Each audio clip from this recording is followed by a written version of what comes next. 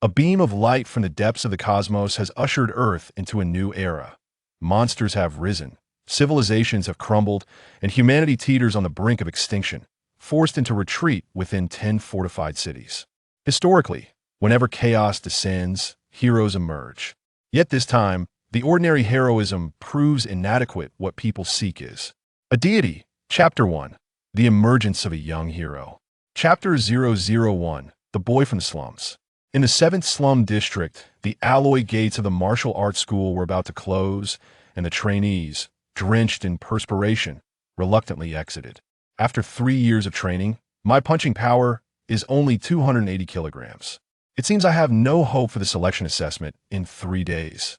Isn't that obvious? You need 500 kilograms to pass the assessment. Sigh, the 3-year free training period of the school is ending. From now on, they'll have to pay a monthly fee of 300 yuan to train. Given my family's circumstances, my parents will never agree to that. What can we do? People like us, destined to be ordinary, can never become martial artists. The youth conversed with faces full of despair. They could see that moment. Someone nearby shouted, "Look, Qin Heng is coming out." Qin Heng. The crowd turned to the sound and beheld a simple yet cheerful young man emerging from the Suntobi closed martial arts school, his face alight with joy as he headed towards the street corner. "Qin Heng, what's got you so happy?" Someone couldn't help but inquire. Qin Heng replied with a smile, "I just tested my punching power on the old machine, 544 kilograms. Wow, you're a monster. That's almost double my strength." The onlookers gasped in astonishment. They quickly realized, with that score, you'll definitely pass the quasi-martial artist assessment in 3 days. The quasi-martial artist assessment occurs annually, and typically, anyone achieving a punching power of 500 kilograms and under the age of 20 can pass. At 17, Qin Heng fully meets the criteria. Yet he remained humble, stating, "It's not certain, yet I still need to undergo a comprehensive physical examination and a family background check. Only if I pass those can I become a quasi-martial artist and a formal disciple of one of the 4 major martial arts schools." The crowd chuckled. "You're far too modest, Qin Heng. The physical exam and family background check should pose no difficulty. As long as one isn't terminally ill or has ties to a rebel within 3 generations, passing is assured. People like us from the slums have no connection to rebels." Qin Heng's expression was buoyant, and he knew in his heart that he would surely pass this assessment, soon becoming a quasi-martial artist. Not only would his parents be able to move into a better home, but there was also a sweet smile flashed through his mind, uplifting his spirits as he waved farewell to his schoolmates and quickened his pace towards the street corner. Before long, Qin Heng arrived at the entrance of a beverage shop. The establishment was named Frosty Snow City, just a street away, with a new district not far across. In the slum, milk tea and fruit tea are considered luxuries few can indulge daily, often reserving such treats for special occasions or dates. Thus, the clientele here frequently consists of the affluent from the new district across the street. Of course, Qin Heng visited daily, not for the milk tea, but to see someone special. "Qin Heng, you have arrived." The staff of Frosty Snow City greeted him with familiarity. Then she called out to the kitchen, "Ling Shui, your husband is here." We haven't married yet." Qin Heng attempted to clarify. In the next moment, a petite girl lifted the door curtain and emerged, her eyes sparkling with delight as she looked at him. Fong Ling Shui, upon seeing Qin Heng, beamed. "Training concluded? How did it feel today?" "Wow, 544 kilograms. That's a full 60 kilograms more than last time, and it's only been less than 2 months. Qin Heng, you are truly remarkable," Fong Ling Shui exclaimed, her bright eyes filled with astonishment and joy. Seeing her adorably animated demeanor softened Qin Heng's heart, compelling him to say, "It's all thanks to you for supporting the family, allowing me the time to train otherwise. I would still be far from this achievement." His gratitude towards Fong Ling Shui transcended mere affection. Qin Heng's parents were laborers from the impoverished district, working wherever they were assigned. 4 years prior, while they were clearing a sewage pipeline, an unexpected collapse occurred. Although they were rescued, it left one of them disabled, unable to work and earn a living. The city government provided a monthly subsidy of 200 yuan, which was insufficient to support their family of 3. Therefore, since that time, Qin Heng had set aside his studies to take on odd jobs to help with household expenses. Initially, he thought this would be the course of his life, but everything changed with Fong Ling Shui's arrival. Fongling Shui resided on the other side of the number 7 slum. The two became acquainted while working odd jobs, quickly forming a friendship due to their shared age. After several encounters, one day, Fongling Shui shared some good news with him. The newly opened milk tea shop, Frosty Snow City, had noticed her vivacious charm and decided to offer her a high salary of 900 yuan a month for a position as a staff member. At first, Qin Heng thought that with her newfound stable job, their friendship would fade as she would no longer need to work odd jobs like him. But unexpectedly, Fongling Shui said to him, "Qin Heng, now that I can earn 900 yuan a month, I have far more than I can spend. Why don't I support you, allowing you the time to register at a martial arts school? Who knows? With some effort, you might become a martial artist." Qin Heng was taken aback, asking her why. Fongling Shui replied matter-of-factly, "Why not? I only need 200 or 300 a month for myself. The rest is surplus. You are my only friend, and by helping you now, I hope you won't forget my kindness when you become a martial artist." Martial arts school, martial artist. This was her suggestion, and Qin Heng heeded her advice. In this world, martial artists are a unique group of individuals, possessing formidable strength, battling monsters in the wilderness, risking their lives to protect humanity's homeland.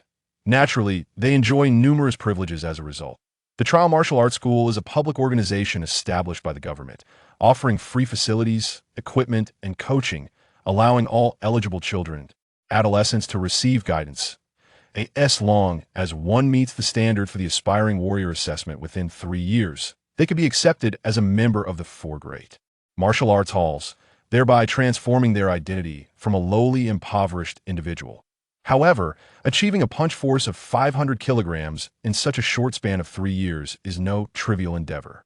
Most children from the impoverished districts must take on laborious jobs, leaving them with little time for training. Coupled with chronic malnutrition and a lack of access to meat, surpassing the threshold of 300 kilograms becomes a formidable challenge. Qin Heng is indeed fortunate. Fongling Shui not only assists him in supporting his family, but also allocates her surplus funds to provide him with nutritious meals and training sustenance, affording him the nourishment that is often unattainable for children in the slums. It is fair to say that Fongling Shui has played a pivotal role in his achievements. Meeting this girl has been the most fortuitous event of his life. However, such sentiments are best kept within one's heart. Voicing them aloud might come across as overly sentimental to Fongling Shui. With a gentle smile, she said, "Let's not dwell on such trivialities. Since you're in such good spirits today, how about treating me to a drink?" "Certainly. What would you like?" Qin Heng responded affirmatively, only to feel a twinge of awkwardness as he recalled that the money he possessed was, in fact, provided by her. Fongling Shui replied, "Of course, I would like orange juice, both economical and a fine source of essential vitamins." With that, she began to prepare it herself. Although she worked as a shop assistant, indulging in fruit tea was not simply a matter of desire. Every order had to be meticulously recorded, lest the owner discover any discrepancies, which could lead to serious consequences. Before long, Fongling Shui had prepared 2 refreshing cups of orange juice. "Here you go. Just 1 yuan for both," she said, handing the cups to Qin Heng. He gave her a 1 yuan bill, then offered one of the cups back to her. Fongling Shui took a large sip of the tangy, icy beverage through a straw, emitting a sound of satisfaction. "Don't just stand there like a fool. Come in and sit for a while," she urged Qin Heng. "All right," he nodded, and the two sat side by side on a bench designated for customers. Another employee, Yu Lingling, couldn't help but exclaim, "You two truly make an enviable couple." Qin Heng felt a warm glow in his heart, though a hint of embarrassment crept in as he responded, "What's there to envy? Ling Shui works so hard, while I've contributed nothing. But you are about to become an aspiring warrior, and soon you will join the 4 great martial arts halls, earning a monthly salary of several thousand." Yu Lingling remarked. "Well, I call this an investment in the future," Fongling Shui quipped playfully. "Lingling, why not consider nurturing a promising youth? Once he becomes an aspiring warrior, he could support you in return." Yu Lingling's expression turned somber. "That's not feasible for me. I have 3 younger brothers and 2 younger sisters to care for. With my parents gone, I can barely make ends meet for myself, let alone invest in someone else." Qin Heng and Fongling Shui fell silent at her words. Life in the slums is already a struggle, with many individuals facing injury or even death while working. Those like them are indeed quite fortunate. Yu Lingling ceased her remarks, granting the young couple their privacy. As Qin Heng and Fong Lingxue chatted about the amusing events of the day, he found himself gazing at her. This girl, innocent and lively, with her charming demeanor, truly seemed like an angel sent from above to rescue him as the thought of soon becoming a prospective warrior and gaining the ability to support a family by joining one of the 4 prestigious martial arts academies filled his mind. Qin Heng could not restrain himself any longer. Ling Shui, shall we marry? He proposed. Chapter 2. The hero emerges from youth, a future full of hope in this era. One can marry upon reaching the age of 18. What? Fong Lingxue paused, her cheeks flushing.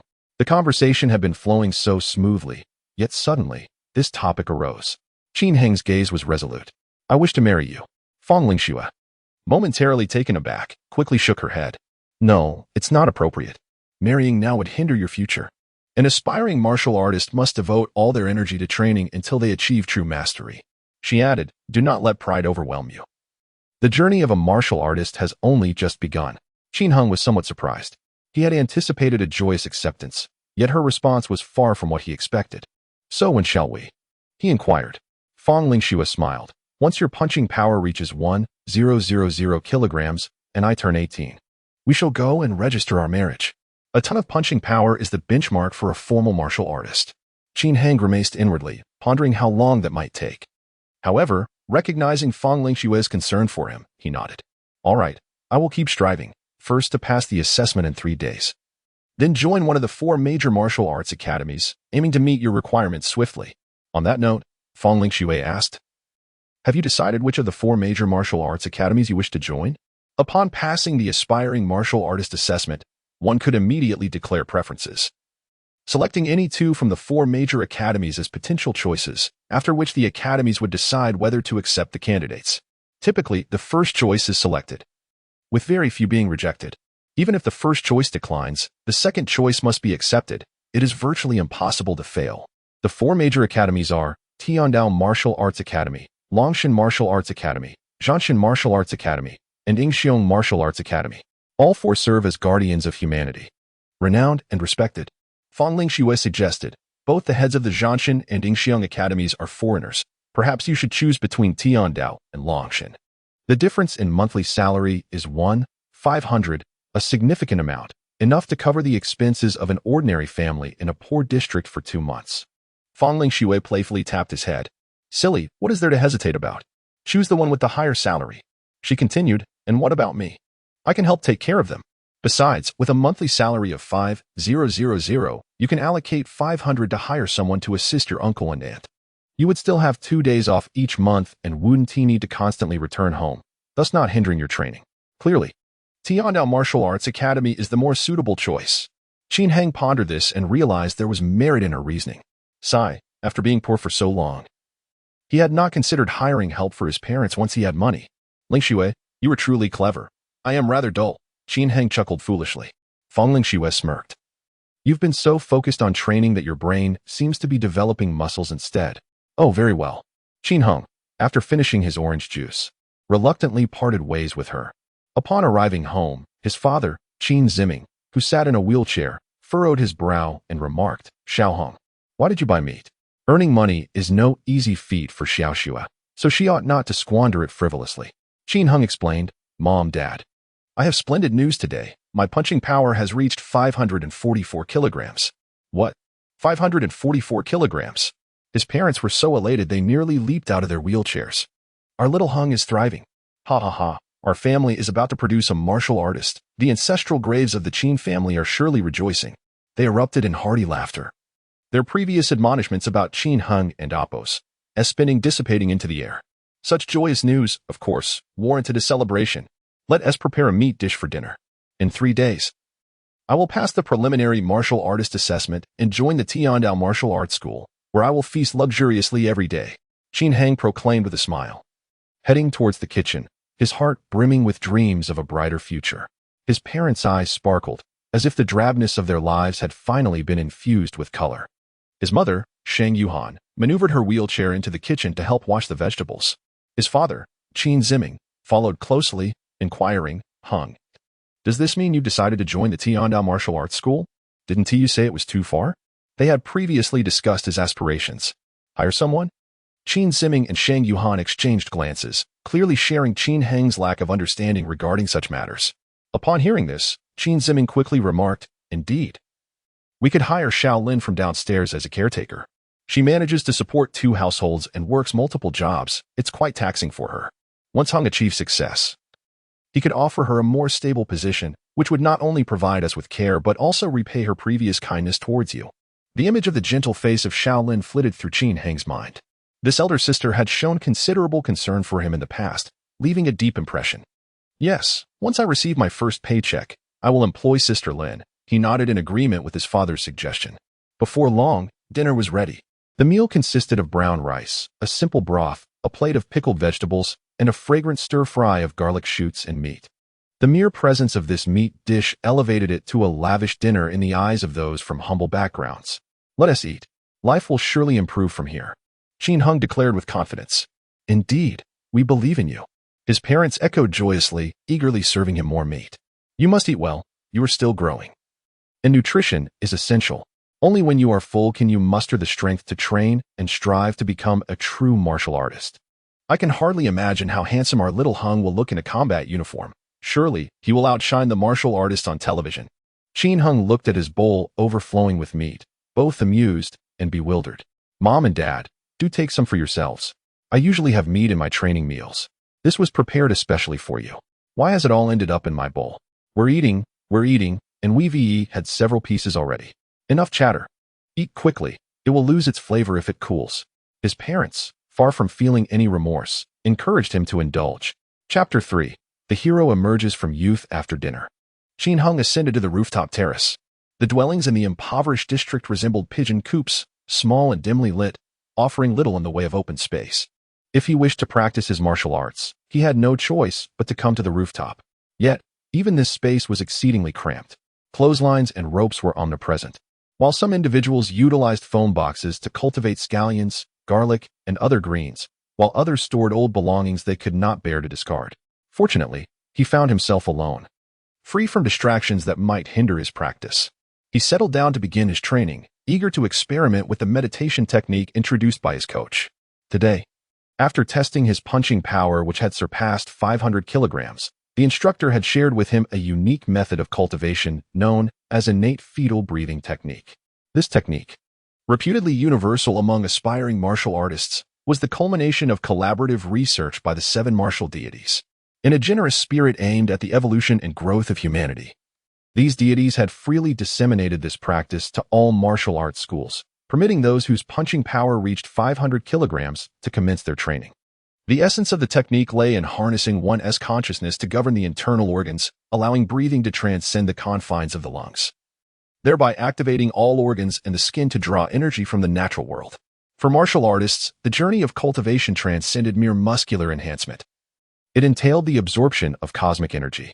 Over the past 60 years, human practitioners had relentlessly explored the path of evolution, uncovering countless phenomena previously unknown.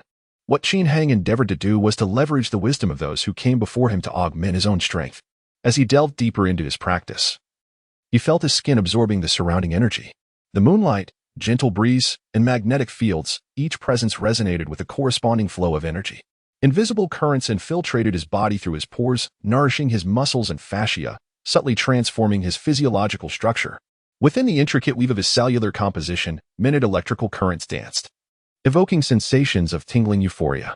These currents traversed throughout his body, flowing through each meridian and acupoint with unimpeded grace. Qin Heng marveled inwardly. Coach Yang had mentioned that the human meridians were initially obstructed, often causing a sense of stagnation during practice, necessitating repeated sessions to gradually clear the blockages. Why then was he experiencing such fluidity? Though perplexed, his subconscious assured him that this was not a detrimental phenomenon. He should simply embrace the joy of training. Qin Heng steadied his mind, maintaining the state of innate fetal breathing, allowing the external energies to nourish his being. The moonlight glimmered brightly, and a smattering of stars twinkled in the vast sky, accompanied by a luminous white streak, suspended beside the moon, resembling a bridge crafted from starlight, shimmering resplendently. Thus, Qin Heng bathed in the moonlight, silently undergoing the transformative experience of his inaugural cultivation. When he awoke, morning had already dawned. He had spent the entire night practicing on the rooftop. In the state of fetal breathing, the process of cultivation had felt akin to sleep after a night of adjustment. He now felt invigorated. The dew had dampened his clothes as Qin Hung rose and stretched, a series of crackling sounds emanating from his bones. He felt an overwhelming sense of exhilaration coursing through his entire being, as though he had just undergone a strenuous exertion that transcended the limits of his physical capabilities. Why do I feel as if I've grown taller? He mused in surprise. The perspective from which he viewed his surroundings seemed subtly altered. Furthermore, his muscles and bones appeared to have become increasingly resilient. Could it be the effect of practicing the innate fetal breathing technique last night? It was merely one night. How could such a significant transformation occur? Qin Heng's spirits soared with excitement as he promptly descended the stairs. The front door was ajar. His mother was already up preparing breakfast, while his father still slumbered. You mustn't push yourself too hard, my child. Remember to take time to rest. Here, have an egg. His mother, Sheng Yuhan, said, simultaneously offering him a steaming boiled egg. When do we buy eggs? Qin Hung inquired, astonished. That's none of your concern. Finish your meal quickly and head to the martial arts school. The assessment is the day after tomorrow, and there must be no mistakes. All right, Mom, I'm on my way. Qin Hung replied with a smile. Today marked the final day before the assessment, during which the coach would activate the punching power testing machine to allow all students to undergo a strength evaluation. It was the perfect opportunity for him to gauge the results of his overnight training. At 7:30 in the morning, Qin Heng arrived at the trial martial arts school, which was bustling with activity. Everyone was aware that the punching power testing machine would be in operation today, prompting many to arrive early to queue. The trial martial arts schools were scattered throughout the city, predominantly situated in the affluent new districts. In contrast, the 7th impoverished district housed only this one establishment. Hey, Qin Hung, you made it. Congratulations in advance. You are about to become a prospective martial artist. 544 kilograms. That's a dream that feels so far beyond my reach. As soon as he arrived, he was greeted with a chorus of compliments. He chuckled, I'm just fortunate. Let's all do our best. I know you can achieve it too. The crowd responded with laughter. Haha, we'll borrow your good fortune. Qin Hung positioned himself at the end of the line, where others offered to let him cut ahead, but he graciously declined. Soon, more students arrived at the martial arts school, and the line wound around the training area several times. The coach arrived. Are you all prepared? Coach Yang Huan boomed. This coach was a middle-aged man, appearing to be in his 40s, stout and sturdy, exuding an unmistakable aura of a formidable fighter. However, he was missing one arm. His right arm amputated at the shoulder due to an injury sustained while battling monsters in the wilderness. We are ready, the young students replied in unison. Coach Yang patted the punching power testing machine and announced, I will activate the device for your simulated examination.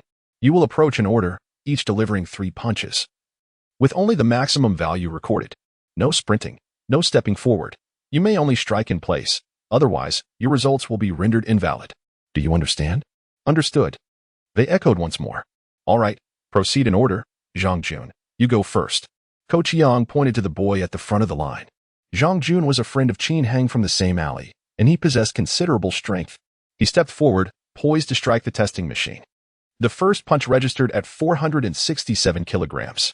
After completing one punch, he waited approximately 3 seconds before delivering the second. On the second attempt, a weight of 471 kilograms was recorded. Following that was the third attempt, 466 kilograms. Coach Yang remarked, let us take the maximum value, 471 kilograms, that is commendable. Remember this achievement. If you don't succeed in the upcoming test, you will surely excel next year. Zhang Jun, with a furrowed brow, replied. But this is my last year of free training. If I delay another year, I'll have to pay a substantial amount. Coach Yang Huan retorted with irritation. What is there to fear about paying? Can't you work while training? Once you become a qualified martial artist, your salary will astound you. Zhang Jun pondered. That does seem plausible. I will certainly strive harder. He stepped back, yielding the testing apparatus to the next participant. The second contender, Li Mingong, registered a first punch of 376 kilograms, followed by the second punch. The coach announced the results loudly, making sure everyone could hear. Zhang Jun approached Qin Heng with a sigh, saying, It appears we won to be classmates this year. Qin Heng patted him on the shoulder, offering encouragement. It's all right. Next year will be the same. Don't lose heart. Be gentle. I know you've surpassed 500 kilograms in punch power. There's no need to convey it so forcefully, Zhang Jun exclaimed dramatically. Haha, I'm not that forceful. I'm quite gentle, Qin Heng responded with a smile. It truly felt forceful. Zhang Jun retorted, rubbing his shoulder, then added, I'm heading to the training room for a bit. You all carry on. All right. Good luck. A last-minute effort might just yield results in 2 days. Qin Heng laughed. Sigh, as if there is such a thing as a last-minute miracle. Zhang Jun shook his head as he departed. Chapter 4. The hero emerges. As the discussions unfolded, 2 individuals had already been assessed ahead of them. Su Kuang. It's your turn, Coach Yang called out, and the imposing youth at the front of the line stepped forward. Su Kuang is indeed one of the 10 prodigies of our martial arts academy. He must certainly meet the standards. Someone remarked from the crowd below. Qin Heng observed with keen interest. The so-called 10 prodigies of the martial arts academy referred to the 10 individuals, including Qin Heng himself, who were deemed most likely to succeed in the evaluation. Qin Heng was the youngest among them, previously possessing relatively weaker abilities, and was ranked 9th. In contrast, Su Kuang held the 8th position, consistently achieving slightly better test results than Qin Heng. True to his name, Su Kuang exhibited an air of arrogance. Instead of undergoing the test immediately, he boisterously declared, Qin Heng, I heard you registered a score of 544 kilograms yesterday. Allow me to congratulate you. Now, let me show you the power of my punch. Can you withstand it? With a fierce shout, he struck the testing machine. Boom. The machine emitted a deep thud. Coach Yang's eyes widened as he gazed at the numbers displayed on the device, announcing, first strike, 619 kilograms. What? 619 kilograms? My heavens! The crowd erupted in astonishment. Hadn't Su Kuang's previous test yielded only around 450 kilograms? How had he suddenly surged so dramatically? It had been 6 months since his last assessment, during which he had dedicated himself to rigorous training, aiming to astonish everyone. A score exceeding 600 kilograms ensured his success in the evaluation, and he would undoubtedly be sought after by the 4 major martial arts academies. Even Qin Heng was taken aback, realizing that Su Kuang, who had long been his close competitor, had now surpassed him by such a significant margin. With a confident smile, Su Kuang proclaimed, This is far from my limit. What? This is not your limit? The astonishment among the onlookers intensified, and even Coach Yang appeared slightly daunted, inquiring, How much more can you achieve? Su Kuang replied, Coach, just watch closely. With that, he struck again, unleashing 2 punches within a 3-second interval. Second strike, 633 kilograms. Third strike, 655 kilograms. With every punch, the weight increased, leaving the audience in stunned silence. Qin Heng could hardly believe his eyes. This individual had increased his punching power by an astonishing 205 kilograms in just 6 months. It is important to note that strength, once reaching a certain level, makes every additional kilogram an arduous challenge. The leap from 450 to 655 kilograms was exponentially more difficult than moving from 50 to 255 kilograms. It was now evident that Su Kuang's success in the evaluation was a foregone conclusion. The crowd began to grasp this reality. With an air of self-assurance, Su Kuang descended from the platform. Approaching Qin Heng, he casually remarked, I await your performance, pretty boy. Qin Heng furrowed his brow. Pretty boy referred to the fact that Fang Lingxue financially supported him. This matter was not a secret. Many of the academy's veteran students were aware. Some envied Qin Heng for it, while others harbored jealousy. Su Kuang belonged to the latter group. Regardless of Su Kuang's prowess, it bore no relevance to Qin Heng. It would neither impede his prospects of entering the martial arts academy nor affect his relationship with Fang Lingxue. Who do you think is stronger, Su Kuang, Qin Heng, or Qin Yuan? Of course, it's Su Kuang. 655 kilograms? Are you blind? There is no need for speculation. Qin Yuan is probably around 530 kilograms, similar to Qin Heng. Unable to surpass Su Kuang, the surrounding students engaged in hushed discussions. Su Kuang, Qin Heng, and Qin Yuan entered the martial arts academy around the same time, all facing their initial assessments this year, often compared against one another. The other 7 elites were seasoned veterans, having narrowly missed the mark in last year's evaluations but are now virtually assured of success this year, thus seldom being subjected to comparison. Moreover, those 7 individuals do not partake in the martial arts academy's strength tests, brimming with confidence in their abilities. The preceding assessments continued, with each student, regardless of their training duration, taking their turn. Some wore expressions of despair while others beamed with joy. Soon, it was Qin Heng's turn. Approaching the testing apparatus, he respectfully addressed Coach Yang. I'm ready, Qin Heng reported. It feels quite remarkable, akin to an extreme sport, as if I'm undergoing a transformation. Coach Yang expressed his satisfaction, stating, experiencing such sensations indicates that you possess great talent. It seems your improvement should be significant, with your strength today expected to exceed yesterday's by over 20 kilograms. Curious whispers arose from the students standing behind. Coach, what are you discussing? What are you cultivating? Coach Yang, without hesitation, disclosed, there is a global standard in martial arts academies. If one's punching power reaches 500 kilograms, they can be granted the cultivation method known as innate fetal breathing technique. You see, Su Kuang's impressive results stem not only from his diligence. He achieved 520 kilograms a month ago, but also from his dedicated practice of the innate fetal breathing technique over the past month, which has propelled his progress. Really? Is that how it is? Exclaimed the students in astonishment. From 520 kilograms to 655 kilograms in just 1 month? The innate fetal breathing technique is astonishing. All the students were taken aback. Qin Heng, equally stunned, remarked, Coach Yang, you didn't mention yesterday how formidable the innate fetal breathing technique is. Coach Yang chuckled. What is there to discuss? It's a universally acknowledged truth among martial artists. Qin Heng pondered. Such universally acknowledged truths are not common knowledge in the slums.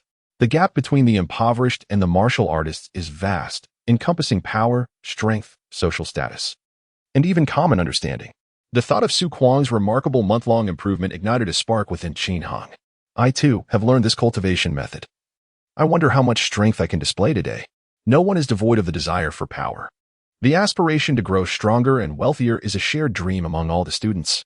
Hearing Qin Heng's musings, Coach Yang smiled. Why not test it and find out? All right, Qin Heng replied, forgoing any further words. He grounded himself, inhaled deeply, and channeled his strength into his right arm, delivering a powerful punch to the testing machine. Boom. In the next moment, a number appeared on the device's response screen. Coach Yang stood in disbelief, exclaiming, the first strike, 784 kilograms. 784 kilograms. Qin Heng's eyes widened in astonishment. Everyone present was left speechless. Such a figure seemed implausibly high, standing in the corner with his arms crossed. Su Kuang was utterly taken aback by the unfolding spectacle. Coach, is this machine malfunctioning? Qin Heng queried softly, feeling that the situation surpassed his wildest expectations. He had merely sensed a modest improvement, estimating an increase of around 30 to 50 kilograms in punching power compared to yesterday, akin to his initial training with Coach Yang. However, this test revealed an astonishing surge of 240 kilograms. This was an enhancement he had never achieved despite a year of rigorous training. My goodness. Coach Yang examined the testing apparatus, tapping it twice to ascertain its functioning. Everything appeared to be in order. He glanced at Qin Heng, his breath becoming irregular, and swallowed hard, saying, let's try again. All right. Qin Heng, exhilarated, glanced at the test result of 784 kilograms, slightly adjusted his stance, and delivered another punch. Boom. The result registered at 779 kilograms. While the numbers fluctuated, they still exceeded 700 kilograms. The crowd struggled to comprehend such results. Impossible. Didn't we just record 544 kilograms yesterday? An overnight increase of 240 kilograms? Who are you fooling? This defies logic. Are you insane, Qin Heng? Did you cheat? Yet Coach Yang appeared to grasp the situation, urging, continue. Okay. Qin Heng seemed to understand as well. The results of practicing the innate fetal breathing technique were intrinsically linked to one's physical constitution. His meridians were unobstructed, and this was the fundamental reason for his meteoric rise overnight. Bang! The result of the third punch registered at 785 kilograms. The power values of the 3 punches had been unveiled, the lowest at 779 kilograms and the highest at 785 kilograms, with no errors or malfunctions detected. The training ground fell into a profound silence. Su Kuang, once brimming with bravado, was now enveloped in disbelief. Coach Yang's gaze towards Qin Heng gradually transformed from astonishment to admiration, and then to joy. He patted Qin Heng on the shoulder, saying, well done, young man. Your talent is extraordinary. You may very well possess the potential to become a martial deity. Please wait for me in my office. I have some matters to discuss with you. Sure, coach. Qin Heng felt a mix of emotions, elation over his abilities and apprehension about the implications of his exceptional talent. A common adage warns that the tallest tree in the forest will be felled by the wind. As a child from a disadvantaged background, he feared Leaving the training ground, Qin Hang proceeded to Coach Yang's office. Yang Huan called out, Su Kuang, come help everyone with the testing. I need to step out for a moment. He promptly departed, leaving Su Kuang, who wore a disgruntled expression, to reluctantly take over. Chapter 5. The Rise of a Heroic Youth in the Office. Qin Hung felt a sense of trepidation. Yang Huan entered, closing the door with one arm and drawing the curtains, effectively isolating the office from the outside world. He then invited Qin Hung to sit on the sofa, exclaiming joyfully, You, my boy, have truly given me a tremendous surprise. Coach, will there be any issues with my test results? Qin Hung inquired. Issues? What kind of issues? Yang Huan retorted. Qin Hung continued, I mean, will it lead to complications? Haha. Yang Coach laughed heartily. Complications are certain, but they are not detrimental. Those who surpass a strength of 100 kilograms in their first training session are deemed top-tier geniuses, coveted by prestigious martial arts academies, and may even have the opportunity to enter the martial god preparatory class for specialized training. What about my 240 kilograms? Qin Hang asked, his curiosity piqued. That, I cannot say, replied Young Coach. I am merely an intermediate martial artist and lack the qualifications to engage with such elevated matters. However, I am confident that once your information is submitted, the 4 major martial arts academies will strive to recruit you fervently. What should I do? Qin Hung, lacking understanding of these matters, sought his coach's guidance.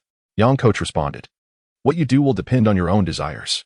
They will present you with conditions, high salaries, luxurious villas, formidable mentors, exquisite weapons, and perhaps even rare elixirs. These are all possibilities.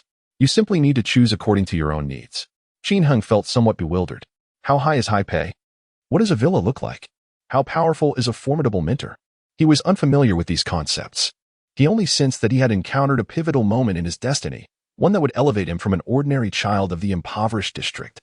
Young Coach exhaled a smoke ring, gazing at him with a broad smile. I never imagined that a talent like you could emerge under my guidance.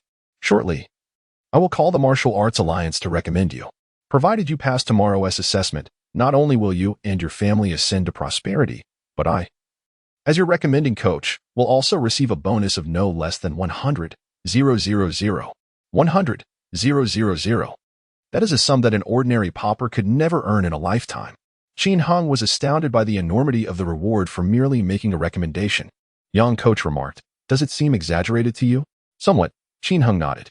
Young Coach patted his shoulder, saying, A mere 100,000 is nothing. In my past endeavors with comrades hunting in the wilderness, I consistently returned with 5-figure profits, although I lost an arm and incurred over $1 million in medical expenses. The pace at which martial artists accumulate wealth is beyond your imagination. Qin Hung began to grasp the disparity. The worlds of the impoverished and the martial artists were entirely distinct. The impoverished subsisted on coarse and old rice, inexpensive vegetables, costing mere pennies per pound, while martial artists feasted on premium rice, fresh produce, expensive vegetables, fruits, and meats, an entirely different realm of pricing. Moreover, they might not even consume rice and vegetables, but rather indulge in far more precious sustenance. In the past, while perusing the news, one might have encountered tales of a formidable warrior who vanquished a fearsome beast, prompting the government to allocate a staggering sum of 100 million as a reward. At that time, Qin Hung did not grasp the significance of such a figure. Only now does he comprehend that, for truly elite warriors, this sum might be utterly trivial.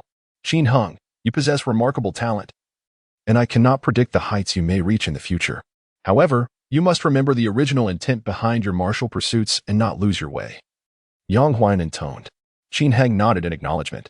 I will. Thank you for your guidance.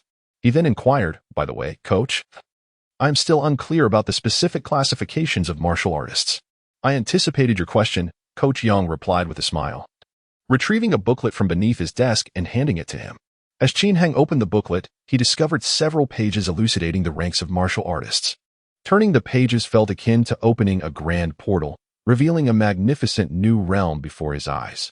The cultivation of martial arts encompasses numerous realms, with the lowest being the quasi-warrior and the highest transcending the martial deity, traversing the martial bridge to the distant cosmos beyond. The martial bridge. Qin Hang instinctively lifted his gaze. In the night sky, a luminous object resembling a bridge frequently appeared near the moon. In his youth, he had been told that this entity was the heavenly path, leading to a realm of happiness. Later, he learned that it was the martial bridge, accessible only to the martial deity, concealing the profound mysteries of life. Now, within the pages of this booklet, Qin Heng encountered its description once more. The martial bridge descended near Earth's vicinity 60 years ago, bestowing mysterious energy that opened pathways for humanity and various creatures of nature to cultivate. From that moment, mankind embarked on a journey of cultivation, and chaos ensued. Wars, disasters, famine, and plagues, countless calamities unfolded during the initial decade. Throughout that 10-year span, numerous talented cultivators began to emerge, their interactions marked by both competition and collaboration, entwined in complexity. Yet, on a fateful day in the 11th year of this new era, an invincible entity emerged. Her name was Jie, the first martial deity on Earth. The martial deity possessed the strength to cleave mountains with her bare hands and could obliterate entire cities with a single strike. Her power was beyond imagination. Jie was an enigmatic woman. Her origins remained shrouded in mystery, yet her formidable strength and cold demeanor were well known. Under her formidable reign, humanity began to restore order according to her guidance, and martial artists ceased their arrogance, dutifully aiding regional governments and helping ordinary people establish new homes. One by one, base cities rose from the ground, marking the end of the tumultuous era. However, after prolonged conflict, the global population plummeted from 8 billion to less than 500 million. With countless cities obliterated, leaving behind only 10 newly established base cities. The place where Qin Heng resided was known as the Southern Summer Base City. Home to 140 million inhabitants, a figure achieved after 50 years of propagation. Presently, the global population remains below 2 billion, a stark contrast to the past. The impoverished districts lie on the outskirts of the base city, representing the most desolate regions. Moreover, there exists not just one slum, but rather a multitude.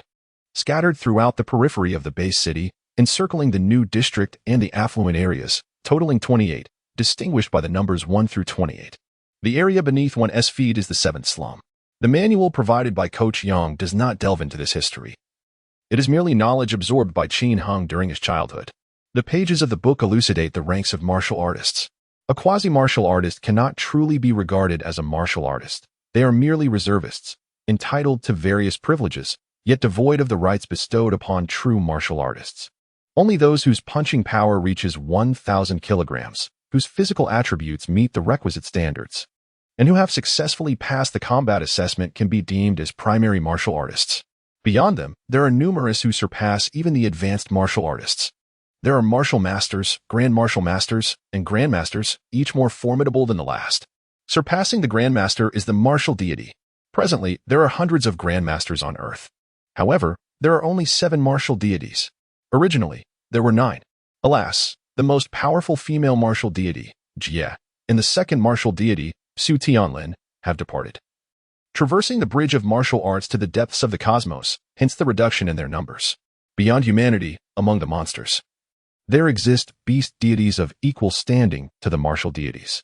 These beings possess formidable intelligence, rivaling that of humans, and command other monsters. Furthermore, the number of beast deities surpasses that of martial deities.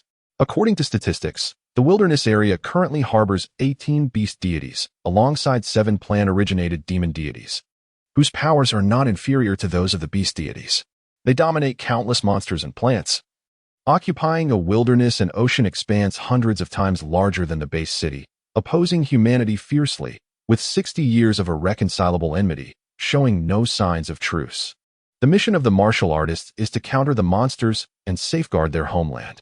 Chapter 6. The emergence of a heroic youth and his archenemy. Upon perusing the introduction to the ranks of martial artists, Qin Heng finally comprehended that he was merely a fledgling novice, just beginning to grasp the threshold of true martial prowess. With a vast distance yet to traverse before reaching the realm of genuine martial masters, Coach Yang, with the beast gods and demon gods combined. There are at least 25 of them, far surpassing the number of human martial gods. How do we defend against them? Qin Heng inquired. Yang Huan elucidated.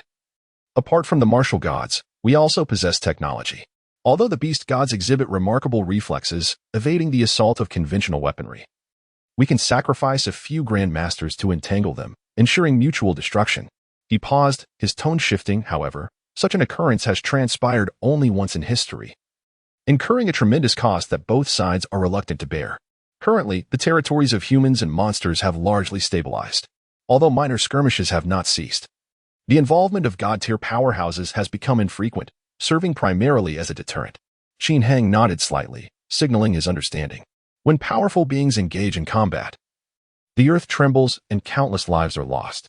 Unless absolutely necessary, no one desires such calamity. Yang Huayan extinguished his cigarette and rose, stating, I have imparted all that I needed to convey. Now, you may train on your own.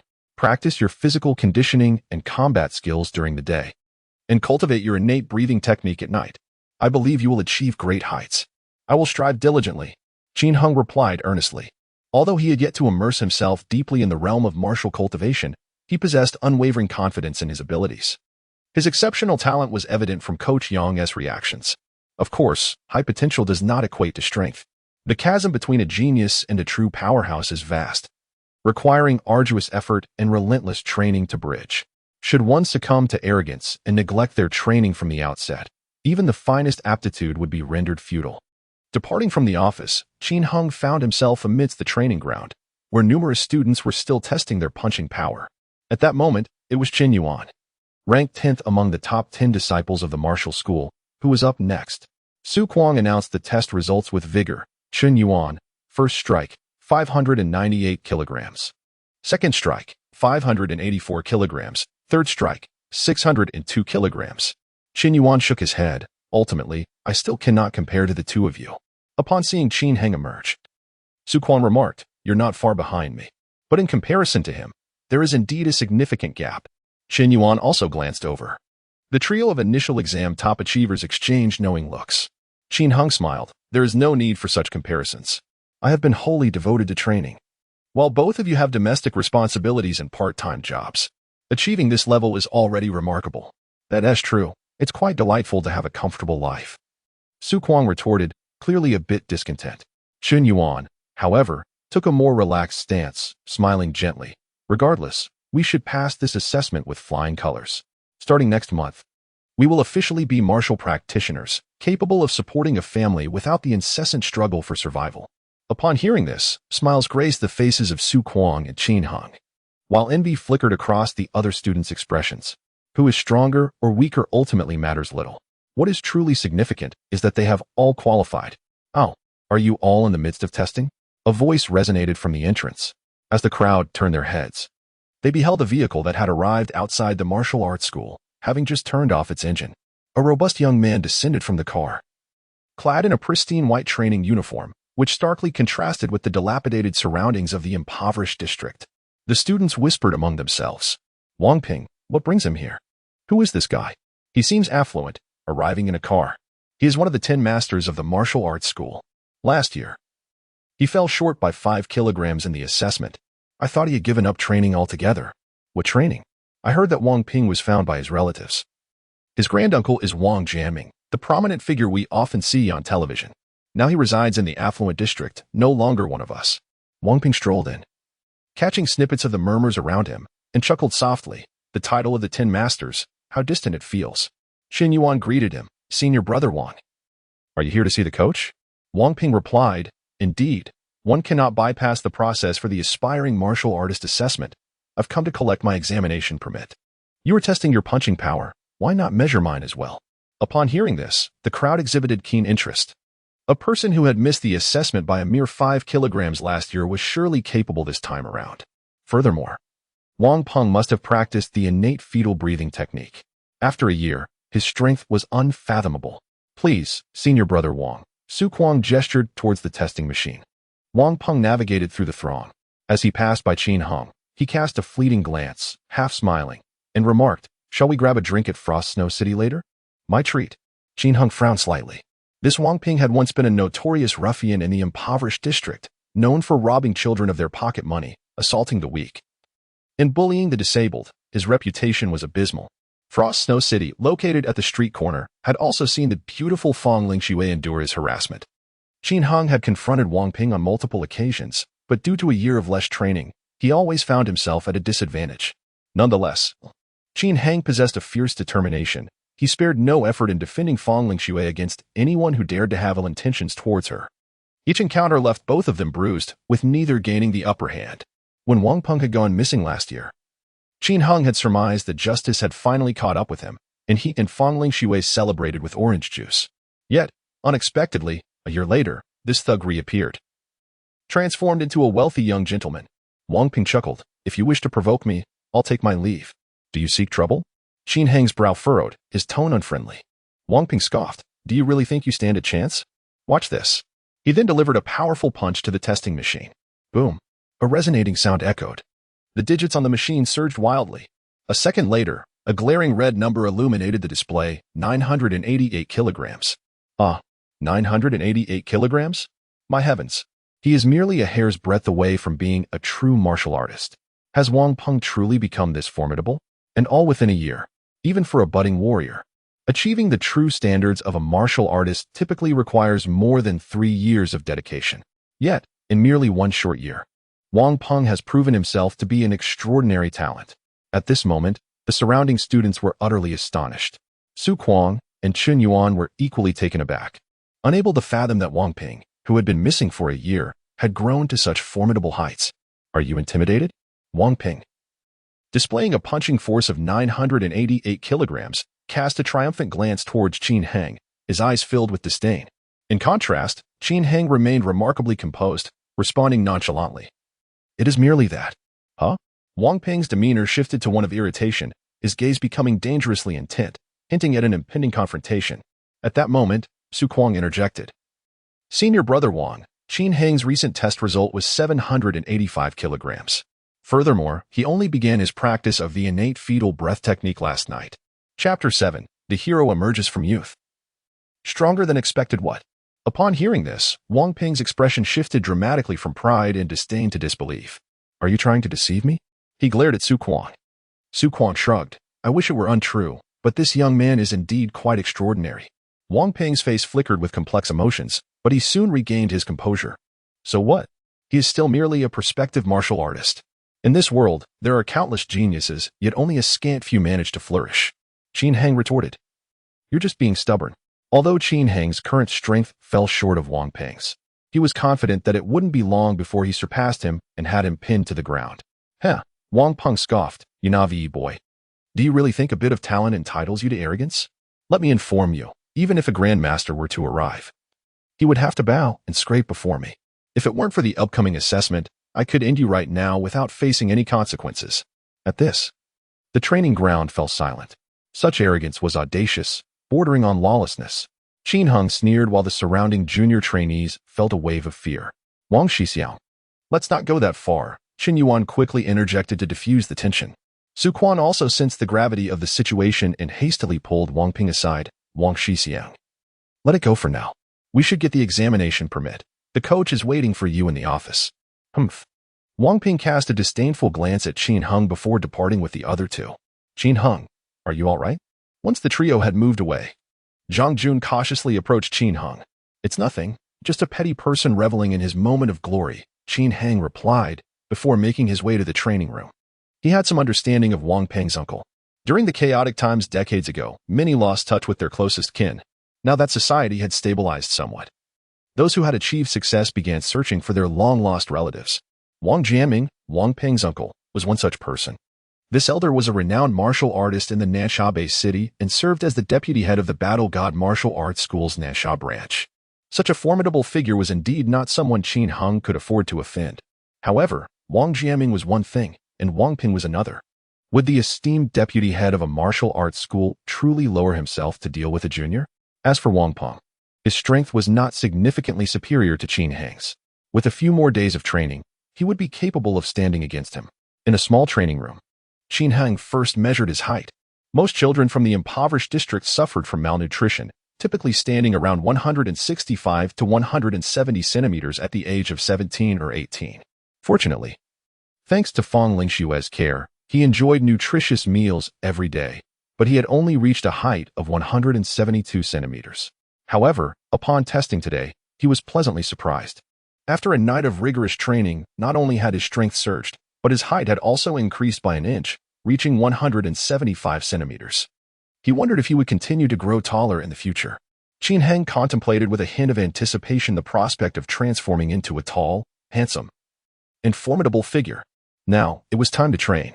Before delving into the practice of the innate fetal breathing technique, His daily training regimen consisted solely of two components, strength and agility.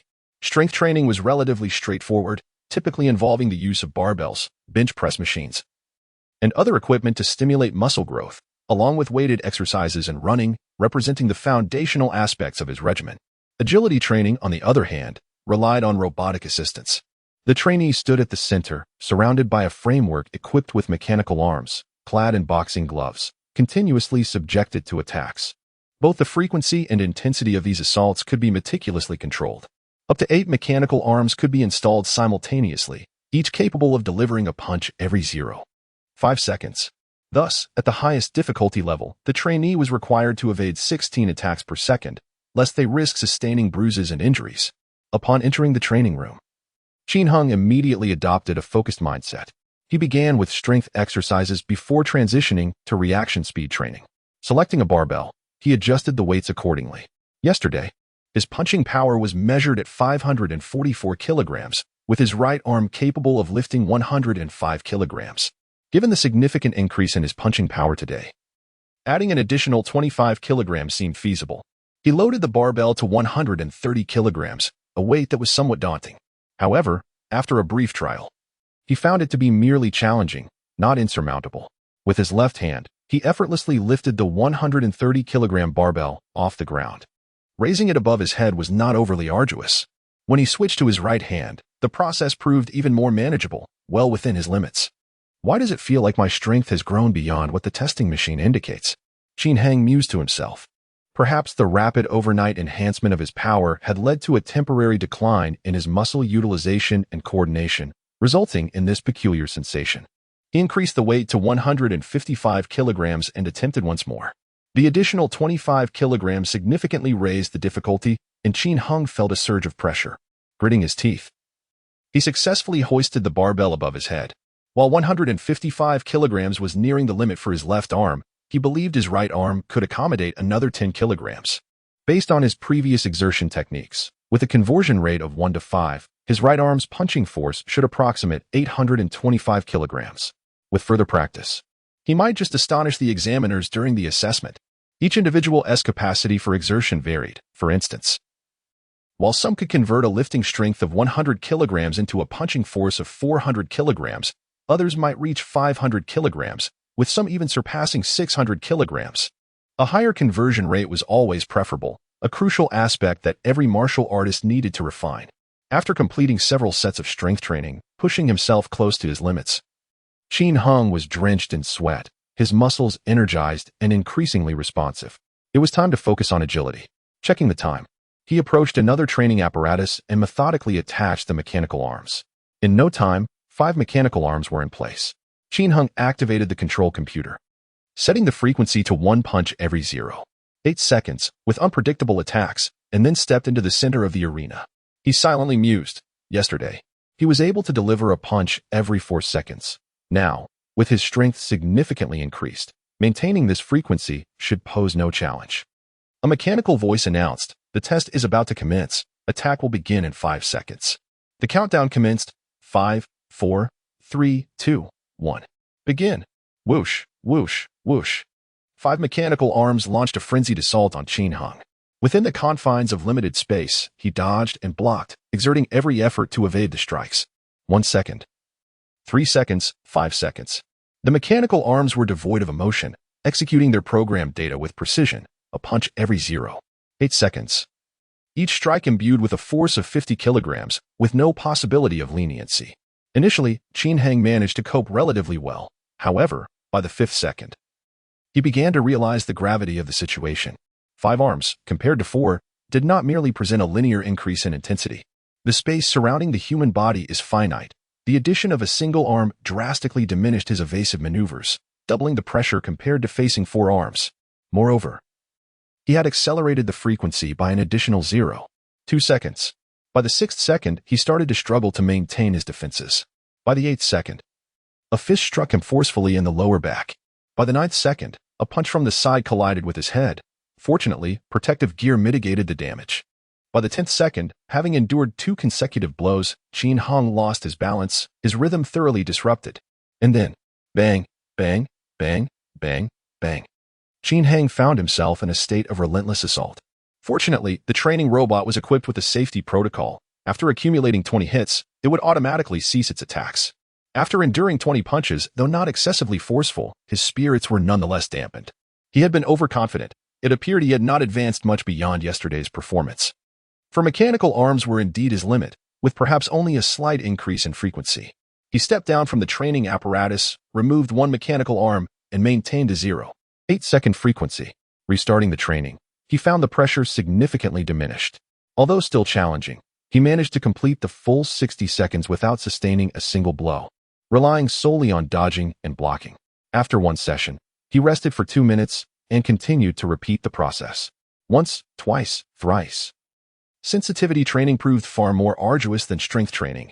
Although immense force was not required, it demanded acute concentration, with every muscle in his body remaining tense. After 60 seconds, it felt akin to engaging in an actual fight. Over the course of more than an hour, Qin Heng practiced 20 times, feeling both hungry and fatigued, utterly drained of energy. Glancing at the time, he noted it was past 11 in the morning, nearly lunchtime. After a brief respite, he planned to enjoy a meal before seeking out Ling Shui to share the exhilarating news of his enhanced abilities. Chapter 8. The hero emerges after taking a refreshing shower. Qin Heng made his way to the restaurant of the Martial Arts Academy. The academy provided lunch daily, albeit at a cost.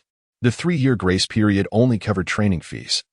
While expenses for venue and equipment rentals were waived, meals, however, were not included in the complimentary offerings. The lunches came in 3 tiers: standard, nutritious, and luxurious.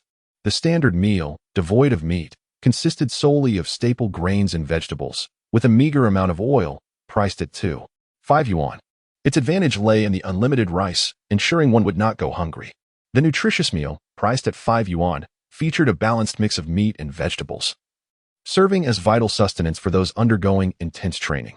The luxurious meal, however, commanded a hefty price of 20 yuan, offering an abundance of meat, exquisite soups, and occasionally fresh fruits, a treat far beyond the reach of children from impoverished backgrounds.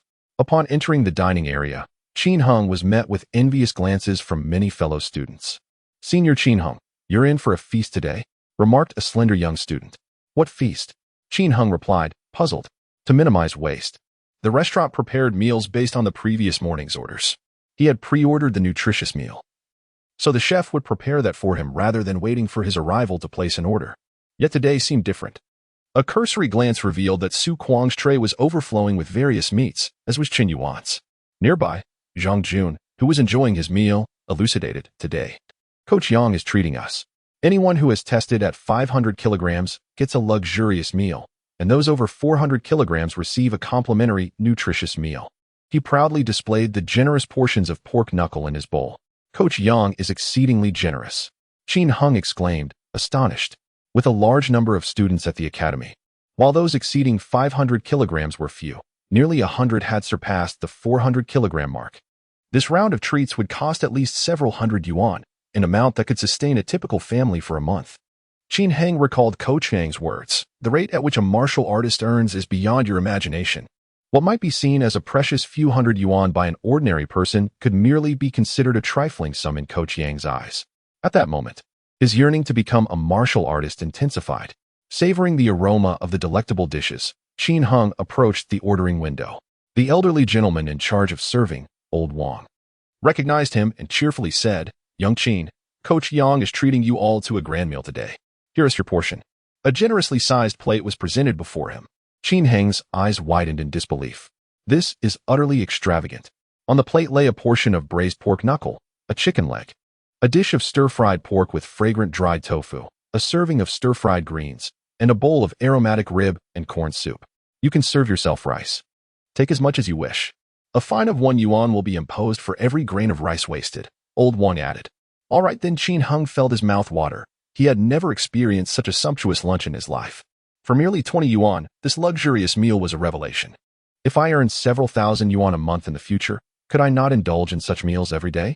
He felt that since yesterday, when he measured a punch force of 544 kilograms, the world he encountered had transformed entirely. The days of indulging in sumptuous feasts were indeed drawing near. As he placed his meal on the table, Qin Heng found a vacant seat and then rose to serve himself some rice. Upon his return, he noticed that many eyes were fixated on his plate, their gazes seemingly wishing to snatch away the braised pork knuckle and the large chicken leg. His old acquaintance, Zhang Jun, remarked with a hint of melancholy, "Brother Hang, consuming so much meat at once will be hard to digest. Perhaps I could help alleviate some of the burden?" Qin Heng chuckled. No, no, no, such lovely thoughts. He then took the chicken leg and placed it directly into a clean plastic bag, followed by the braised pork knuckle in another. "Are you planning to save this for dinner?" Zhang Jun inquired, observing his actions. Qin Heng replied, "It's still early. I'll take them to my parents and girlfriend." Just in time for their lunch. For himself, a meat dish and a meat soup were ample, perfectly complemented by rice and gravy, providing a delightful indulgence. It was rare to enjoy such a luxurious meal, and he could not forget the immense kindness of Fang Lingxue and the life bestowed upon him by his parents. Upon hearing Qin Heng's words, the crowd couldn't help but feel a surge of emotion. Su Kuang muttered softly, "This pretty boy has quite the conscience." Chen Yuan quipped, "I too have a conscience. I saved a chicken leg for my sister. But someone here has devoured everything cleanly." During the meal, Qin Heng inquired, "Where's Wang Peng? Has he left?" Su Kuang replied gloomily, "Of course, he is now a wealthy young man and wouldn't he deign to partake in our cafeteria's lavish offerings." After grabbing his provisions, he sped away. Zhang Jun chimed in, grinning, "Brother Heng, I kept an eye on him." Wang Ping drove straight to the new district, not to Frost Snow City, to disturb his sister-in-law. As he spoke, he slyly snatched a piece of meat from Qin Heng's plate. Good that he didn't come. Qin Heng nodded, choosing not to elaborate. Yet, everyone understood the significance of Fang Lingxue to him. This girl represented not merely a girlfriend but also a life-saving grace. Even someone with as foul a temper as Su Kuang only dared to call Qin Heng a pretty boy, refraining from jesting about Fang Lingxue. Otherwise, should he provoke Qin Heng, it would not merely be a matter of words. At the very least, he would end up battered and bruised. 10 minutes later, Qin Heng finished his meal, relishing every bite. He poured the savory juices of the braised pork knuckle and chicken leg over his rice, leaving nothing behind. Almost as if he intended to lick the plate clean. Sated and content, he left the martial arts hall while the meat in his bags was still warm. Heading directly to find Lingxue in Frost Snow City, which was merely a 5-minute journey away. Before long, he spotted the shop signs of Frost Snow City. At noon, one would expect the milk tea shop to be relatively quiet, yet a vehicle was parked at the entrance. Could it possibly be Wang Ping returning? Qin Heng furrowed his brow.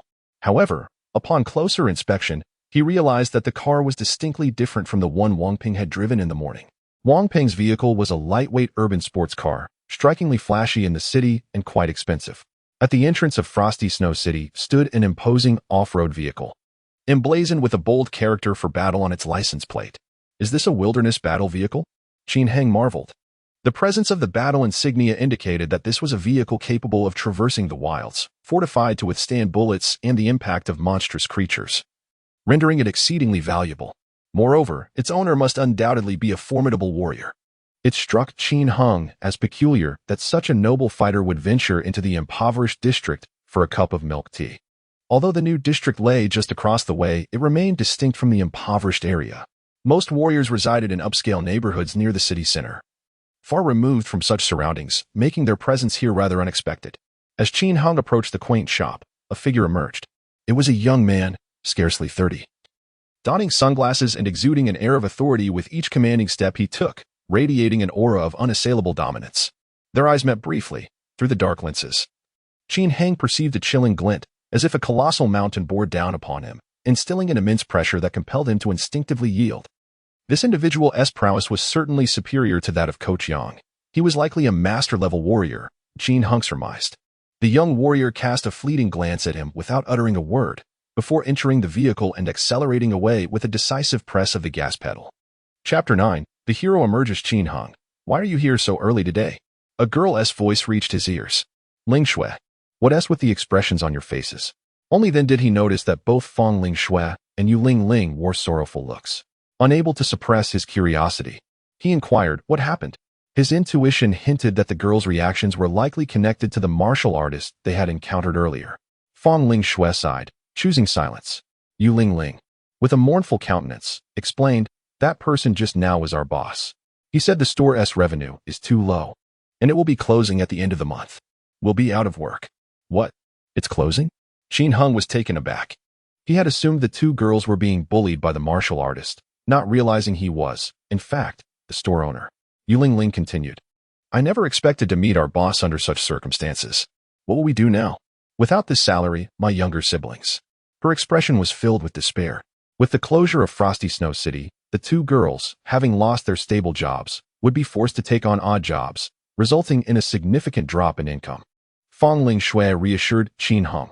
Don't worry, the boss gave each of us 500 yuan as severance pay. It should be enough for you and your uncle and Aunt to get by for a while.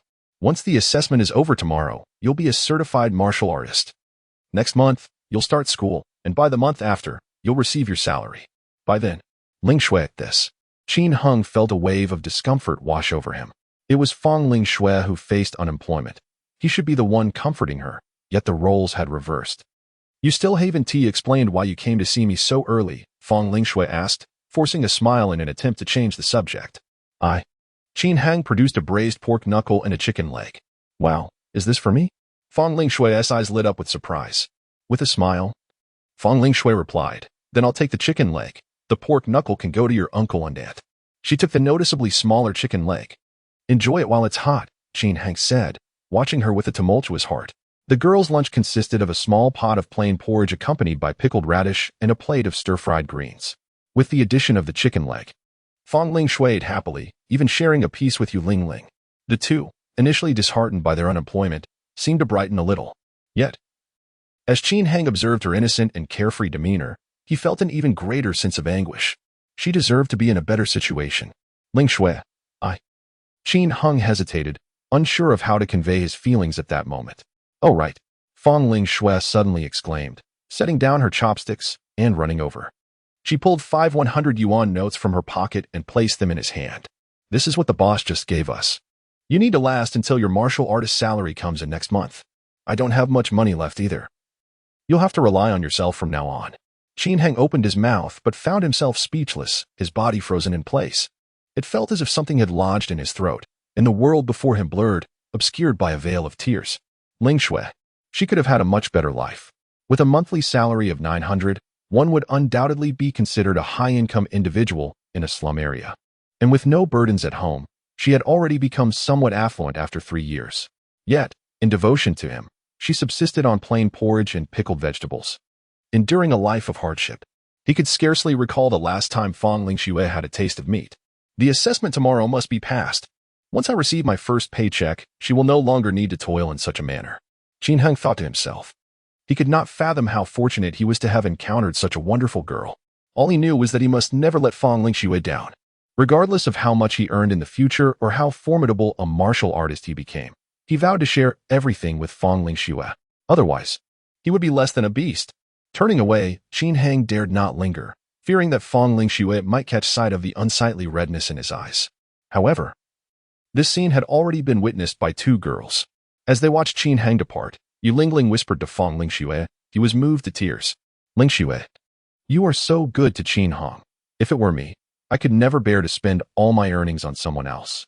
Fong Ling Shui smiled. What can I do? I can't help myself. Whenever I have money, I feel compelled to give it to him. Alas, perhaps this is love. Yu Lingling scoffed. This isn't love, it's foolishness.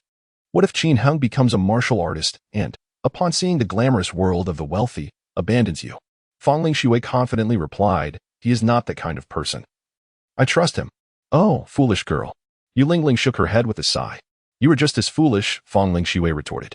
Yu Lingling pondered for a moment, then shook her head. I am not foolish. I simply have unfortunate luck. It will get better. Everything will be fine. Let us hope so.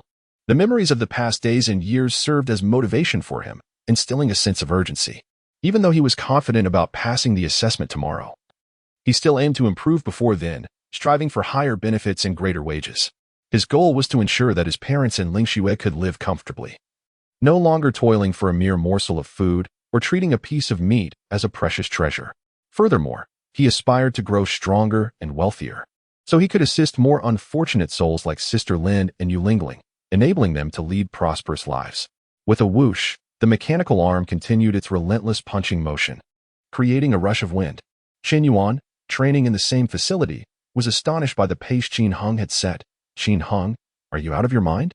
0.7 seconds for 4 mechanical punches? I would already be bruised and battered. Qin Heng was too engrossed in his training to respond. That may be true, but one must maintain balance. Do not push yourself too hard, for too much is as detrimental as too little, Qin Yuan advised. Qin Heng pretended not to hear, taking only a brief respite before resuming. The training persisted for 3 hours. Around 4 p.m., a student knocked on the door and said, Brother Qin, the coach is calling for you. All right, we will be there shortly. The two paused their tasks, wiped the sweat from their brows, and made their way to the office. Su Kuang had also arrived, accompanied by several other capable students, all gathering in the office. Coach Yang, you called for us? Su Kuang spoke first. Yang Huan handed them a stack of palm-sized cards, saying, These are your admission tickets, keep them safe. Assemble at the martial arts hall before 8 a.m. tomorrow. I will drive you to the examination site. Yes, coach. The group felt a surge of excitement. The moment of assessment was imminent. A pivotal juncture that could alter their destinies. Clearly, Yang held higher expectations for Qin Heng than the others. Yes, I will not let you down, Qin Heng declared, thumping his chest. The rigorous training from the previous night had enhanced his punching power by 240 kilograms. With another night of practice, he wondered how much further he could improve. Go on, Yang Huan waved his hand, and they all departed. A total of 26 individuals had registered from the No. 7 impoverished district, some retaking the exam, while only 9 were first-time candidates.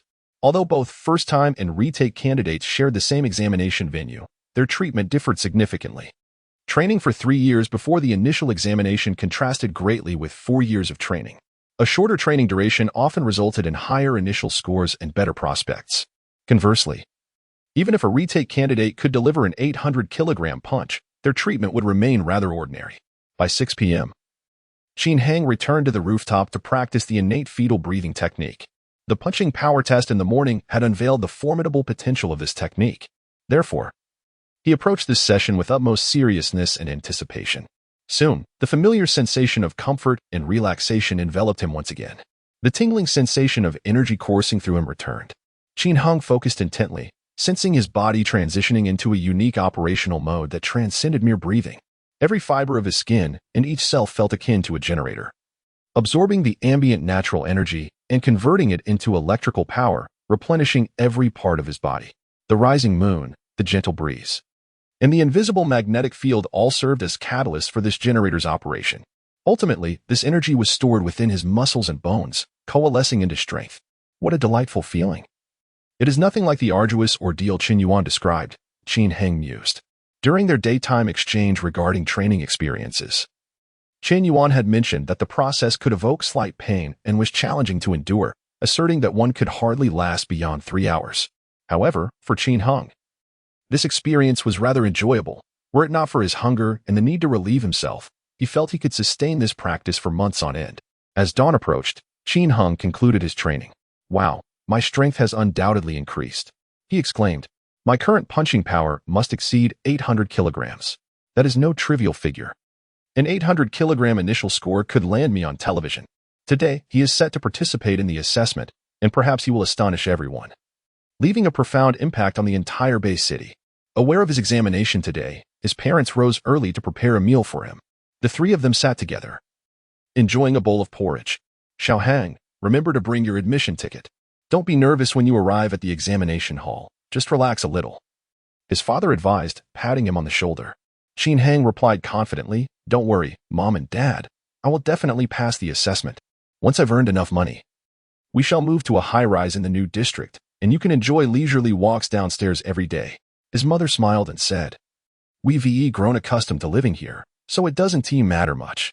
However, if you truly make a fortune, the first thing you must do is marry Xiaoshuel. You cannot let her down after all these years of dedication. That is a certainty. Qin Heng nodded. He had already envisioned that his journey to becoming a warrior would not take long. By the time Fang Lingxue celebrated her 18th birthday in a few months, he planned to propose to her. By then, he would have saved up a bit of money, allowing for a grand wedding where all their family and friends could come to witness their union. Come, eat these 2 eggs, and strive for a perfect score. Sheng Yuhan brought the freshly prepared breakfast to the table. In the impoverished district, whether one eats breakfast often depends on whether there are tasks to accomplish that day. If it involves physical labor, they would eat. If not, they would wait until noon. Qin Heng's parents, unable to work due to health issues, often pretended to be asleep in the morning, delaying their meal until noon. However, these past 2 days were different, with Qin Heng's assessment approaching. They had risen early and even boiled eggs specially for him. What a delightful aroma. What's for breakfast today? Qin Heng asked, catching a whiff of a unique scent. Upon closer inspection, he discovered that yesterday's pig trotter bones had been cleaned and stewed with pickled vegetables. Stewed bones with pickled vegetables. This was the finest delicacy we could enjoy in our childhood, Qin Ziming chuckled. Delicious. Qin Heng smiled on the outside but inwardly sighed. His parents were born in tumultuous times, far more difficult than today, where going 3 days without a meal was common, and they lacked the opportunity for education. Merely surviving was a stroke of fortune. Now that times had improved, his parents poured all their hopes and efforts into him. Thus, he must face today's assessment with the best possible demeanor. Let us eat. Qin Heng devoured his meal, filling his belly. After finishing, he took his admission ticket and, under the watchful eyes of his hopeful parents, stepped out of the house. Before long, Qin Heng arrived at the martial arts school. It was still early, 7:20 a.m., with 40 minutes remaining until the assembly time set by Coach Yang. Nevertheless, those preparing for the assessment had already begun to gather, accompanied by their families and friends who came to see them off. Hey, Qin Heng. A bronze-skinned youth approached him. Zhou Yan had a good relationship with him. This individual had failed last year's assessment and had been seen frequently at the martial arts school earlier this year, but had disappeared in the latter half. Zhou Yan spoke with a tone of resignation. What's the use of training hard? I'm so broke, I can't even afford the membership fee for the martial arts school. For the past 6 months, I have been working diligently. Otherwise, you would only see a wretched figure before you. Ha ha ha, brother Zhou, you are quite the humorist. I see you have gained some weight. You hardly appear to be someone who cannot afford a meal. Qin Heng and the others chuckled in response. Oh, what kind of work? And it even includes meals? The group expressed keen interest. Zhou Yan lowered his voice, speaking with an air of mystery. I serve affluent ladies at the Ziguang Club in the new district. A skilled practitioner with over 500 kilograms of strength can earn 30 yuan per session, and if the guests are pleased, tips can be quite generous. Qin Heng's expression stiffened. Su Kuang burst into laughter. You know, this seems perfect for Qin Heng. He excels in this sort of thing. Zhou Yan looked astonished. Really? Qin Heng, you possess such skills? I must introduce you to my boss one day. Qin Heng quickly clarified. Don't listen to Su Kuang's nonsense. He is merely envious of my girlfriend. Zhou Yan understood. So that is how it is. I thought you were thriving. The group erupted in laughter. Is everyone here? At that moment, Coach Yang arrived. Chen Yuan counted the attendees and announced, everyone is here except Wang Ping. What about the examination permits? Coach Yang inquired. Concerned that someone might overlook an essential item, Qin Heng and the others promptly produced their permits. The initial examination permits were slightly larger, with additional space for 2 lines of text on the back, allowing for 2 preferences to be filled in. The retake permits lacked the option to fill in preferences and would be randomly assigned to one of the 4 major martial arts schools by the government system. Well, let us board the vehicle. Coach Yang checked the permits and, satisfied that everything was in order, instructed everyone to get on the bus. Wang Ping, now part of the affluent class, could drive himself to the examination venue and thus did not require waiting for him. The 25 examinees, along with Coach Yang and the driver, boarded a somewhat dilapidated retired bus, totaling 27 individuals. Son, give it your all. Our family's prospects depend on you. May you achieve victory.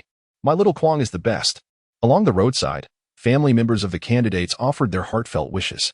Rest assured, we shall succeed. Su Kuang and the others waved at the window. Qin Heng scanned the crowd, initially expecting Fong Lingxue to come and see him off, but unfortunately, he did not spot her. The driver started the engine, and the vehicle slowly departed from the martial arts school.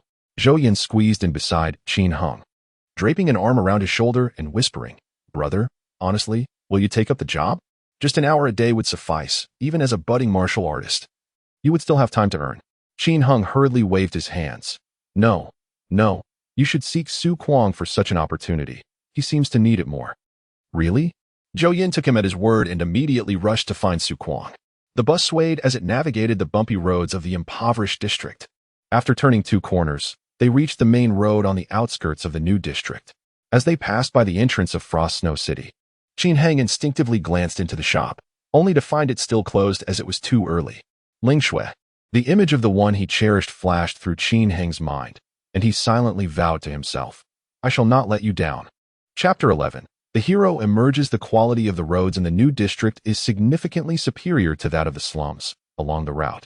One can observe a plethora of towering skyscrapers, with verdant trees lining the streets, adding a vibrant splash of color absent in the impoverished areas.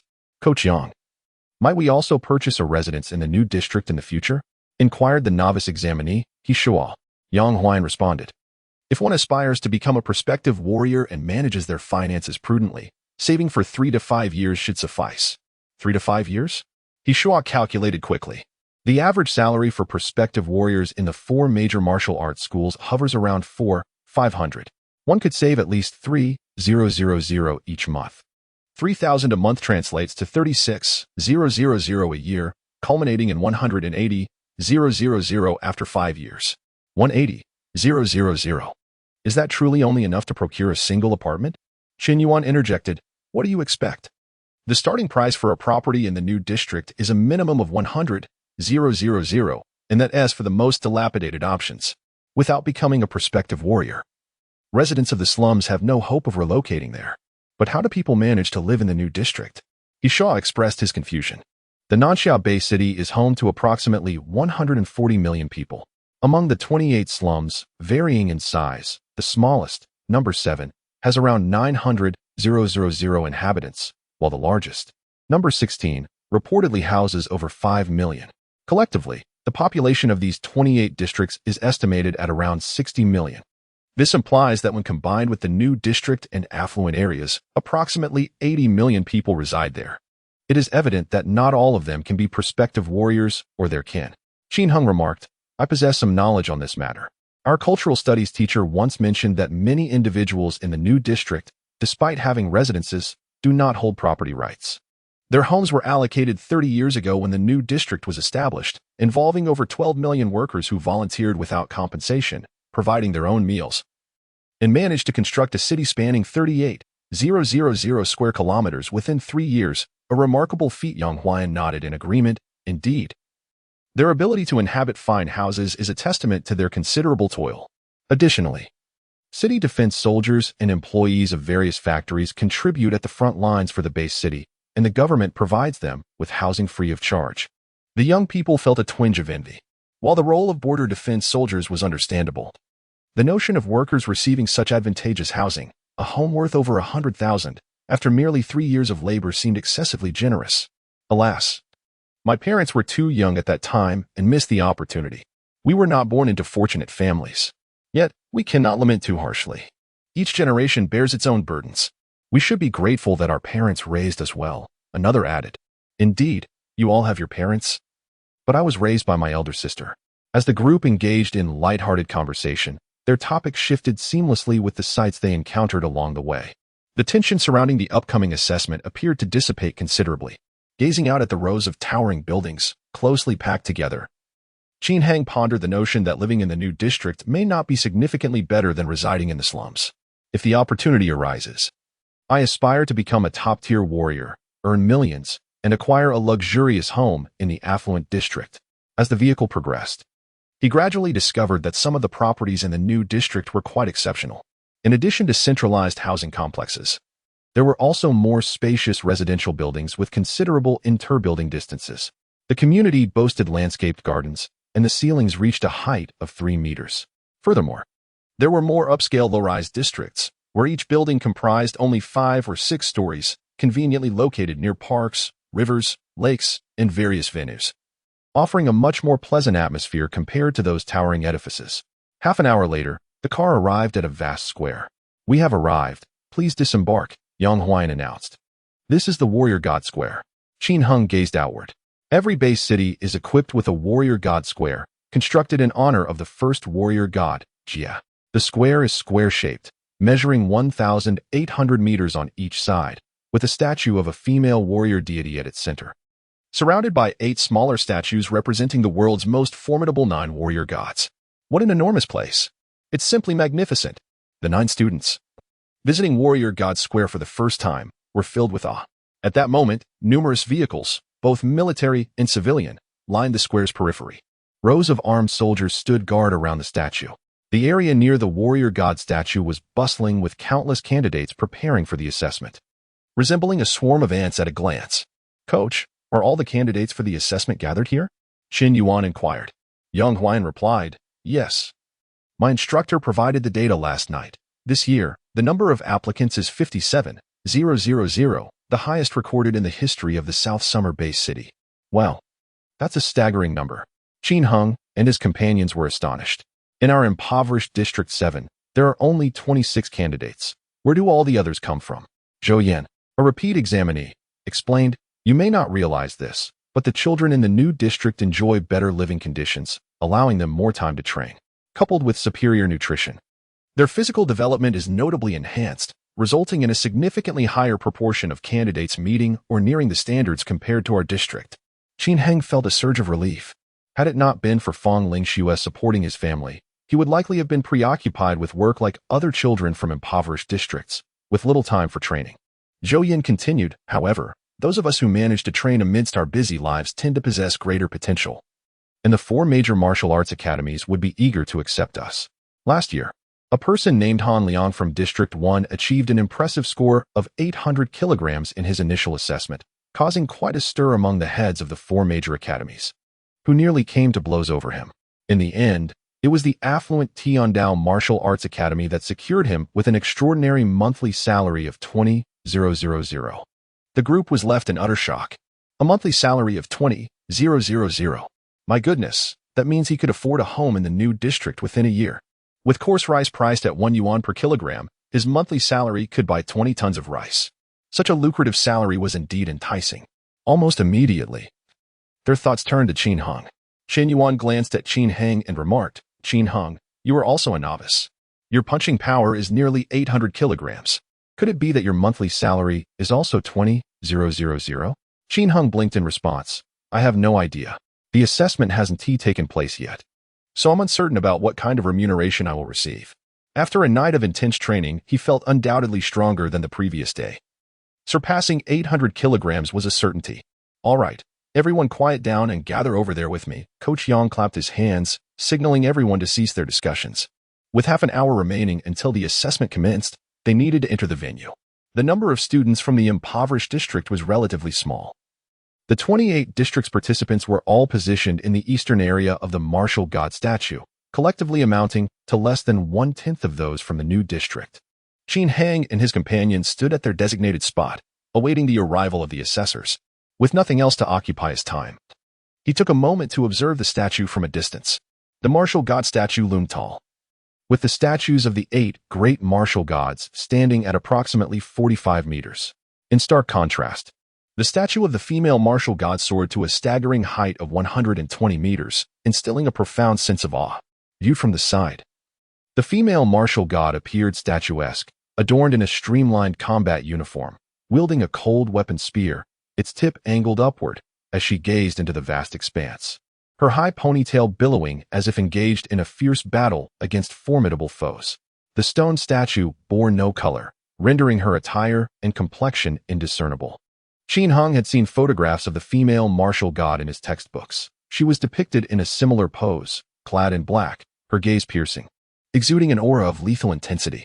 She had become an idol for many students, embodying both coolness and valor. After a brief interval, a commotion arose in the distance. Look! The leaders of the 4 major martial arts schools have arrived, someone exclaimed. Following the sound, Qin Heng turned to see 4 dragonfly-style helicopters flying in formation from above, each painted in distinct colors representing the 4 major martial arts schools. The helicopters descended gracefully, and from each one emerged 2 figures. From the Tiandao Martial Arts School came a middle-aged man with a bushy beard and a young man. The Longshan Martial Arts School was represented by a middle-aged woman and an elderly man. The Yingxiang Martial Arts School had 2 middle-aged men who bore striking resemblances to each other. Lastly, the War God Martial Arts School was represented by a white-haired elder and a youth. That youth was Wang Peng. Chapter 12. Heroes emerge in youth. With merely 5 minutes remaining until the official commencement of the examination, an announcement resonated through the air, urging instructors to tally the number of candidates to avoid any oversight. The heads of the 4 martial arts academies had arrived, signaling that the assessment was on the verge of beginning. Qin Yuan whispered, Instructor, that elder from the War God Academy is Wang Jiaming, isn't he? He is related to Wang Peng, and there seems to be a rift between him and Qin Heng. Do you think he might create obstacles for Qin Heng? Upon hearing this, Qin Hung felt a wave of relief wash over him. The examination was of utmost significance to him. And should Wang Ping exploit Wang Jiaming's influence to undermine his results, it would spell trouble for him. Announcement: 3 minutes remaining until the examination begins. All examiners, please proceed to your designated positions. The cacophony in the square gradually subsided as tens of thousands of candidates braced themselves, anxiety palpable in the air. While the coaches refrained from speaking loudly, there were 12 designated testing stations in total, each overseen by a chief examiner and 2 assistants. The punching power testing machines were already in place, brand new and imposing, with the display screen flashing red block letters, 00000.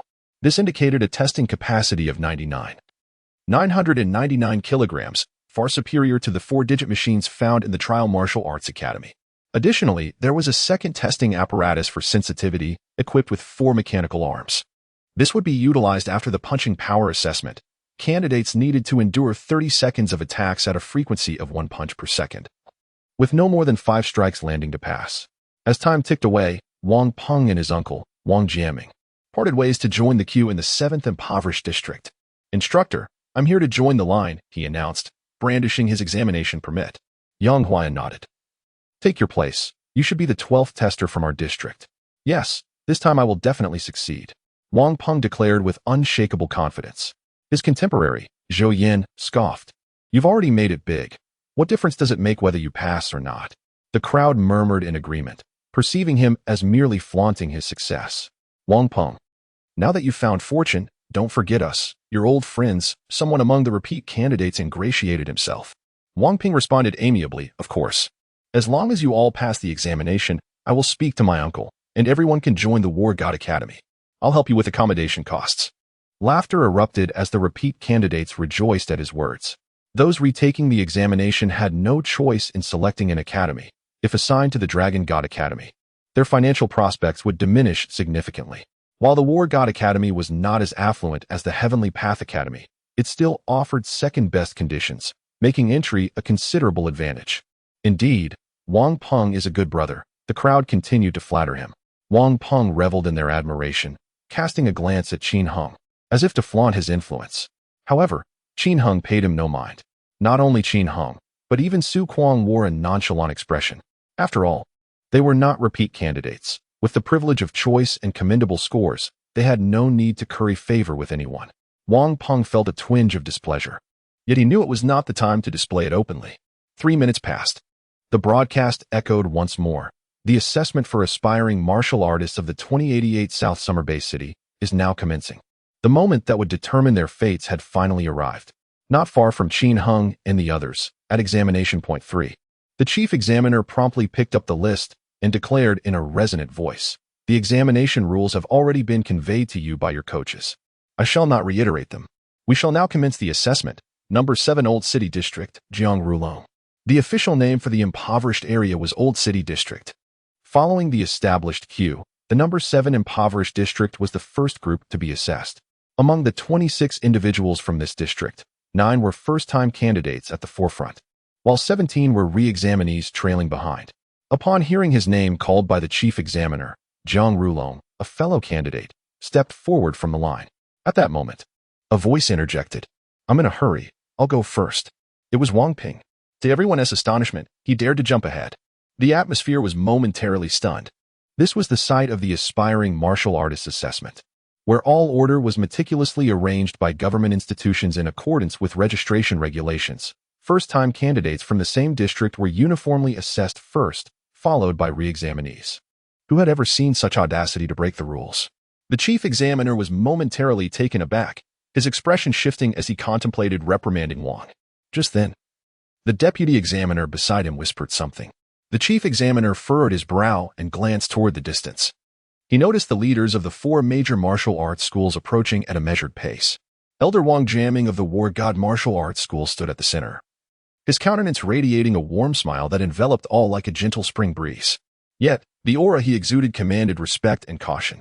After a brief hesitation, the chief examiner, feeling compelled by circumstance, conceded, "Since you are a key student specially designated by the War God Martial Arts School, I will make an exception and allow you to proceed first." As an examiner, he was merely a mid-level martial artist, although he worked for the government. He wielded little power. In contrast, Wang Jiaming was a grandmaster, the vice president of the War God Martial Arts School. Such a stature would compel even the mayor of South Summer Bay City to show deference, naturally granting him special privileges. "Thank you, examiner," Wang Ping exclaimed, stepping out of line. As he passed by Qin Hong, he whispered, "Kid, just watch, you're nowhere near my level." Under the gaze of the onlookers, Wang Peng strode confidently toward the testing apparatus. Nearby, the leaders of the 4 major martial arts schools displayed expressions of keen interest. "Elder Wang, is this child your long-lost nephew?" "Indeed it is. Many years ago, my brother and I were separated amidst chaos. I feared he perished in the calamity, leaving me without kin. To my surprise, fate has been kind, and a sole descendant from my brother's lineage still exists in this world. This child is my only hope for the remainder of my days."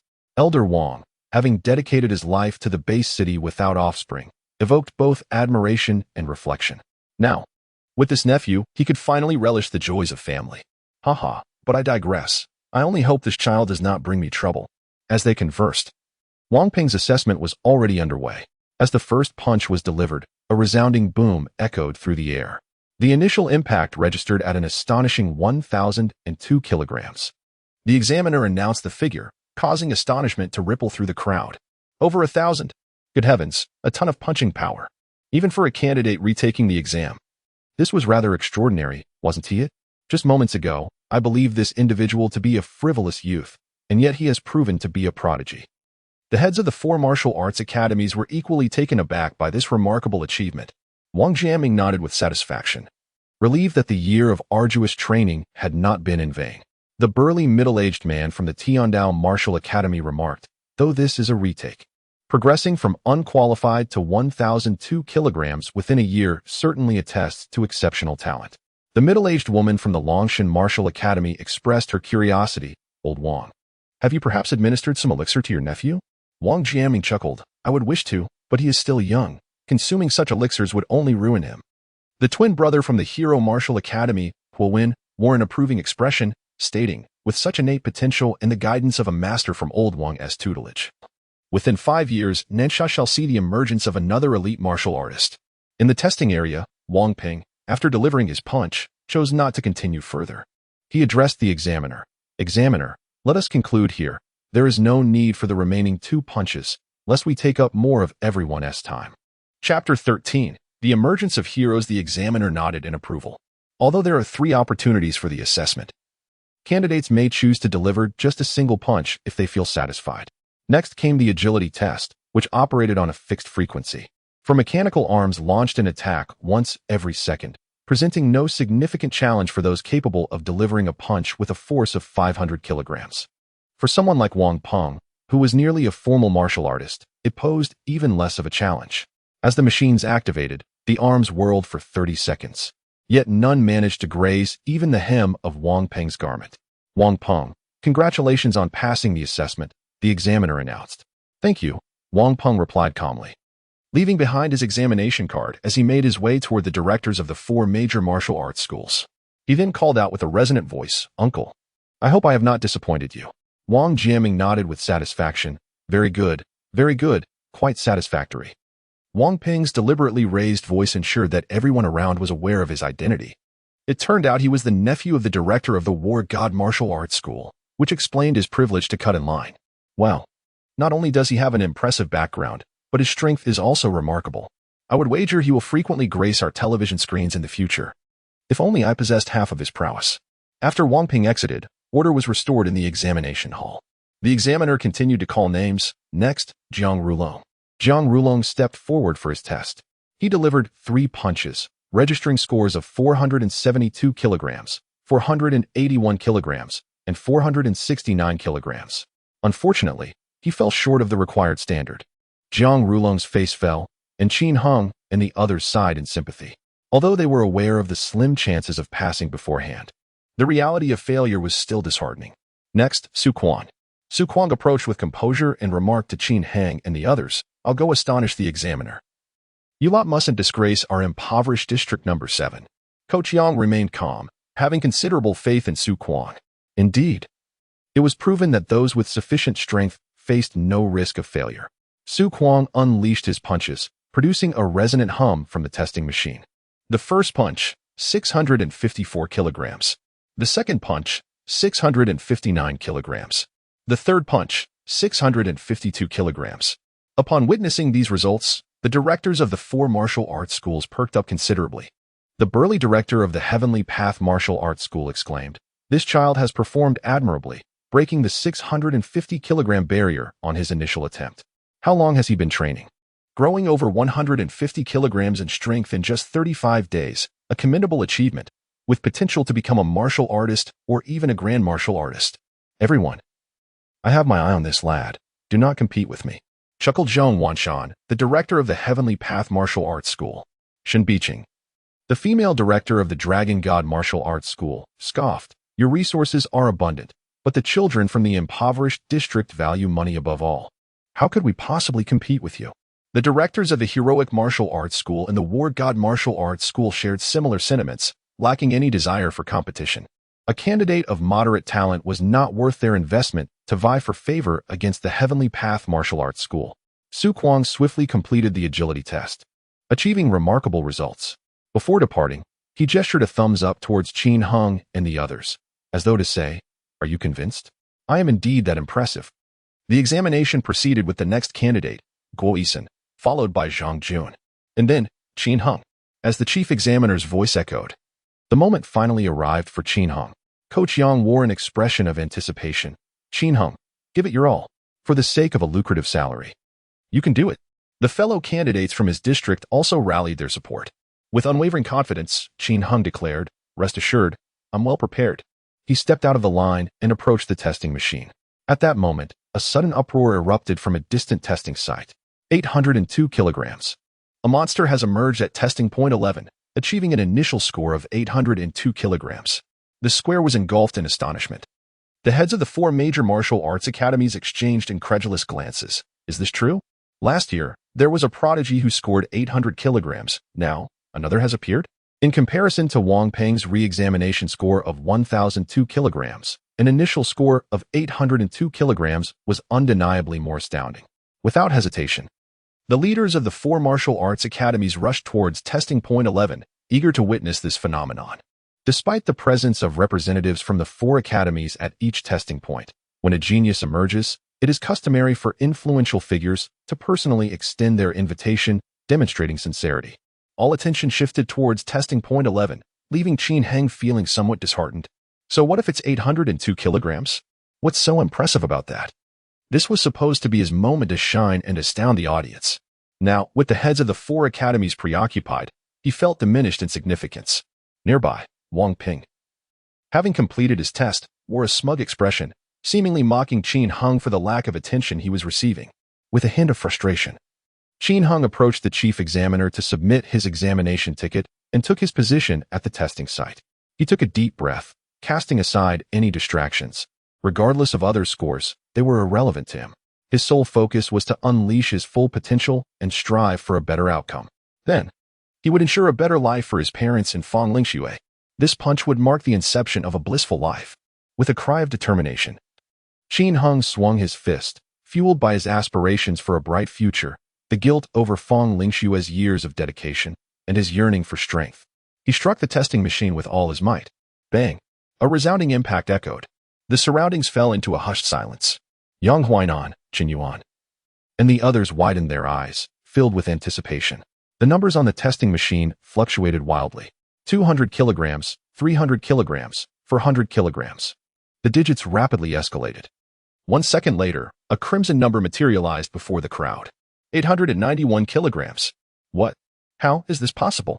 In that moment, everyone stood in stunned disbelief. The chief examiner was left utterly astonished, gazing incredulously at the numbers displayed on the testing machine, then glancing back at the examination permit on the table. It was indeed the preliminary examination. But this score? Preliminary examination. 891 kilograms. This result was dazzlingly remarkable. The surrounding individuals were in a state of shock. Qin Hung smiled. Indeed, he had improved significantly compared to yesterday. Upon concluding his training that morning, he had sensed an undeniable enhancement in his strength. And it was no minor improvement. The adjacent examination center, with a score of 802 kilograms, had already astonished everyone. How, then, could one adequately describe his achievement? The examiner? Qin Heng turned his gaze towards the chief examiner. Chapter 14. The hero emerges from youth. The atmosphere in the martial god square erupted with fervor, as if a single stone had stirred 1,000 waves. In an instant, the venue was engulfed in excitement. Did I hear correctly? 891 kilograms? My goodness. Just moments ago, someone had achieved 802 kilograms, and now, less than a minute later, another contender has surfaced with 891? Are we witnessing an abundance of prodigies this year? Incredible. Who is Qin Heng? I must acknowledge him as my elder brother. Not only were the candidates astonished, but even the coaches, examiners, and staff from various martial arts schools and government offices were left bewildered. One deputy examiner murmured, "In the history of the preliminary assessments for aspiring martial artists in the Nansha-based city, the highest score has only reached 906 kilograms. If this fellow lands another 2 punches, could he possibly shatter the record?" Earlier, Wang Ping had worn a smug expression, but now his face had turned ashen, as if he had swallowed a fly. His gaze was fixed on Qin Heng, fists clenched, lost in thought. The heads of the 4 major martial arts schools, en route to exam point 11, were abruptly halted by the startling announcement of 891 kilograms.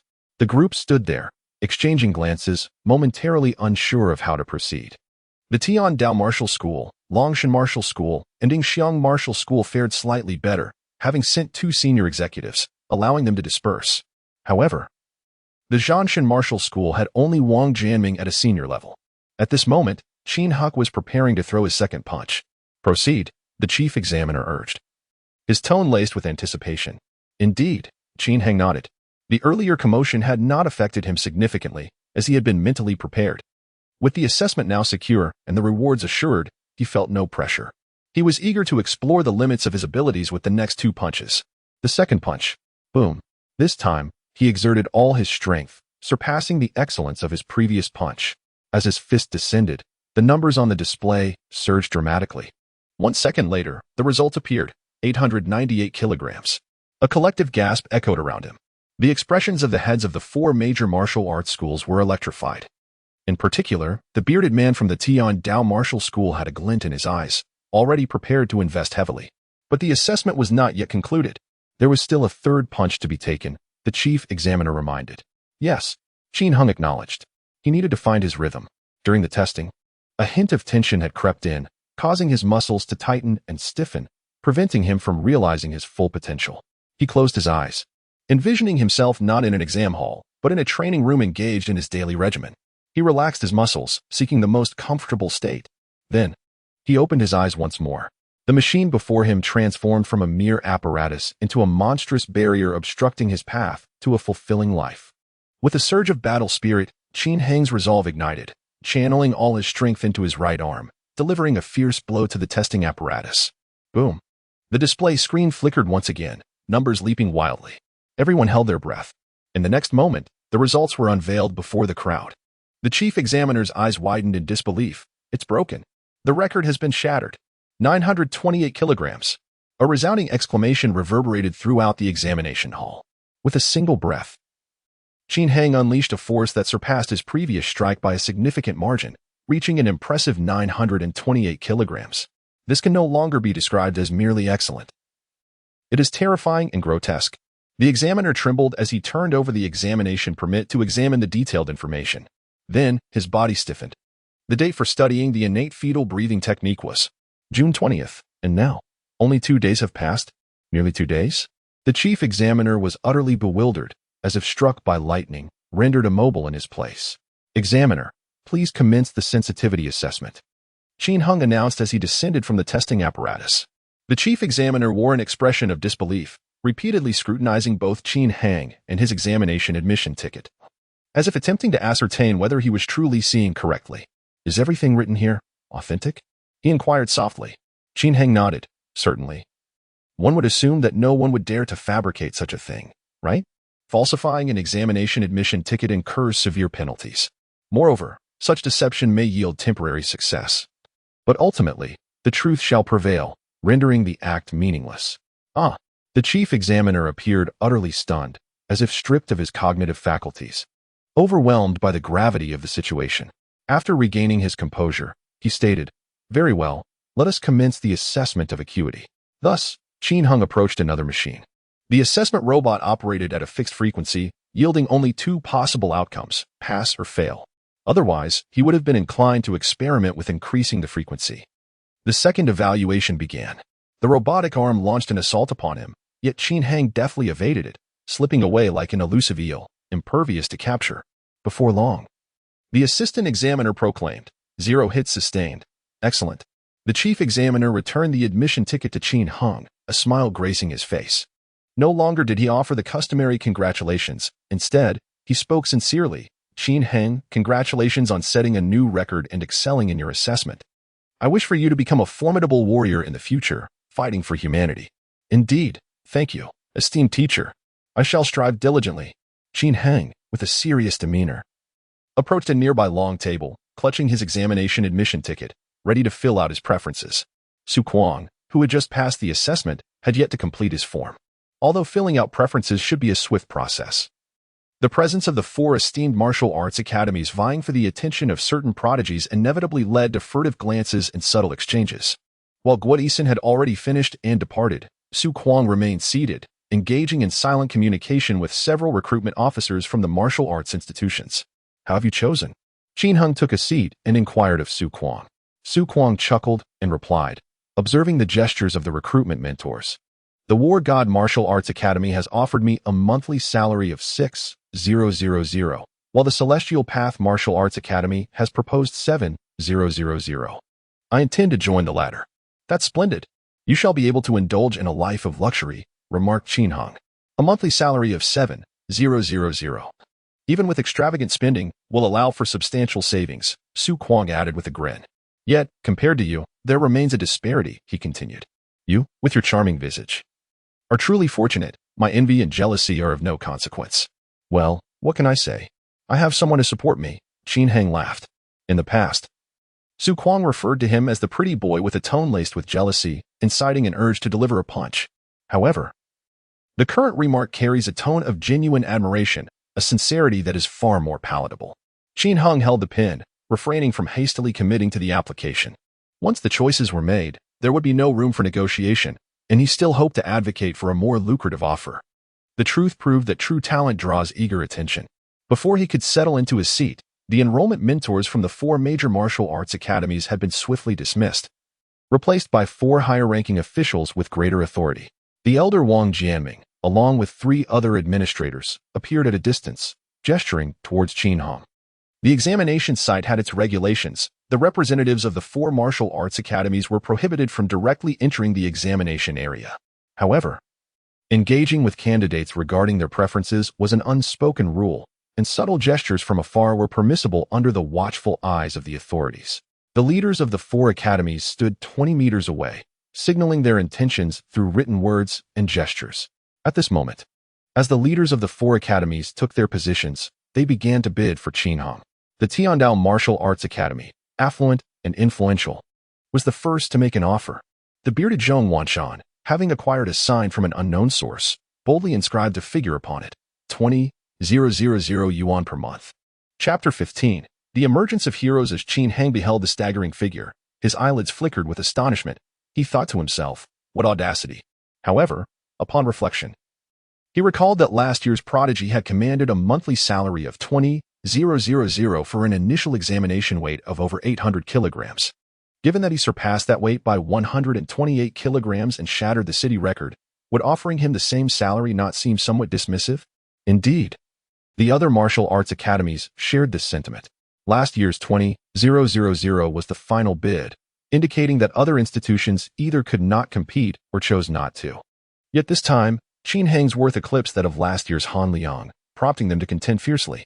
Shen Biqing, the female executive of the Dragon God Martial Arts Academy, boldly inscribed the figure of 25,000 on a placard. This was indeed a remarkable bid from the notoriously impoverished academy. The Hero Martial Arts Academy, unwilling to concede, had its representative, Wen, raise 3 fingers, signifying a willingness to offer a monthly salary of 30,000. Qin Heng's heart stirred. A monthly salary of 30,000 was no trifling matter. If this materialized, he could effortlessly move his parents and Fong Lingxue to a new apartment in the city. after a few months of saving. He could even afford to purchase a place himself. It was worth noting that even seasoned warriors, hunting in the wilderness, typically earned only 30 to 50,000 in a single venture. The terms presented by the Hero Martial Arts Academy were enviable, even among many martial artists. But the excitement did not end there. The Heavenly Tao Martial Arts Academy, flush with resources, was not one to withdraw so easily. The initial 20,000 was merely a prelude, as the Hero Martial Arts Academy escalated their offer. The burly Zhong Wanshan wasted no time in erasing the first figure and amending it to 40,000 per month. Qin Heng's heart raced uncontrollably. Beside him, Su Kuang was left speechless, exclaiming, "Goodness gracious, 40,000 a month? Are you out of your mind?" To which Qin Heng murmured, "I think I and Apos, VE lost my mind." He could scarcely fathom how to spend such a fortune. Yet the fervor was far from over. Shen Biqing of the Dragon God Martial Arts Academy silently revealed a figure of 45,000. Even the impoverished academy was willing to make a significant investment. Zhong Wanshan's eyes widened in disbelief as he addressed Shen Biqing. "Sister Shen, I thought you were financially constrained. Why the sudden generosity?" One from the Hero Martial Arts Academy chimed in. "Indeed. This time, Heavenly Tao Martial Arts Academy should refrain from boasting about their wealth. In the presence of true talent, our financial capacity is no less than yours." The bidding war reignited. Hero Martial Arts Academy, 46,000. Heavenly Tao Martial Arts Academy, 48,000. Dragon God Martial Arts Academy, 50,000. Hero Martial Arts Academy, 51,000. Heavenly Tao Martial Arts Academy, 55,000. The three academies were embroiled in a fervent frenzy of bidding. Qin Heng and Su Kuang stood in stunned silence, while others nearby watched in awe. Envy evident on their faces. Shen Yuan, having completed his assessment at some point, approached the duo to fill out his preferences. Observing the ever-increasing figures, he inquired, "What are they doing? What do these numbers signify? Is it an annual salary?" Su Kuang retorted, "Annual salary? Could you aspire to something greater?" Shen Yuan and Apos' eyes widened. "Could it possibly be a quarterly salary?" Su Kuang cast a disdainful glance at him. The bidding among the three martial arts schools had escalated to 65,000, and it seemed they were on the brink of a physical altercation. The burly man, Zhong Wanshan, widened his eyes and resolutely scribbled down a figure of 80,000 for a monthly salary, addressing his two rivals. "Cease your quarrel. If this continues, you shall face bankruptcy." One of the Hero Martial Arts School, upon witnessing the fierce bidding from his opponent, promptly extended his hand, crossing two fingers to signify a monthly salary of 100,000. Qin Heng felt parched. Zhong Wanshan, wiping the paper with an eraser, replaced it with a new figure, 120,000. Shen Biqing of the Dragon God Martial Arts School could hardly withstand the pressure and cast a pleading glance towards Wang Jianming of the War God Martial Arts School, whispering, "Old Wang, perhaps you should intervene? We cannot allow the Heavenly Tao Martial Arts School to monopolize all the talent. If this persists, they will dominate entirely." Wang Jianming had remained utterly composed throughout the proceedings. His indifference towards the talented contenders stemmed not from a lack of concern, but rather from his stature as a grandmaster. He would not engage in the incessant bidding like the other three leaders. As a formidable figure, he either refrained from participating or struck decisively. Observing that the bidding among the three was nearing its conclusion, Wang Jianming slowly spoke. "You all." At that moment, Wang Ping approached. "Xiao Peng, what brings you here?" Wang Jianming inquired. Wang Peng glanced at the other three leaders, then at Qin Heng, and quietly remarked, "I am acquainted with this Qin Heng. His prior capabilities were rather lackluster, yet he has recently experienced an inexplicable surge in strength. I suspect he might have ingested some divine elixir." Divine elixir? How could a child from the impoverished district possibly acquire such a thing? The four leaders frowned, expressing their disbelief. Wang Peng countered, "What else could it be? Have you not reviewed his records? He has only practiced the innate fetal breathing technique for 2 days. Yet how could his strength surge from approximately 500 kilograms to 928 kilograms so abruptly?" This revelation left Wang Jianming in deep contemplation. Practicing the innate fetal breathing technique typically yields significant results in the first week, often enhancing strength by 20 to 50 kilograms, with diminishing returns thereafter, averaging an increase of 0.5 to 1 kilogram daily. Remarkably gifted individuals might achieve a rapid increase of 100 to 150 kilograms within the first week. However, Qin Heng's case was unprecedented. It could be described as an unheard-of, extraordinary anomaly. Shen Biqing, pondering, remarked, "Indeed, it is somewhat exaggerated. If memory serves me right, the record for the innate fetal breathing technique was a 66-kilogram increase during the first practice, culminating in 845 kilograms after a week. Yes, that individual is the current record holder." Grandmaster Qinyao from the capital, Huowen affirmed. Wang Ping continued, "Though those from impoverished districts seldom have the opportunity to encounter divine elixirs, circumstances are not absolute. What if a natural divine elixir fortuitously emerged near Qin Heng's residence?" Wang Jiaming nodded, acknowledging, "That is indeed a possibility. 30 years ago, it was a miraculous herbal remedy that enabled me to transcend into the realm of the Grandmaster. Otherwise, I would have perished amidst the onslaught of beasts." At this revelation, the three principal figures wavered. The divine medicine is indeed a remarkable substance, capable of exponentially enhancing one's strength, allowing an ordinary individual to transform into a warrior in an exceedingly short span of time. However, the elixir is not without its drawbacks. A person may only consume the divine medicine once in a lifetime. After its use, one's potential is irrevocably depleted, making further advancement nearly impossible. Should one attempt to partake of the medicine again, it could induce organ failure, severely diminish one's power, or even result in a swift demise. Thus, the 4 martial arts academies have instituted a strict prohibition against students consuming the divine medicine before fully exhausting their potential. Only when they reach a point of stagnation, having completely tapped into their potential, should they seek the divine remedy to break through their limitations, thereby maximizing their benefits. As for Qin Heng, if his genius were truly derived from the consumption of the divine medicine, his worth would be exceedingly diminished, even less than that of those who have merely scraped by. "Young man, how confident are you in this assertion?" the bearded man inquired of Wang Ping, still harboring doubts. Wang Ping thumped his chest and replied, "I cannot claim absolute certainty, but I am at least 80% sure." Wang Jiaming pondered for a moment before stating, "I trust my grandson. This boy has grown up in the impoverished District 7 and understands this Qin Heng well." With that, the grandfather and grandson departed together. The three principal figures exchanged glances, engulfed in contemplation. Chapter 16. The hero emerges from youth at the long table.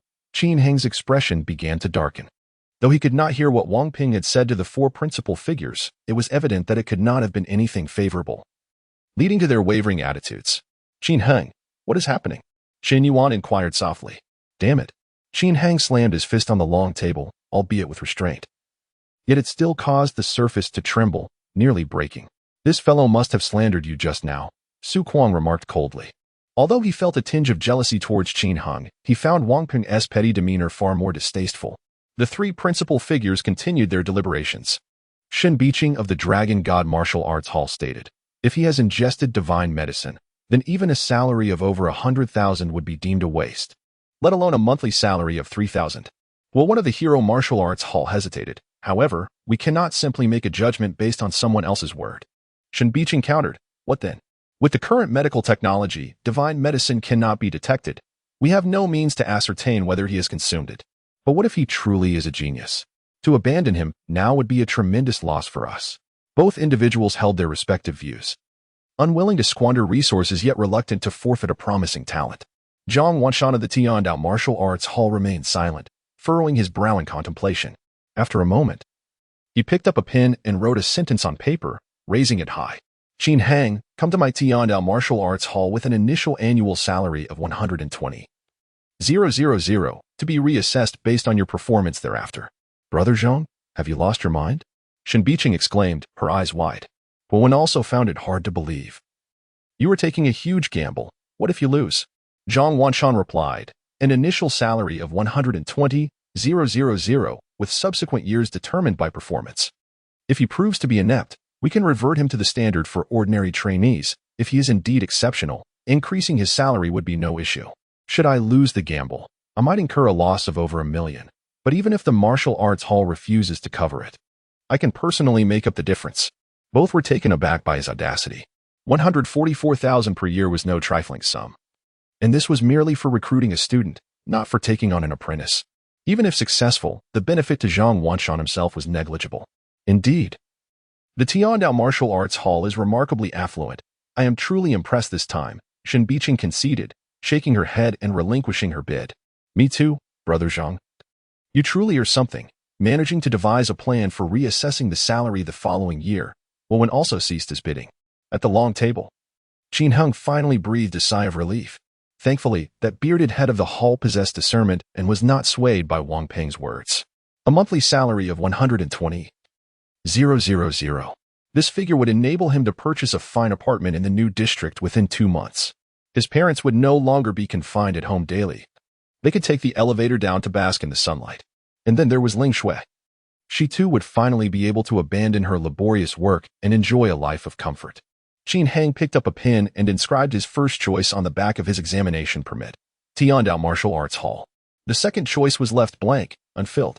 After completing the task, he nodded at the bearded man, exchanging glances before rising to head towards the nearby lounge area.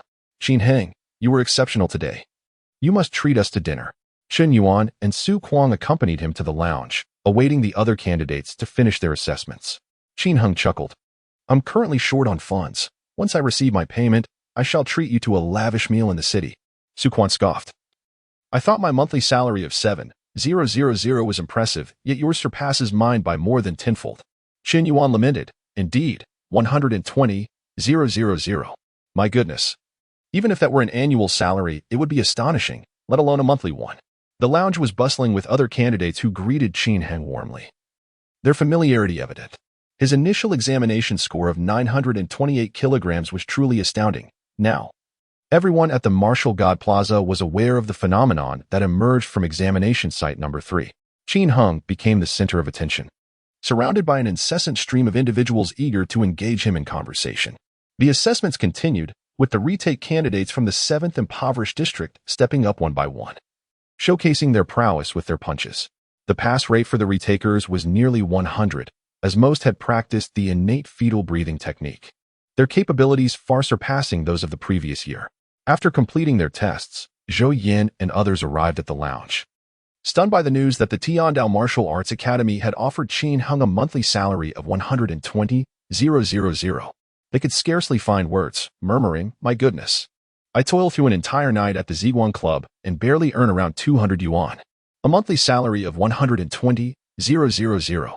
Even if I had 10 kidneys, I could not compete.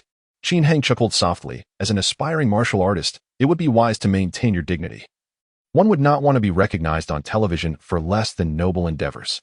Zhou Yin shrugged. That's inconsequential. Everyone has a past. You were once a pretty boy yourself. Qin Hang, that joke won't fly. While it may be true, it shouldn't be a constant topic of discussion. Besides, he and Fong Lingxue shared genuine affection.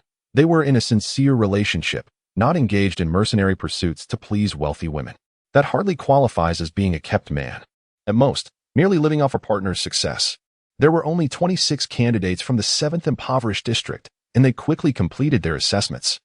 As everyone gathered in the lounge, Coach Yang approached and remarked, congratulations to Qin Hang and Su Kuang. Both of you have caught the attention of the Tiandao Martial Arts Academy, promising a bright future with your high salaries. Qin Hung replied earnestly, thanks to your guidance, Coach Yang, we would not be where we are today. Su Kuang added, indeed, Coach Yang, as a token of our gratitude, we shall treat you to lunch. Yes, indeed. Though our results may not match those of Qin Hang and Su Kuang, we still qualified, and we must express our thanks. Qin Yuan chimed in. Yang Huan looked at the grateful expressions of Qin Hung and the others, feeling a sense of satisfaction.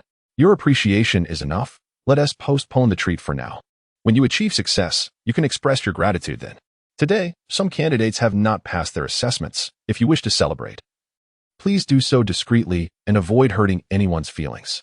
Oh, very well. Today is destined to bring both joy and sorrow. Qin Hang patted the shoulders of his 2 unsuccessful peers, offering words of solace. It's all right. You can always try again next year. Look at brother Zhou Yin. He's making money while training, and he's putting on weight. Jiang Rulong, disheartened by the failed assessment, remarked gloomily. Are you suggesting they should follow in his footsteps and sell themselves?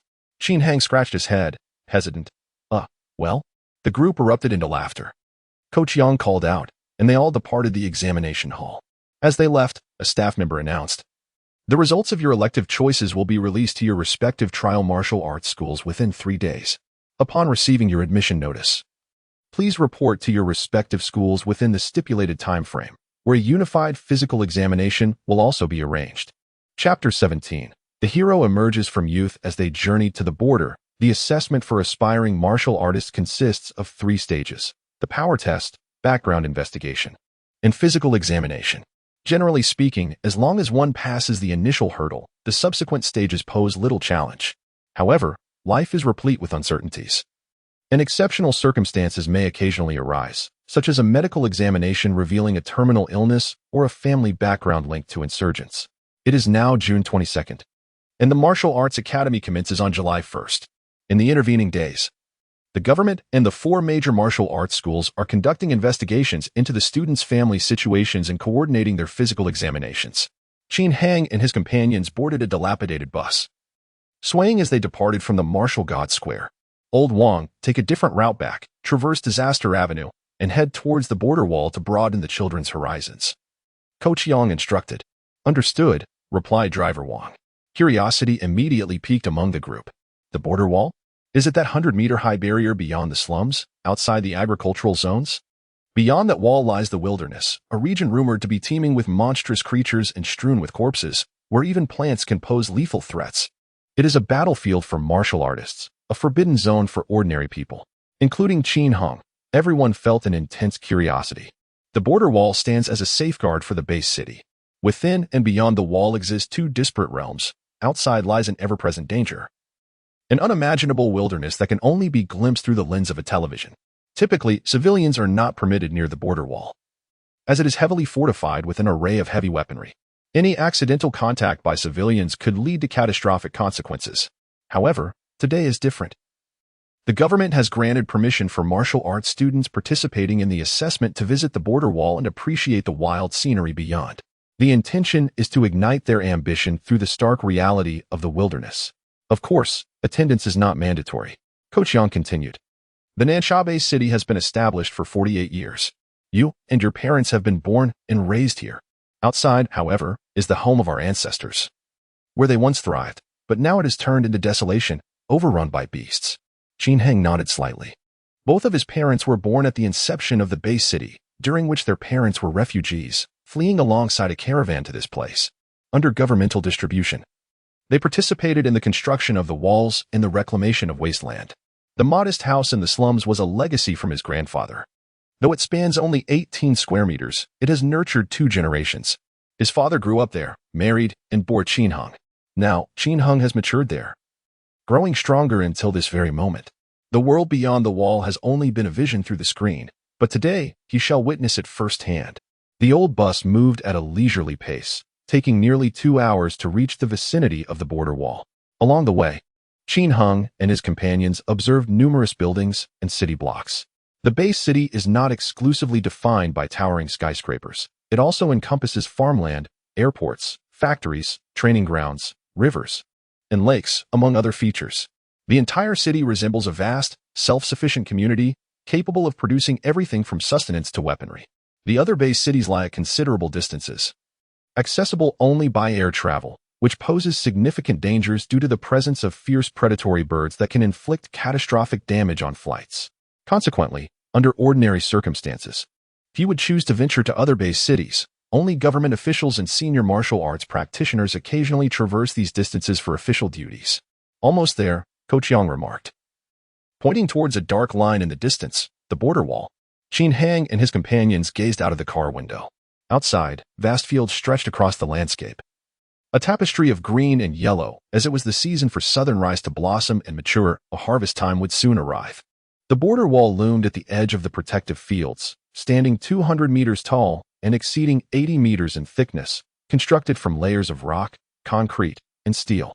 Its formidable structure was impervious to widespread destruction, even by nuclear weapons, which could only manage to create minor breaches. From afar, it resembled a mountain range, an unbroken serpent extending for thousands of miles, seemingly without end. The entire southern Xiaobei city was enveloped by this colossal formation. It is said that the construction of the border wall spanned 4 distinct periods, enlisting over 30 million workers and countless tools and materials before it was finally completed, taking on its present form, a marvel in the annals of human architecture, unimaginable in times of peace. Yet, in this epoch, it is an essential necessity. Thus it came into existence. It resembles a great python, Chun Yuan mused, leaning against the car window. Qin Hung replied. The texts indicate that this great python is interconnected, with a total length of 698 kilometers. To construct it, our ancestors transformed the land, redirected rivers, carved through mountains, and filled valleys to isolate the interior from the external world, thereby establishing this vital bastion. It is not a python, but a dragon, the Eastern divine dragon, Su Quan exclaimed, his eyes gleaming with admiration as he gazed at the border wall. Those dark protrusions over there, are they border defense weapons? Jiang Rulong pointed out a specific area. Ko Qiang glanced over and nodded. Those are anti-aircraft artillery, designed for air defense. Any predatory bird with hostile intentions will be shot down. The predatory fauna of the wasteland pose a significant threat to the city, particularly to high-rise structures, which could collapse under the flap of a single powerful predator's wings, leading to catastrophic incidents. However, with these anti-aircraft guns in place, such threats are mitigated. Even if these creatures could withstand the bombardment, they would be deterred, recognizing that they encroach upon human territory. For here, not only are there cannons, but also human warriors. Qin Hung couldn't help but marvel. Humans truly are a miraculous species. As the vehicle began to slow, they approached the border wall, which forbids public access. Thus, ordinary vehicles must halt for inspection at this juncture. The Martial Arts Academy's vehicle arrived at the gate, where Ko Qiang presented the necessary credentials, allowing them to pass without issue. Behind and ahead of them were several buses, also transporting aspiring martial artists for a tour. After clearing the checkpoint, they had just 2 kilometers left to the border wall. The lane ascends gently, and on either side of the road, beyond the protective barriers, stretches an expanse of farmland. What a vast field! What magnificent walls! This place is utterly spectacular.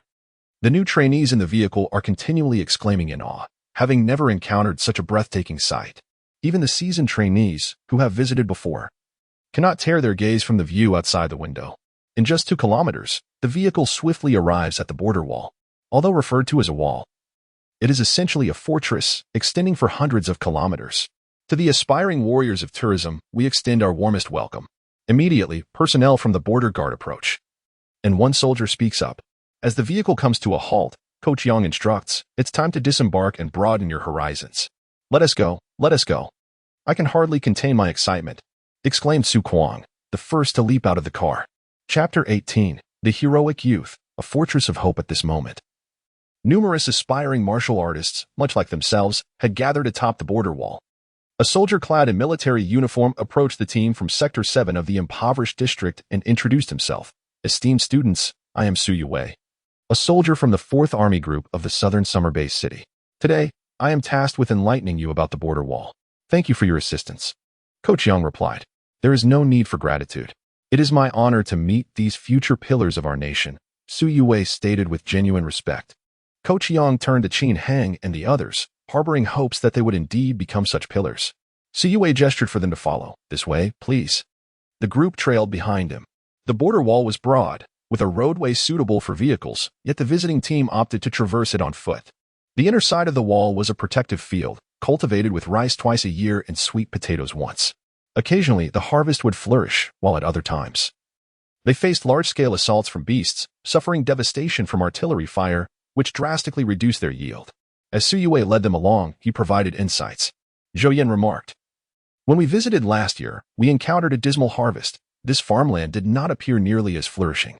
"Indeed," Su Yue concurred, "this time last year, we endured a beast-tide attack.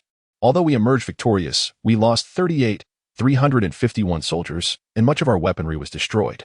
It was only due to the timely arrival of Mr. Wang Jiaming that we were able to expel those monstrous creatures. Is that old man truly so formidable?" Zhou Yan inquired, astonished. Given his connection to Wang Ping, he was not particularly fond of Wang Jiaming. Su Yue frowned slightly at his tone, responding, "Mr. Wang is a hero of our base city, possessing the strength of a grandmaster. Since the establishment of the base city, he has remained a vital cornerstone of Southern Summer. I advise you to express more respect."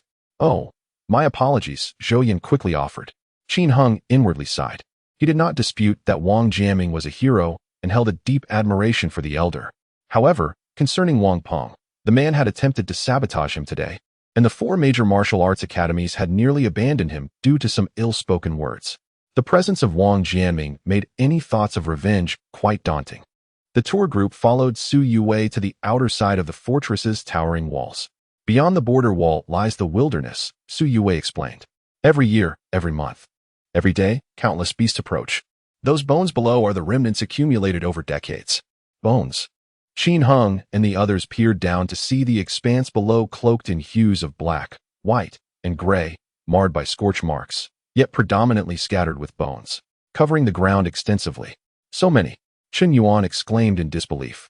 Su Yue elucidated, it is not an excessive amount. These remains were felled by heavy artillery.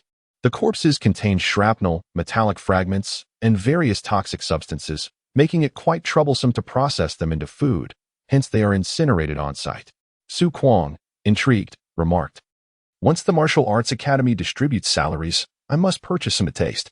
Su Yue chuckled, no need to wait, we have prepared lunch for you today. Featuring dishes made from beast meat. Wow, how wonderful! The group exclaimed in delight upon hearing this news. Coach Yang, with a hint of annoyance, remarked, oh, just wait. Once you become warriors, I shall cast you into the wilderness, where you will feast upon monsters until you are sickened. At that point, the only thoughts occupying your minds will be of the rice and stir-fried vegetables from the base city. However, that is a matter for the future. At present, our most fervent desire is for meat. For the children of the slums, the mere act of consuming meat is a luxury, let alone the flesh of monsters. Speaking of the wilderness, Qin Heng inquired, there must be an exit in this border wall, right? Otherwise, how could our vehicles possibly enter the wild? The group turned their gaze, and indeed, 3 kilometers away, a slope extended outward from the border wall, surrounded by an evident abundance of heavy weaponry. How do the monsters infiltrate? Their sizes are considerable. Surely they would be noticeable? Someone questioned. Control over consciousness? It can be done? Qin Heng and the others felt a shiver of fear at this revelation. Yes, we understand, they replied promptly. At that moment, some felt a weight upon their hearts, while others experienced a thrill of excitement. Su Kuang suggested, can we venture outside to see? To encounter living monsters? Su Yue decisively shook his head. No. That would be far too perilous. Your permitted area is confined to the 1-kilometer stretch of the wall and our cafeteria. Su Kuang immediately deflated.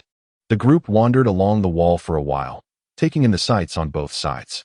In truth, the scenery was not particularly appealing. It comprised plains, forests, and wilderness, with not a single beast in sight. Yet, for children who had lived in cramped spaces of the slums for so long, the vast expanse of mountains, rivers, and sky presented an extraordinary beauty. Brother Su, do you reside here every day? Qin Heng asked. How many warriors are stationed here in total? Are they all warriors? Chapter 19. Heroes emerge from youth. 8 million dreams of young maidens upon hearing these words. Qin Heng and his companions fell into a contemplative silence. With 48 group armies and millions of soldiers, they were not exceptionally powerful warriors, yet they stood united in the defense of the base city. Last year, during a beast tide, 351 brave souls perished. This figure transcended mere numbers. It represented 351 vibrant lives, each with families and loved ones. The loss of each individual was an immense blow to their families. When we become formidable warriors, we shall charge into the wilderness and vanquish all the monsters. Su Kuang clenched his fists, his spirit ablaze with determination. Su Yue, upon hearing this, managed a rare smile on his serious countenance, stating, with such resolve, we are indeed comrades. Come, allow me to take you to enjoy a meal with our troops. The fare is splendid today. Excellent. Let us feast. The group exclaimed enthusiastically. Before long, they arrived at the cafeteria on the 2nd level of the border wall. The fortress's interior was expansive, with the 1st level sparsely built. Descending to the lower levels, they discovered a multitude of facilities. The 2nd level cafeteria, situated near the inner side of the fortress, featured windows that offered a direct view of the vast protective fields beyond, along with the distant outlines of the city. This place is immense, someone remarked. There are so many people. And what is that delightful aroma? I've never encountered such a fragrance before. It's utterly tantalizing. As they entered the military cafeteria for the first time, Qin Heng and his companions felt like country bumpkins in a grand city. At least several thousand individuals moved about, dining in the spacious environment, which felt surprisingly airy rather than crowded. Su Yue explained, the border wall is extensive, hence there are multiple dining areas. In our group army sector, there are 8 such cafeterias. How many grains of rice must be consumed in a day? Qin Yuan exclaimed, his eyes wide with astonishment. Qin Heng glanced at Su Kuang, surprised to find that beneath his often irritable demeanor lay a serious nature. Come, Let us proceed to the serving area. Siyue guided them towards the food counter. In the large cafeteria designated for the group army, there were over 100 serving windows. Upon reaching one, Qin Hang and his friends could hardly contain their awe. What a splendid feast! So many dishes. Through the glass, they beheld a plethora of culinary delights, and even distribution of meat and vegetables, alongside an abundance of fresh fruits. Siyue instructed, choose whatever you desire. Dining in the border area is governed by two principles. First, ensure you are satiated. Second, do not waste. Wait, we can choose anything? Can I have all meat? Absolutely. As long as you can consume it. Wow, the military benefits are extraordinary. Maybe I should enlist here. The group reveled in the generosity of the dining arrangement. Not far away, other students from the new district observed this scene and could not help but sneer, what a bunch of unsophisticated bumpkins. Qin Hang and his companions were unfazed. The meat before them was far too tempting to pay attention to anyone else. I want this giant chicken leg. And this piece of beef. And what is this? Whatever it is, I want it. Zhou Yin was at the forefront. His excitement at the meal akin to someone who hadn't eaten in months. The array of meats was truly a feast for the senses, leaving everyone grappling with indecision. Then, they were informed that any leftovers could be taken away. Great! Qin Hang exclaimed, happily piling his plate high with a steak larger than his hand. Seeing this, Su Kuang couldn't help but comment, you, a wealthy individual earning 120,000 a month, are here indulging in a meat feast? Qin Hang glanced at Su Kuang's overflowing plate and retorted, can you finish all that? Su Kuang turned away dismissively. What business is it of yours? Once seated, both of them burst into laughter. Although they anticipated a future of high salaries and comfortable lives, that was still a distant reality. This meal surpassed even the lavish banquet hosted by their coach the previous day, and they relished every bite. Midway through their feast, a commotion suddenly erupted at the entrance of the cafeteria, as if a notable figure had arrived. The noise grew louder. Xiaoyang is here. Is he really visiting the same border wall site as we are? Qin Hang mused. The guy was strikingly handsome. No wonder he was dubbed the dream of 8 million girls. Qin Hang and his companions were puzzled. What is going on? They turned their gaze toward the entrance and saw a remarkably handsome young man in martial arts attire being surrounded by admirers. Does anyone know him? Chen Yuan inquired. The residents of District 7 all shook their heads. It was Coach Yang who spoke up. His name is Xiaoyang. He created quite a stir this morning by measuring a punching power of 802 kilograms, just slightly ahead of Qin Hang. My teacher mentioned him as one of the most outstanding young talents from the Nansha-based city in recent years. He achieved this feat in under half a month of training. But now, with Qin Hang around, he can only be second. So, this was the one with the 802 kilograms. Qin Hang realized. Xiaoyang was indeed striking, with eyebrows that arched elegantly into his hairline, sharp features, and an expression tinged with melancholy, giving an almost surreal impression as if a comic book hero had stepped into reality. Even Qin Hang and his male friends couldn't help but steal a few more glances at him. As Qin Hang looked toward the entrance, someone close to Xiaoyang whispered something in his ear, gesturing toward Qin Hang's table. Then, Xiaoyang approached Qin Hang directly. You are Qin Hang, the prodigy who set a record with a power of 928 kilograms? He asked. Qin Hang set down his chopsticks and replied, I wouldn't call myself a prodigy. I am indeed Qin Hang. What do you want? Surrounded by fellow students, Xiaoyang was accompanied by both male and female peers.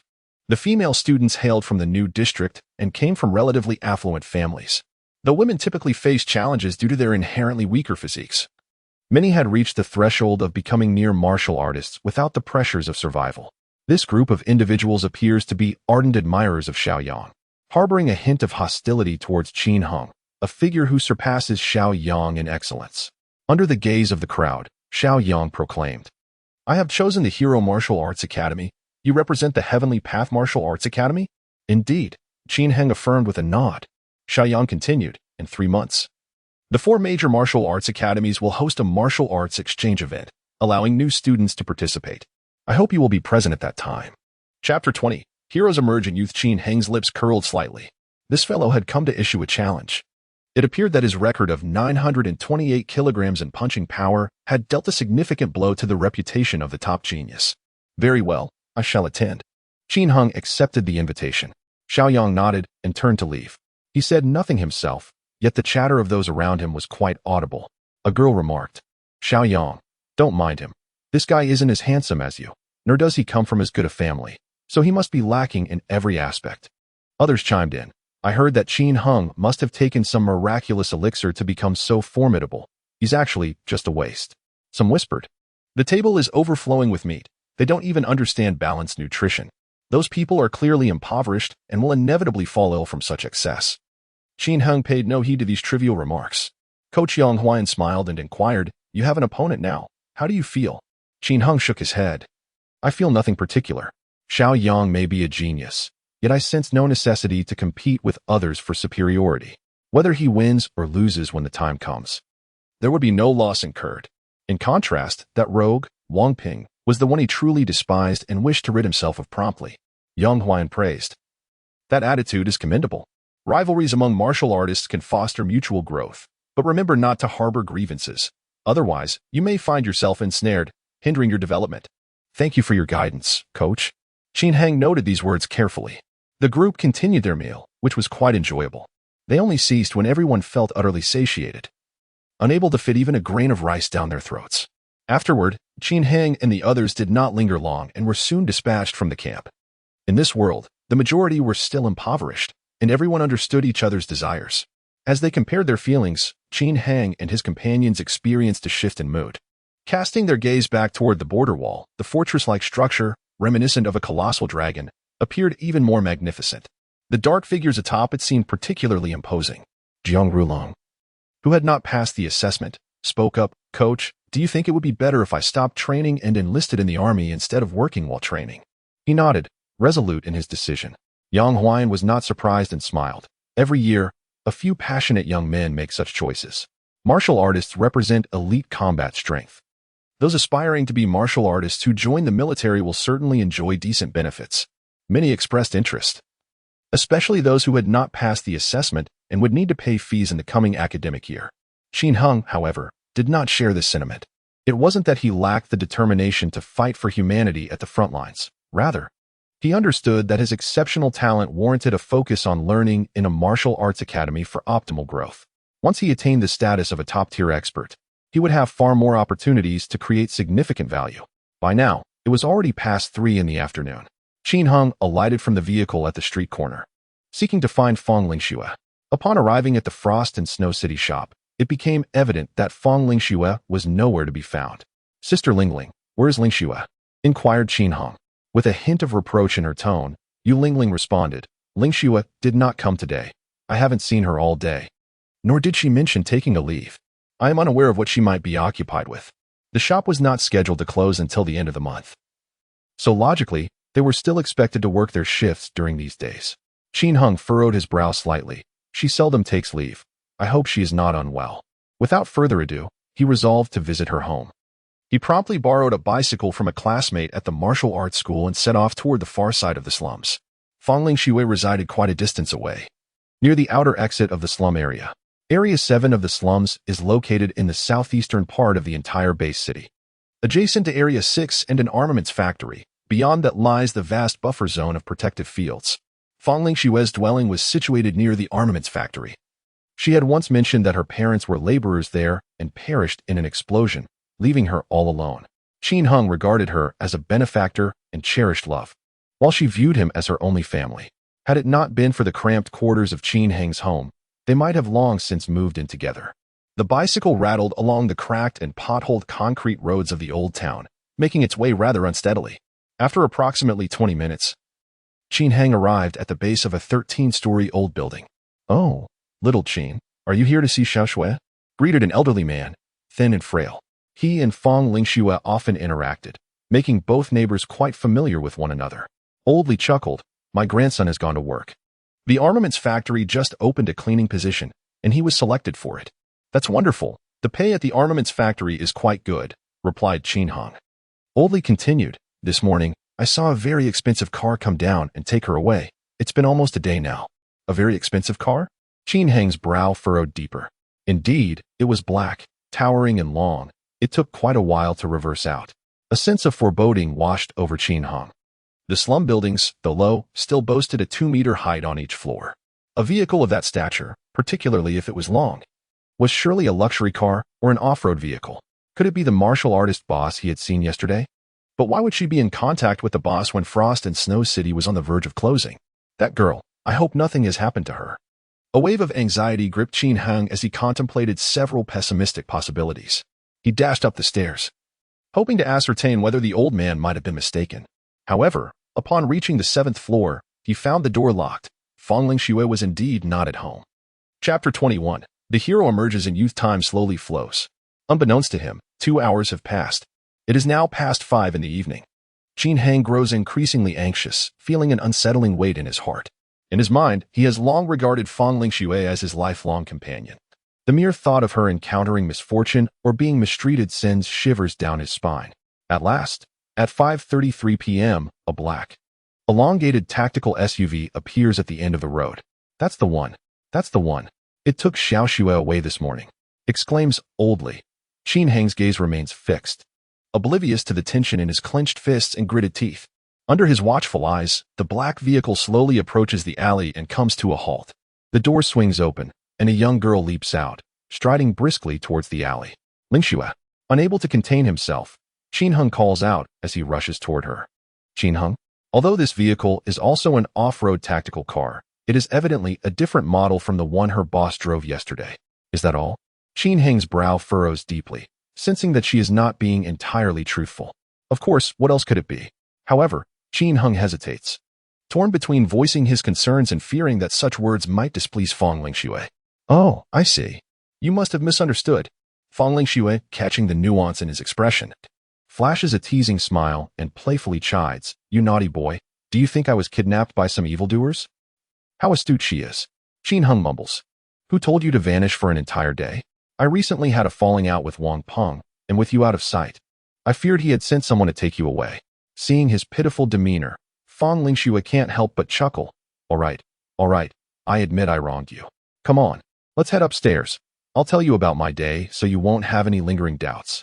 Okay, Qin Heng replies, feeling a bit more at ease. Yet, that vehicle still seems rather peculiar. He turns to glance back. The black SUV struggles to make a U-turn at the alley's entrance, and after completing the maneuver, it drives away without ever rolling down a window or exchanging pleasantries with Fang Lingxue. Together, Qin Heng and Fang Lingxue ascend the stairs. She tosses her keys onto the table, removing her shoes while muttering, "After a whole day of shopping, my feet are killing me. I should have just asked Uncle Yi for money instead of being so coy." Qin Heng inquires, "What do you mean?" Fang Lingxue explains. Uncle Yi noticed I wasn't doing too well and offered to take me to live with him. I felt it was inappropriate, so I told him he could just treat me to a meal instead. But he insisted, saying the new Era Hotel in the new district is the best, and without further ado, he whisked me away to the city. Today, I indulged in a lavish lunch that cost over 4,000 yuan. Following the meal, I was taken on a shopping excursion, where my companion seemed eager to purchase everything I laid my eyes upon. Feeling a sense of embarrassment, I found myself continually declining, which eventually led to a hint of frustration on his part. Ah, so this Uncle Yi is quite the generous elder, Qin Heng remarked. But why did he leave without a word just now? Ah, I see, he continued. The great martial master.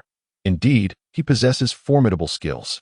In the Nansha Bay City, the most powerful tier of warriors is the Grand Master, followed by the Master, and then the Great Martial Master.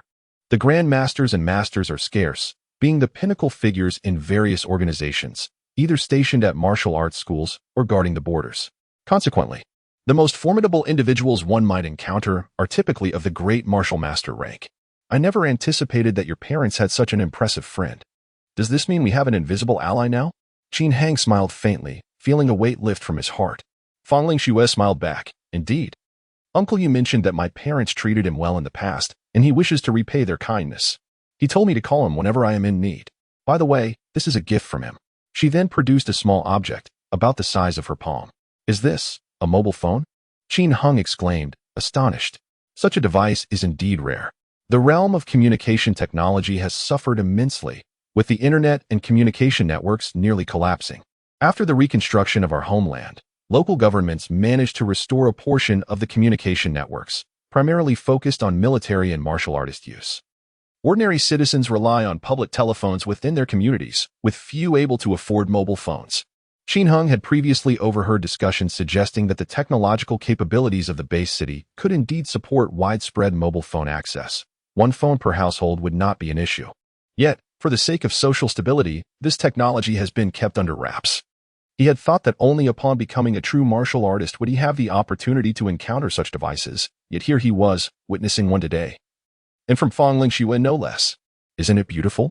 Fong Lingxue beamed, showcasing her newfound treasure.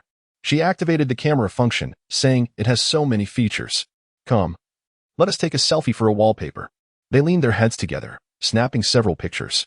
Unfortunately, the dim lighting of the evening rendered the results less than ideal. Afterward, Fong Lingxue expressed her dissatisfaction, saying, "Let's wait for daytime to take another. It's too dark to see clearly." Seeing that she was well, Qin Heng felt reassured. Remembering that his parents awaited him at home, he proposed, "Shall we go?" Fong Lingxue readily agreed. "Yes, it's been a while since I visited Uncle and Andy." With that, Qin Heng took her hand, and they descended the stairs together. Chapter 22. The hero emerges from youth. We are all family. Qin Heng rode his bicycle. With Fong Lingxue perched on the rear seat, her arms wrapped around his waist, her head gently resting against his back. The wind tousled the girl's lustrous black hair, creating a picturesque scene. Along the way, Fong Lingxue inquired about Qin Heng's assessment. "Qin Heng, I was so engrossed in my own matters earlier that I forgot to ask, how did your evaluation go today?" At the mention of this, Qin Heng felt a swell of pride. "Of course it went smoothly. Your boyfriend is quite formidable, having shattered the historical record for the base city." "Really? Is that true?"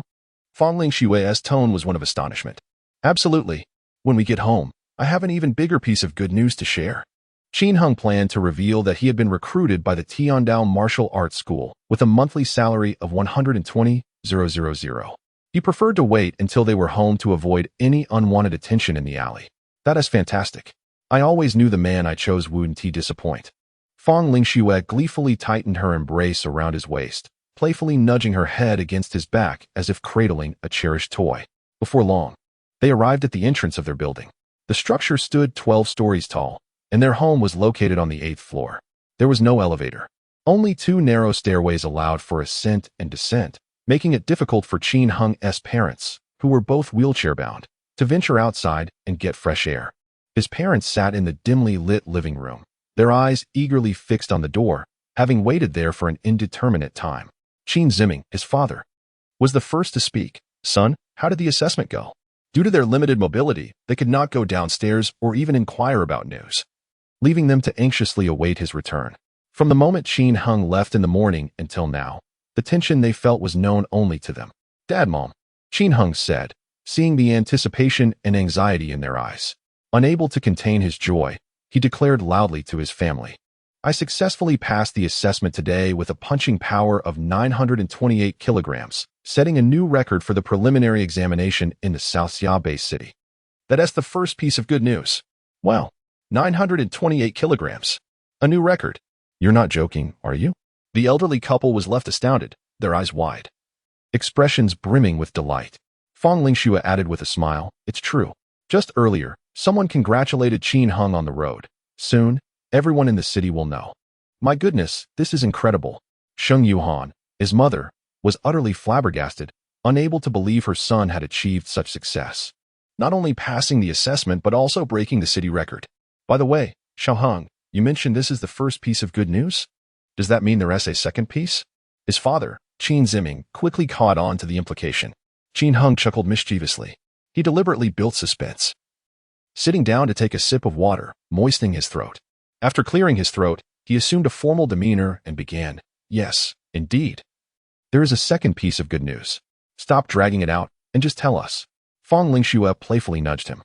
His parents were equally intrigued, their eyes fixed intently on him, ears perked up, eagerly awaiting the revelation.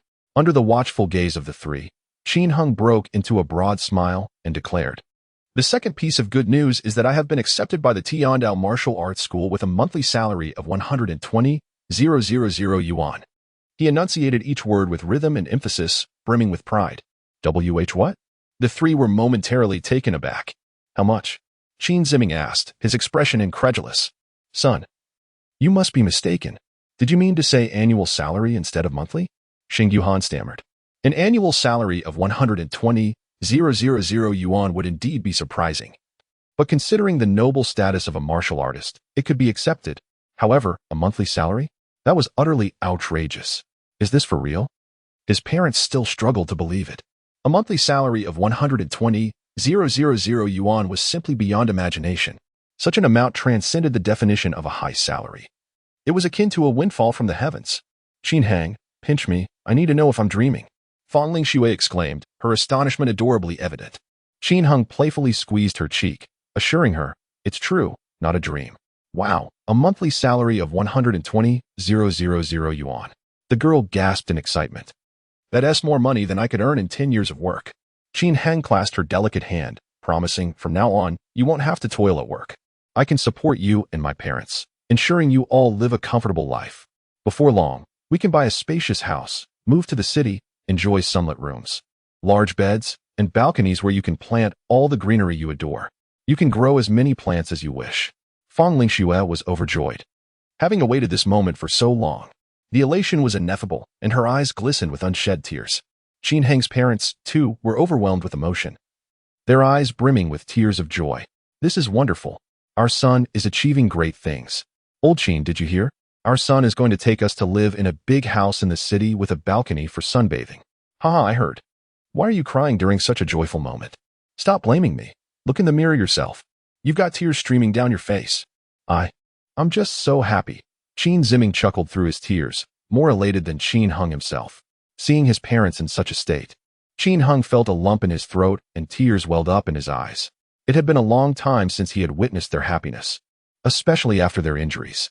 For the past 4 years, they had been confined to this small 8-square-meter living room, deprived of sunlight, breeze, and even the sky, which was merely a sliver visible through the window.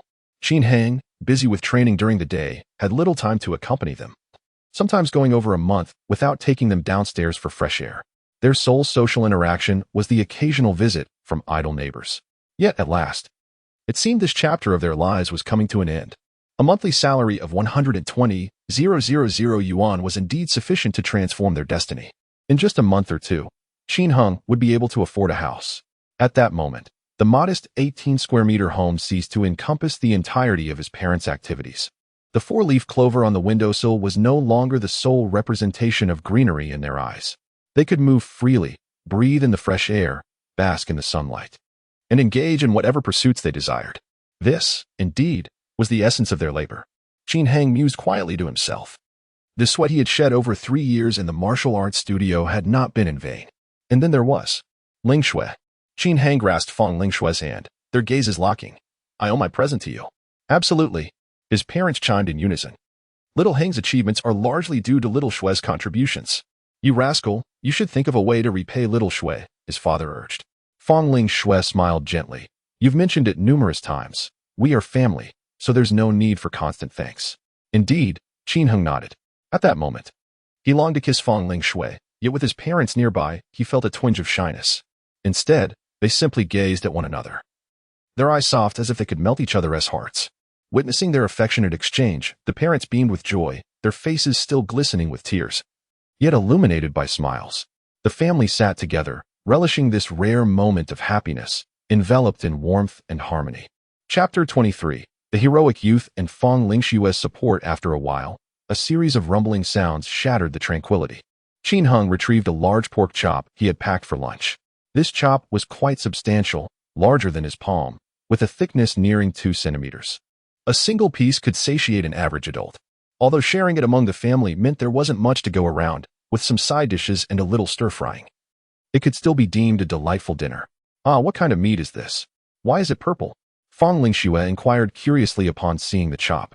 Monster meat? I haven't tasted that before. Is it really as impressive as they say?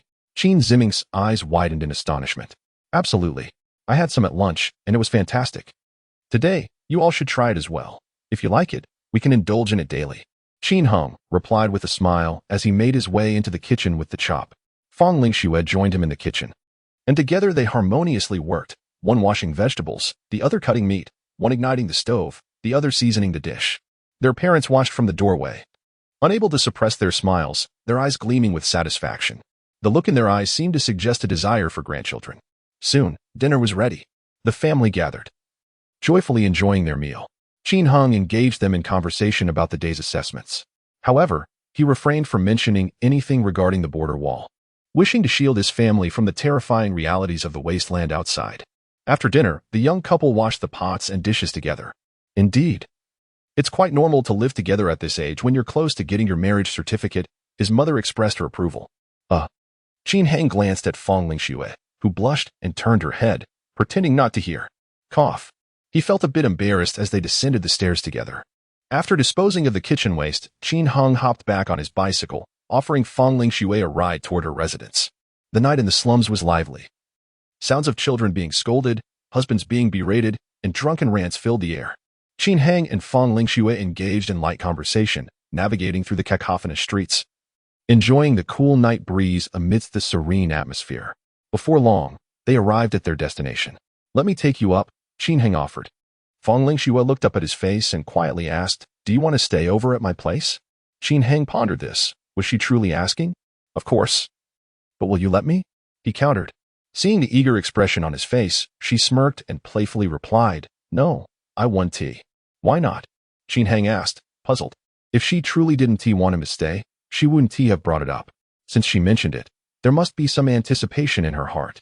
This refusal seemed more like a playful tactic to entice him. With a mischievous grin, Fong Lingxue gently tapped his forehead and said, because you've just begun practicing the innate fetal breathing technique. I asked Uncle Yi, and he mentioned that the first week of practice yields the best results. Your priority now should be to seize this opportunity to enhance yourself, rather than indulge in other thoughts. As for me, I want to run away. I'll eventually be yours. Qin Heng contemplated numerous reasons, yet he never anticipated this one. A brief moment won't hinder my cultivation, he muttered. Fong Lingxue blinked. Is that all you can manage? Upon hearing her words, Qin Heng felt a surge of provocation. He was eager to prove himself. In a swift motion, he rose on his toes, planted a quick kiss on Qin Heng's lips, and then turned to flee. The lingering fragrance enveloped his senses, and the image of the girl darting away with light steps was etched in his mind. Qin Heng smirked, teasing me on purpose, how cruel. Nevertheless, he resolved to prioritize his training.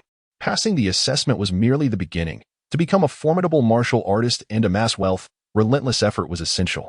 Upstairs, Fong Lingxue watched his figure recede from the window until he vanished from sight, a contented smile gracing her lips. Suddenly, a vibration interrupted her thoughts. Her phone rang. Upon glancing at the screen, she read a message. Uncle Yi, Qin Heng is absent from the current elite list of the Tiandao Martial Arts School. There are rumors of him taking divine medicine, and these rumors are rapidly spreading, with many believing them to be true. Fong Lingxue frowned. What is going on? Given Qin Heng's background, how could he possibly be linked to divine medicine? It was yet another scheme by Wang Peng. Her fingers tightened, teeth clenched in frustration.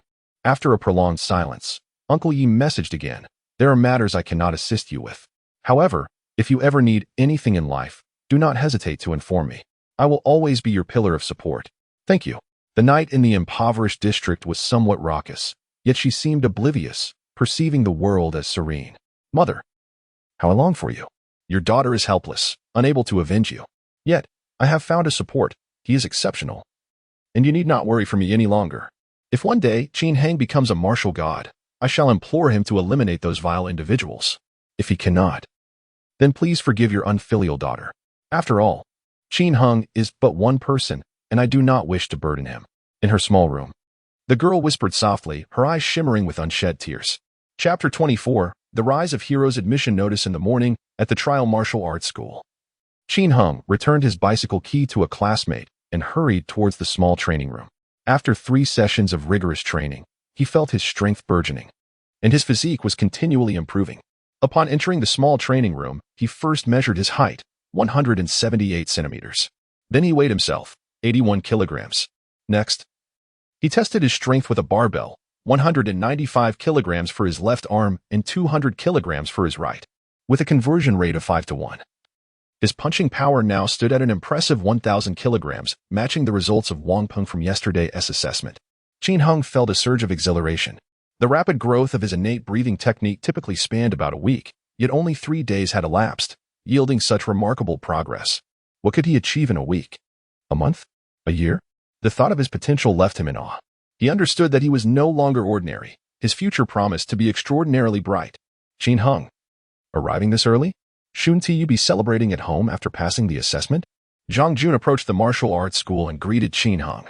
Qin Heng replied, "Celebration is one thing, but training cannot be neglected. How did your parents react? Are you continuing your training after not passing the assessment or pursuing something else?" Zhang Jun had also participated in the assessment yesterday, but his punching power was only 486 kilograms, which did not qualify him. Qin Heng nodded slightly. The military isn't a bad option. Maintaining training while serving at the borders will surely lead you to success. Zhang Jun chuckled, "I can't compare to you. But my parents are quite satisfied. I'll go speak with the coach and leave this afternoon. Best of luck." "Indeed, you too." After exchanging a few words, Zhang Jun went to meet the coach, and Qin Heng resumed his training. Before long, other students arrived at the martial arts school. "Brother Qin Heng, congratulations. Brother Qin Heng, you are truly impressive. Even after passing the assessment, you're still training so hard. No wonder you were considered the top genius in the city." Many students came to congratulate him, expressing admiration as they observed Qin Heng training vigorously, drenched in sweat. However, whispers circulated among some. "Have you seen the newspaper? I heard Brother Qin Heng took some miraculous elixir to achieve such rapid progress." Several media outlets have expressed skepticism regarding his record-breaking performance. If he were truly a genius, the television would have reported on it immediately. The lack of coverage suggests the rumors might hold some truth upon hearing this. Qin Heng felt a twinge of discomfort, but concealed it well. Nearby, Su Kuang scoffed. What else could it be? It's undoubtedly Wang Ping bribing people to create a false narrative to tarnish Qin Heng's reputation. "Did I?" Su Kuang contested. "You did." Chen Yuan insisted. "Pretty boy." "I'm not fond of him either," Su Kuang grimaced, then continued, "but his strength is undeniably formidable. I genuinely respect that." Qin Heng smiled at this. "If all goes well, the three of us should be accepted into the Tiandao Martial Arts School. The three prodigies of the preliminary assessment will look out for each other in the future." Su Kuang, though often harsh with his words, possesses a fundamentally good nature, far superior to that of the petty Wang Peng. Chen Yuan exclaimed joyfully, "That's wonderful. You must lend us your support then. O great millionaire with a monthly salary of 120,000. Su Kuang nodded with a certain seriousness. "I have heard that the internal competition among the students at the Martial Arts Academy is quite intense. We should unite to fend off any potential bullies." Indeed. Besides the three of them, Guo Yisen, who also passed the preliminary examination, had enrolled in the Tiandao Martial Arts Academy, though it remained uncertain whether he would be selected. As they chatted and trained, they were unaware that time had flown by, and it was already 10 a.m. Just then, a voice echoed from outside, "Senior Qin Heng. Great news. Your admission notice has arrived." "The notice? So soon?" Qin Heng promptly halted his training, turning his gaze toward the doorway. A young student beamed with delight. "Someone from the Tiandao Martial Arts Academy is here, claiming to deliver the very first admission notice in the city directly to you. It's currently in the coach's office. The significance of being the first in the city. What a grand gesture." Su Kuang furrowed his brow at this. On one hand, they refused to publicly celebrate the record-breaking achievements, and on the other, they used the first admission notice to entice students. What game are these higher-ups playing? The first admission notice carries profound implications. Approximately 10,000 students passed the examination, and the government would swiftly investigate their family backgrounds to issue the notices. From the conclusion of the examination, the notices would typically reach the students within around 72 hours. The very first notice is emblematic, destined to be issued ahead of others as a symbol of distinction. The recipient of this first notice would undoubtedly be among the finest students of the year, receiving significant attention within the academy, with updates about their progress frequently reported to the public. For instance, last year's Han Liang appeared in the news multiple times, with reports highlighting the rapid advancements of the new student and their impressive testing results. However, the simultaneous emergence of such recognition alongside rampant rumors of miraculous substances creates a peculiar situation. The public would be left bewildered. Is Qin Heng a prodigy or a failure? Has he consumed any miraculous elixirs? Will he truly become a formidable warrior? This dichotomy will persist until Qin Heng fully establishes himself as a martial artist. Nonetheless, Qin Heng remained largely unconcerned. Others' opinions were their own. They would not diminish his worth. Moreover, given his current capabilities, he believed it wouldn't be long before he could attempt the preliminary martial artist assessment. At that point, he would genuinely be a martial artist, and the rumors would collapse under their own weight. "I shall go see the office," he declared, pausing his training and making his way to Coach Yang's office. Su Kuang and Chen Yuan intrigued by the notice's appearance, followed closely behind him. Shortly thereafter, the three arrived at the office door. "Coach Yang, I have arrived." Qin Heng knocked gently. The door was ajar, revealing Coach Yang Huayan seated with a bearded middle-aged man, both enjoying a cup of tea. The man with the bushy beard was none other than the head of the Tiandao Martial Arts School, who had laid out conditions for Qin Heng just yesterday. "Please come in," Coach Yang beckoned him. Qin Heng stepped inside. Coach Yang introduced him to the bearded man, saying, "Brother Zhang, this is Qin Heng, whom you met yesterday. The young lad has just turned 18 this year and has only begun practicing the innate fetal breathing technique for a short time. His future is boundless. You must nurture him diligently." Zhong Wanshan nodded with enthusiasm. "As long as he hasn't been developed by the divine medicine, we shall spare no effort in cultivating him as a potential martial deity." Chapter 25. The emergence of heroes Yang Huayan, then introduced to Qin Heng and the other two. This is the esteemed Grandmaster Zhong Wanshan, a senior martial arts instructor at the Tiandao Martial Arts Academy. You may refer to him as Teacher Zhong. Teacher Zhong. The three responded in unison. Zhong Wanshan regarded them with evident satisfaction. His gaze settled on Qin Heng as he inquired, "Qin Heng, do you have anything to say regarding the divine elixir?" Qin Heng replied decisively, "One who is upright has no fear of shadows." "Excellent." Zhong Wanshan expressed his approval. As martial artists, do not shy away from doubt and slander. With sufficient strength, all voices will eventually transform into praise, much like our great Valkyrie. The mention of the Valkyrie sent Qin Heng into a reverie.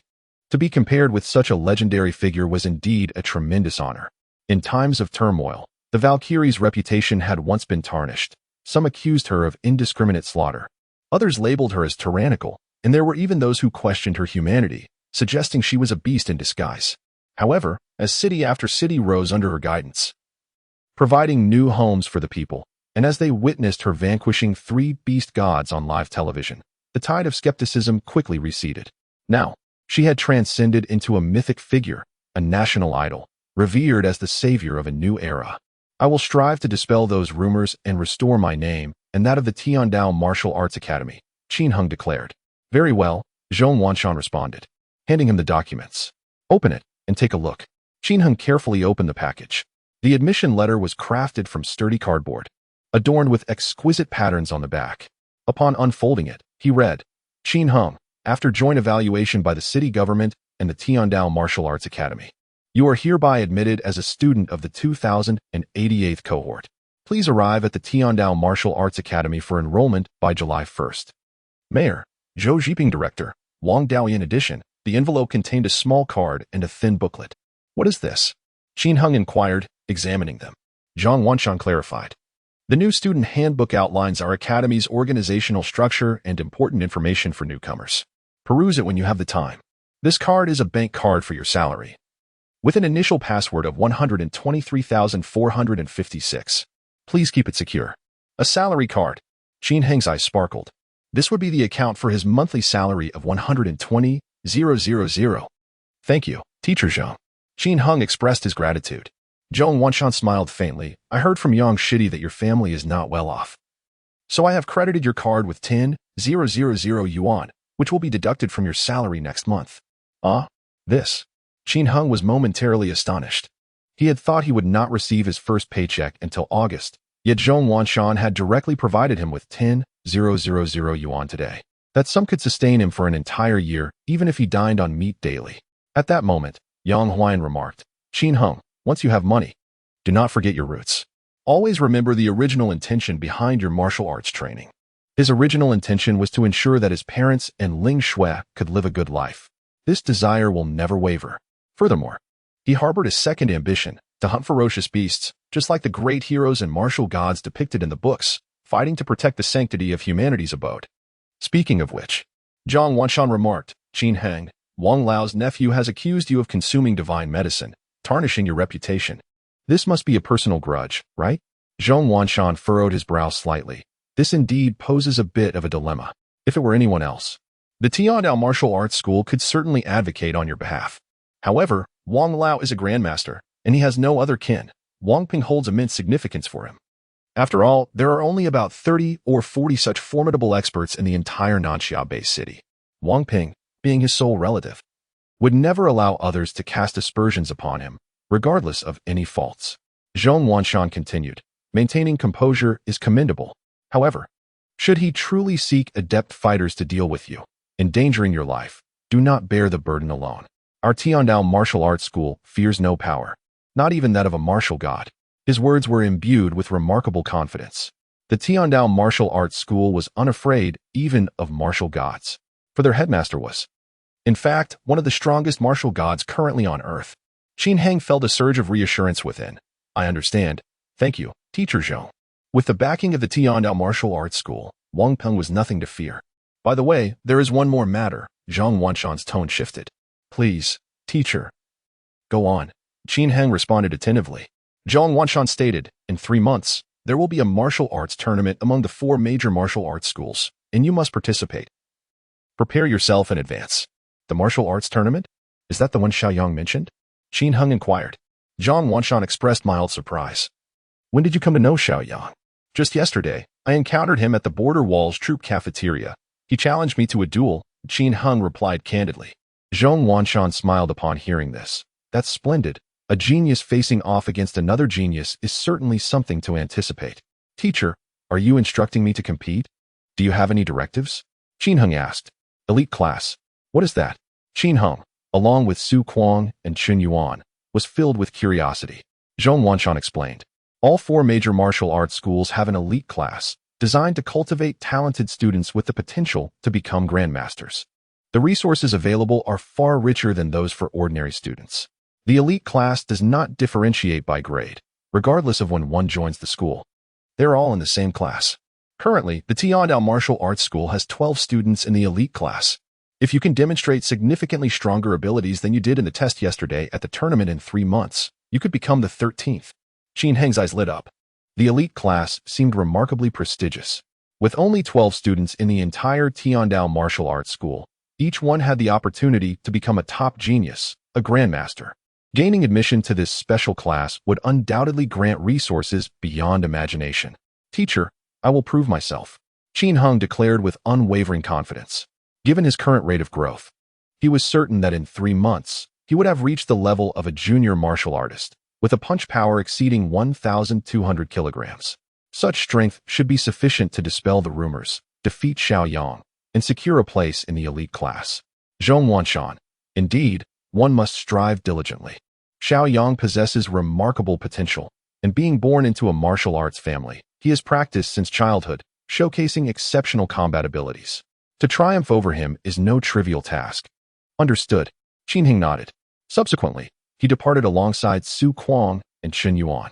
Zhong Wanshan observed their retreating figures, a satisfied smile gracing his lips. Yet, after a brief moment, he suddenly sighed. Coach Yang inquired, Brother Zhong, why the sigh? Zhong Wanshan, I hold a certain fondness for Qin Heng. However, at such a young age, he has already embroiled himself in enmity with a grandmaster like Wang Jianming. The road ahead may be fraught with challenges. Yang Huan, unfazed, chuckled, a gem will always shine. True talent cannot be obscured.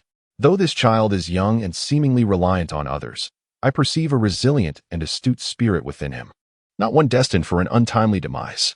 Zhong Wanshan, oh, that's reassuring. Wait, reliant on others?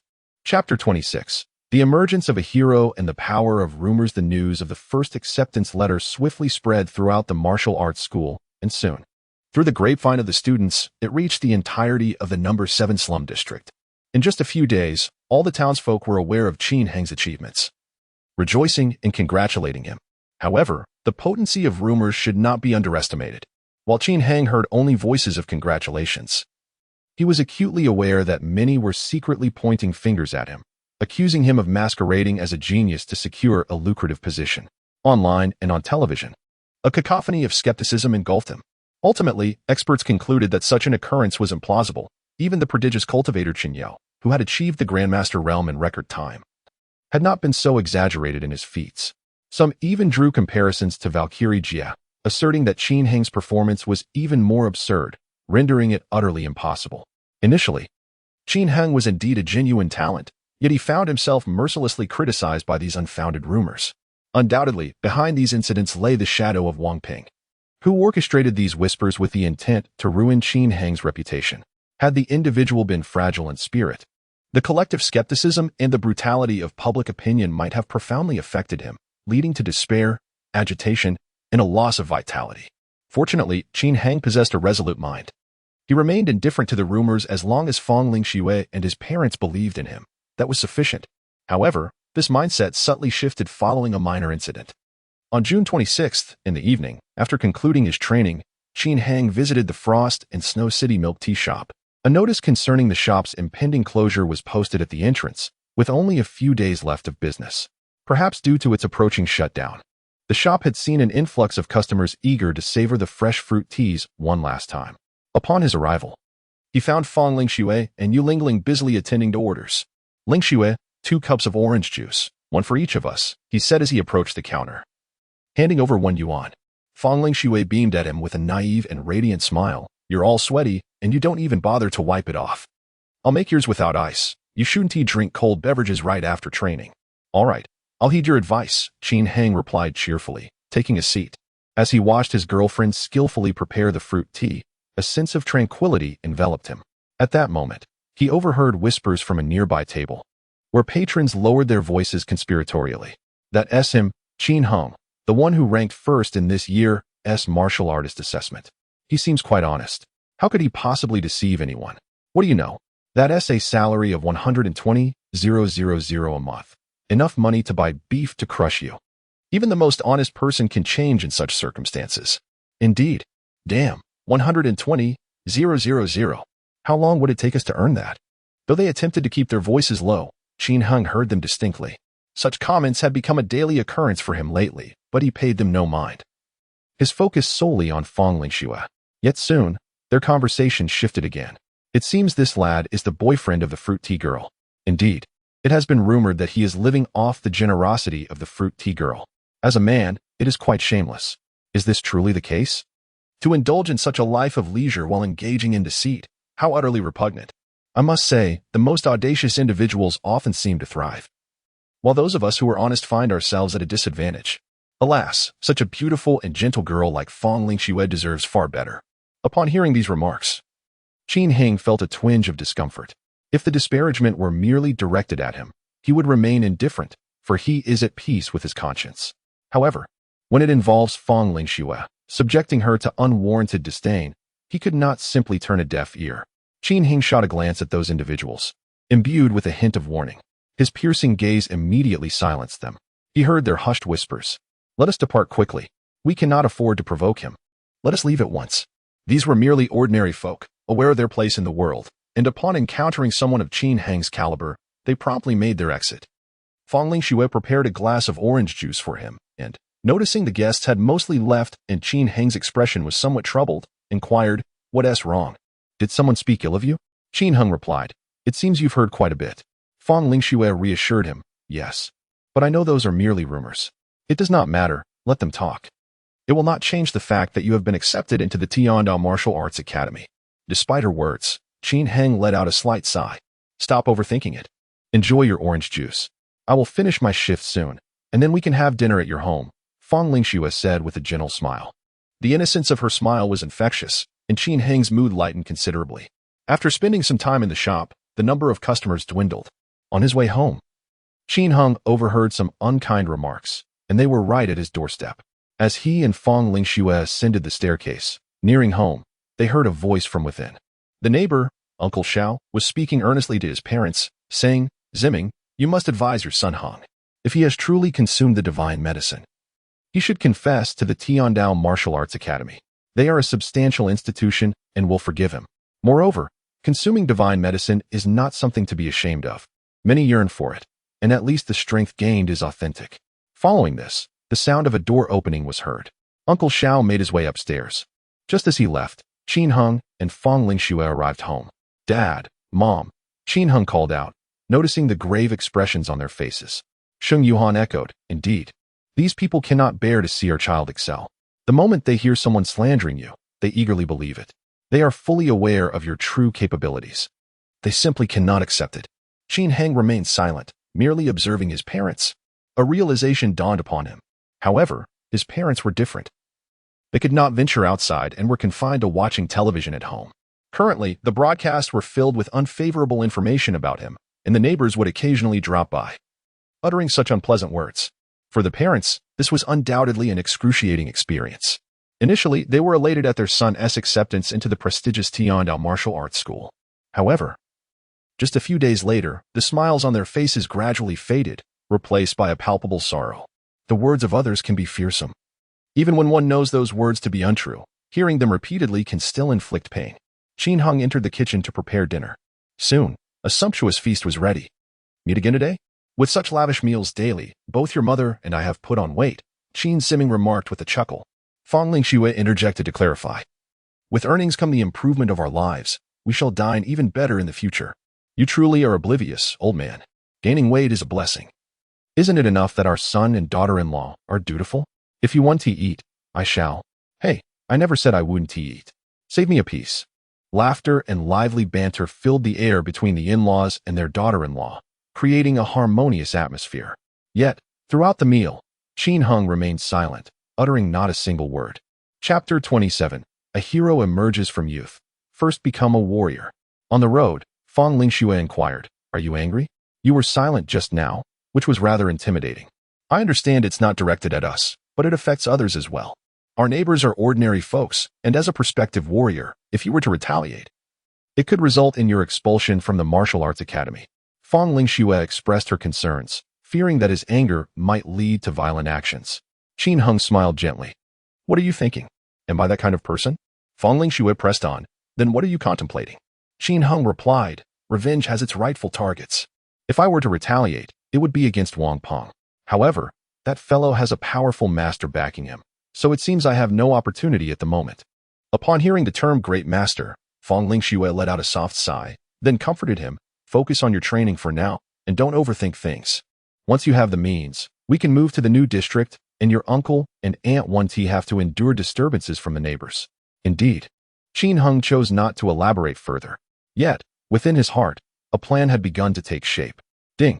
The call connected, revealing Zhong Wanshan's name and likeness on the screen. The connection was established swiftly. Teacher Zhong, I wish to inquire about something, Qin Heng began. What is it? Speak. Came Zhong Wanshan's languid voice, accompanied by the sounds of revelry in the background, as if he were engaged in a drinking session with others. Qin Heng addressed the matter directly. My punching power has now exceeded 1,000 kilograms. Am I eligible to apply for registration as a warrior? What? 1,000 kilograms. The sound of glass shattering echoed from Zhong Wanshan's end, as if he had crushed a wine glass in disbelief. His tone was incredulous. You must be joking. Just a few days ago, you tested at 928 kilograms. Has it really only been a few days? Qin Heng affirmed confidently, I assure you. I am not exaggerating in the least. Today marked the 7th day of his training in the innate fetal breathing technique. Over these 7 days, each morning upon concluding his practice, he had felt a significant enhancement in his physique. Even his height had noticeably increased. Now, he stood a full 10 centimeters taller than just a week ago. Though he had yet to measure his strength, surpassing 1,000 kilograms in punching power was a certainty. And by no small margin. After a brief silence, Zhong Wanshan murmured, You've just passed the assessment for prospective warriors, and now you wish to register as a warrior? Isn't that a bit excessive? Teacher Zhong, Qin Heng countered, I have researched the requirements. The formal warrior assessments occur monthly, precisely at the end of the month. If I register now, I will still make it in time. This decision was reached after considerable reflection, aimed at legitimizing his identity as a formal warrior. The martial arts competition would not take place for another 3 months, which felt like an eternity. While he could bear it, he was troubled by the daily whispers concerning his parents and Lingxue. It is well known that the effects of divine medicine are singular. Once a peak is reached, there is no second chance for enhancement, and one cannot continue to grow throughout their lifetime. Just a few days ago, his assessment had been 928 kilograms, and rumors had circulated that he had consumed divine medicine. Now he is set to participate in the formal assessment for warriors.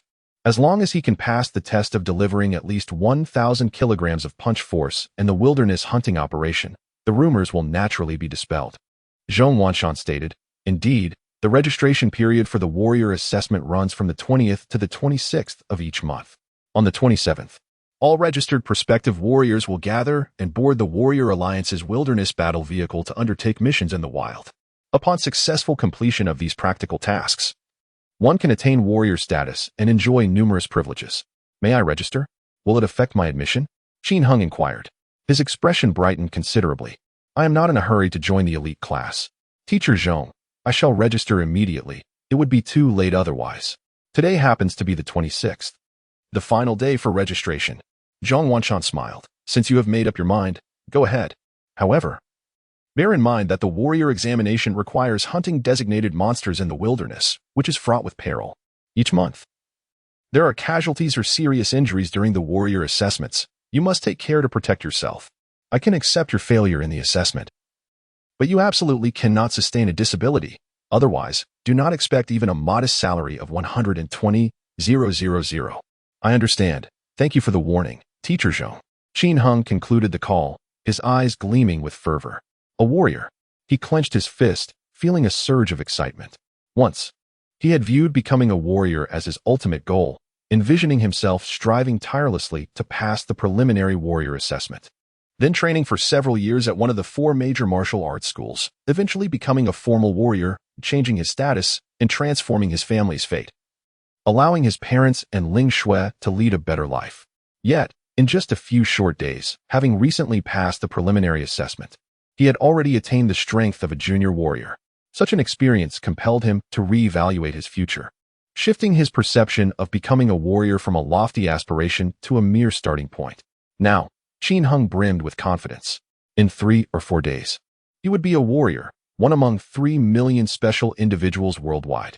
His parents and Ling Shui would also become warrior family members, protected under the Warrior Rights Protection Law. This endeavor must succeed. Failure is not an option. Qin Heng looked up the phone number for the Warrior Assessment Registration Office. 2 minutes later, he dialed again. Hello. I wish to register for the Junior Warrior Certification Assessment. My name is Qin Heng, 18 years old, male, ID number 1084032088090811079. Yes, that's me. I just passed the preliminary warrior assessment a few days ago. The person at the registration office appeared quite surprised upon hearing his name, prompting them to inquire further. Student Qin Heng, are you certain you possess the strength of a junior warrior? Qin Heng replied firmly, I am absolutely certain. Please register me for this month's assessment. Understood. I will ensure your registration. Qin Heng ended the call. Chapter 28. The emergence of young heroes. What a coincidence. At 9 a.m. tomorrow, the pace is indeed swift. Time does not permit procrastination. After 6 previous sessions of training, he has gained a profound understanding of his own condition. Qin Heng realizes that the primary reason for his rapid advancement lies in the peculiarities of his meridians. Recently, he has perused numerous materials and can ascertain that the vast majority of martial artists possess obstructed meridians, which require arduous training and cultivation to gradually open. By the time the meridians are entirely unblocked, one is typically on the verge of becoming a martial master. Individuals like him, who initially clear all their meridians, are rare in the world. Such individuals are referred to as prodigies of martial arts. One may find one among 1,000 warriors, with an estimated total of over 3,000 globally. This year, another aspiring martial prodigy, Xiao Yang from the Nansha-based city, appears to be in a similar situation. However, Qin Heng feels that he may be somewhat distinct from those martial geniuses. Even among documented martial talents, none have exhibited a cultivation speed comparable to his. During the rapid growth of the first week, achieving a punching force of 750 kilograms is already commendable. Those exceeding 800 are considered freaks and are prioritized for training in major martial arts academies. Yet he has surpassed a punching force of 1,000 kilograms. The bright moon hangs high, illuminating the martial arts bridge with a radiant glow, scattering invisible strands of energy. Qin Heng's body quietly absorbs these energies, each heartbeat resonating with greater strength than the last. Unbeknownst to him, the night has slipped away. Qin Heng opens his eyes. The time reads 6:30 a.m. Having not measured his punching force for several days, he plans to visit the Martial Artist Alliance today to ascertain his progress over the past week. Rising to his feet, he feels his bones crackle, a sensation of robust power surging through him, as if he could effortlessly shatter walls. Looking down, he notices his trousers seem to have shrunk, the hems creeping further from his ankles, transforming into cropped pants, the waistband feeling snug. I truly look like a country bumpkin. Qin Heng chuckles at his appearance. After preparing breakfast, he informs his parents, Mom, Dad, I will be going out for a few days, around 3 or 4. Please take care of yourselves at home.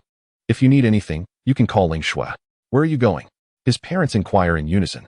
The wilderness practical exam is somewhat perilous. He fears worrying his parents and prefers not to be forthright. I see. Then go ahead. Don't worry about home, they reply. All right. His parents have always refrained from probing too deeply into matters regarding the Martial Academy, instead encouraging him to strive for progress. After breakfast, Qin Heng sets out. This time, he opts not to visit the training academy, but takes a taxi directly to the headquarters of the Martial Artist Alliance. The Martial Artist Alliance is a global organization that all martial artists aspire to join. Its existence is akin to that of a government, designed to lead and serve the populace, albeit specifically targeting martial practitioners. The headquarters is situated in the city center, and the taxi ride takes nearly 2 hours. By the time Qin Heng arrives, it is already 8:50 a.m. He had initially expected a large turnout for the monthly Junior Warrior assessment, but upon arrival, he was surprised to find the atmosphere rather subdued. The headquarters of the Warrior Alliance was an impressive 8-story white edifice, resembling a shield from the sky and a broadsword plunged into the earth when viewed from the front. Outside the headquarters, a plaza accommodated a few vehicles. Yet it was not congested. Qin Heng noticed several young individuals, grouped in 3s and 4s, making their way inside. He followed the crowd and, guided by the signage, arrived at the waiting hall for the Junior Warrior Certification Assessment. Inside the hall, fewer than 200 individuals awaited their turn, rendering the space somewhat sparse. Just as Qin Heng settled into a seat, someone greeted him. Young brother, are you here to participate in the assessment as well? Which organization do you hail from?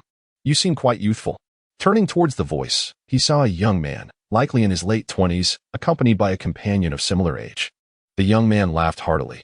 So, you are a prodigious student from a martial arts academy. No wonder you appear so young. My name is Huang Jianxing, and I am from the MS Group. This is my companion, Jin Wenxin.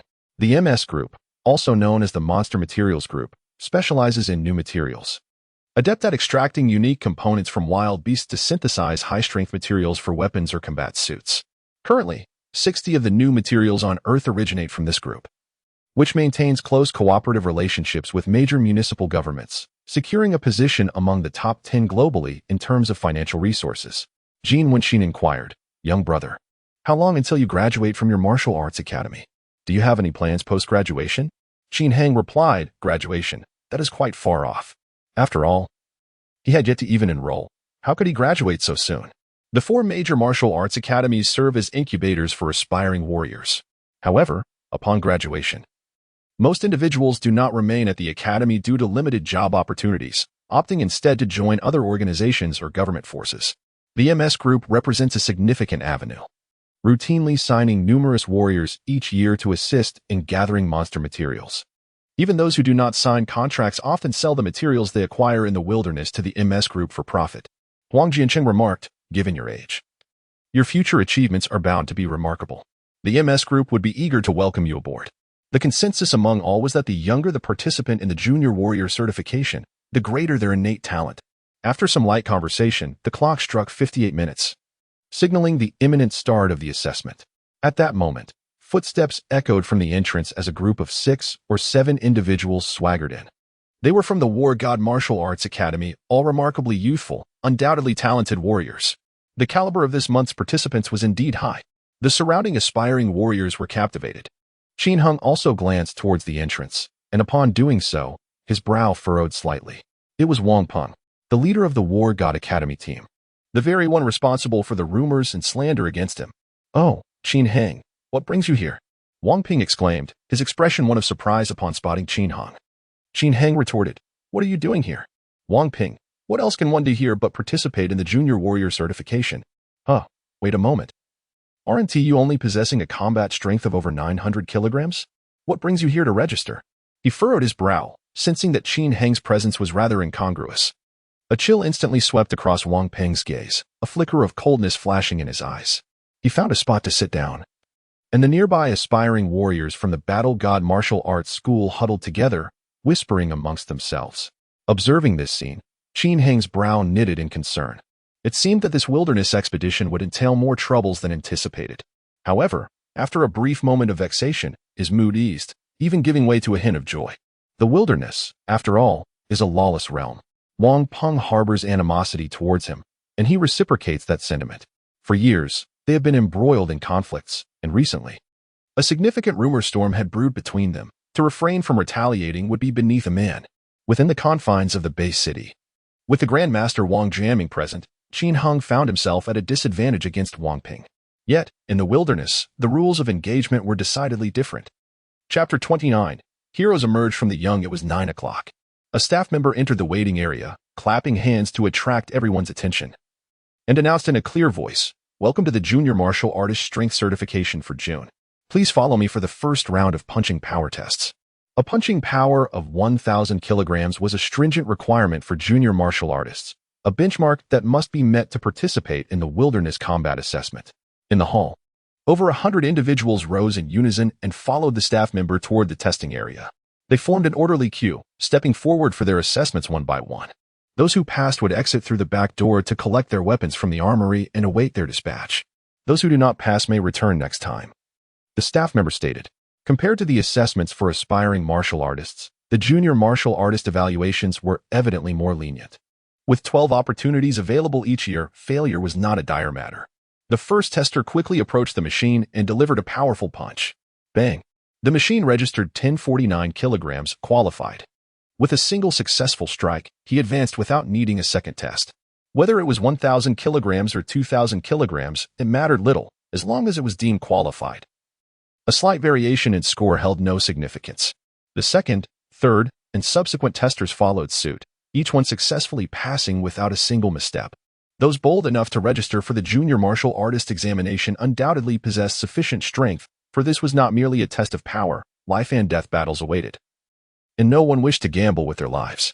Before long, it was Wang Ping and Appo's turn. He stepped forward and unleashed a punch, achieving a result of 1,031 kilograms, slightly improved from a few days prior, though not significantly. Immediately following him, his companion approached the testing machine. A muffled thud resonated, and the machine displayed a striking red number, 1,398 kilograms. "Incredible!" gasped those around him in astonishment. Qin Heng's companion, Huang Jiancheng, murmured, "This person is extraordinary. Nearly reaching 1,400 kilograms before taking the exam. What has he been doing all this time?" Jin Wenxin replied, "He is a student from the War God Martial Arts School. He has likely been training rigorously." A voice emerged from behind Qin Heng. "Indeed, this individual is named Qian Feilong, a member of the elite class at War God Martial Arts School. He only passed the aspiring martial artist assessment last year and possesses remarkable talent. Do you know him?" Qin Heng inquired. The young man smiled. "In a way, yes. We live in the same neighborhood. He was accepted into War God Martial Arts School, while I was admitted to the Way of Heaven Martial Arts School. Of course, my talent pales in comparison. I've been enrolled for 3 years and have only just managed to reach 1,000 kilograms. You are from the Way of Heaven Martial Arts School?" Qin Heng exclaimed in surprise. "Yes, several of us are." The young man indicated his companions behind Qin Heng. Qin Heng chuckled. "Indeed, but I have yet to enroll." "Yet to enroll?" The statement left several members of the Way of Heaven Martial Arts School dumbfounded. To attend the Junior Martial Artist Assessment without enrollment was quite extraordinary. Even for repeat candidates, it was remarkable. The young man's eyes sparkled with an idea, and he proposed, "Since we are both from the same martial school, how about we stick together during the assessment?" "Sounds good," Qin Heng readily agreed. With numerous companions comes ample support. Wang Ping undoubtedly harbors intentions of violence towards him. In the wilderness, murder is devoid of legal consequences, and when one is isolated, the risk of peril escalates, particularly with a formidable adversary like Qian Feilong on the opposing team. However, with the presence of fellow students from the Tiandao Martial Arts School, the opponent must at least exercise greater caution before taking action. If managed astutely, perhaps he could leverage the assistance of these comrades to execute a significant endeavor. "I am Zhao Dongxing.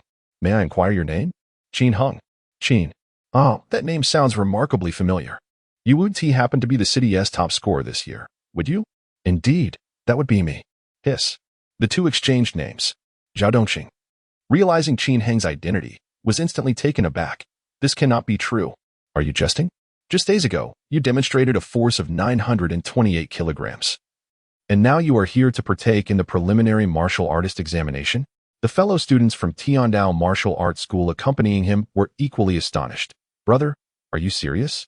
The wilderness is perilous, and one cannot afford to act recklessly without sufficient strength." Qin Heng felt helpless. He too wished to remain inconspicuous and avoid drawing attention. Yet, one cannot forge friendships under false pretenses, particularly during a martial artist assessment that impacts future residency matters. When he disclosed his true identity, the astonishment of others was beyond his control. Huang Jianqing, who was ahead, also reacted to Qin Heng's name with surprise. Young brother, so you are Qin Heng. Everyone is saying that you must have consumed some divine elixir to attain such prowess. Is that true? Jin Wenxin exclaimed. Goodness gracious, have we encountered a celebrity? Qin Heng, let us join forces. We shall team up with you.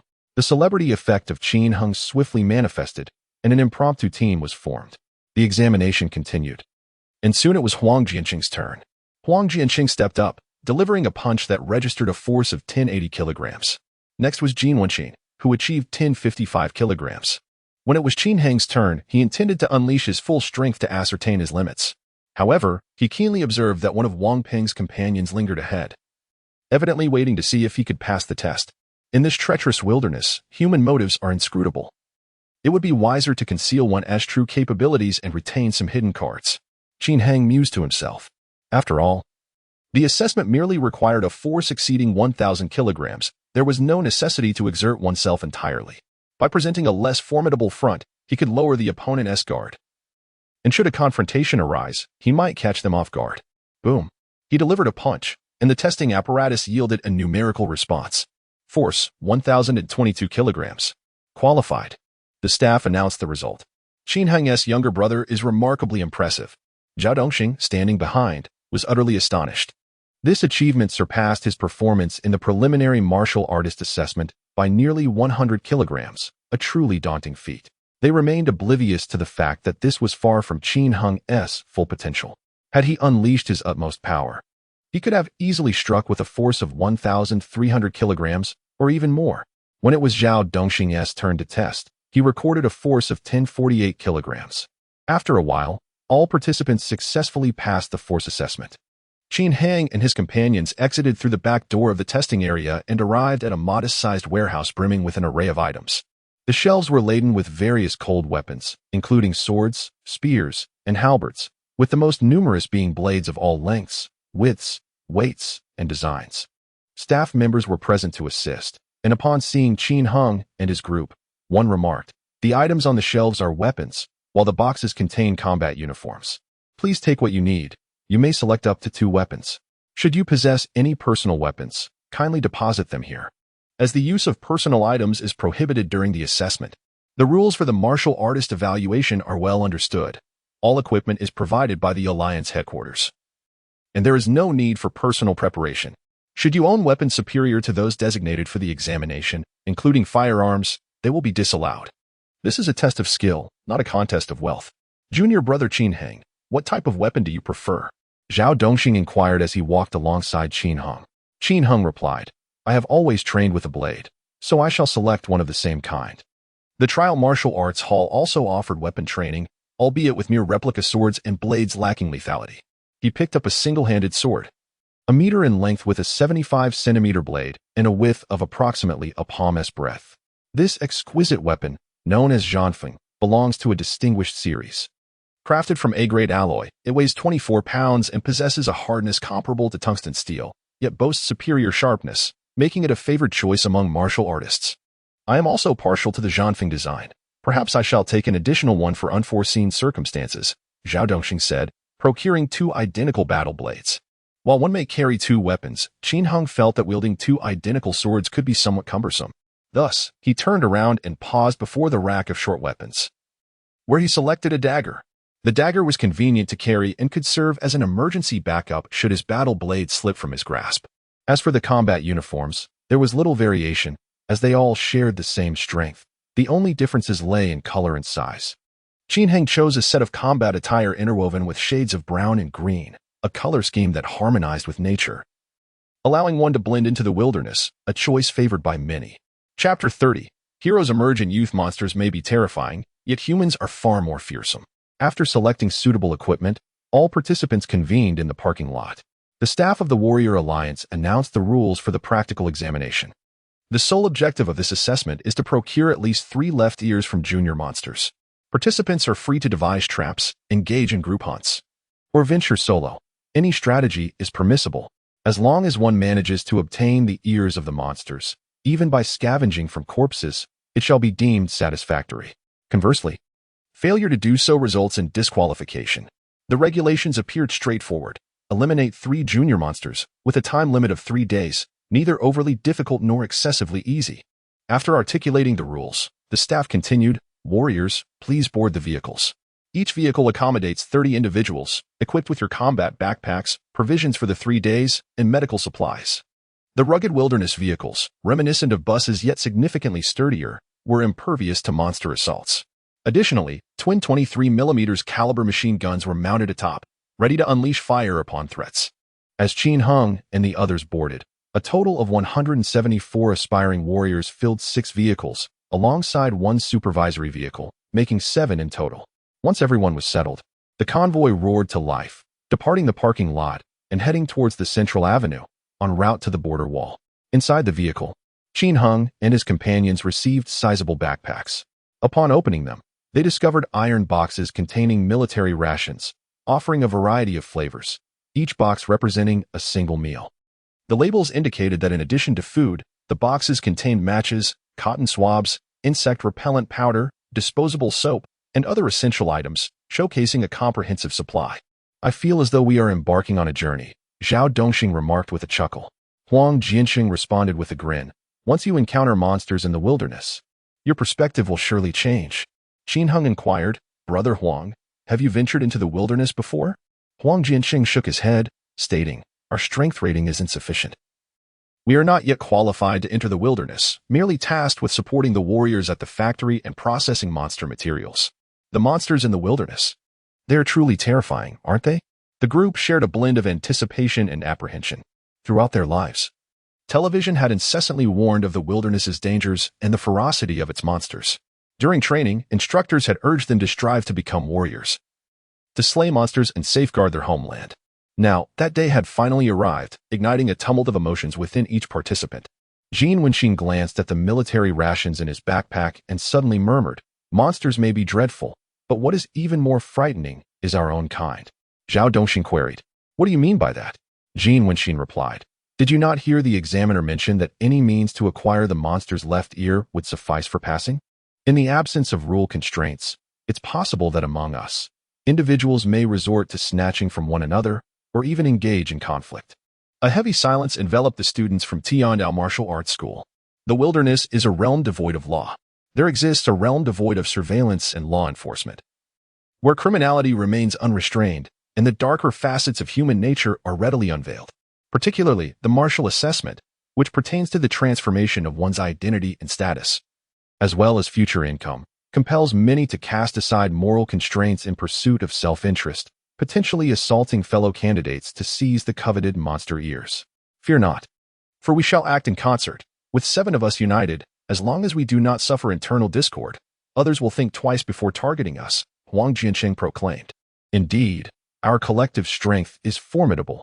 Even intermediate martial artists would hesitate to confront us, as they would be filled with trepidation at the sight of our numbers." Zhao Dongxing concurred. "Yet, larger teams necessitate a greater quantity of monster ears. In team endeavors, the number of monsters encountered is comparable to that faced by individuals acting alone. Should time elapse without gathering sufficient ears, the risk of internal strife within the team escalates. Thus, most prefer to operate in groups of 3 to 5, eschewing teams exceeding 10.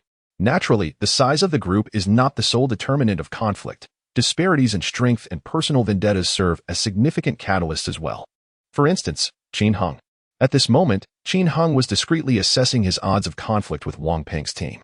Given his current prowess, it was evident that Wang Peng was no longer his match, and he could easily prevail. The only aspect he regarded with caution was the formidable Qian Feilong, who boasted a punch force of 1,400 kilograms. As midday approached, the armored vehicle arrived at the border wall. Qin Hang and his companions gazed out the window, witnessing the vehicle cross the checkpoint and descend the slope into the wilderness.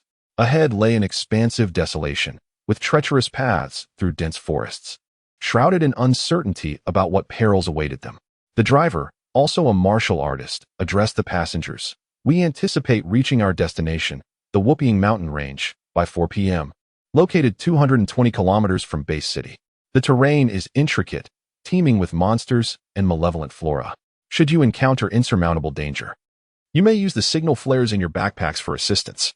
However, I advise against utilizing them, for while they summon aid, they also attract formidable beasts, potentially leading to a swift demise. Whooping Mountain Range. An image from a lesson flashed through Qin Heng's mind. During cultural classes, the teacher had mentioned that the Whooping Mountain Range was once the largest natural medicinal herb base in southern Huaxia, stretching over hundreds of kilometers and home to numerous rare herbs and wildlife. However, with the advent of the Martial Dao Bridge and the dawn of a new era, the mountains had transformed into a perilous domain. Medicinal herbs absorbed cosmic energy, evolving into bloodthirsty flora, while beasts cultivated extraordinary intelligence through their training. Decades of evolution had rendered the Whooping Mountain Range akin to a kingdom of monstrous creatures. Proximate to the southern Xiaobei city, it had long been regarded as a critical defensive target, with military satellites, radar systems, and elite martial artists vigilantly monitoring the movements of the monstrous sovereigns within the mountains. Naturally, the number of these sovereigns was exceedingly scarce. The outer regions of the Whooping Mountain Range, relatively lacking in abundant energy for cultivation, typically did not harbor excessively powerful monsters. Thus, it became a proving ground for novice martial artists. Whether one seeks to hone their skills or hunt monsters to sell beast materials, this is the place to be. The current assessment is set in a region on the western side of the Whooping Mountain Range, where the number of monsters is relatively scarce and few warriors venture here. As the vehicle progresses, the outline of the Whooping Mountain Range gradually comes into view. Qin Heng and his companions admire the desolate landscape, occasionally spotting birds or wild animals in the distance. Look, is that a Bleifeng hound? Zhao Dongxing exclaimed, noticing a creature in the far-off distance. Having little prior experience with actual monsters, the novelty of witnessing one in the wilderness was exhilarating for everyone. Huang Jiansheng, however, possessed more experience. After a brief glance into the distance, he nodded and remarked, "It is a young Bleifeng hound, approximately 105 centimeters at the shoulder, with canine teeth measuring around 7 to 8 centimeters in length and a bite force exceeding 600 kilograms. Jin Wenqin added. The value of this creature's pair of canines is substantial. When ground into powder and mixed with metals such as tungsten, iron, and copper in fixed ratios, it can be forged into A2 grade alloy, which boasts exceptional hardness. Its worth is estimated to be around 4,000 yuan. Chapter 31. The hero emerges in youth. A resolution must be reached. 4,000 yuan. This sum stirred deep emotions among the occupants of the vehicle. As aspiring martial artists, they understood that 4,000 yuan represented nearly a month's salary. The prospect of earning such a fortune by hunting a single-blade tooth dog was enticing. If one were to hunt one each day, wouldn't the monthly income surpass 100,000 yuan? Look over there. What kind of creature is that? At this moment, another martial artist on the vehicle noticed something unusual. Everyone turned their gaze in unison. They beheld a plump bird, resembling a giant hen, striding through the thicket. Standing as tall as a person, Huang Jianxing remarked, "That is a purple feather chicken, a low-level monster with very limited intelligence, yet its feathers are quite valuable, fetching around 400-500 yuan in the market. Such a fat chicken would surely be delicious when roasted." Someone remarked, salivating at the thought. Everyone had tasted monster meat and knew its exquisite flavor. Just the thought of such a large, plump chicken was enough to make one crave it. However, the convoy was en route to the Whooping Mountains for practical combat assessments and would not be stopping. The vehicles continued their journey, encountering numerous other monsters along the way. Huang Jianqing and Jin Wenqin acted as guides, tirelessly sharing insights on the strength and worth of these creatures. Qin Heng listened with rapt attention, while secretly contemplating. The assessment targets are monster ears. It seems that flying creatures and insects do not possess ears, which limits their hunting options strictly to terrestrial beasts. This constraint meant that not every encountered monster could be slayed for a score. Hours passed as they traversed the wilderness, engaged in discussions about the monsters. The convoy crossed the desolate, uninhabited expanse and finally arrived at the outskirts of the Whooping Mountains. "Disembark," the driver announced. Qin Heng and the others sprang into action, shouldering their backpacks and arming themselves, filing out in an orderly manner. 7 rugged wilderness vehicles were parked neatly in the open space, and 174 students lined up in organized rows. The practical assessment was about to commence.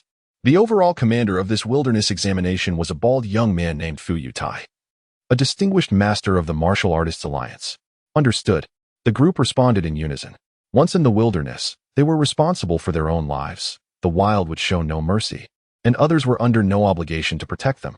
All right, now let's move out. With a commanding shout from Supervisor Fu Yuntai, Qin Heng and the over 170 participants immediately shouldered their packs, armed themselves, and ventured in clusters toward the Whooping Mountains. Qin Heng, Zhao Dongxing, follow my lead. I have heard some insights from a senior regarding the Whooping Mountains that may aid us in tracking our prey. Huang Jianqing, eager to begin, called out to Qin Heng and the others as soon as the order for action was given. Understood, let's go. The squad followed Huang Jianqing. At that moment, a languid voice called out from a distance. Hey, Qin Heng. Turning his head, he saw Wang Peng, accompanied by Qian Feilong and 6 other students from the War God Martial Arts Academy, perfectly matching the number of members in Qin Heng's team. With a hint of mockery upon his face, akin to a cat toying with a mouse, he scoffed, "The wilderness is perilous. Take care not to lose your life." To the ears of onlookers, this seemed like the concern of friends. Yet, Qin Heng understood full well that Wang Ping was issuing a veiled threat, preparing to target him. Their enmity had been forged 3 years prior during their first encounter at the Trial Martial Arts Academy. Over the years, repeated clashes and battles had driven them to a state of irreconcilable discord. Recently, Qin Heng's talents had surged, propelling him to prominence, while Wang Ping had garnered considerable power through familial ties with Wang Jianming, both sensed the lethal threat emanating from one another. Thus, this wilderness expedition must culminate in a resolution, otherwise neither would find peace in their meals or sleep. As their gazes met, a deceptive calm belied the chilling animosity coursing through their eyes. Let us go, Qin Heng declared, leading his companions away. We shall depart as well. Wang Peng beckoned his allies, moving towards the mountains from a nearby direction. With the supervisors present, this was not a venue for confrontation. They would wait for an opportunity once deep within the forest. The dense thicket swallowed the more than 170 aspiring martial artists. As each small team gradually vanished into the wilderness, Huang Jianqing inquired of Qin Heng, young brother Qin. Do you know that young master from the War God Martial Arts Academy? Wang Ping's identity was well known to many. Ah? Jin Wenqin paused. I thought you two were friends. I was just about to ask why you weren't acting together. Qin Heng chuckled softly. I can count anyone as a friend. But he's the sole exception. Anyone who frequently harasses my girlfriend and spreads malicious rumors about me can hardly be deemed a friend without a significant lapse in judgment. Zhao Dongxing's expression grew grave. The students from the War God Martial Arts Academy are formidable, especially that Qian Feilong. I fear none of us could match him in a one-on-one confrontation. Qin Heng remained unperturbed. No worries. If they dare to approach, I shall handle that individual. He then added, by the way, if any of you fear being dragged down by me, feel free to separate. I can manage on my own. He did not wish to impose on others, and if they were apprehensive about Wang Ping, parting ways would be prudent. After all, he possessed sufficient strength to survive alone in the wilderness. However, Zhao Dongxing was unconcerned about this. I merely believe they are quite strong. Engaging them might prove troublesome. But I never suggested abandoning companions at the first sign of danger.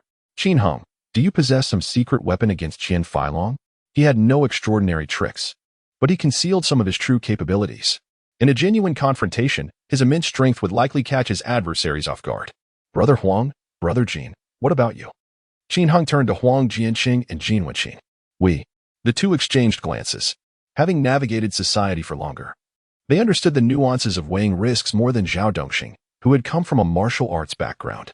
Their reason dictated that avoiding confrontation with Wang Ping would likely ensure greater safety. However, after some contemplation, Huang Jianqing spoke up. Qin Heng, my young brother. You are a fierce individual who has shattered the city record. Undoubtedly, you will achieve great success in the future. You are in trouble now, and we are here to support you. When you soar to great heights, do not forget the brotherhood we share. Jin Wenqin chimed in. We agreed to stand together. If we were to abandon you now, we would be the subject of ridicule among our allies for all eternity. Qin Heng felt a surge of gratitude. Thank you all. Though they had only met by chance, these individuals were willing to lend their support, even fully aware of the formidable nature of their adversaries. This bond of loyalty is truly worthy of remembrance. Volume 1. The Heroic Youth Chapter 032. The initial encounter with monsters after half an hour of travel. Qin Heng and his companions had reached the outskirts of the Whooping Mountain range. In the distance, the long howl of a monster echoed, while the nearby forest remained eerily silent, suggesting no immediate danger. However, the wilderness is inherently unpredictable, and the threat of encountering a beast loomed constantly. The 7-member team maintained a vigilant stance, each person focused on a specific direction as they advanced cautiously, not daring to let their guard down. Brother Huang, you mentioned having a method to locate prey. Could you demonstrate it for us? Zhao Dongxing inquired of Huang Jianqing. With a cheeky grin, Huang Jianqing replied, Certainly, certainly. This technique was taught to me by a senior from the MS group. He claimed that by mimicking the mating calls of female beasts, we could entice numerous male beasts to reveal themselves. Can you actually mimic that? The group exchanged bewildered glances. They understood the natural rules of animal courtship. Yet imitating animal sounds was not a skill one could easily acquire. Puffing out his chest with pride, Huang Jianqing declared, This is my specialty. Watch closely. He nimbly climbed a tree, cleared his throat, tilted his head back, and emitted a series of animal cries. A woo. What woof. Upon hearing this, Qin Hang and the others wore expressions of confusion. Isn't that just the sound of a dog? Zhao Dongxing expressed his skepticism.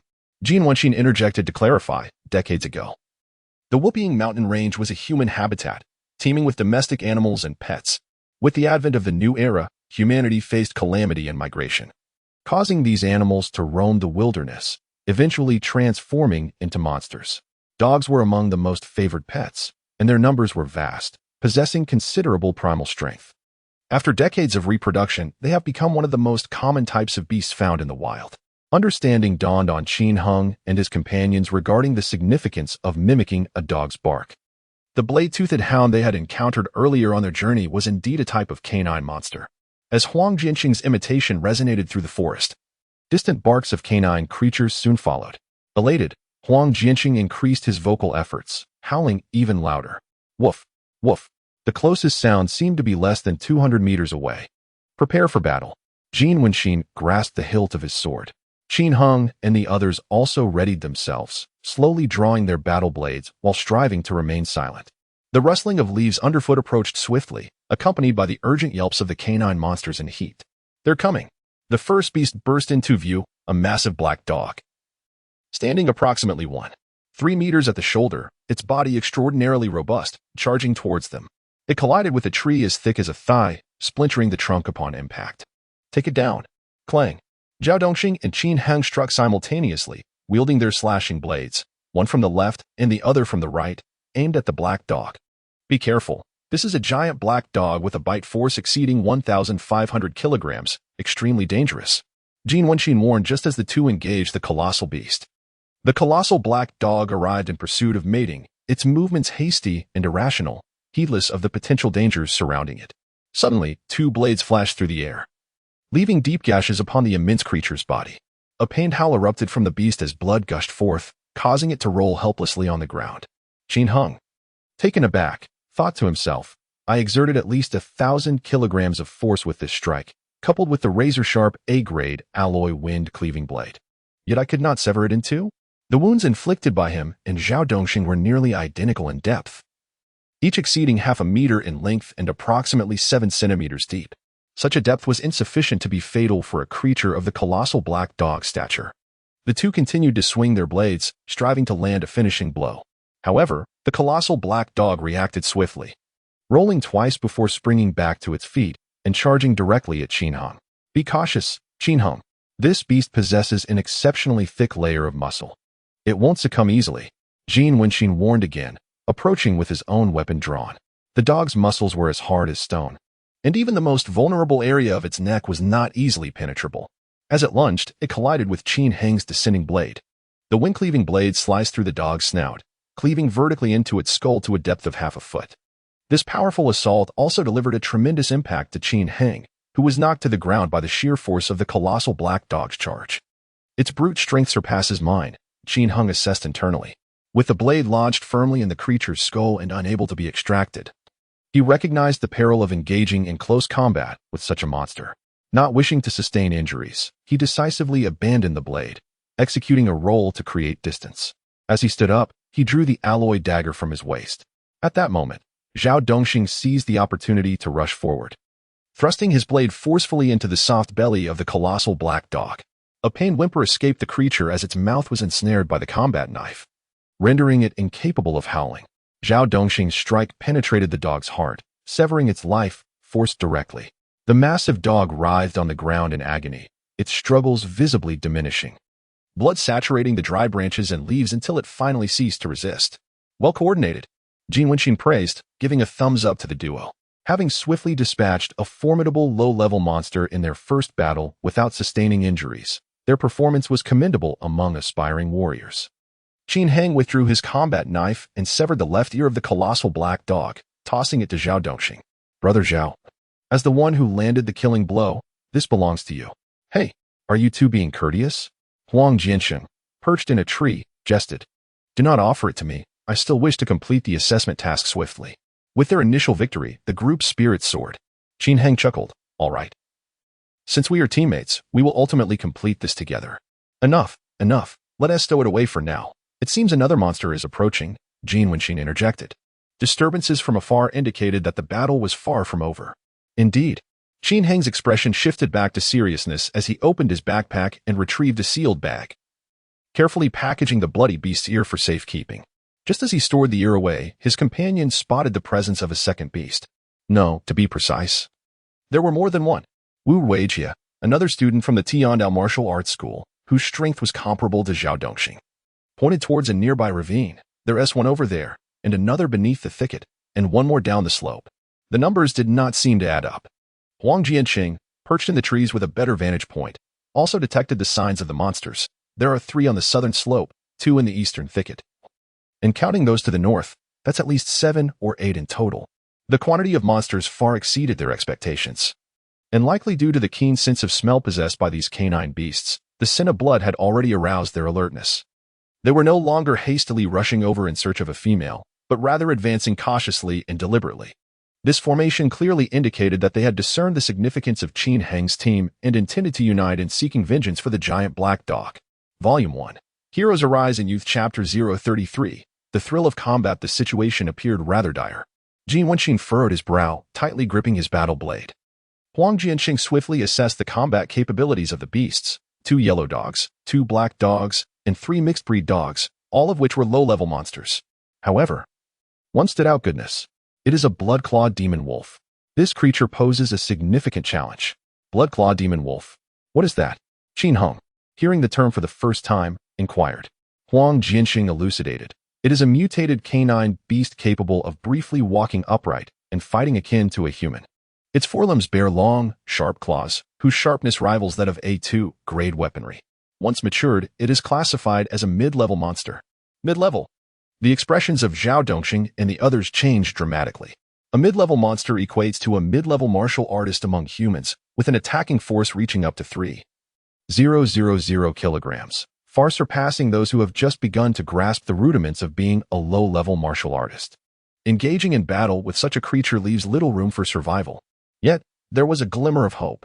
Huang Jianqing quickly added. Judging by the size of that blood-clawed demon wolf, it appears not yet to have reached maturity. Everyone, exercise caution. We may yet have a fighting chance. The 8 monsters had formed a tight encirclement, slowly advancing. Clearly, a confrontation was unavoidable. Then let us fight. Qin Heng's gaze fixed upon the towering beast that stood upright, igniting a fierce spirit within him. The blood-clawed demon wolf, standing at 2 meters, had strong hind limbs, elongated forelimbs, an arched back, and a slender waist, boasting a pair of blood-red claws measuring 20 centimeters in length. It seemed to possess greater intelligence and combat prowess than the average canine monster. As the distance between them shrank to under 70 meters, Zhao Dongxing quietly urged, back to back, remain cautious. The 8 beasts approached from 3 directions, necessitating that each member face one side, securing their backs to their companions. Qin Heng, take this side. I have more combat experience. Huang Jianqing, having descended from the tree, sought to switch positions with Qin Heng, as the beast directly opposite him was the blood-clawed demon wolf. His strength was superior among the group, making him more capable of confronting the wolf. However, Huang Jianqing was about to articulate further, but the blood-clawed demon wolf, perceptive to their deliberations, let out a furious howl, issuing the command to attack. Roar. Woof. A pack of dogs, larger than ancient tigers, surged forward with a deafening roar. Charge. Zhao Dongxing, Jin Wenqin, and the others simultaneously shouted, brandishing their battle blades to meet the oncoming threat. In an instant, 7 humans clashed with 8 beasts. Qin Heng faced the blood-clawed demon wolf, experiencing a stark contrast from his previous encounter with the massive black dog. This monster was exceedingly swift, lunging forward with legs that seemed to be equipped with springs. Closing the distance in an instant, its claws aimed directly for Qin Heng's throat. Prepared, Qin Heng evaded, countering with a horizontal slash. The blood-clawed demon wolf deflected the blade with its claws, producing a resounding clash of metal, and then launched another strike. Swoosh! The sharp claws emitted a piercing sound as they sliced through the air. Although Qin Heng narrowly avoided the attack, he still felt a sensation akin to being grazed by a blade across his chest. Had it not been for the resilience of his combat suit, he might have drawn blood. The creature's speed and power surpassed his own. It seemed he could only delay it while seeking a flaw to exploit. This brief encounter granted Qin Heng clarity. During his training at the Martial Arts Academy, he had often sparred with Chan Yuan and Su Kuang, honing his practical combat skills. The blood-clawed demon wolf's claws were incredibly swift, creating a sharp wind that forced Qin Heng to retreat step by step. The pressure was immense. Yet a thrill coursed through him. Though he struggled to defend himself, there was no trace of panic or fear. Instead, he felt a surge of exhilaration, a profound sense of invigoration. This was combat. His eyes gleamed with fervor. With every clash of claws and blade, Qin Heng experienced a rush of adrenaline. Each strike was a thrilling encounter, a revelation of the essence of training and the very meaning of existence. 3 years of relentless sweat and toil, of rising early and toiling late, had led him to this moment of battle. The visceral experience of skirmishing on the precipice of life and death was utterly remarkable. Clang! The blade met the claws in a relentless exchange. Each impact carrying the force of thousands of kilograms, sending jolts of pain through both combatants. Exhilaration surged within him. He laughed heartily and called for more. With each passing moment, Qin Heng grew more composed, his blood boiling with excitement as he began to seek an opportunity to counterattack the blood-clawed demon wolf. With a sweeping motion, his blade sliced through a pine tree, severing the 20-centimeter trunk with ease, causing it to crash down with a resounding thud. The blood-clawed demon wolf retaliated, its claws raking across another tree, leaving 3 deep gashes in its wake, effortlessly cleaving through it. The ferocity of their exchanges was unparalleled, each strike imbued with lethal intent and unyielding resolve. Though his arms trembled from the impact, exhilaration and joy filled Qin Heng's heart. Perhaps he could slay it. A fleeting thought crossed his mind. If this blood-clawed demon wolf were an adult, a mid-level beast, he would stand no chance. But it was not. This was a sub-adult, a creature of lower rank. Despite its combat experience, agility, and intelligence, how could it possibly compare to a human? Humans, the apex of all beings, the wisest and most dexterous of creatures, were inherently invincible at equal levels. With renewed determination, Qin Heng had fully adapted to the blood-clawed demon wolf's combat style, now targeting its vulnerabilities. The creature's weaknesses lay in its flanks and rear. Its claws' reach extended only about 120 degrees in front of it, and its forelimbs could not stretch like a human's. Furthermore, its bent hind legs hindered its ability to pivot swiftly as a human could. Qin Heng began to circle around, attempting to launch an attack from the side. The blood-clawed demon wolf, astute as it was, sensed his intention and guarded its rear fiercely. Yet, Qin Heng remained patient, ensuring his safety while persistently seeking an opening. Although his arms felt somewhat numb and he exerted considerable effort, at the very least, he remained uninjured. With his combat prowess intact, the battles of his comrades were equally fierce. Particularly, Zhao Dongxing found himself besieged by 2 monstrous beasts, his situation exceedingly perilous. "Who can assist me? I am barely holding on," Zhao Dongxing cried out. He had already sustained injuries, his left forearm bitten by a large dog, rendering his combat suit tattered and bloodied within. This student had previously maintained a stoic silence, uttering little. Yet, his fighting strength was surprisingly formidable. Wielding a battle axe as he engaged a hulking yellow dog standing 4 meters tall, gaining the upper hand. With a swift and powerful swing of the axe, the yellow dog was cleaved in 2, letting out a horrific scream as its innards spilled onto the ground. Liang Yunkai, having dispatched the monster, wasted no time in rushing to Zhao Dongxing's aid, diverting one of the beasts. Zhao Dongxing exhaled a sigh of relief, enduring the excruciating pain in his left arm as he continued to fight. Huang Jianxing shouted, "We must swiftly eliminate these beasts, otherwise, Qin Heng cannot endure much longer." "Seriously?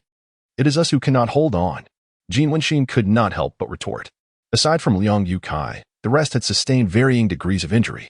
In stark contrast, Qin Heng not only remained unscathed but gradually gained the upper hand, beginning to press the blood-clawed demon wolf.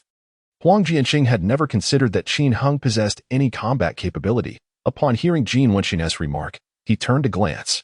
Just then, Qin Hang successfully maneuvered to the side of the blood-clawed demon wolf, thrusting his blade with great force. The blade punctured the unguarded side of the wolf's abdomen, creating a gaping hole. Volume 1.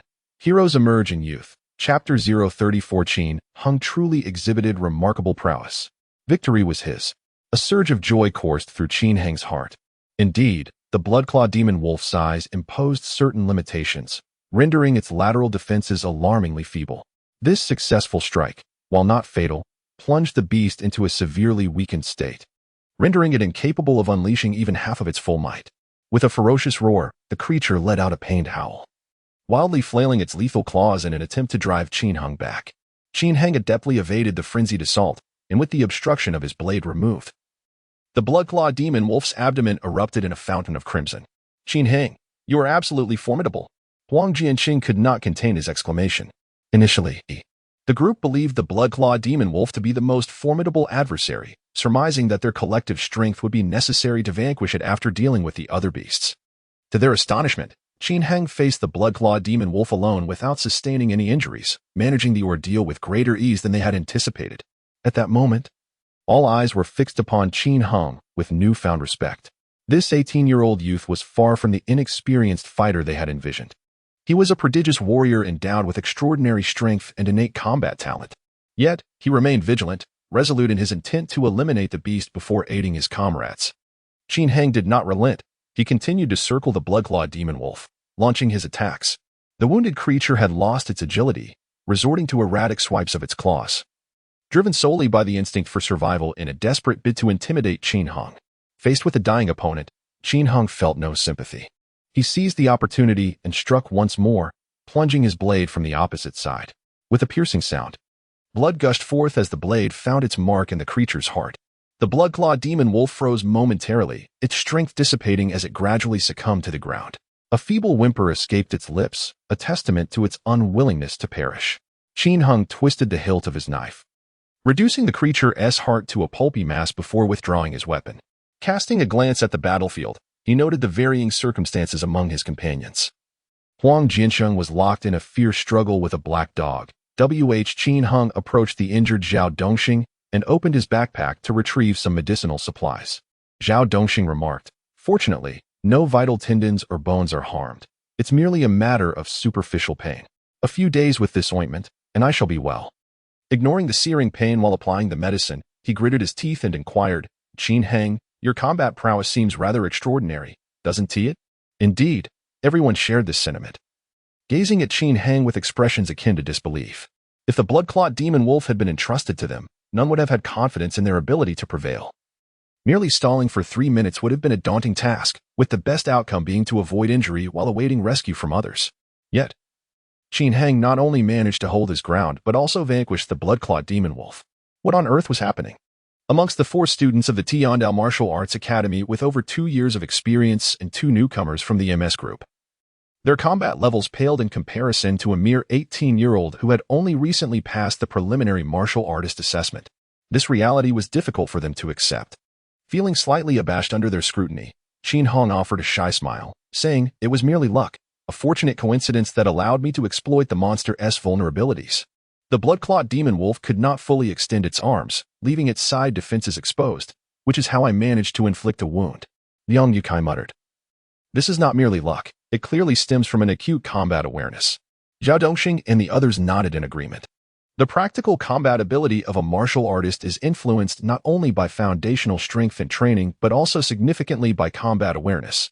Those with sharp combat instincts maintain composure in fierce battles, discerning the strengths and weaknesses of both sides to exploit the enemy. Conversely, individuals lacking in this awareness, regardless of their training excellence or the aesthetics of their techniques, may falter under pressure, leading to reckless flailing that wastes energy and potentially places them in peril. Qin Hang's combat awareness was evidently exceptional, coupled with a strength that surpassed his peers, only slightly inferior to that of the blood-clawed demon wolf, which enabled his triumph.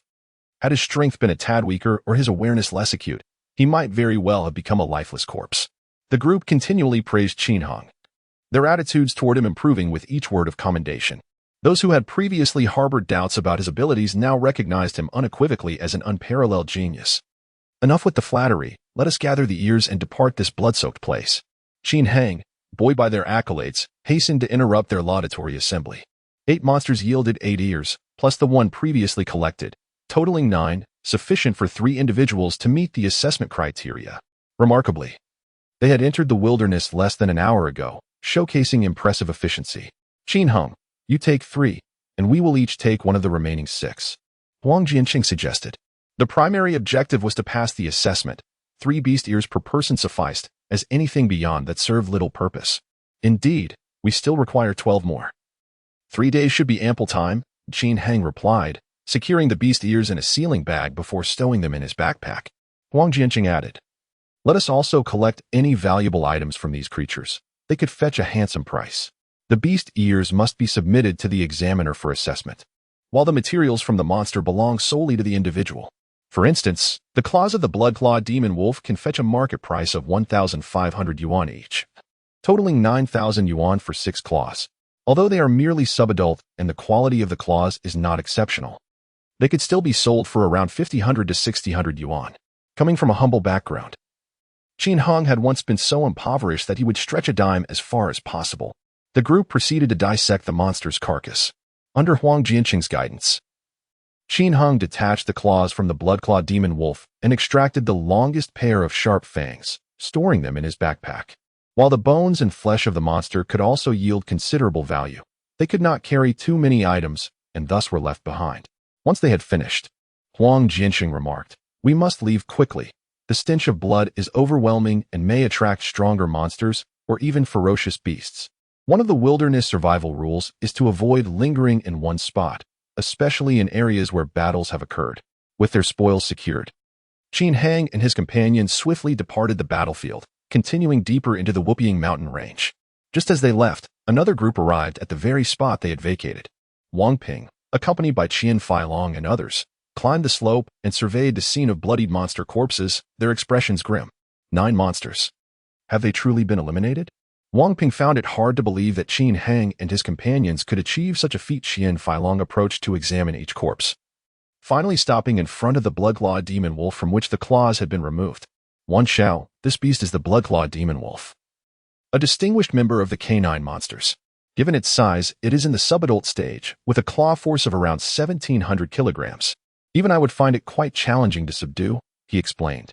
Wang Peng immediately inquired, do you think Qin Hang's team had the capability to defeat such a creature? Qian Feilong shook his head decisively. The ordinary students from Tiandao Martial Arts Academy certainly would not suffice, and the 2 from the MS group likely lack the strength as well. Otherwise, they would not have only just arrived for the assessment today. So, you mean? Qian Feilong speculated, it is probable that a formidable expert passed by and fortuitously rescued them. As for Qin Hang, he is entirely outside of consideration. A disdainful expression crossed Wang Peng's face as he muttered, damn it, he must have lucked out. He then waved his hand, declaring, let us follow them. The expert won't be trailing them indefinitely. We shall wait for nightfall and seize the opportunity to eliminate them all. Volume 1. Heroes emerge in Youth Chapter 035. The power of the martial master. Upon traversing a mountain peak, they arrived at a river valley, where remnants of human habitation from decades past could be discerned.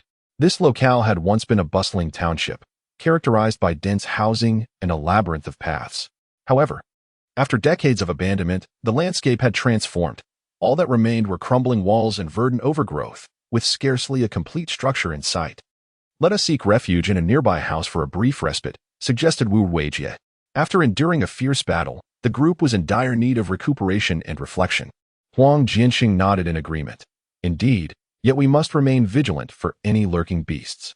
Following the dilapidated road, they soon discovered a ramshackle 3-story house. Half of it had collapsed, leaving the other half standing, resembling a colossal cake with a neat portion excised. Qin Hang examined the smooth edge of the break with astonishment. The cut is remarkably even. It must have been cleaved by an exceedingly sharp weapon. Zhao Dongxing, using his uninjured right hand, brushed the jagged edge, causing a cloud of dust to coat his fingertips. Judging by the marks, this destruction occurred many years ago. Only a martial master could inflict such damage. Qin Hang wielded his combat knife and mused with longing. I wonder when we shall attain such prowess. Presently, they were merely novice martial artists, far from the realm of martial masters.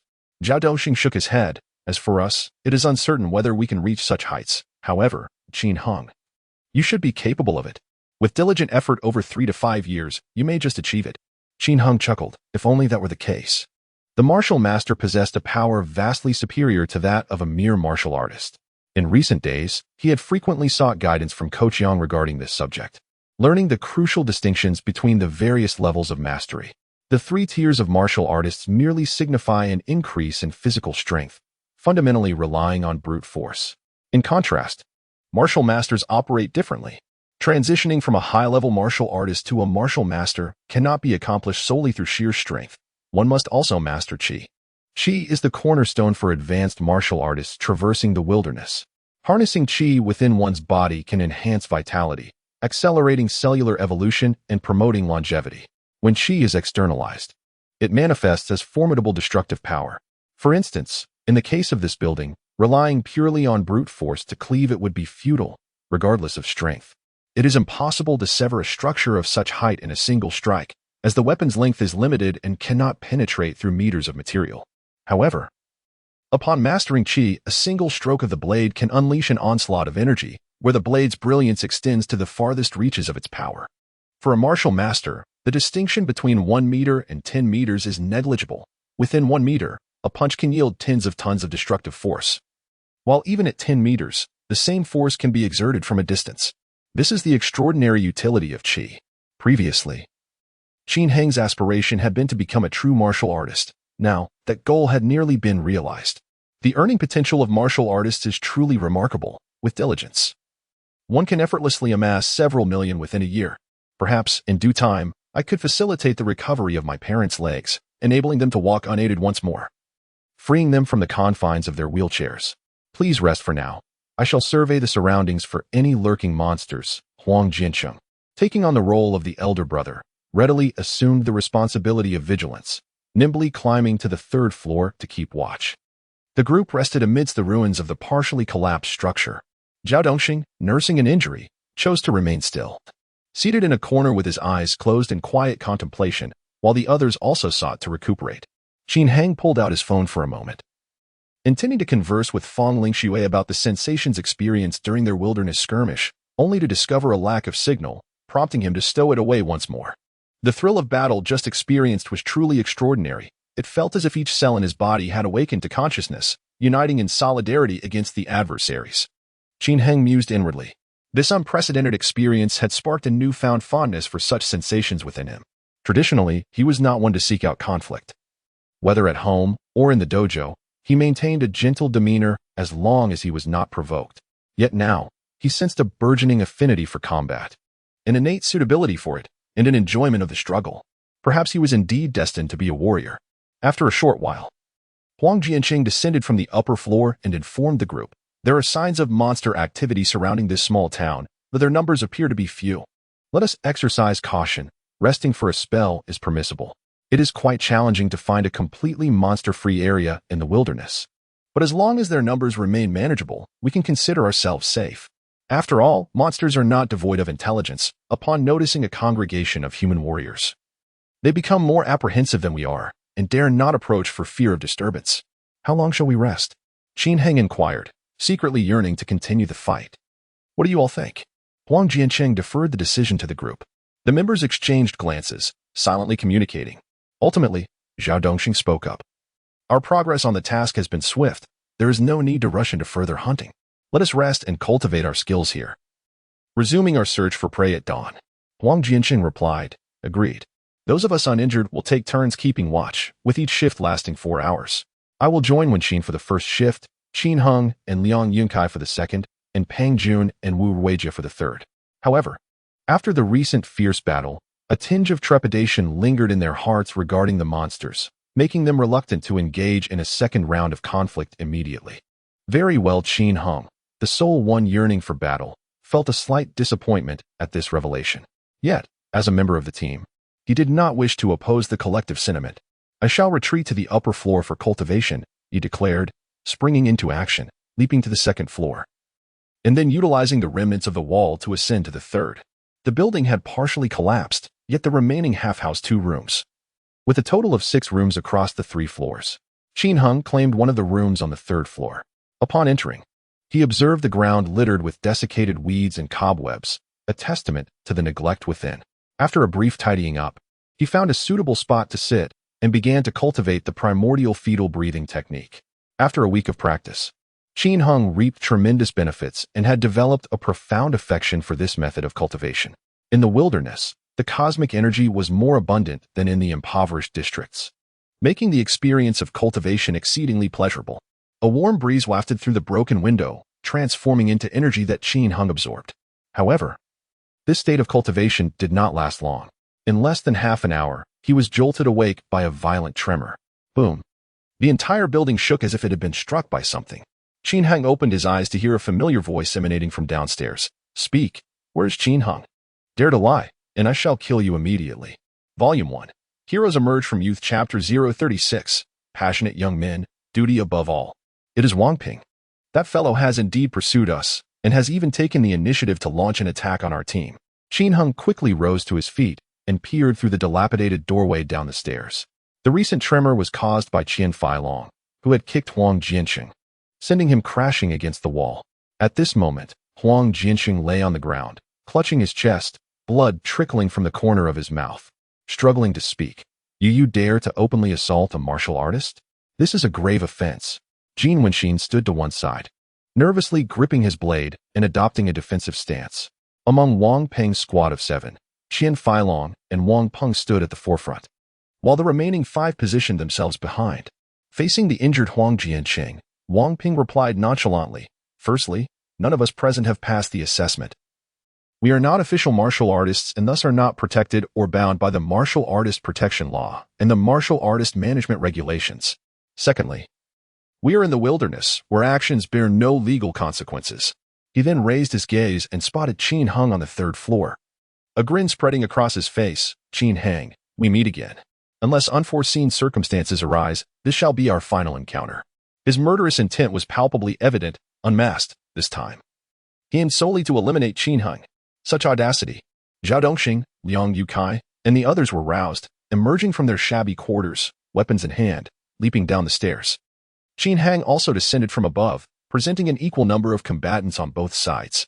Seeing their stance, Wang Ping chuckled. Do you wish to contend with me? Are you unaware of my status? Jin Wenxin retorted. Regardless of your status, if you wish to harm Qin Heng, you must first pass through me. Previously, when Qin Heng had slain the blood-clawed demon wolf, Jin Wenxin was the first to assist him, alleviating his crisis, and thus he felt a sense of gratitude. Now that someone sought to harm Qin Heng, he could not simply stand by. Wang Ping merely smirked, remaining silent. Zhao Dongxing stepped forward. Qian Feilong. You are a talented student from the War God Martial Arts Academy's elite class. How can you stoop to being a lackey for a second-generation rich kid? What talent? His uncle is the deputy director of the War God Martial Arts Academy. Entering the elite class is merely a matter of a few words. Zhao Dongxing expressed his discontent.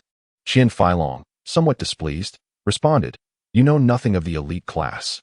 Gaining entry into the elite class is my proudest achievement. And such belittlement ignited a flame of anger within him. Zhao Dongxing chose not to elaborate further. Then let us see who is superior today. With that, he stepped forward half a pace, exuding an astonishing aura. As a student of the elite class, his prowess was indisputable. With just a glance, Zhao Dongxing and the others felt an overwhelming pressure, as though they might be defeated by Qian Feilong's strike at any moment. TSK, Wang Ping observed this scene with a mocking tone. Qin Heng, your luck is rather extraordinary. In just half a day, someone is willing to risk their life for you. Qin Heng replied, Spare me the meaningless chatter. If you wish to engage in combat, feel free to try. Though Qian Feilong is formidable, Qin Heng is certainly not a pushover. Eager for battle, he welcomed the challenge, ready for a fierce confrontation.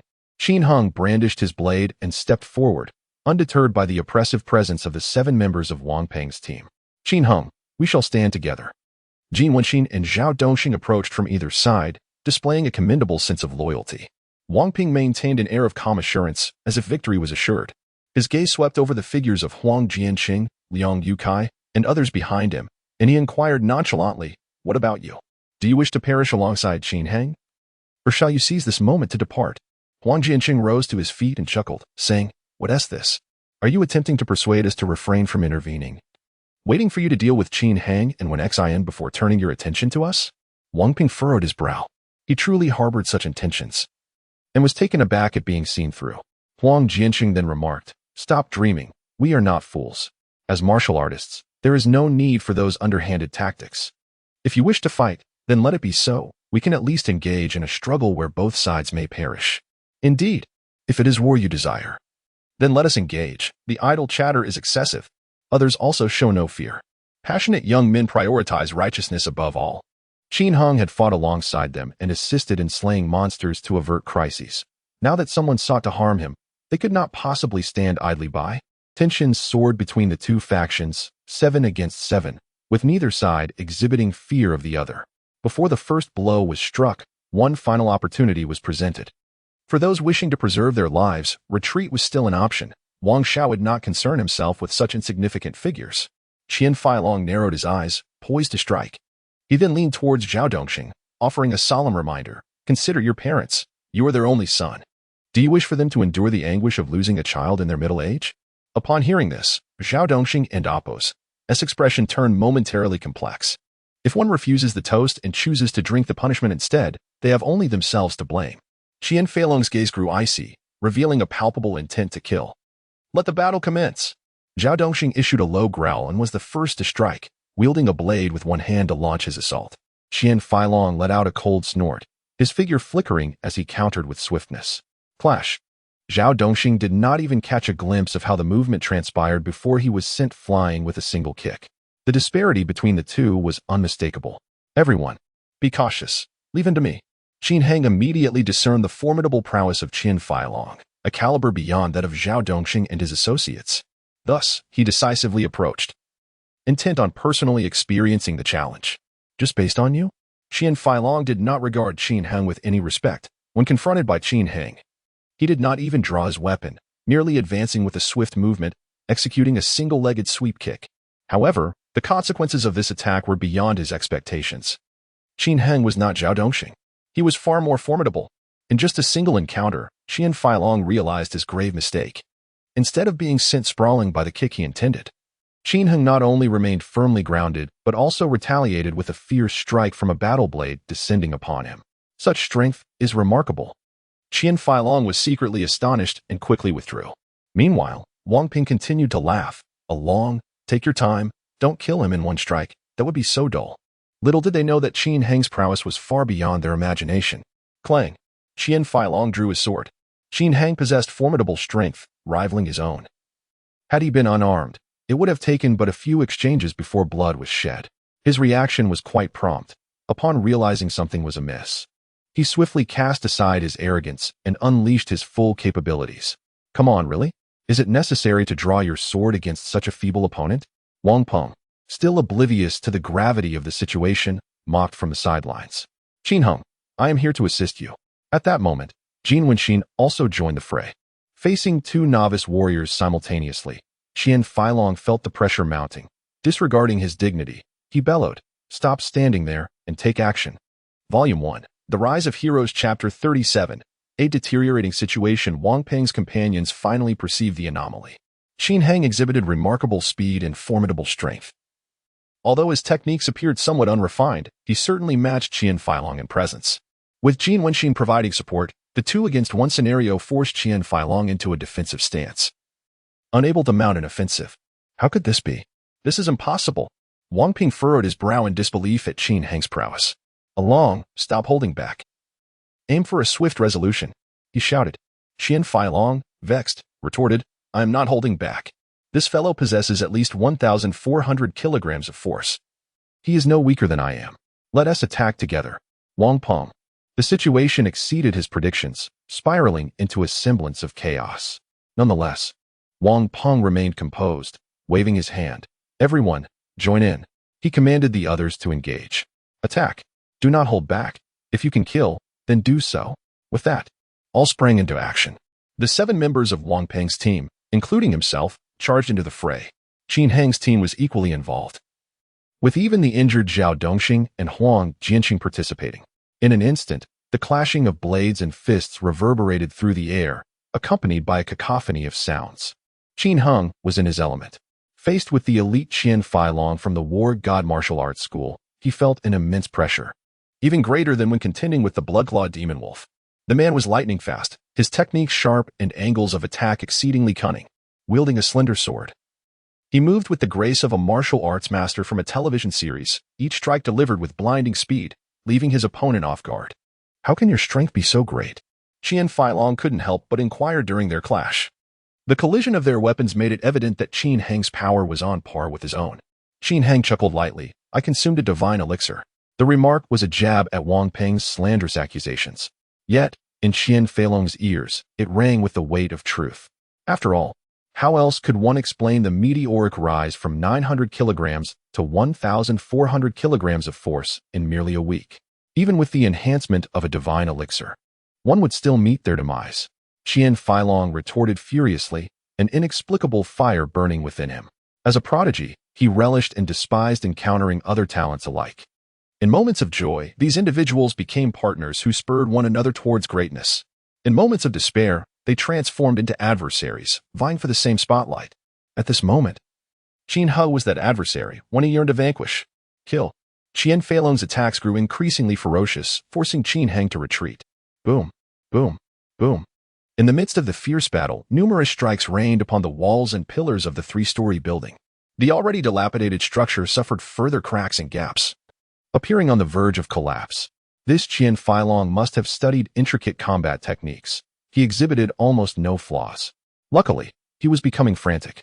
As long as he remained anxious, he would inevitably reveal weaknesses, and I still possess a chance. Qin Heng's focus sharpened as he analyzed his precarious situation. At that moment, Huang Jianqing suddenly shouted, Qin Heng, run! We cannot hold on much longer. A piercing scream echoed through the chaos. Injured, Huang Jianqing faced the slightly stronger disciples of the War God Martial Arts School. He held out for only a brief moment before being defeated, sent flying by a kick, and suffering a wound to his chest that tore through his combat attire, blood streaming forth. Brother Huang, Qin Heng gasped in alarm upon witnessing this. In the next instant, Zhao Doxing was also repelled, crashing into a pile of rubble. This is dire. Even without Qian Feilong, our injured companions are no match for Wang Peng's team. Thoughts raced through Qin Heng's mind as he pondered a strategy. But in this critical moment, how could he devise a plan? This was a battle of life and death. Not a leisurely game of chess. There was no time for hesitation. Can one afford to be distracted amidst combat? Qian Feilong's voice echoed in his ears. And in that fleeting moment of distraction, a gap appeared in Qin Heng's defense, resulting in a 10-centimeter gash on the outer side of his left arm. Qin Heng, meet your demise. Ha. Seeing the situation favor him, Wang Peng abandoned his opponent to others and charged forward, weapon in hand. This is bad. Facing two adversaries, my chances of victory are slim. Wang Peng's target is me. If I can divert their attention, my teammates might still have a chance. A thought flashed through Qin Heng's mind as he swiftly slashed to repel Qian Feilong and dashed toward the abandoned highway. Trying to escape? Chase him. Wang Peng and Qian Feilong pursued without hesitation. The others, witnessing this, ceased their battles. What to do? The disciples of the War God Martial Arts School appeared bewildered. We should pursue too, someone suggested. Chase your mother. The fight ISN and AMP. Oppos. T over yet. In the next moment, the battle resumed. As Jin Wenqin and the others understood Qin Heng's intentions and would not let such a golden opportunity slip away. Previously, in a 6-on-6 confrontation, they were at a disadvantage due to their injured members against Wang Peng's team. Now, in a 6-on-5 scenario, losing would be utterly disgraceful. The group steeled themselves, launching a frenzied assault to entangle their opponents, preventing them from joining the chase for Qin Heng. Huang Jianqing, enduring the excruciating pain from his chest wound, bellowed, first, let's eliminate these scoundrels, then we can assist brother Qin Heng. Let's fight them. The Heavenly Tao Martial Arts School is the strongest. The melee was fierce, with no clear victor emerging anytime soon. Meanwhile, Qin Heng sprinted with all his might, racing toward the woods outside the small town. What should I do? Alone. I might stand a chance against Qian Feilong, but now, facing two opponents, my odds seem bleak. Thoughts consumed him as he ran. This was a life-and-death struggle, not child's play, and he felt the weight of anxiety. The warriors moved swiftly, and soon the three figures burst forth from the abandoned town. Ahead lay a vast expanse of green fields, the view chaotic. I must enter the woods and see if I can lose them, Qin Heng resolved, plunging into the foliage. Young Master Wang, do not enter the woods. We can chase another time, Qian Feilong cautioned. Without a moment's thought, Wang Ping retorted angrily, no way. I must eliminate him today. If I can't deal with Feng Lingxue, I refuse to believe I can't handle a mere impoverished brat. However, Qian Feilong attempted to persuade him once more, but Wang Peng had already dashed into the woods. The wilderness outside the town was littered with low shrubs, making progress exceedingly cumbersome. Qin Heng's mental focus was intensely concentrated, yet his speed involuntarily began to diminish. The pursuers behind him were closing in, and at their current pace, they could overtake him in but a breath. Whoosh! Qin Heng leaped over a patch of vines, utilizing the momentum of his swift charge to soar upwards, leveraging the branches of the surrounding trees to hasten his escape. Wang Peng and Qian Feilong passed the same spot merely a second later. Unexpectedly, a sudden change occurred. The thick vines began to stir, rustle. The previously slack vines tightened abruptly as Qian Feilong and Wang Peng stepped in. No, to be precise, they began to constrict as Qin Heng passed through, but his speed was such that he evaded their grasp. However, as Wang Peng and Qian Feilong arrived, they unwittingly stepped into the tightening vines, caught in their snare. This is bad. It's a blood-sucking vine. Qian Feilong recognized the nature of this cluster of vines at a glance, his expression drastically shifting as he swiftly brandished his sword to slash at them. What blood-sucking vines? Wang Peng found himself ensnared, losing his balance and tumbling to the ground with a thud. Qian Feilong exclaimed, "These are demonic plants. Once entangled, they will drain a person to a desiccated husk, and even mid-level warriors would find them formidable. Quickly, use sharp blades to sever them and escape." As he spoke, he struggled to extricate himself. What? This? Wang Peng's face paled as he hastily grasped his knife, seeking to save himself. Yet, the demonic vines offered him no reprieve. One by one, the blood-sucking tendrils swiftly coiled around him, binding his hands such that even holding a weapon rendered him incapable of striking. In a state of sheer terror, Wang Peng widened his eyes and cried out, "Along! Come help me! I cannot save myself." Qian Feilong was frantic, akin to an ant on a hot pan. Seeing this scene, he could not help but laugh, exclaiming, "Truly, heaven assists me." But the next moment, the laughter faded from his lips as he realized that terrifying vines surrounded him on all sides. Volume 1. The Emergence of Heroes Chapter 038. The terrifying vines surrounding him in every direction, front, back, left, right. The blood-sucking vines sprawled across the ground and entwined among the trees, their numbers beyond reckoning. The entrapment of Wang Peng and Qian Feilong awakened the surrounding vines, which surged towards them like ravenous beasts eager for a taste of fresh blood. Although their strength and intelligence were relatively low, barely qualifying as lower-tier demonic plants, their appearance was unremarkable, easily mistaken for ordinary vines. Their rapid reproduction and sheer numbers rendered them a formidable threat. Once ensnared, even mid-tier warriors would find it exceedingly difficult to escape unscathed. Thus, for the common folk and ordinary fighters, they were indeed a top-tier menace. Qin Heng felt fortunate to have evaded the grasp of the vines. Had he been ensnared, he would undoubtedly be the one screaming in agony at this moment. Wang Peng, bound by the blood-sucking vines, was utterly powerless to resist, despite his desperate writhing. He could only distort the vines without breaking free. "Along, come quickly, I can't move," Wang Peng shouted in desperation. "I can't help you either, Wang," Qian Feilong replied, his tone urgent, clearly panicked. This fellow was indeed formidable. His swordplay swept through the air like a tempest, severing the vines that ensnared his legs, while also cutting back the approaching tendrils. Yet, that was the extent of his success. Escaping the clutches of the blood-sucking vines appeared increasingly daunting. More vines converged upon them, driven purely by their instinctual thirst for animal blood. The delicate, sharp spines on the vines punctured Wang Peng's combat suit, piercing his skin like needles and eliciting cries of pain. "Qin Heng, help me. I realize my mistakes. Please save me." Seeing that Qian Feilong was of no assistance, Wang Peng turned to Qin Heng for help. Being ensnared by the blood-sucking vines was a terrifying ordeal. The surface of these vines was adorned with countless needle-like spines that were not only exceedingly sharp, but also possessed traces of toxin, leading to bodily paralysis and gradual loss of resistance. Yet, the most horrifying aspect was their vampiric nature. Hollow within, they could swiftly drain blood upon piercing the skin, leaving a victim a mere desiccated husk. Faced with such a nightmarish entity, Wang Peng cast aside all else, fixated solely on the instinct for survival. Qin Heng, observing his adversary in distress, could not help but chuckle. "Wang, who would have thought you would come to acknowledge your faults one day?" Wang Peng's heart brimmed with resentment towards Qin Heng. Had it not been for him, he would not have fallen into the trap of the blood-sucking vines. Yet, in this moment of peril, he dared not voice his animosity, for Qin Heng was his only hope for salvation. I'm sorry, I'm truly sorry. I realize my mistakes.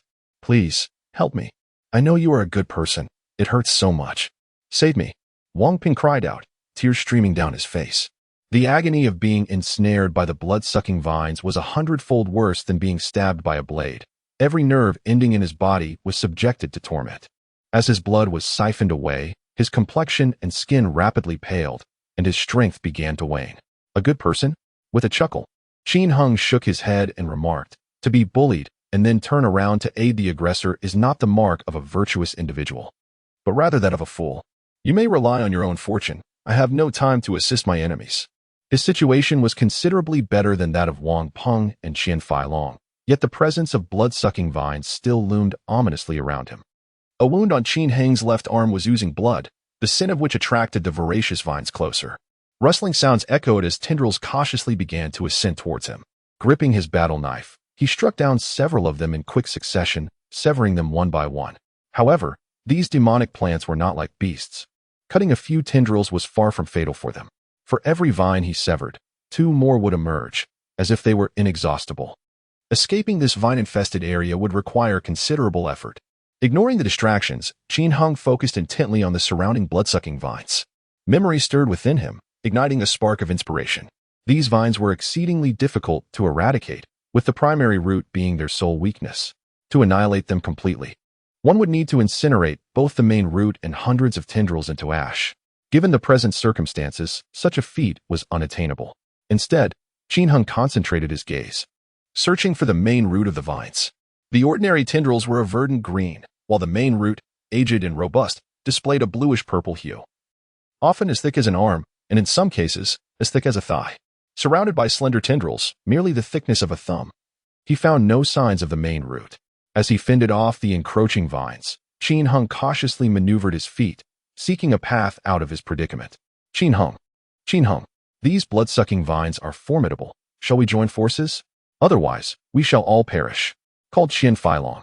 This fellow was nearing his limits, as his legs were finally ensnared by a multitude of tendrils.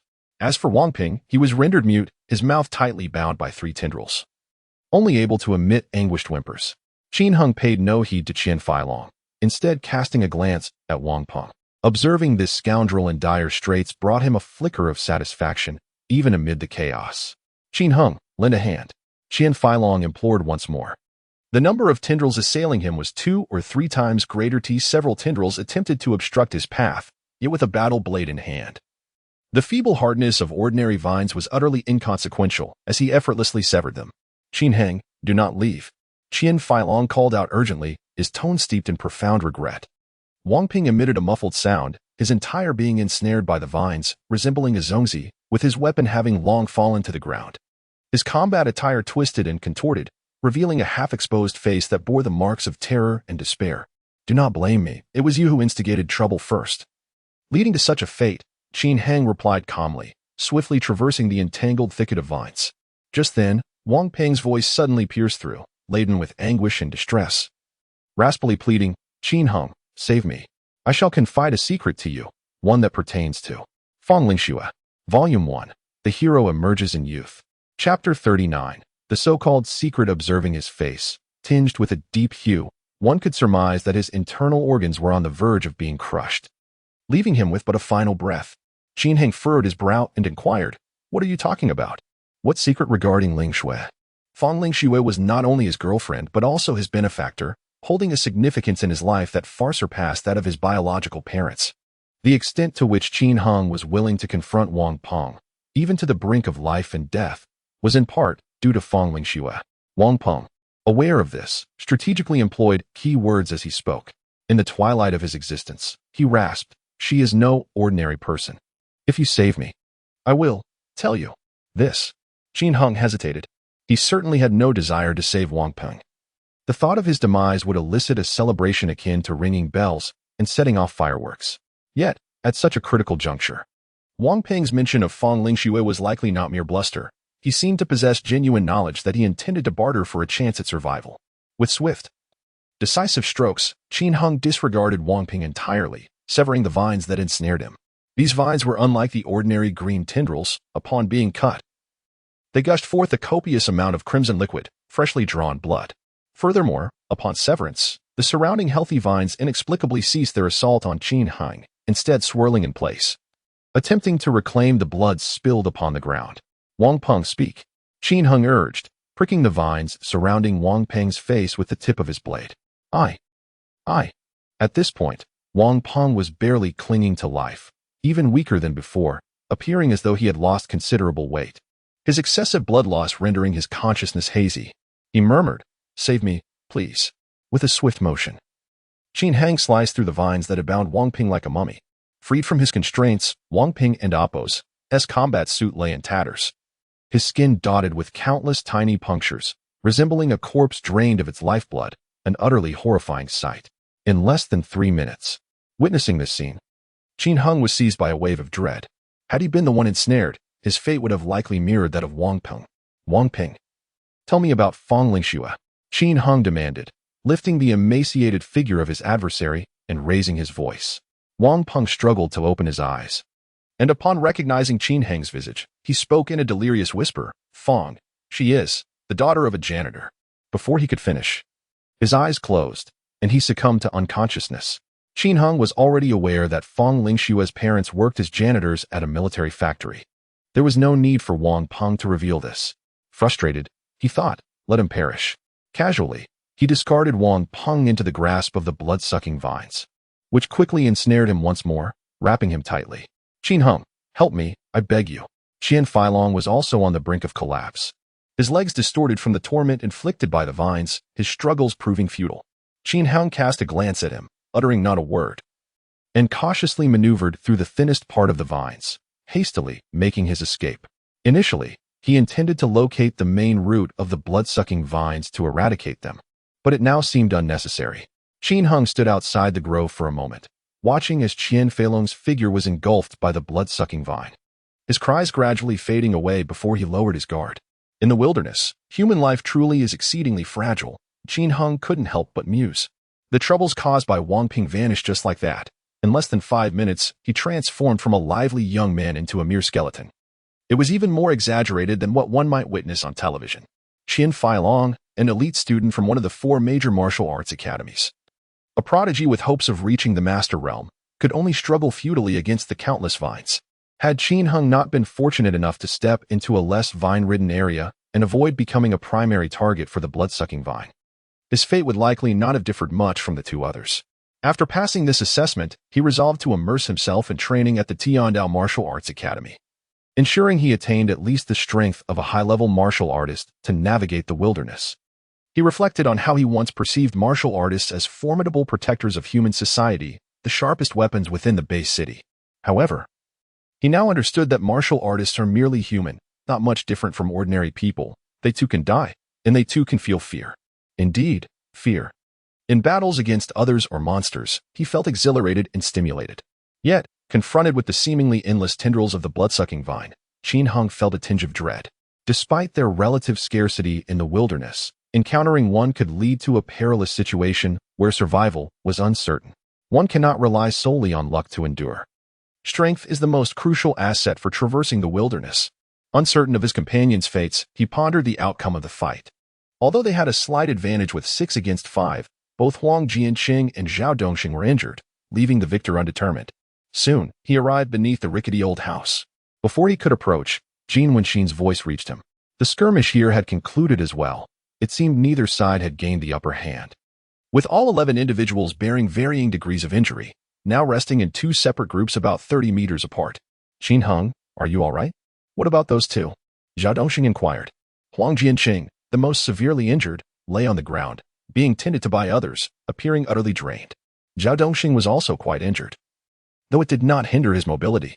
What? Blood-sucking vine. This name startled everyone. There were blood-sucking vines in this area? This is terrifying. We must leave immediately. We cannot spend the night here. Let us go, right now. Zhao Dongxing and the others quickly scrambled to their feet. Even Huang Jianqing, who had seemed incapacitated, hurriedly rose, fearing that moving slowly might lead to being ensnared by the blood-sucking vine. resulting in a tragic fate. The 5 members of the War God Martial Arts Academy were also thrown into a panic. The news of the blood-sucking vines, along with Wang Ping's and Qin Feilong's deaths, struck them like a bolt from the blue. We're doomed. We're doomed.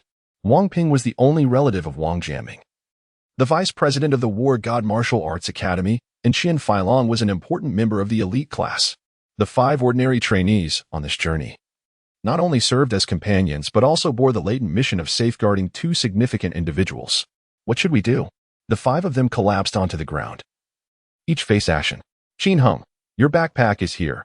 Let us hurry and move to a different hunting ground, Jin Wenxin said, grasping Qin Heng's backpack. Eager to leave this place without delay, Huang Jianqing, Zhao Dongqing, and Wu Weijie were similar expressions, filled with urgency. As Qin Heng took the backpack, ready to depart with the group, the usually reticent Liang Yukai suddenly inquired, Qin Heng, have you seen the primary root of the blood-sucking vine? Volume 1. The Emergence of Heroes Chapter 040. The mystique of the main root. Why do you ask about this? Qin Heng inquired. Liang Yunkai rubbed his nose and whispered, I have heard that the energy value of the blood-sucking vine is exceptionally high. The red roots beneath its main root possess effects comparable to low-tier divine medicines. Yet unlike divine medicines, they do not deplete one's potential. If we have the opportunity, we could attempt to vanquish it and consume the roots to enhance our strength. Even Huang Jianqing, a member of the MS group known for his extensive experience, expressed surprise. How do you know this, Liang Yunkai? Is the information reliable? Liang Yunkai replied, this comes from Qinyu, a martial artist of our elite class. Her words are undoubtedly trustworthy. Qinyu, a formidable warrior and member of the elite class at the Tiandao Martial Arts School. Such a person's words should be beyond doubt. The group felt a surge of interest. With effects nearly akin to divine medicines and no adverse impact on one's potential, it was indeed a treasure that no martial artist would resist. Could you elaborate further? What exactly did Sister Qin say? Zhao Dongxing pressed on. Though Qin Heng was unfamiliar with Qinyu's name, for Zhao Dongxing and others from the Tiandao Martial Arts School, it was a name that resonated profoundly. This sister had joined the Tiandao Martial Arts School 6 years ago. Now at 24 years of age, she was the youngest martial artist in the school, boasting strength surpassing many instructors of the junior classes. Furthermore, her mentor was the vice principal of the school, a grandmaster as formidable as Wang Jianming, possessing insights and secrets of cultivation far beyond those of ordinary individuals. Liang Yunkai continued, Sister Qin is succinct in her words. The essence is that the blood-sucking vine is fearful of the strong and pretends to be an ordinary plant in their presence, while it attacks fiercely when faced with the weak. The value of its main root increases with age. A plant under 10 years can save 3 months of cultivation, while those aged 10 to 30 years can equate to 6 months of cultivation effects. As for those over 30 years, they are no longer called blood-sucking vines, but have evolved into the dreaded devil vines, which even martial artists fear and are exceedingly rare on Earth. Even the least among them offers 3 months of cultivation benefits. Zhao Dongxing and the others' eyes sparkled with desire. Qin Heng too felt a surge of anticipation. This was a treasure comparable to low-tier divine medicines, with no detriment to potential. Encountering one meant consuming one, with no side effects. His cultivation efficiency was already superior to others if he could acquire such a treasure. How formidable would his strength be by the time he enrolled at the Tiandao Martial Arts School? The rumors surrounding the divine medicine created by Wang Ping would naturally dissipate, and he wouldn't even need to wait for the martial arts tournament 3 months hence to enter the elite class. Let us venture forth together to seek the blood-sucking vine. Once we obtain the main root, we shall share it equally, proposed Qin Heng. The blood-sucking vine is perilous. Are you certain about this? Huang Jianqing frowned, expressing concern. Liang Yunkai asked, Qin Heng, did you engage with the blood-sucking vine earlier?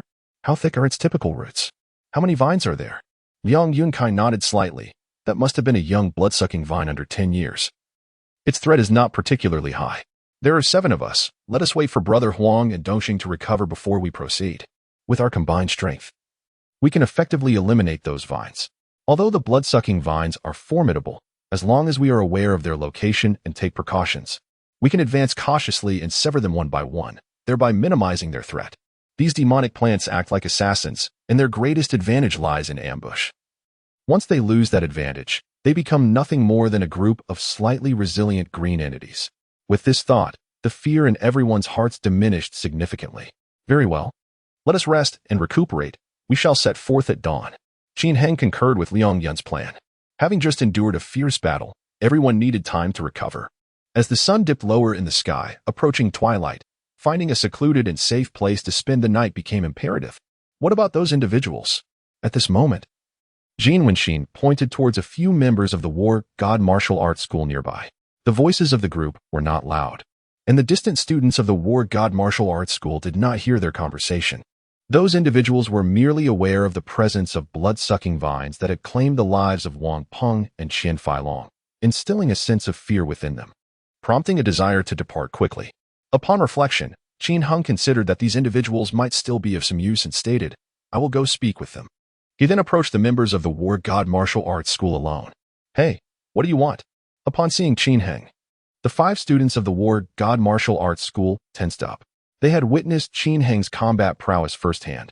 He had held his own against Qian Feilong, making him far from an opponent they could face. Moreover, there were 6 others behind him. If they all attacked together, they would surely be left searching for their teeth. Qin Heng sheathed his battle blade, saying, "Do not panic. I am not here to fight." "Then what is your purpose?" The 5 students of the War God Martial Arts School relaxed slightly yet remained wary.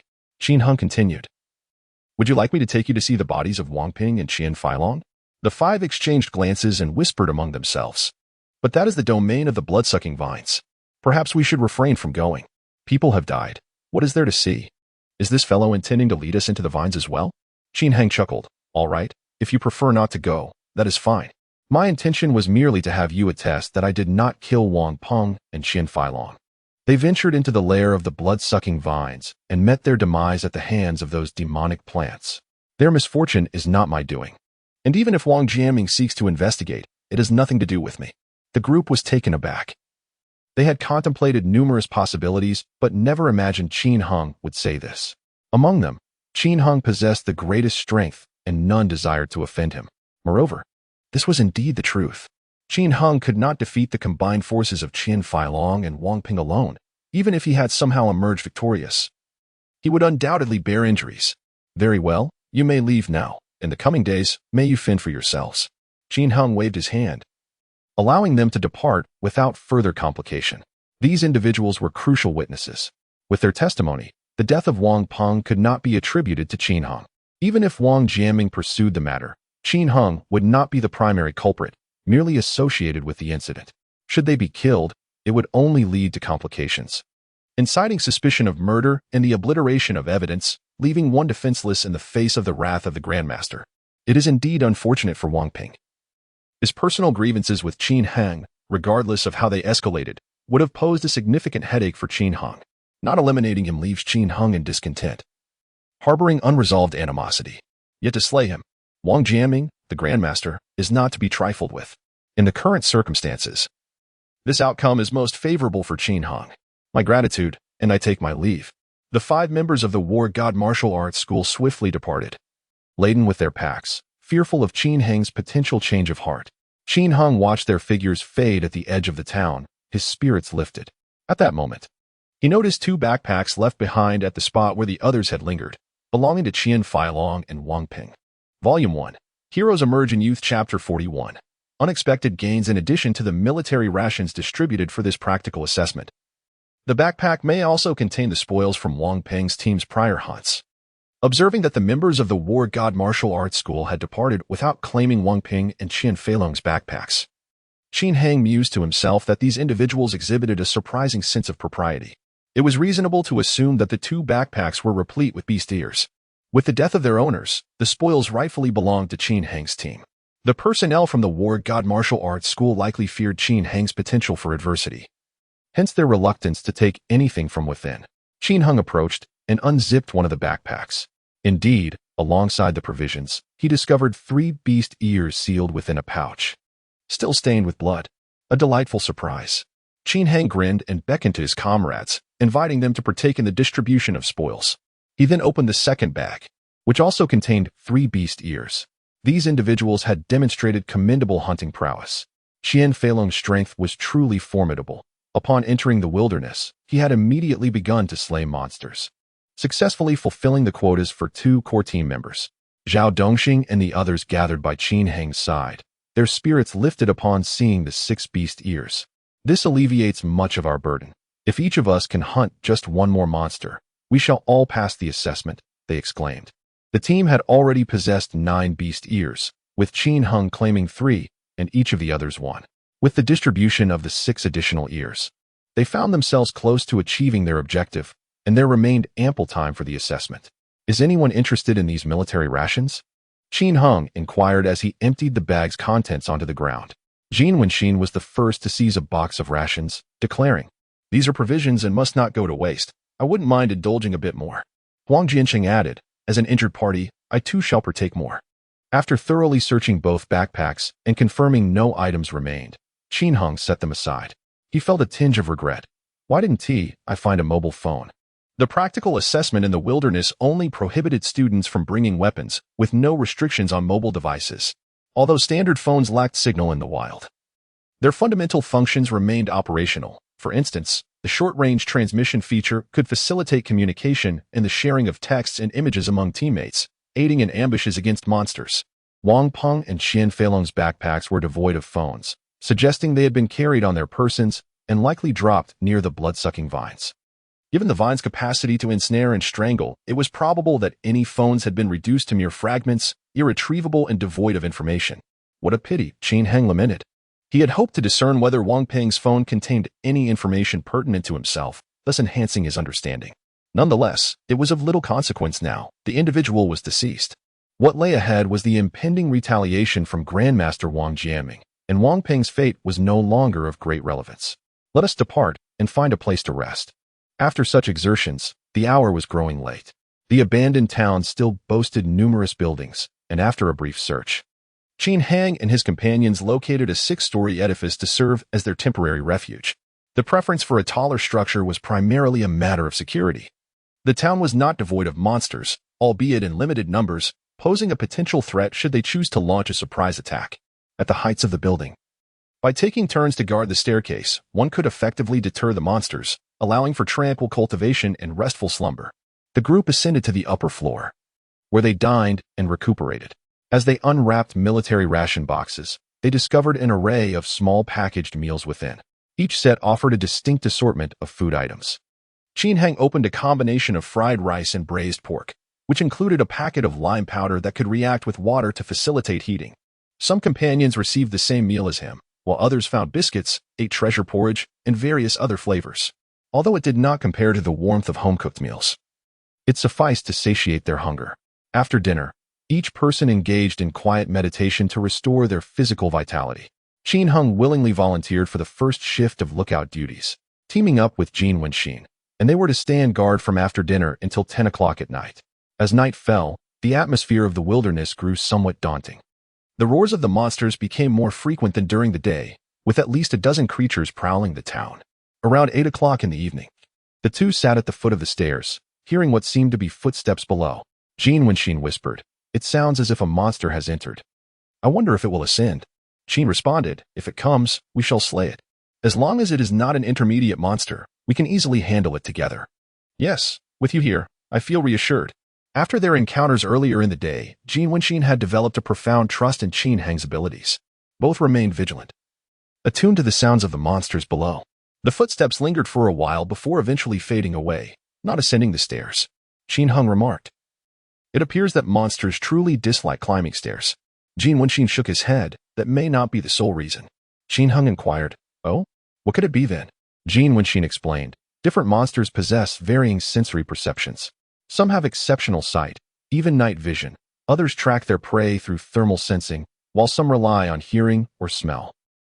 With 7 of us present, perhaps the monster detected our collective breathing and recognized the danger, prompting it to retreat." Qin Heng nodded slightly. "I understand now. Monsters fear death as well." "Indeed, when traversing the wilderness, always remember to avoid solitary ventures. Having a companion ensures a more secure rest. Unless one is a master capable of multitasking, remaining alert while asleep," Jin Wenxin cautioned him. Qin Heng committed this advice to memory. However, a thought lingered. Whom would he accompany in future excursions into the wilderness? This posed a dilemma. The current members of this small team lacked his caliber, and it would not be long before disparities emerged, rendering them unsuitable as long-term allies. The same could be said for Qin Yuan, Su Kuang, and others. They were only fit to be friends in everyday life, not comrades in the wilderness. Perhaps upon entering the elite class of the Tiandao Martial Arts Academy, he would encounter individuals of similar exceptional talent, allowing him to forge a few close bonds and secure lifelong battle companions. Reflecting on Qian Feilong's prowess and considering the youngest martial artist, Qinyu, as mentioned by Liang Yukai, Qin Heng could not help but feel a swell of anticipation for the elite class. At 10 o'clock, Liang Yukai and Pang Jun arrived punctually to take over the watch. You two should rest well. Rejuvenating your spirits is crucial for tomorrow's battles, Pang Jun advised. Well, the rest is up to you. Qin Heng and Jin Wenxin relinquished their positions. The two of them are to guard until 2 a.m., after which Wu Weijie and Zhao Dongxing will take over until dawn. Huang Jianqing suffered the most severe injuries, so everyone agreed not to let him take a shift. Jin Wenxin simply lay down to sleep. Qin Heng remarked, "Aren't you going to cultivate for a while? The wilderness area is abundant in energy, and the effects are far superior to those in the base city." Jin Wenxin shook his head, saying, "Cultivating is too exhausting. I'm a bit weary. I'll attend to it after I wake up." Qin Heng fell into silence. The notion that cultivation could be tiring. He had previously heard Su Kuang and Chen Yuan mention it. It seemed that everyone regarded the practice of the innate fetal breathing technique as a strenuous endeavor. During the cultivation process, there would be a slight, yet enduring pain within the body, which was quite uncomfortable. Coach Yang explained that such discomfort arose from the absorption of cosmic energy, which cleansed the meridians. As long as one gritted their teeth and persevered, over the years, the pain would diminish, ultimately opening all the meridians and allowing one to cultivate qi. However, Qin Heng's meridians were innately unobstructed, and he experienced no pain during cultivation. Rather, he found immense pleasure in it. This enabled him to persist through the entire night of cultivation, even continuing the innate fetal breathing technique in his sleep. In terms of cultivation, although Qin Heng appeared to have only learned the innate fetal breathing technique for a week, the total time he spent practicing likely exceeded that of other novices by a month. Jin Wenxin lay back, closing his eyes and preparing to sleep. Observing him in this state, Jin Wenxin couldn't help but feel a sense of admiration. Indeed, genius is not conjured from thin air, even after a day of toil. One can grit their teeth and continue to cultivate. I am truly in awe of Qin Heng. Little did he know, Qin Heng felt no need to grit his teeth. He was thoroughly at ease. Volume 1. The hero emerges in Youth Chapter 42. The fiery assault on the blood-sucking vine as night enveloped the land. The moon shone brightly amidst a sparse array of stars. Streams of cosmic energy flowed with the moonlight and gentle breeze, merging into Qin Heng's being. The blood-law demon wolf had revealed its weakness, a fact that was glaringly obvious. Had I discerned the flaws sooner, the prolonged battle could have been avoided, sparing my comrades from the torment inflicted by the monster. While Qian Feilong exhibited remarkable combat skills, he initially underestimated me. I should have taken the initiative, wielding my great sword to intimidate him before swiftly transitioning to a dagger for a surprise attack aimed at ending his life. Alternatively, I could have evaded Qian Feilong, targeting Wang Peng and the others first, and subsequently overpowering him with a 7-to-1 advantage. Had Qian Feilong not underestimated me and commenced the fight with full force, I might have faced defeat. If they had been more ruthless, eliminating Huang Jianqing and the others before confronting me, I would likely have met a gruesome end. Bereft of my companions. Alas, there were too many vulnerabilities. The path of a martial artist is indeed fraught with challenges, and there remains much for me to learn. Reflecting on the battle is as crucial as training beforehand. Tomorrow, in addressing the blood-sucking vine, I must devise a meticulous plan. Its length is limited, and how I wish for the presence of ranged explosive weaponry. However, lacking such weapons, I may resort to fire attacks, allowing me to strike from a distance. The priority lies in self-preservation over vanquishing foes, avoiding peril whenever possible. Unbeknownst to me, the night slipped away. As dawn approached, the 7 members of the squad had completed their rest. When Jin Wenxin awoke, he was startled to find Qin Heng still seated in meditation, the hum of his mind echoing. He tiptoed out of the room to join the others. Has Qin Heng awakened? Zhao Dongxing inquired of him.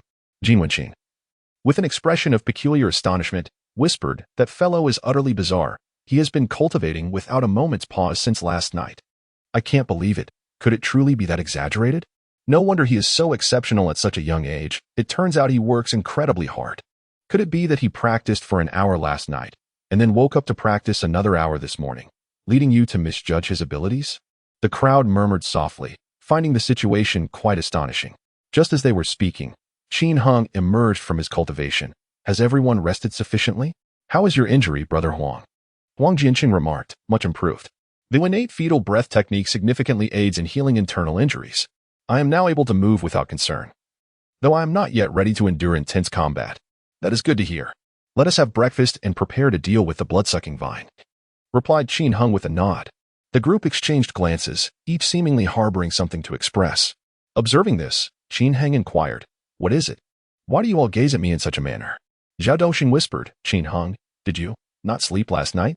Qin Heng replied, I did sleep. Zhao Dongxing responded, but Brother Jin said you meditated all night. Qin Heng chuckled, I am accustomed to sleeping while seated.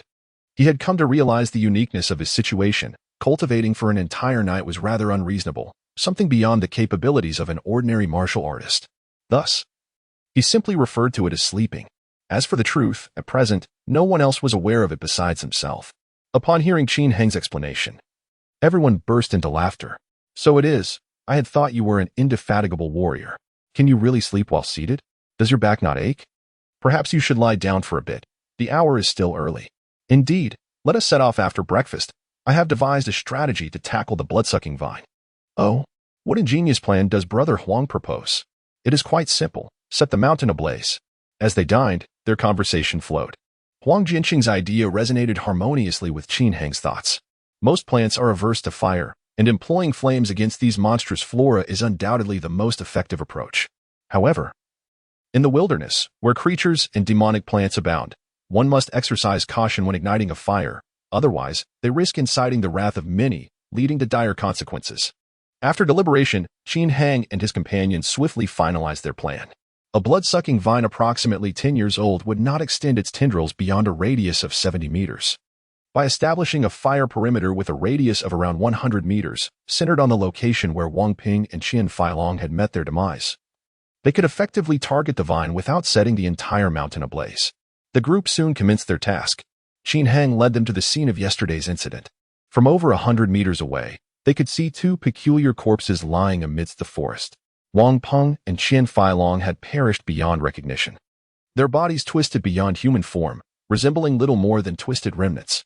Moreover, scattered nearby were the remains of other creatures, obscured by fallen branches and leaves. Easily overlooked without careful scrutiny, Qin Heng instructed, let us divide into 3 groups. Be mindful not to approach too closely to the inner circle, and remain cautious of the surrounding vines. There may be more than one blood-sucking vine present. Establishing a fire break entails clearing away combustible materials around the target area, confining the flames within a designated perimeter and preventing them from spreading further. With no strong winds today, the fire's outward reach would be limited. A 3-meter-wide buffer would suffice. For novice warriors, felling trees and clearing brush is a task of little difficulty. The 7 individuals split into 3 groups, wielding swords and axes, swiftly clearing the surrounding vegetation. The felled trees and underbrush were thoughtfully cast towards the location of the blood-sucking vine, creating a bed of fuel to ensure a more vigorous blaze. The entire endeavor was not overly strenuous, with minimal physical exertion required. However, it was time-consuming. The expansive circle required clearing approximately 600 to 700 meters in length, with each individual managing around 300 square meters of forest, a considerable workload nonetheless. By mid-afternoon, around 3 o'clock, they had completed the fire break. During their efforts, some wild beasts observed them from a distance but did not initiate any attacks. Qin Heng was initially puzzled. One would assume that their actions, which disrupted the beast's habitat, would incite anger. However, upon reflection, he realized the beasts were quite intelligent. They likely recognized the presence of the blood-sucking vine, feared it, and understood that the group's actions were aimed at its eradication, thus opting to remain passive. At just past 3, the 7 reconvened. Let us begin, Liang Yun declared, producing a match, his face alight with anticipation. Among the field rations, there exist certain sets equipped with cigarettes and matches, but there are merely 3. They suffice to ignite a flame. Jin Wenxin remarked, let us create multiple sources of fire to prevent the flames from extinguishing prematurely. Igniting live plants can be somewhat cumbersome. Yet the forest is replete with dry branches and fallen leaves, easily collected. The group methodically ignited fires in various locations, and soon, within the designated area, blazing flames erupted, accompanied by thick, dark smoke spiraling skyward. Qin Heng spotted the blood-sucking vines. The tendrils seemed to sense the fire's presence, beginning to retreat and climb in the opposite direction. "Come, let us investigate over there," he urged his companions as they circumvented the fiery zone, pursuing the direction in which the vines fled. The spread of the flames was not particularly rapid, yet under Qin Hang and his team's deliberate accumulation, the fire blazed with vigor. The already sweltering summer heat intensified further as the trees crackled and popped in combustion. Following the path taken by the blood-sucking vines, Qin Hang and his companions arrived at the opposite side, where the flames had not yet reached. Jin Wenqin took action, igniting 2 additional sources of fire, preparing for a multifaceted assault on the vines. At that moment, Liang Yukai discerned the movement patterns of the vines, offering a brief analysis as he pointed to a specific location, stating, "Their primary route lies there." Volume 1. The Hero Emerges, Chapter 43. The crimson crystal roots. The movement of the blood-sucking vine appeared to revolve around a central point. Following Liang Yunkai's direction, Qin Hang indeed spotted a dark red vine, approximately the width of a water bottle, concealed within the thicket, resembling a stealthy python. All the vines branched from that principal root, splitting into 10, then into 100, forming a vast network of tendrils that spanned dozens of meters in radius. Flames raged, and the blood-sucking vine had nowhere to escape. Under the duress of the inferno, it recoiled, curling up and on itself. The once scattered green vines gradually converged, akin to a spider's web being crumpled into a ball. Sizzle! Part of the vine's tips ignited. Even the demon plant could not withstand the onslaught of the flames. In the face of such high temperatures, carbon-based life forms are inherently fragile. Even divine warriors and beast gods, immune to ordinary fire, would succumb to the millions of degrees at the center of a nuclear explosion. One could only wonder how much strength the principal root of the blood-sucking vine could bestow upon us. The members of the team eagerly anticipated the outcome. However, the conflagration required more time to complete its task. The group waited beyond the fire line, from 3 o'clock to 4, and then to past 5. The sun was nearly setting. Yet the blood-sucking vine had not been entirely incinerated. Its body had been consumed by the flames, with the entire vine burning as if numerous long worms were futilely struggling. Segments of the vine gradually turned to charcoal and broke off. What was once a densely packed mass of vines had been reduced by 90%. Yet, it seemed impossible to eradicate it completely. The flames slowly extinguished, the small grasses had long turned to ash, and the distant trees stood forlorn, unable to reach the blood-sucking vine. Once the vine's green leaves and tendrils had been burned away, there was nothing left to ignite, leading to the natural extinguishment of the fire. Qin Hang could not help but exclaim, "This could not vanquish it. The vitality of demon plants is indeed formidable." Liang Yunkai chuckled, "But this is all it amounts to. The remaining few vines are easy for us to handle." The one most eager about the blood-sucking vine was Liang Yukai, for it was he who provided the information. Possessing the most knowledge and yearning to personally experience the pseudo-divine herb spoken of by senior sister Chenyu. Let us proceed. The blood-sucking vine posed little threat now. With fewer than 5 remaining tendrils, each under 20 meters in length, with the strength of their 7-member team, they could easily prevail. Onward. Qin Hang and Liang Yukai took the lead, advancing towards the principal root of the blood-sucking vine. Huang Jianqing and the others followed closely behind, each wielding sharp blades, exuding an intimidating presence. Whoosh! As if sensing the approach of Qin Hang and the others, the blood-sucking vine suddenly sprang to life, choosing to launch a counterattack. 3 main tendrils, each the thickness of a small arm, shot forth like ethereal serpents, lashing out at Qin Hang and Liang Yunkai. "Be cautious," Liang Yunkai warned. Qin Hang remained silent, channeling all his strength into his hands, and struck fiercely with his battle knife. Thud! The light red tendril snapped in response, the severed end smooth and even. He dashed forward, delivering 3 consecutive strikes, causing the blood-sucking vine's tendrils to fragment and fall to the ground. The blood-sucking vine may not possess the ability to articulate, yet its frenzied thrashing suggests profound anguish. Liang Yunkai declared, "Do not grant it the opportunity. Sever its primary root immediately." Qin Hang chuckled softly. "I suppose this serves as retribution for Wang Ping. Should Wang Jiaming express gratitude upon hearing of my deed?" With these words, he wielded his blade decisively. Crack! All the tendrils of the blood-sucking vine were severed, leaving behind a mere segment of less than 2 meters in length. As rigid as steel, this malevolent plant, which had preyed upon numerous creatures in the forest, had finally lost all semblance of mobility, reduced to an ordinary vine. The 7 individuals huddled together. Liang Yukai suggested, "Let us extract it and discern the number of red roots it possesses." The main root on the ground was not truly a root, but rather a trunk. The underground roots were the genuine treasure. Qin Heng grasped the thick, dark red vine, exerting all his strength. Yet, despite his efforts, he found his feet sinking into the earth, unable to uproot it. It's quite firmly entrenched. Let us collaborate. Realizing he could not accomplish this alone, Qin Heng called upon his companions for assistance. The 2-meter-long trunk was just sufficient for 7 hands to grasp. With combined strength, they yanked with fervor. Whoosh! The blood-sucking vine was pulled out half a foot, and the soil erupted, revealing the roots beneath. It appears there are quite a few. Let us continue. Liang Yunkai's countenance radiated delight. 1, 2, 3, pull. 1, 2, 3. United in purpose, the 7 individuals exerted their strength repeatedly, and after considerable effort, they finally uprooted the vine entirely. The roots of the blood-sucking vine were remarkably vigorous, so numerous they were beyond counting, resembling a thick mass of hair. These roots could be categorized into 3 distinct types. The slender fine roots, responsible for extracting moisture and nutrients from the soil, were delicate as hair and mostly severed, remaining embedded in the earth. The robust coarse roots, anchoring the plant firmly, delved deep into the soil, even stronger than the trunk above.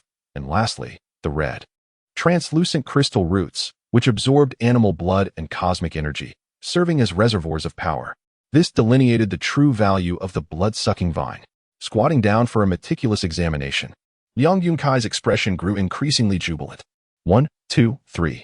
After a brief interval, he reported the quantity to the others. There are 9 red crystal roots, each aged 9 years. Curiously, Qin Heng inquired, how long can a single crystal root sustain our cultivation?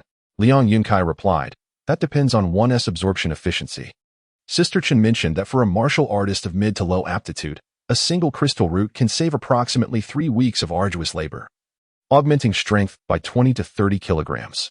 However, for those of higher aptitude, it can enhance strength by 30 to 50 kilograms. The greater the talent, the more effective the absorption. Ah, I see. Qin Heng responded, enlightened. The energy contained within a crystal root is fixed, yet the efficiency of absorption varies among individuals. Those with obstructed meridians may only harness 10 to 20 of the energy, while those with fully open meridians can achieve over 50 or even higher. As for the notion of achieving a complete and flawless absorption of energy, that is an impossibility. There will inevitably be some wastage during the process of energy transformation. Even a martial deity cannot perfectly absorb the energy of a singular entity. With 9 roots to consider, how shall we divide them among the 7 of us? At this juncture, a dilemma arose. The quantity, regardless of how it is allocated, cannot be evenly distributed. Moreover, the crystalline roots cannot be partitioned. They exist as a singular entity, and once severed, their energy will dissipate rapidly, necessitating their consumption in entirety. The group exchanged glances, and soon a consensus emerged. Huang Jianqing asserted, Qin Heng discovered the blood-sucking vine, thus he deserves to receive an extra root. Liang Yukai, who understood the intricacies of the blood-sucking vine and shared the information with us, should also be entitled to an additional root. I concur. I agree. Let us proceed with this division. It is already commendable that we can obtain one by chopping down trees and setting fires. The group had no objections to this method of distribution. Although they all yearned for power and wished to seize everything at once, they understood that such an approach would be utterly impractical. Any internal strife would be intolerable for all involved. The nearly equal division was the most favorable outcome achievable. Liang Yunkai cautiously plucked the crystalline roots on Volume 1. Heroes Emerge in Youth Chapter 044. The enhancement of strength as the distribution of resources concluded. Twilight began to envelop the surroundings. With merely 2 days remaining until the practical assessment, they needed to hunt down 6 more beasts possessing the left ear to secure their passage. This time, it was Qin Heng's turn to guard through the latter half of the night, while he could rest during the first half. The crimson crystal roots resembled soft candy. Once crushed and ingested, they gradually dissolved within him. A stream of refreshing energy coursed through his body, assertive and unrestrained. Qin Heng distinctly sensed his burgeoning strength, the effects of his training surpassing those of his usual sessions. By the time he had absorbed the energy from the crystal roots, 3 hours had elapsed.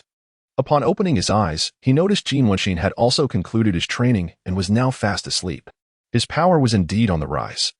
He estimated that he could now deliver a force of approximately 1,500 kilograms with a single punch, reveling in the raw power surging within him. Qin Heng felt a sense of elation. Without wasting a moment, sensing he could continue to absorb more, he consumed a second crystal root. At 2 a.m., Qin Heng opened his eyes, gazing at the moonlight streaming through the dilapidated window, a faint smile gracing his lips. If I were to encounter an opponent like Qian Feilong again, I would have at least a 50% chance of subduing him within 50 moves, he mused.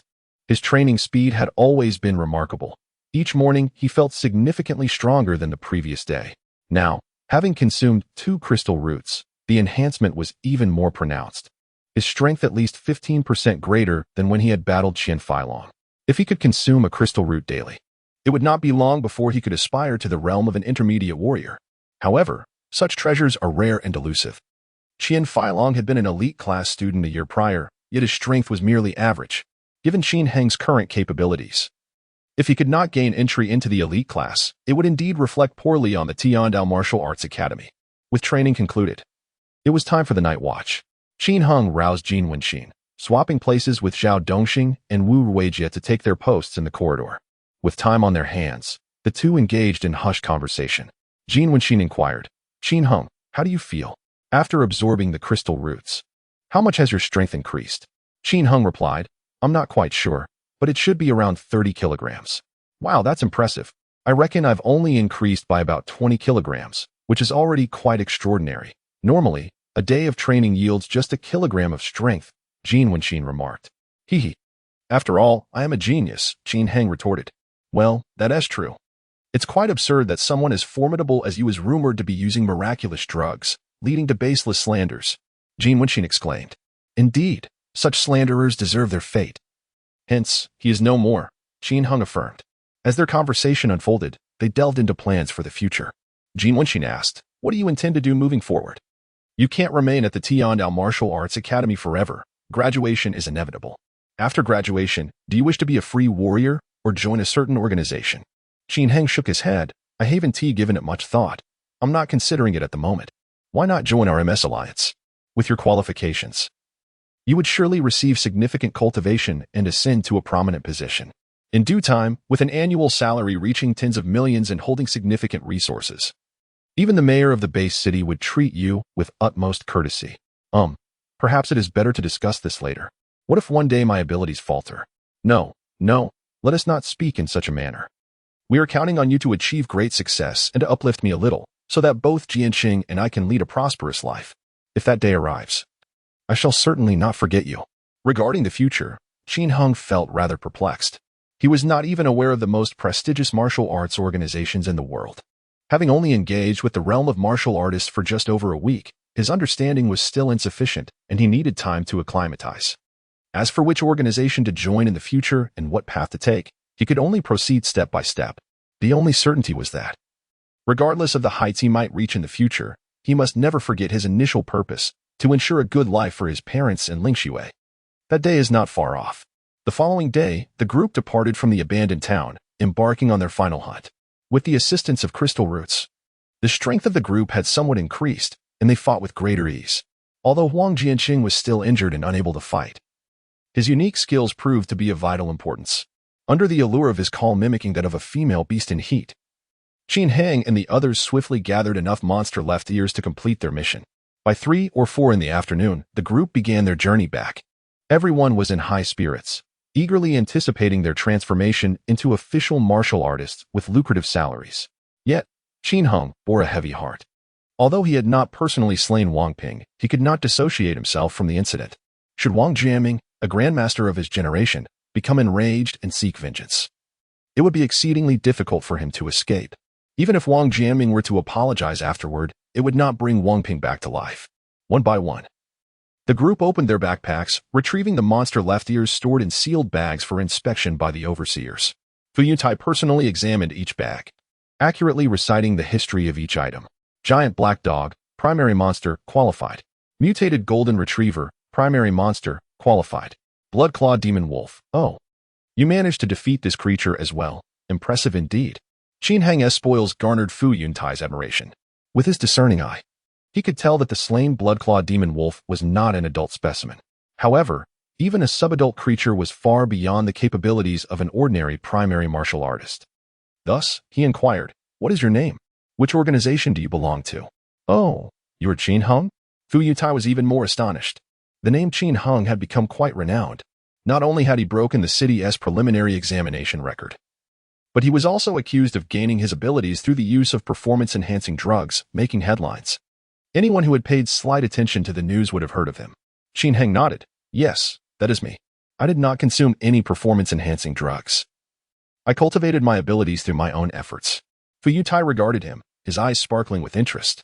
After a brief moment, he remarked, I must inform the Alliance representative. We need to recruit this talented individual. Volume 1. The Emergence of Heroes Chapter 045. Subsequent troubles now. The entire base city is abuzz with rumors regarding his negative reputation. Even his familiar neighbors and friends have come to believe the gossip, doubting his extraordinary talents. However, masters like Fu Yutai and Zhang Wanshan hold an entirely contrary view, firmly believing in him. Why do you not doubt me? Qin Heng inquired. Is that so? Qin Heng pondered thoughtfully. It seems that Fu Yutai and Zhang Wanshan share a similar perspective, both embodying a certain element of risk in their beliefs. The efficacy of the divine medicine cannot be measured, and the true nature of Qin Heng's aptitude can only be revealed through the passage of time. His initial examination results and current strength do not suffice to clarify all doubts, as he could have concealed his abilities during the preliminary tests and is now gradually revealing a portion of them to gain the trust of others. Yet, as time progresses, the truth will inevitably come to light. The effects of the divine medicine are finite. It may elevate him to the rank of a novice martial artist, or even an intermediate one, but to leap into the realms of advanced martial artists, martial masters, or grand martial masters is an impossible feat to accomplish all at once. If Qin Heng were to stagnate, then the rumors would transform from mere whispers into undeniable facts. Conversely, should he continue to grow stronger and break through barriers, the voices of skepticism would naturally dissipate. How do you intend to win me over? Qin Heng could not help but ask.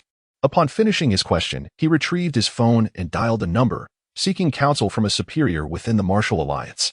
Seeing him make a call, Qin Heng remarked in astonishment, Sir, isn't there no signal here?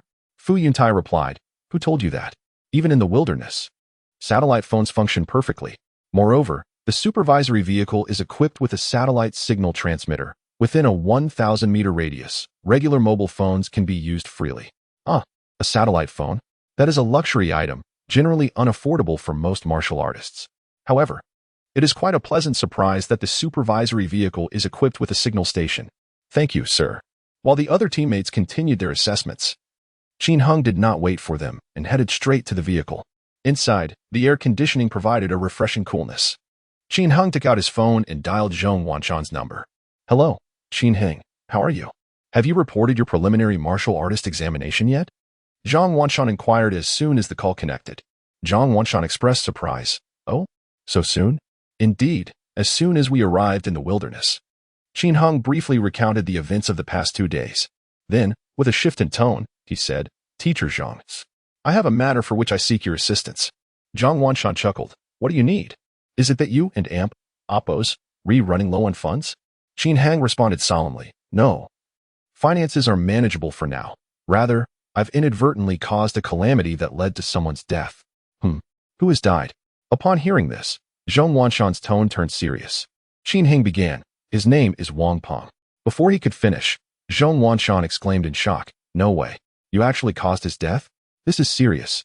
Wang Peng's identity was already known to Zhang Wanshan. They had met on the day of the martial artist assessment, and he was well aware of Grandmaster Wang Jiaming's deep concern for his nephew.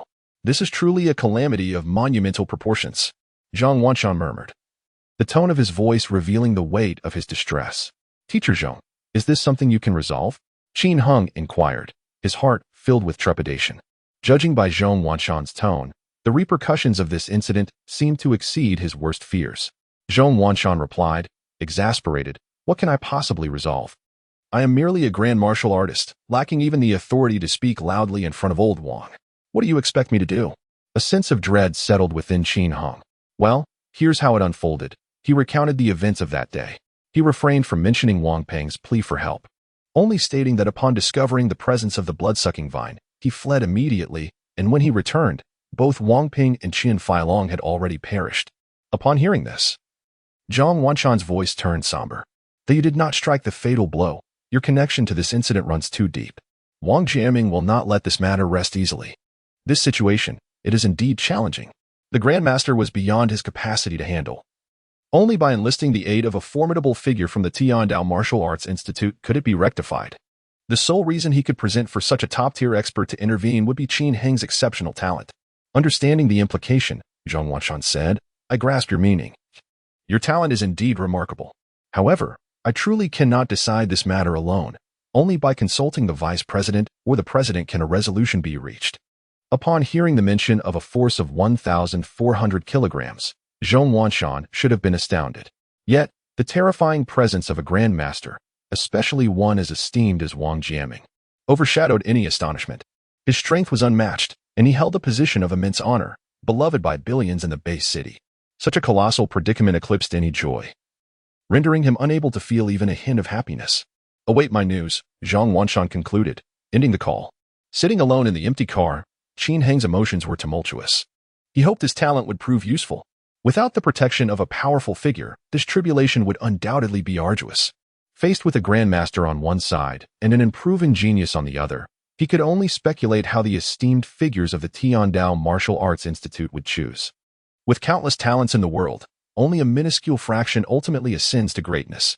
It seemed that these esteemed figures would weigh their options carefully, likely steering clear of the formidable Wang Jiaming. Qin Heng felt a heavy gloom descend upon him.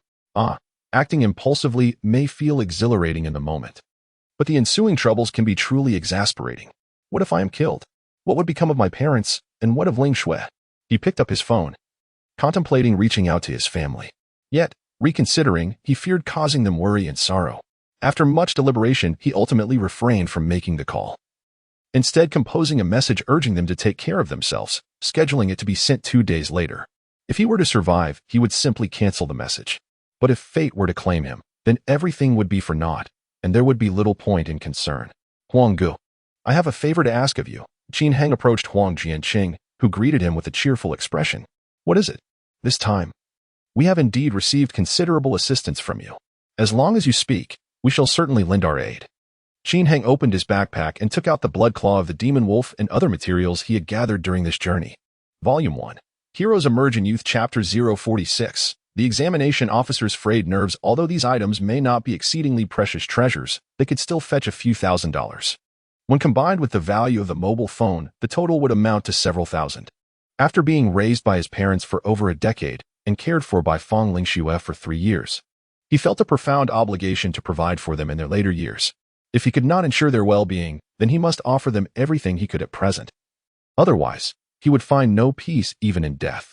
As for the safety of his family, he harbored little concern. Wang Jiaming, a formidable grandmaster, exuded a certain dignity. Even if revenge were sought, it would likely target him alone, rather than blatantly contravening the martial artist protection law and the martial artist management regulations with indiscriminate slaughter. Qin Heng, please do not speak in such dire tones. Surely, things cannot be as bleak as you suggest, Huang Jianqing hastily reassured. Qin Heng's words sounded akin to preparing for a final farewell, casting a heavy pall over the previously buoyant atmosphere. With a sense of resignation, Qin Heng remarked, the unpredictability of the world compels one to prepare in advance.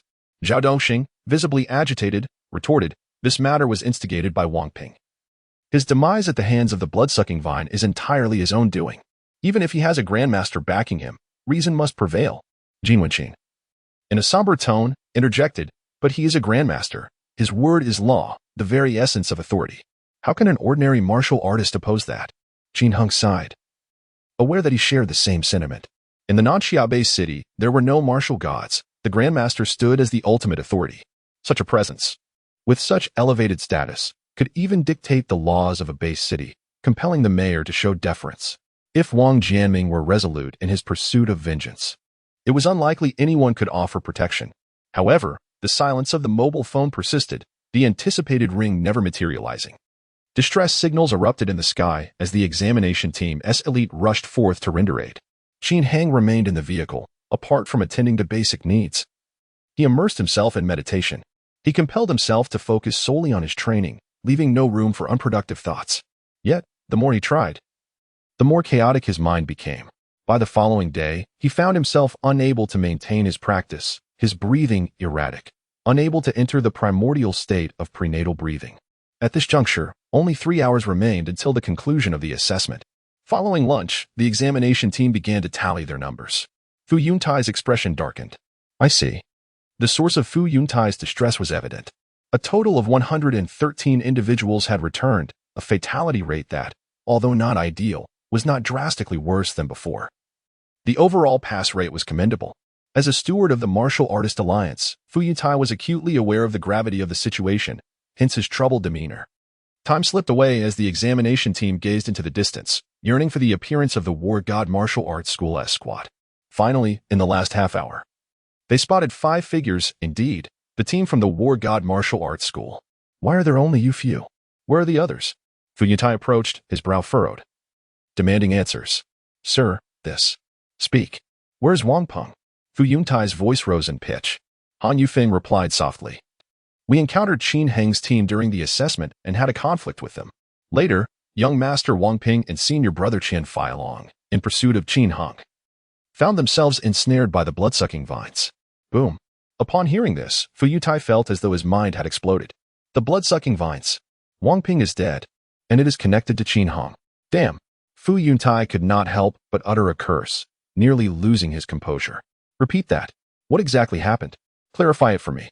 He glared fiercely at Han Yufeng, his formidable presence overwhelming the 5 members of the team, causing them to falter and collapse to the ground. Old Fu, old Fu. Another supervising officer hurried forward, helping the injured disciples of the War God Martial Arts School to their feet, and solemnly addressed Fu Yuntai. Do not vent your anger on the children. The situation is dire. We must first devise a way to report to old Wang. Fu Yuntai's face flushed with rage, never having anticipated such an occurrence during his supervision. Tell me everything you know. And, Qin Heng, come here. Fu Yuntai bellowed. Hearing the commotion, Qin Heng immediately exited the vehicle. The inevitable had arrived. Compared to facing a grandmaster, this seemed relatively less daunting. He approached Fu Yuntai, drawing the attention of all present, who were curious about what had transpired to incite such fury in the supervising officer. While Fu Yuntai was enraged, he had not completely lost his rationality. He simply stated, Follow me. Accompanied by Han Yufeng and Qin Heng, he moved to a more secluded area. Speak, Fu Yuntai instructed Han Yufeng. Han Yufeng glanced at Qin Heng, a hint of trepidation evident. Nevertheless, he recounted everything he knew, including how Wang Peng had sought out Qin Heng and his intentions to kill him. After listening, Fu Yuntai felt an overwhelming headache and addressed Qin Heng. How did it escalate to this point? Qin Heng replied, My enmity with Wang Ping has deep roots. It did not arise recently. He, emboldened by his petty triumph, sought to deceive me, and I certainly could not await my demise. I regret nothing in killing Wang Ping. If possible, I would have preferred to do it myself. However, the repercussions were inescapable. Why didn't you use a flare gun for help? Fu Yuntai chastised Han Yufeng. Han Yufeng murmured, The incident occurred so suddenly, we had no time. By the time we realized, he was already dead. You are truly a bunch of... Fu Yuntai ground his teeth in frustration. Taking a deep breath, he asked, Where is the body? I don't know. Han Yufeng shook his head. Qin, although the consequences were nearly predictable, Fu Yuntai still had to complete the tasks that lay before him. Volume 1. The Heroic Youth Chapter 047. The Grandmaster blocks the path. Qin Heng remained silent, immediately taking the lead to guide Fu Yuntai to the site that had previously been engulfed in flames. Although he claimed to be leading, in truth, he was merely pointing the way while Fu Yuntai briskly propelled him forward by the arm. The speed of a great martial artist was astonishing, akin to flying just above the ground, and before long, they arrived at the area strewn with ash. Qin Heng gestured towards the location of Wang Ping's remains, saying, It's right there. My heavens, it has been reduced to ashes. Fu Yuntai nearly fainted at the sight. The spot had previously been entangled with blood-sucking vines, which had led Qin Heng and others to heap an excessive amount of firewood upon it. Once the fire blazed, the 2 corpses, already in a state of decay, were utterly incinerated, mingling with charcoal and rendering their original forms nearly unrecognizable. With a sigh, Fu Yuntai approached and scooped up what was either bone ash or wood charcoal into a specially prepared empty backpack. Observing from the side, Qin Heng felt an inexplicable urge to laugh at the sight of the heap of ashes, despite the gravity of the situation. Commander, how do you plan to handle this? He inquired. Fu Yuntai retorted with irritation, What authority do I have to decide? I'm merely an ordinary functionary. The only thing I can do is report this to my superiors immediately. After a moment, he added, I initially intended to inform you that your qualifications had garnered significant attention from above. They were preparing to appoint you as the representative of young martial artists in this city, allowing you to engage with some influential figures. Now, however, it seems your very survival is in question. Qin Heng sighed. Perhaps this is fate. Having collected a backpack full of ashes, Fu Yuntai's anger had subsided, leaving only a sense of melancholy. This is a piece of advice, he said. Qin Heng felt a surge of gratitude, replying, "Thank you for the reminder, Commander." However, it seemed he had no one left to contact. At that moment, the field assessment process had completely concluded. Fu Yuntai reviewed the assessment statistics and announced in a somber tone, "This month, 174 participants were assessed, with 89 passing, 19 failing, and 66 perishing. Congratulations to those who passed, and my condolences to those who did not survive." As the captain of the supervisory team, Fu Yutai felt a heavy heart. He said little more, issuing a command. "Everyone, board the vehicle. We shall return." As Qin Heng climbed aboard, his teammates immediately surrounded him, asking, "Qin Heng, what did the chief examiner say to you?" The vehicle traversed the wasteland, gradually leaving the whooping mountain range behind. Many on the bus whispered about him, but Qin Heng chose to ignore them. The journey home would take 3 hours, and they were expected to arrive at the base city by dusk. Qin Heng contemplated whether he would receive a martial artist identification card jointly issued by the Martial Alliance and the government, or if he would be slain by Wang Jiaming on the spot. The ride was bumpy, yet the vehicle maintained a steady pace. He reminisced about his impoverished yet fulfilling childhood, the care and affection of his parents, and their frail appearances after suffering injuries. Reflecting on these memories made him feel a pang of reluctance. It felt as though a century had passed, yet it was merely a fleeting moment. The silhouette of the border wall appeared in the distance as twilight approached. Qin Heng's heartbeat quickened uncontrollably. Teacher Zhang had still not called, and it seemed. He glanced at his phone. There were no missed calls or unread messages. Zhang Wanshan appeared to have vanished, having reported the news and then fallen silent. Sighing deeply, Qin Heng felt a heavy weight in his heart, pondering the possibility of his parents being uncared for and Fang Lingxue being bullied without anyone to protect her. Just then, the convoy abruptly began to decelerate. The driver muttered, "This is bad. The Grandmaster has truly arrived." A tremor ran through Qin Heng's heart. He peered out of the car window towards the border wall, and there, suspended in the air, yes, in the sky, an elderly man with white hair floated 100 meters above the ground, resembling a celestial deity, unwavering in his stance. The aura emanating from him was so resplendent that it outshone even the sun on the horizon, invoking both fear and reverence within those who beheld it. It was Wang Jiaming, in a state of fury. A collective thought flashed through the minds of everyone in the convoy. The Wang Jiaming seen on television, amiable and approachable, was one of the guardians of the Nanxia-based city, having hunted countless formidable beasts and saved the city from peril on numerous occasions. But now, he resembled a sword drawn from its sheath, radiating an insatiable edge, thirsting for blood. This old hero, having endured the devastating loss of his only kin, had transcended into a realm of unrestrained wrath. "Stop the vehicles! Everyone halt!" came the voice of Fu Yuntai from the front. At this moment, the convoy was still 5 kilometers away from the border wall's checkpoint. Although separated by several kilometers, communication was seamless. Wang Jiaming, suspended in the air, spoke with crisp clarity, devoid of any discernible emotion, uttering 5 words, "Bring Qin Heng out." 3 hours prior, Fu Yuntai had reported everything he knew to the Martial Artists Alliance. Not daring to omit a single word, the Alliance relayed all the information to Wang Jiaming. At this very moment, Wang Jiaming was aware of everything.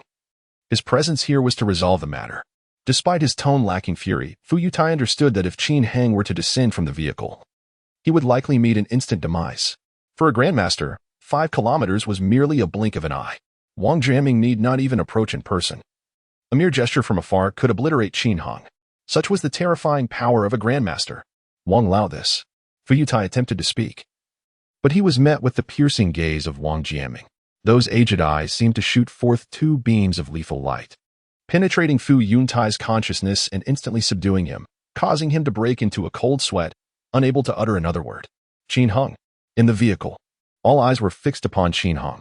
Some expressed concern, while others reveled in the impending calamity. Qin Heng sighed. Slowly rising, it seems there is no escape from this calamity. With Wang Jiaming personally involved, it was evident that he intended to disregard any laws or regulations and was determined to execute him on the spot. In the face of a Grandmaster, hiding within the vehicle served no purpose. It could very well endanger others as well. Qin Heng handed his phone and backpack to Huang Jiansheng, saying, "Remember to fulfill your promise to me." Volume 1. The Heroic Youth Chapter 048. The one closest to the martial deity, he strode confidently towards the car door. "Master, open the door," he commanded. The driver regarded Qin Hung with a peculiar expression, a mixture of admiration and pity. As the door swung open, Qin Hung descended slowly, taking a few steps toward the border wall. "Mr. Wang, is this grand spectacle meant for your personal judgment of me?" Qin Hung inquired. In that moment, he found himself remarkably composed. After all, he had come this far. There was little to fear. Ultimately, death was the worst that could happen, and he resolved not to relinquish his dignity in his final moments. Wang Jianming's voice thundered from afar. "Qin Hung, do you not acknowledge your crimes?" Qin Hung scoffed. "What crimes do I bear?" "Qin Hung." Fu Yuntai hastily gestured for him to soften his stance, to admit fault and plead for mercy. "You have murdered my nephew." Wang Jianming's voice boomed like a clap of thunder, causing pain to resonate in the ears of those present. Qin Hung, at the forefront, felt the impact acutely, his blood surging within him as though he were being scorched alive. Yet, he gritted his teeth and replied coldly, "Your nephew has been antagonizing me for 3 years, not only with provocations and insults but also by stealing my provisions and bullying my girlfriend. At that time, we were on equal footing, and he could not best me. However, emboldened by your esteemed connections, he escalated his actions, slandering my name and manipulating public opinion to thwart my future. In this wilderness encounter, he colluded with several from your martial deity academy, intent on ending my life. Had I not possessed some talent, I would have long been left as carrion in this desolate land." Wang Jianming retorted fiercely, "You speak utter nonsense. My nephew is upright and virtuous, never engaging in any unlawful conduct. How dare you defame him?" Qin Hung chuckled derisively. "How does one awaken the slumbering? The elderly man chooses to be willfully blind. And I have naught to say. You." His words clearly enraged Wang Jianming. The elder was genuinely unaware of the misdeeds of his nephew. Previously, his subordinates had handled the family search, and upon finding Wang Peng, they showered him with praise, presenting him as the paragon of youthful talent. Wang Jianming, delighting in the news, generously rewarded his subordinates with millions and took Wang Peng to forge connections with the upper echelons of the base city, brimming with pride. In subsequent days, Wang Peng remained remarkably obedient before him, never committing a single wrongdoing. Otherwise, at the martial deity square assessment, Wang Jianming would not have so readily believed Wang Peng's casual remark, thereby abandoning his competition against the genius Qin Hung. Yet, all of this was merely a fade orchestrated by Wang Peng. Guided by others, he understood that Wang Jianming was a man of integrity, known for his unwavering principles and disdain for societal parasites. Thus, prior to the family reunion, he colluded with the subordinate responsible for the search, leveraging numerous connections to cleanse his past of any blemish. In the months that followed, he indeed committed few misdeeds. Even when he occasionally oppressed and exploited others, there were always those to cover for him, ensuring that no word of his transgressions reached Wang Jianming. "I see you will not shed tears until you see the coffin. Very well, I shall send you on your way." Wang Jianming was resolute in his belief that Qin Hung was a villain, mercilessly slaying his virtuous nephew. At this moment, before the countless warriors at the border wall, he found himself with ample justification to take action. The elder raised his hand, poised to strike down Qin Hung with a forceful blow. However, just then, a voice emerged from the other side of the border wall. "Do not be hasty. Let the child finish speaking." The voice, languid and seemingly just awakened, carried considerable weight. Wang Jianming had already summoned his grandmaster powers to unleash a palm strike from afar, only to have it effortlessly dispersed by a streak of white light that arrived first. With a furrowed brow, Wang Jianming inquired, "Wang Daoyi, are you attempting to obstruct me?" A figure materialized in the sky several hundred meters away. This venerable Taoist was none other than Wang Daoyi, the esteemed head of the Tiandao Martial Arts Academy in the southern summer base city. Qin Hung had seen him on television and, upon recognizing him from a distance, was filled with unrestrained joy. He had braced himself for death. Although his heart was heavy with frustration, there was little he could do. But now, Wang Daoyi had arrived. The very leader of the Tiandao Martial Arts Academy had come forth to lend him support. This old Taoist was indeed the strongest in the southern summer base city, reputed to be the one closest to the martial deity. With him present, even in the face of a grandmaster, Qin Hung was confident that he would not perish. Absolutely not. No one could take a life in the presence of the master who was closest to the martial god, unless they were a true martial deity themselves. Teacher Zhong is truly remarkable, having managed to summon even the master. It was said that this old immortal had not appeared before the public for over a decade, and many believed he had already passed away. Qin Heng's emotions were a complex tapestry of elation, excitement, and a hint of confusion. Given his influence, it seemed unlikely that Wang Daoyi would be stirred to action. How could this have come to pass? In the sky, the two grandmasters faced each other. Wang Jiaming scoffed. What is there to discern? Taking a life demands recompense. It is the natural order. Silence. Wang Jianming held unwavering confidence in his grandnephew, doubting that Wang Peng would behave in such a manner. He was incensed by the words, nearly provoking a confrontation. Wang Daoyi stroked his beard and chuckled. Very well. I shall not speak so bluntly. I merely wish to grant you some dignity in front of the border guards. He then addressed Qin Heng. Child, you shall speak now. Recount the events as they transpired. In the presence of grandmasters, one must not lie, for otherwise, this poor Taoist cannot protect you. Yes, Master Wang. Qin Heng recognized the opportunity before him and began to clear his name, recounting the entire sequence of events that unfolded during the wilderness assessment. Wang Jiaming listened, unconvinced. Wang Daoyi then remarked, Does your war God Martial Arts Academy not have others who experience this matter? Have those young men come forth to speak. Thus, Han Yufeng was summoned to step down from the vehicle. He reiterated what Qin Heng had just shared.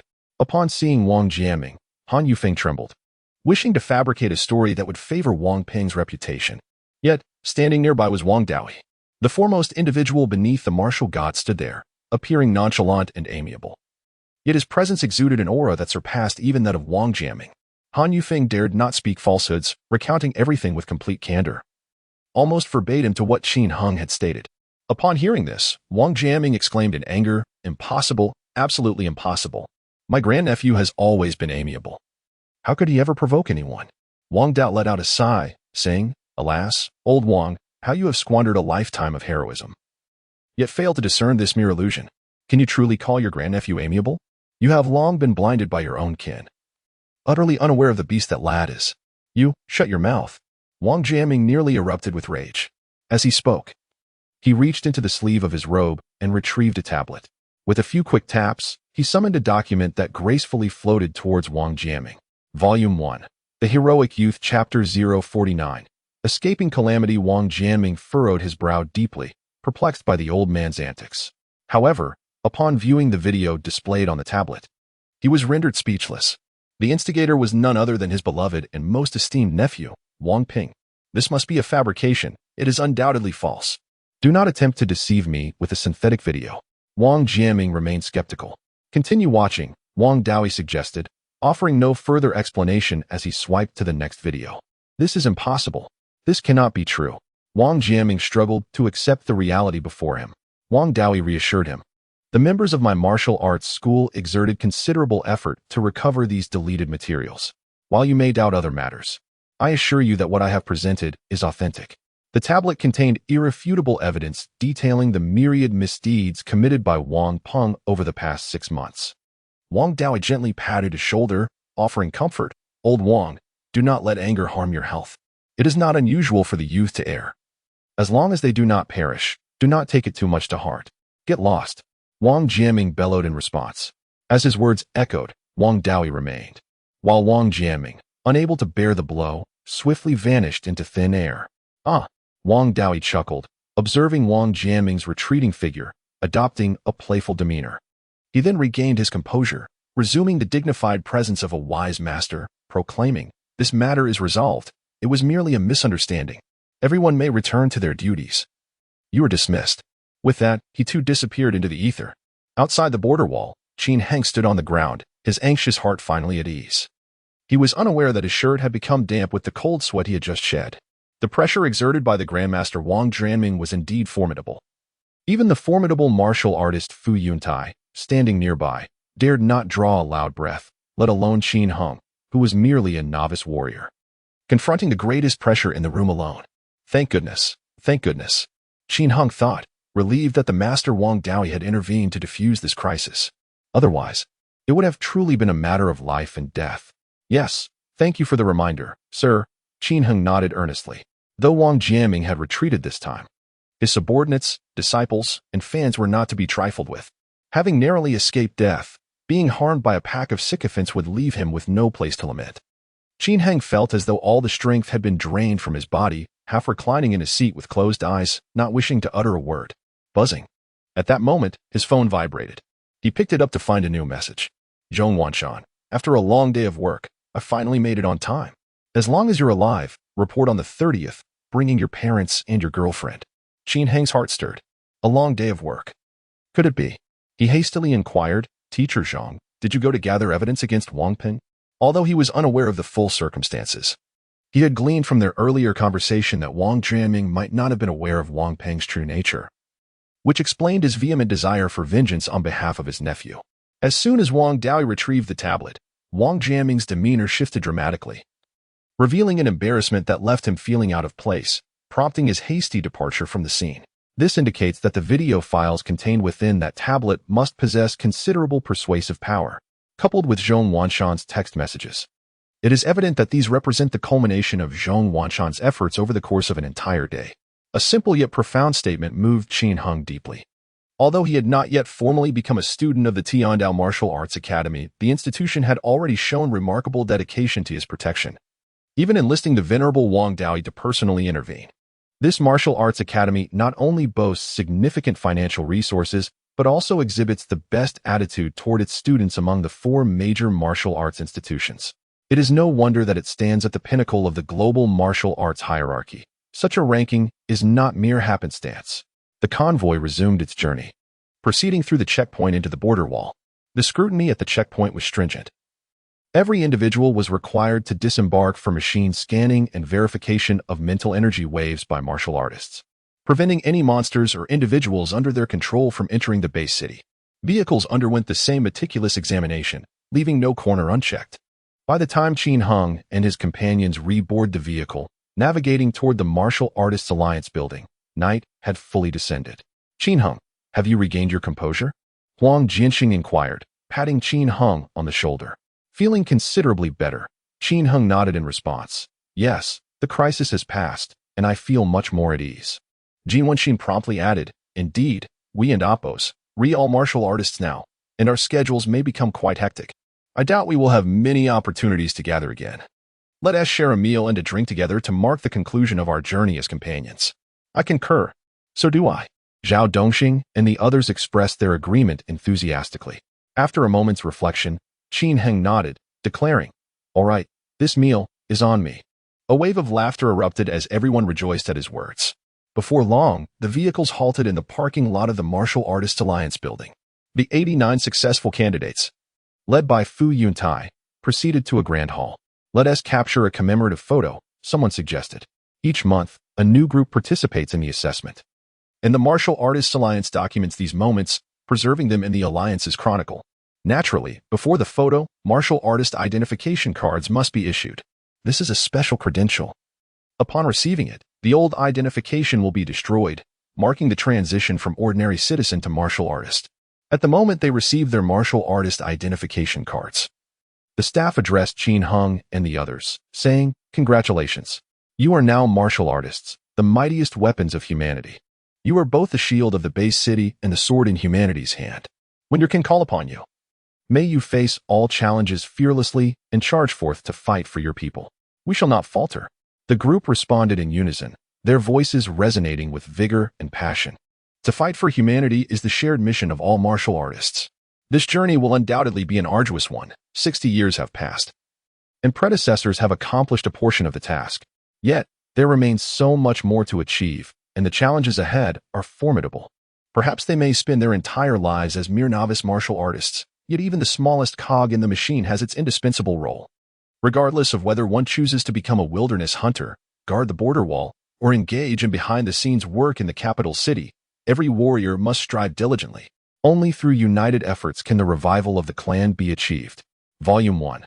The Rise of Heroes Chapter 050. The first earnings after the group photo, the crowd dispersed. Qin Heng and his teammates made their way to a nearby restaurant close to the Martial Artists Alliance Tower. Upon entering the private room, the 7 of them, each holding their newly issued ID cards, were brimming with excitement. From this moment forth, they would be martial artists, no longer bound by ordinary laws. However, it must be noted that the strictness of the martial artist protection law and management regulations rivals that of conventional legal statutes. besides adhering to the laws governing common citizens. They are also mandated to act heroically, aiding those in need, and are prohibited from using violence indiscriminately in urban areas. The regulations remain stringent, if not more so. Nonetheless, numerous privileges accompany their new status. As they engaged in light-hearted conversation, they were well aware of the legal stipulations regarding martial artists. Having memorized them long before attaining their quasi-martial artist status, the distinction of martial artists from ordinary citizens lies not solely in their abilities, but also in their societal standing and responsibilities. As the pinnacle of human weaponry, martial artists receive a monthly minimum living allowance of 1,000 yuan from the government, regardless of whether they engage in any occupation. Naturally, such funds are seldom claimed, as even disabled martial artists can secure commendable employment, thus alleviating any financial concerns. In cases of criminal conduct, law enforcement cannot detain martial artists. Instead, the Martial Artists Alliance and the government's directly governed Martial Artist Management Bureau handle such matters. Typically, unless the offense is particularly egregious, leniency is exercised. In instances of homicide, martial artists, even when at fault, are unlikely to face the death penalty. Rather, they are often conscripted into the wild army as wilderness warriors, tasked with atoning for their sins by vanquishing numerous beasts. This applies to interactions with civilians. However, when the victim is also a martial artist, the situation is treated with greater seriousness. Moreover, the martial artist protection law and management regulations include provisions for the protection of martial artists and oppos, families. Should a family member err, they may also benefit from lenient treatment. However, the martial artist and the family will receive a demerit and must hunt a specified number of beasts to atone for their kin's misdeed, or else face restrictions on their privileges. Conversely, if a martial artist's family member is harmed, regardless of the assailant's status as a civilian or martial artist, severe penalties will ensue. Overall, the regulations tend to favor martial artists. The aspirations of many individuals to become martial artists stem not only from a shared ideal of protecting their homeland, but also from the allure of their elevated status. Heroes, your dishes have arrived. The restaurant owner, aware of Qin Heng and his companions and oppos' identities as martial artists, greeted them with exceptional warmth, personally serving their meals. As they indulged in food and drink, Qin Heng, experiencing alcohol for the first time, found the taste unappealing. Nonetheless, influenced by the festive atmosphere, he continued to drink. After consuming several glasses of liquor, he felt a slight buzz. Huang Jianqing suggested, "Let us exchange phone numbers so we can stay in touch." Qin Heng, you are a genius. We expect you to join us for drinks in the future, and you won't ignore our calls, will you? Qin Heng smiled and replied. The Tiandao Martial Arts School operates on a semi-closed management system with only 2 days off each month, so I might not always be available. Zhao Dongxing remarked, Fear not. Fear not. We are all members of the Tiandao Martial Arts School. We can certainly convene there. As for Brother Huang and Brother Jin, let us connect via video call and toast from afar. Laughter erupted among the group. Happiness brings vitality, and the meal was enjoyed thoroughly, costing a total of 300 yuan. Although Qin Heng felt a slight pang at the expenditure, the camaraderie he gained with several martial artists, four of whom were seniors from the Tiandao Martial Arts School, made it worthwhile. After dinner, the group proceeded to the MS Group building, located not far from the Martial Artists Alliance headquarters. The spoils obtained from their wilderness exploits could be converted into cash. The MS Group's acquisition market operates around the clock, allowing transactions at any time. Under the guidance of internal members Huang Jianqing and Jin Wenqin, Qin Heng and the others arrived at the trading area. Hundreds of counters were manned by staff, ready to assist. One simply needed to present the monster materials they wished to sell to receive corresponding price feedback. The pricing process was conducted by an intelligent system that provided accurate results for any materials recorded within its database, with staff unable to interfere. Earning the trust of the martial artists, Qin Heng approached one of the trading windows and placed his gathered materials before the staff. The intelligent system promptly scanned the items and generated a result. Category: Giant Black Dog, Canine Tooth, 2 pieces. Rating: Adult. Primary monster condition: Intact value: 500 yuan, totaling 1,000 yuan. Next, he placed the claws of a blood-clawed demon wolf onto the counter.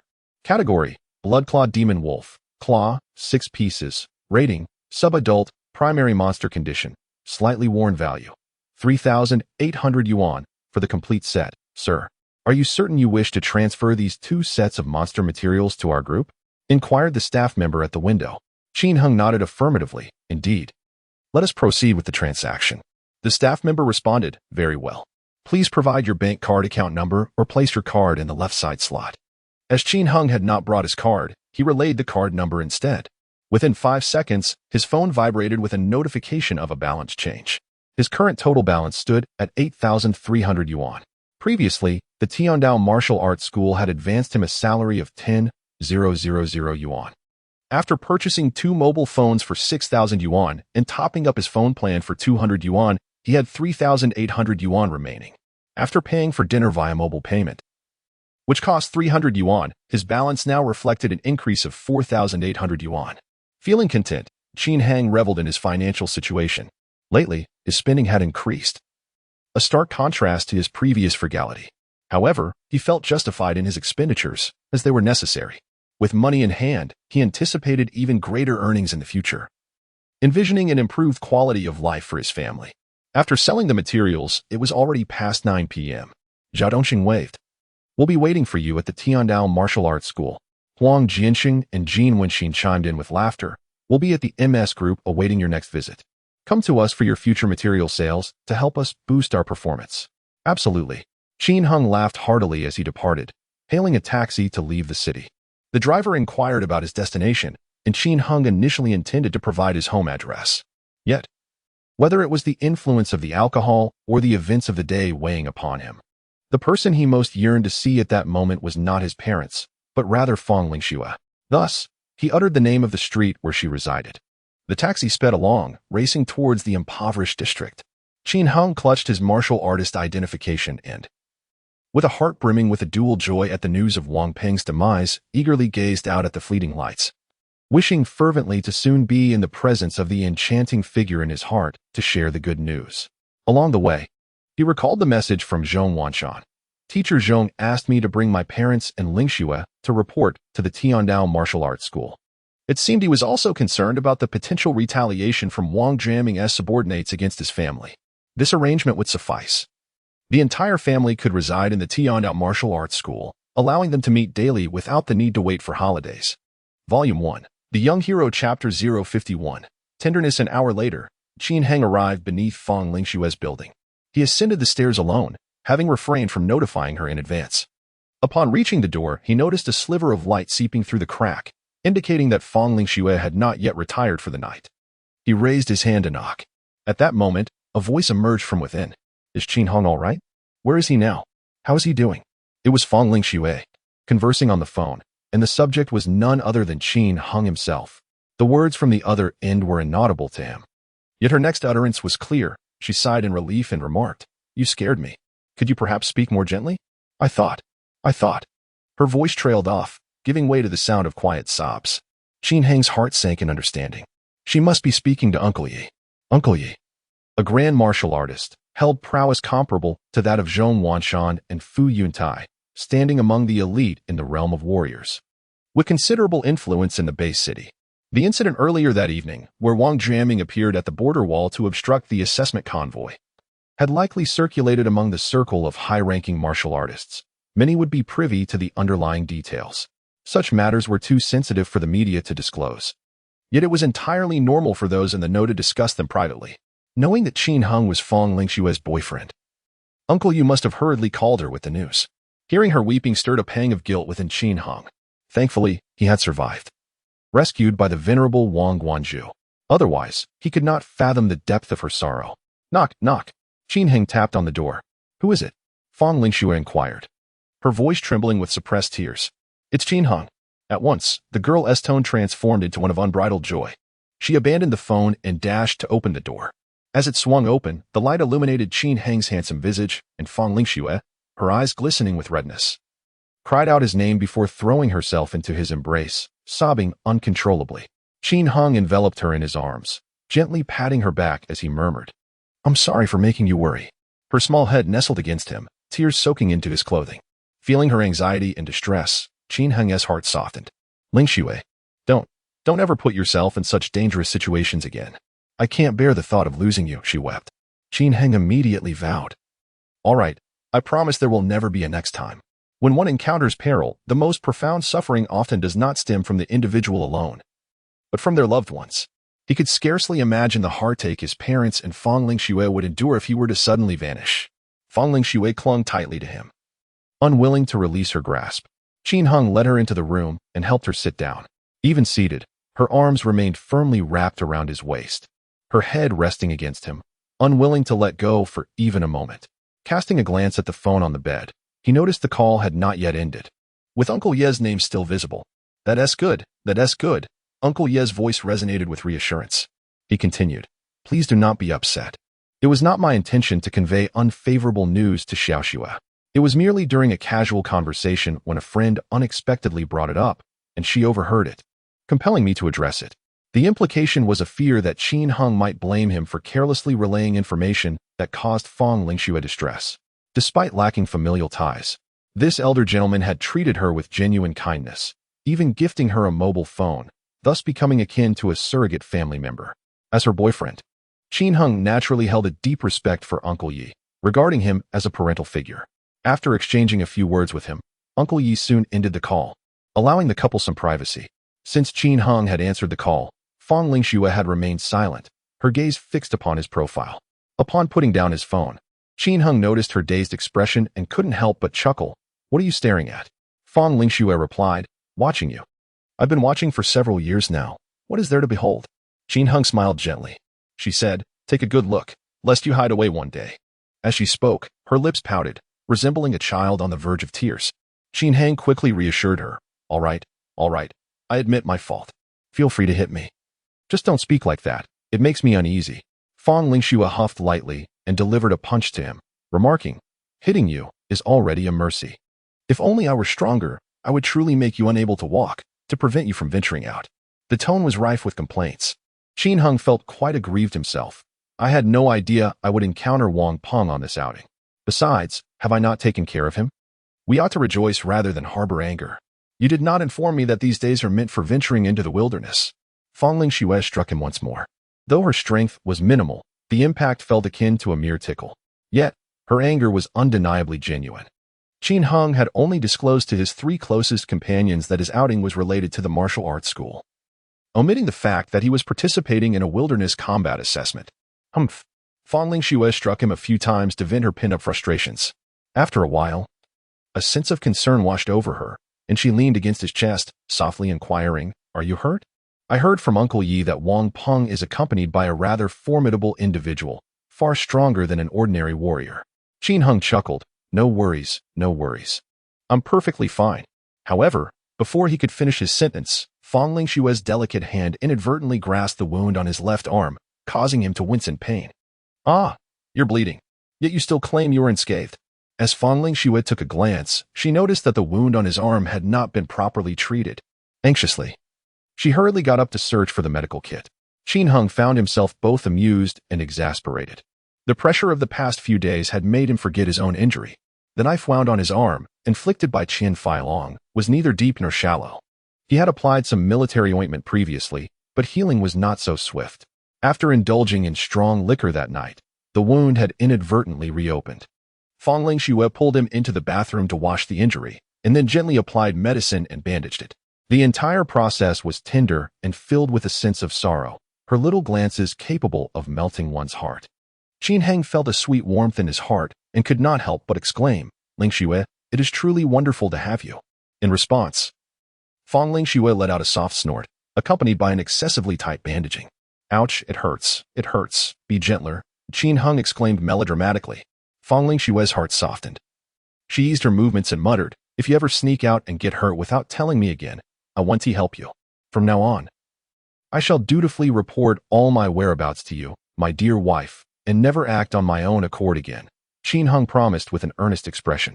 All right, Fang Lingxue said, having attended to his wound. She stepped back and scrutinized Qin Heng from head to toe, ensuring he had no other injuries before finally feeling at ease. Volume 1. The Heroic Youth Chapter 052. The Qin family's youngster has prospects no way. Fang Lingxue resolutely declined, her cheeks flushing as she murmured, you reek of alcohol. Your thoughts must be quite improper right now. I certainly won't keep you here. Qin Heng wore a look of grievance. His intentions were not malicious. He merely found himself captivated by her tenderness, reluctant to part ways. I could sleep on the floor. We can just chat. he attempted to negotiate. Qin Heng pondered how incredibly challenging it was to draw closer to her. "Can't I stay for just one night?" he asked, frustration evident in his tone.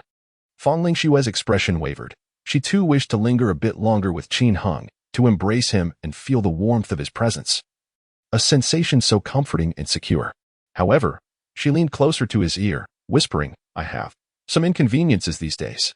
Qin Heng was momentarily taken aback. He quickly clarified, "I truly did not intend anything inappropriate. Your convenience is of no concern to me." Fang Lingshue's face turned crimson as she playfully punched him.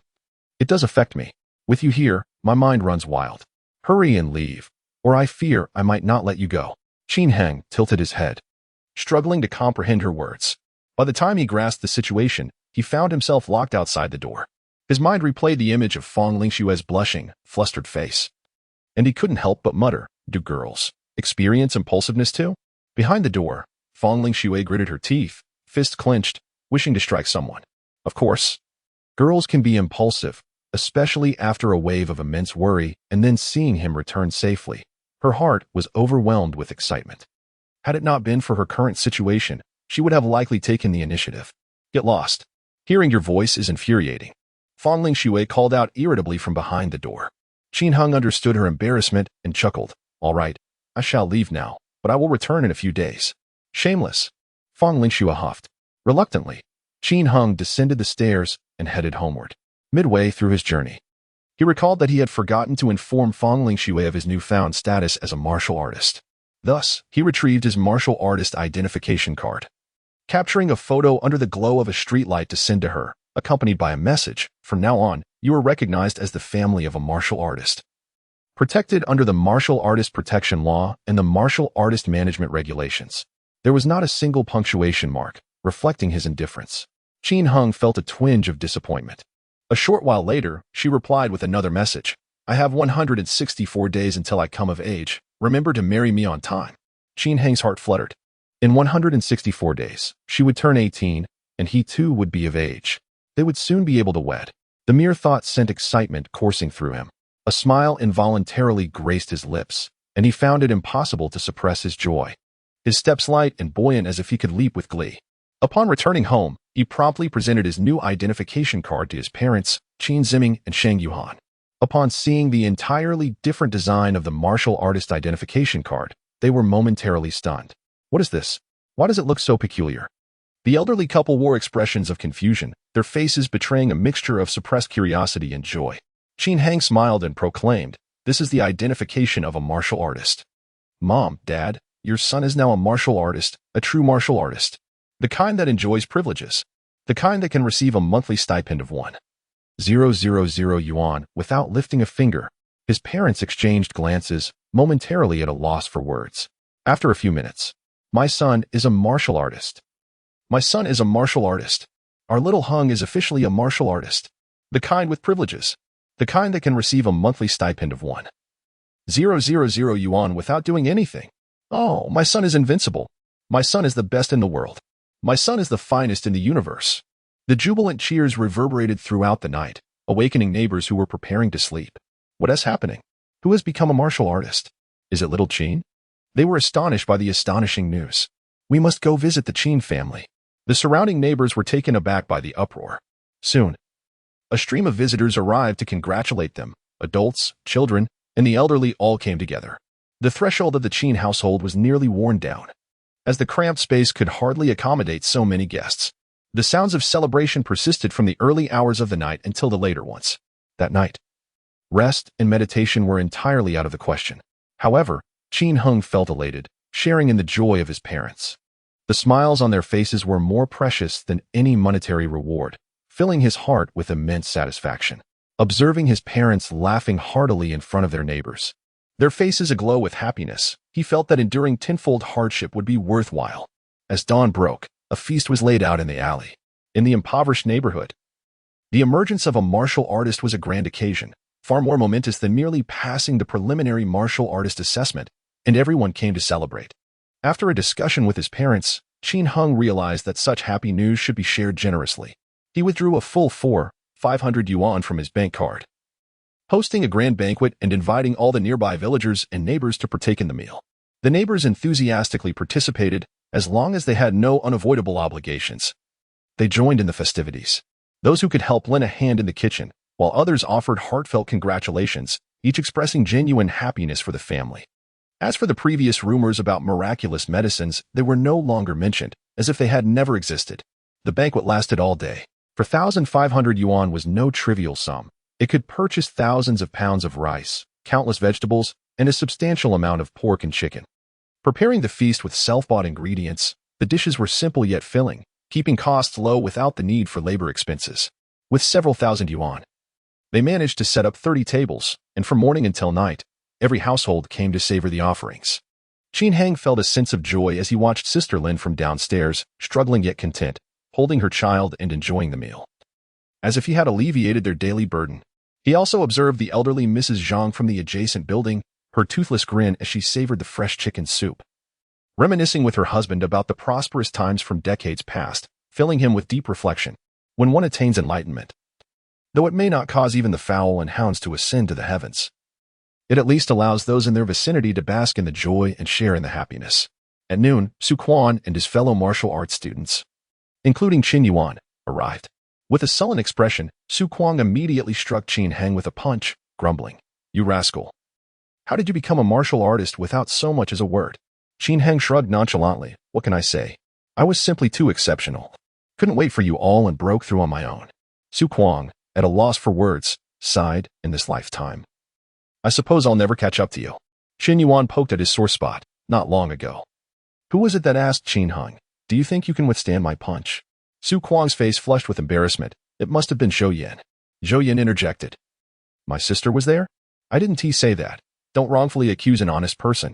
Laughter erupted among the group. After a moment of mirth, Qin Heng composed himself and asked earnestly, "By the way, when are you all going to report to Tiandao Martial Arts Academy?" Today is already June 30th, the last day of the month.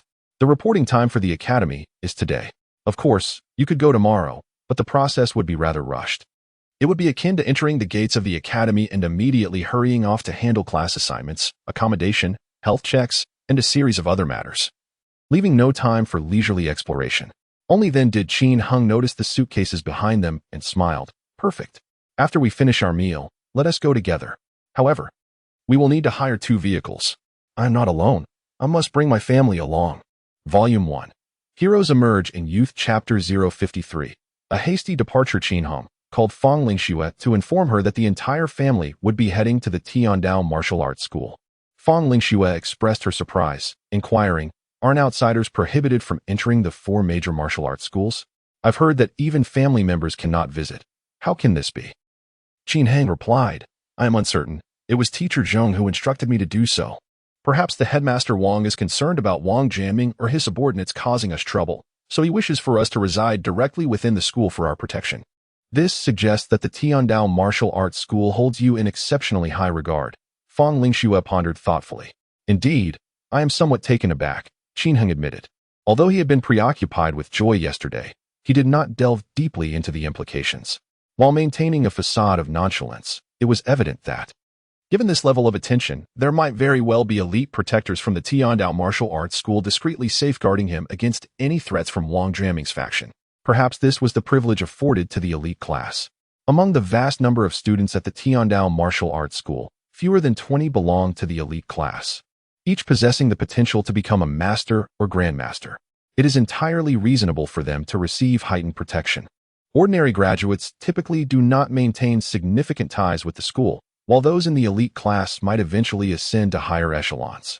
Fang Lingxue murmured, "I was considering finding a new job. I wonder how things will be arranged at the Tiandao Martial Arts School. I can't just do nothing." Qin Heng quickly interjected, "Why not? You have worked so hard. It is time you took a break. I will support you from now on. My salary is quite substantial, 120,000 a month, tax-free. Who retires before turning 18? Fang Lingxue protested. Qin Heng was taken aback. "This is entirely different from retirement. Do not overthink it. We will sort everything out once we arrive." "Very well. When do we depart?" she inquired.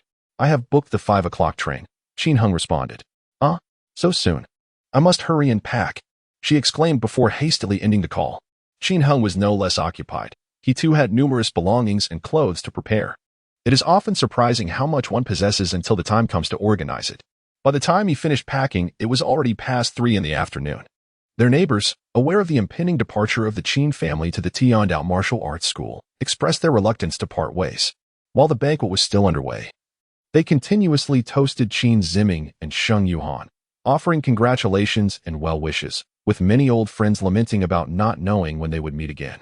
Qin Heng was equally busy, as many students from the Trial Martial Arts School came to bid him farewell.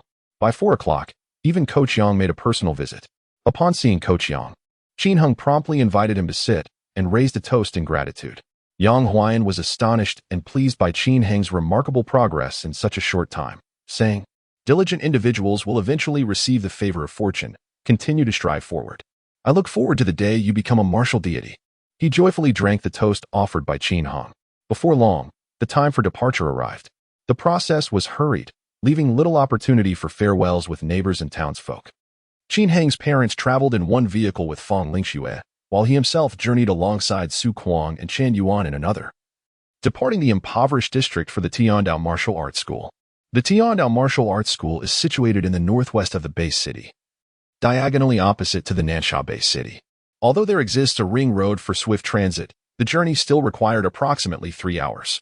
The ride was largely silent. At 8:20 p.m., the two vehicles finally arrived at the entrance of the Tiandao Martial Arts School. Although they arrived late, the school was still bustling with activity, as many newly admitted martial artists were arriving in succession to complete their enrollment procedures. What a grand martial arts academy! As soon as they disembarked, Chen Yuan could not help but exclaim in awe. The Tiandao Martial Arts School sprawled over an expansive area of more than 50,000 acres, making it one of the most spacious and impressive organizational bases in the valuable land of the base city. It boasts the largest number of students among the 4 major martial arts schools, with the broadest influence and strongest overall strength. Of course, this does not imply that the War God Martial Arts School, Dragon God Martial Arts School, or Hero Martial Arts School are lacking. Each of the major martial arts schools emphasizes different regions.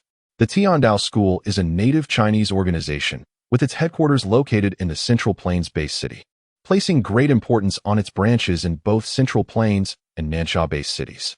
As for the capital base city, it is dominated by the Dragon God Martial Arts School, which holds the utmost influence there, leaving the other 3 to take a back seat.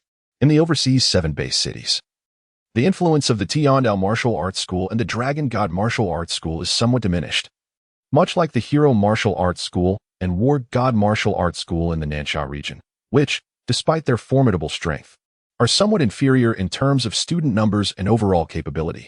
This was Qin Heng and his companions' first visit to the Tiandao Martial Arts School. Previously, they had only seen a vague outline on television. Now, witnessing it in person, even at night, the school was ablaze with lights, shining as brightly as day. The various arenas and buildings exuded grandeur, evoking a sense of ambition and belonging. At that moment, a student clad in a volunteer vest approached them, saying, "Are you the newly admitted martial artists?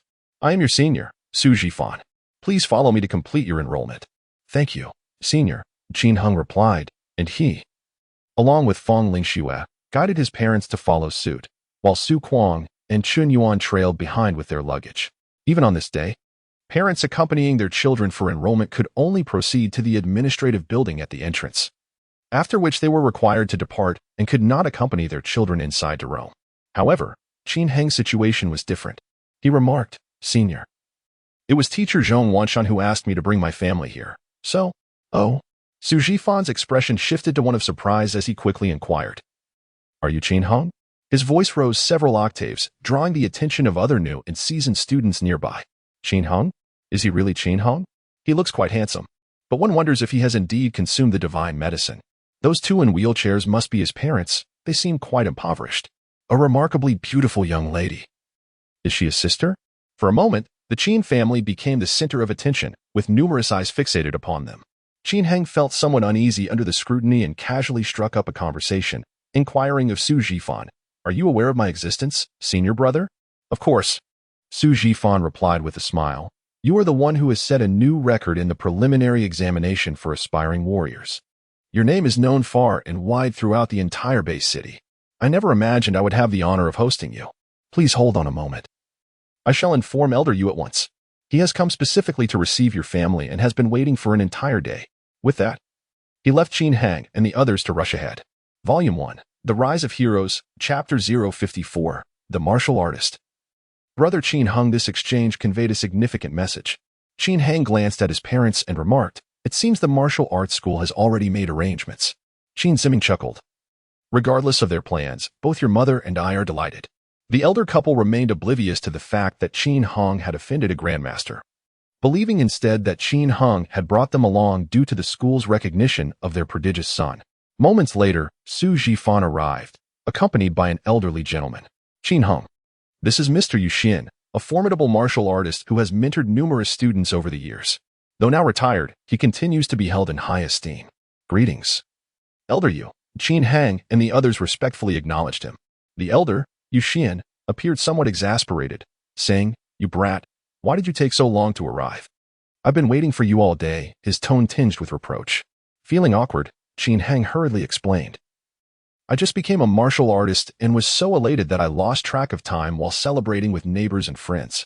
It was evident that Elder Yu had likely received instructions from Zhang Wanshan or Master Wang the previous day, anticipating Qin Hang's arrival with family, and had been waiting since early morning.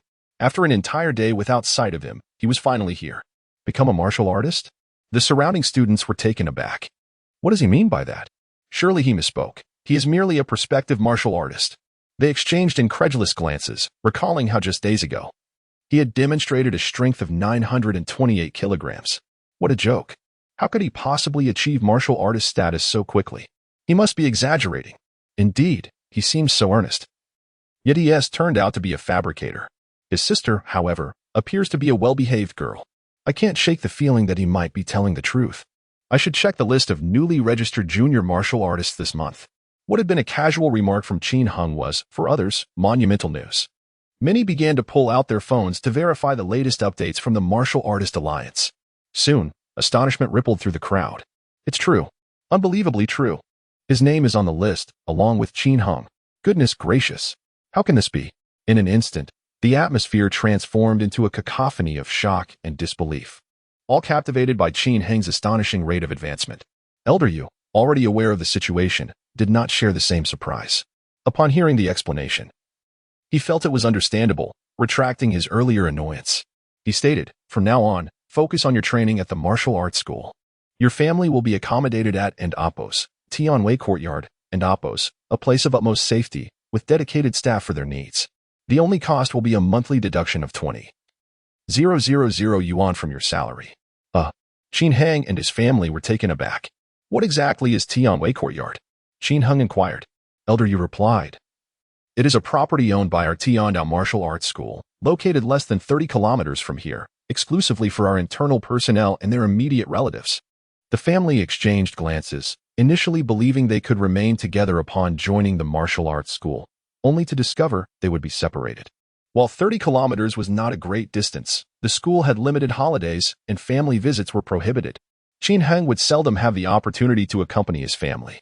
Moreover, 20,000 yuan per month? Is that truly the cost? Even if one were to hire 10 nannies and indulge in lavish meals daily, the expenses would hardly reach 5 figures. Upon hearing this, Elder Yu immediately discerned their reluctance to part with their money and chuckled, "Now that you are here, do not dwell too much on such matters. The environment of Tianwei Garden is truly worth every penny," without allowing Qin Hang and the others an opportunity to refuse. He gestured with a swift motion, summoning several young men and women who arrived in a vehicle to assist in loading Qin Hung's family and their luggage. "Wait, hold on a moment. The situation remains unclear." Qin Hung was somewhat bewildered. The entire affair felt akin to a kidnapping. Surely, Tiandao Martial Arts School would not resort to holding his family hostage to ensure his diligence? Elder Yu replied, "If you have questions, discuss them with your mentor. I am merely fulfilling my duties.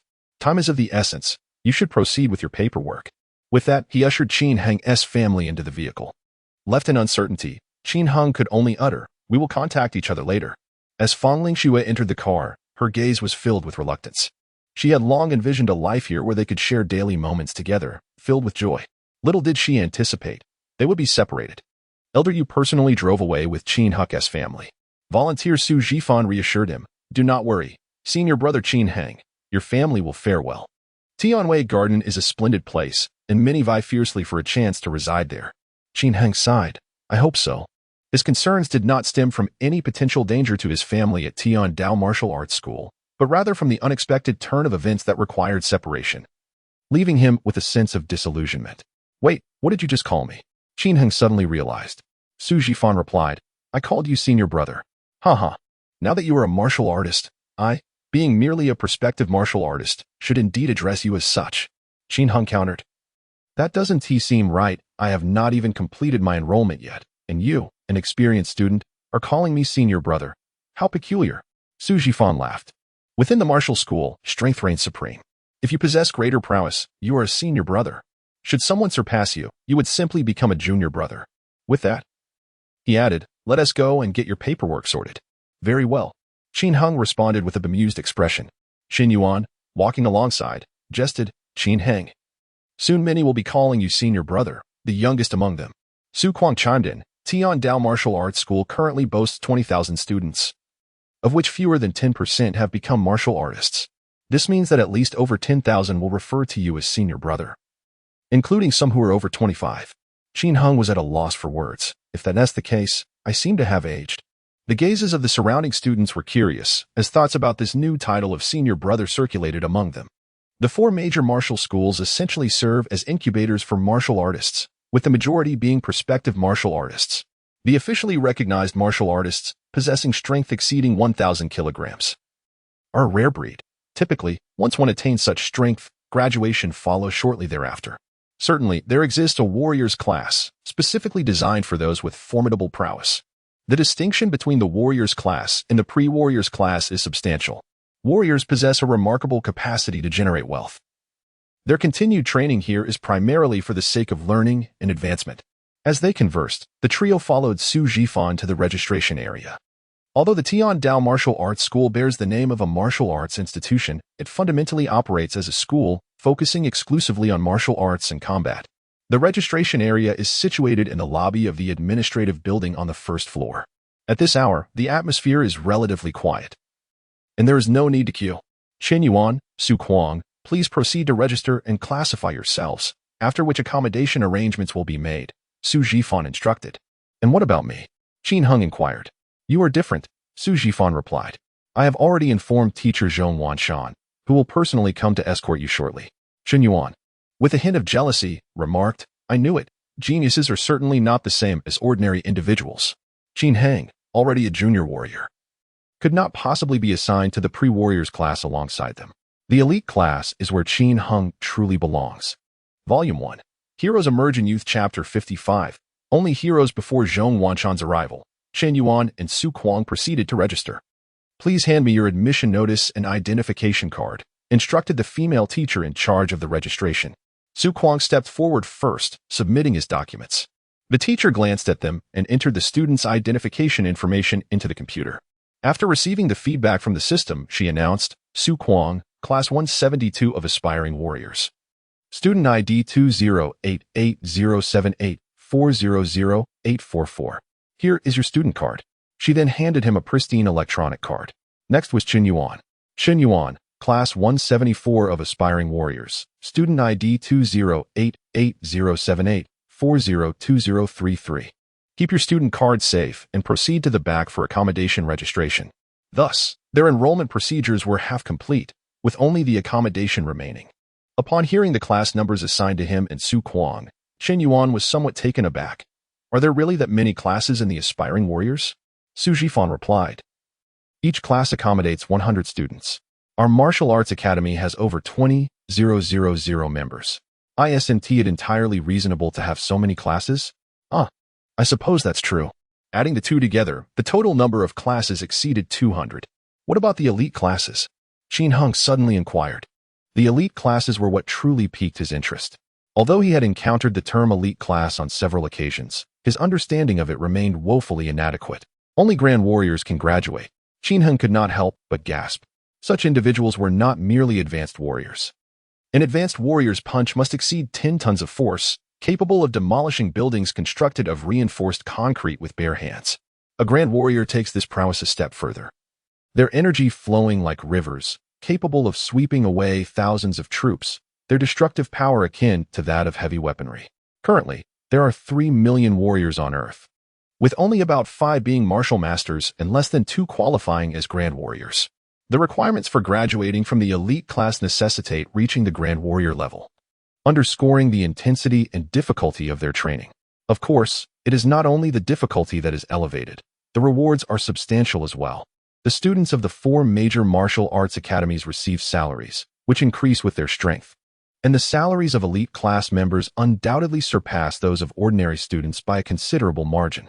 This funding is allocated by the government, derived from the taxes of the base city, which can be understood as a collective contribution from humanity to support the warriors. Both warriors and the military serve as vital forces in safeguarding the base city. The wages granted to aspiring warriors and martial students can, in essence, be interpreted as military funding. After class assignments were made, the 3 of them headed towards another registration area for accommodation allocation. Teacher, we 3 come from the same old district. Could you assign us to the same dormitory? Qin Yuan inquired. Su Jifan quickly interjected, you 2 can stay together. But Qin Heng will be separated from you. Qin Heng was taken aback. What do you mean? Just as Su Jifan was about to explain, a coarse voice resonated from outside. Qin Heng, I have already prepared your accommodation. Turning around, he saw a burly man with a bushy beard entering. It was none other than Zhong Wanshan. Teacher Zhong. Upon seeing Zhong Wanshan, Qin Heng felt a surge of joy. The teacher not only secured a remarkable salary of 120,000 for him, but also persuaded the master of Wang Dao Pavilion to intervene, alleviating the lethal predicament posed by Wang Jiaming. Although the true instigator was not Zhong Wanshan, Qin Heng remained profoundly grateful to him. Follow me, Zhong Wanshan commanded as he entered, offering no superfluous words, and directly pulled Qin Heng away, leaving Su Kuang and Qin Yuan in a state of bewilderment. Are we leaving just like that? Both Qin Yuan and Su Kuang exchanged glances, astonished. They understood that Qin Heng had already surpassed them, venturing far beyond their shared path. Yet, they never anticipated that this disparity had escalated to the point where even the enrollment procedures differed significantly. Su Jifan, aware of their thoughts, offered consolation. Do not overthink it. Focus on your own efforts. There is no need to constantly compare yourself with others. Surpassing oneself is the true measure of success. Qin Yuan and Su Kuang glanced at each other, sighing. Outside, Qin Heng trailed behind Zhong Wanshan, wheeling his luggage along the main road. Teacher Zhong, I genuinely appreciate your assistance the other day. Without it, I would have been at a loss, Qin Heng expressed sincerely. Zhong Wanshan replied in a calm tone. You have already expressed your gratitude. There is no need for further acknowledgement. Oh. Qin Heng sensed a hint of aloofness, a stark contrast to their previous interactions, leaving him momentarily at a loss for words. After a brief silence, Zhong Wanshan spoke again. The master has asked me to convey some words to you. What words? Please, do tell. Qin Heng leaned in attentively. Zhong Wanshan seemed to exhale softly, or perhaps he did not. He continued, you are aware of Wang Jiaming's identity, and you should have some understanding of his deeds. Qin Heng nodded affirmatively. Indeed, he is a venerable hero deserving of respect. Setting aside Wang Peng, it is a universally acknowledged fact that Wang Jiaming is an impeccable heroic figure. Zhong Wanshan continued, now, you have forged a deep-seated enmity with such a venerable hero. Even if the fault does not lie with you, he will not let the matter rest. Qin Heng responded, I understand. Even if Wang Jiaming possesses the grace of a grandmaster and chooses not to hold a grudge, the formidable individuals under his command will undoubtedly pursue me. What do you intend to do about it? Zhong Wanshan inquired. Qin Heng shook his head, devoid of an answer, and countered with a question of his own. Does the master have any guidance on this matter? Zhong Wanshan replied, the master certainly has guidance, but he is also interested in hearing your thoughts. Qin Heng contemplated earnestly. So, therefore, I must strive to grow stronger swiftly, and additionally, I aspire to become a hero, slay monsters, safeguard the city, pursue Wang Jiaming, become like him, and ultimately surpass him. Zhong Wanshan nodded with approval, the chill in his demeanor dissipating. Well said, well said. The fact that you can conceive this notion indicates your ambition. To become an adversary of Wang Jiaming is most daunting not because of his grandmaster prowess. With the support of the Tiandao Martial Arts School and the knowledge that the fault lies with Wang Ping, Wang Jiaming is aware of his own shortcomings and will not pursue the matter further. Thus, in truth, Qin Heng is relatively secure. However, the true terror lies in public opinion. Imagine a hero who has dedicated his entire life to the base city and humanity, engaged in countless battles from youth to old age, and has valiantly averted disasters time and again. The tragic news of his only kin being murdered is incomprehensible. How would the world perceive such an event? Even if Wang Peng had erred and been deemed a scoundrel, his misdeeds would pale in comparison to the illustrious achievements of Wang Jiaming. People would empathize with Wang Jiaming, lamenting the misfortune of the aged hero who has lost a loved one, evoking deep sorrow, even if his closest relative had committed wrongs. The appropriate response would be guidance and correction, not death, sparing the elderly man from such profound grief. Qin Heng, whose reputation was already tarnished, faced the risk of being further vilified, as many claimed he had ascended through dubious means, deceiving others for lucrative gains. Should this calamity befall him, he would undoubtedly become a pariah, relentlessly criticized by the media, while even organizations allied with Wang Jiaming might pressure the Tiandao Martial Arts School to expel him. Qin Heng could not afford to be indifferent to this. He had to uphold the dignity of Tiandao martial arts and protect his parents from unwarranted blame. He must meticulously cultivate his own reputation. Only by becoming a hero could he stand shoulder to shoulder with legends. Wang Jiaming had spent 3 decades achieving heroism, followed by another 30 years solidifying his status as an esteemed grandmaster revered by all in the southern summer base city. In contrast, Qin Heng had no such luxury of time. He needed to be swifter, stronger, and fiercer. He aspired to emerge as a remarkable young hero in the shortest span, earning the acknowledgement of the world. Only through such endeavors could he break the shackles of his reputation and earn the right to confront Wang Jiaming directly. Volume 1. The hero emerges as a youth. Chapter 056. 3 objectives. How does the esteemed master view this? Qin Heng inquired of Zhong Wanshan. Zhong Wanshan replied, "The master has assigned you 3 essential goals to accomplish." Qin Heng asked, "What are these 3? Zhong Wanshan stated, "Firstly, in 3 months, during the martial arts tournament, you are to bypass the novice level and compete directly in the intermediate arena, securing a place within the top 4. The notion of competing in the intermediate arena of the tournament weighed heavily on Qin Heng. He was aware of this event, as it was the same occasion where Xiao Yang had previously challenged him. This competition comprises 3 divisions. The first is the novice arena for those in their first year, typically involving aspiring martial artists. The intermediate arena features participants who have been training for less than 5 years. Those who have not yet reached the junior martial artist level would struggle to advance past the selection rounds. Achieving a top 3 finish generally necessitates the strength of an intermediate martial artist. The advanced arena is even more formidable, open to all enrolled students from the 4 major martial arts schools, with nearly all successful candidates being advanced martial artists. The ultimate victor is likely to be a standout from an elite class. Currently, Qin Heng was merely a junior martial artist, and aspiring to secure a top 4 finish in the intermediate arena presented a significant challenge. Fortunately, he had 3 months to prepare. Who could predict the outcome of events in 3 months' time? And what is the second objective? He further inquired.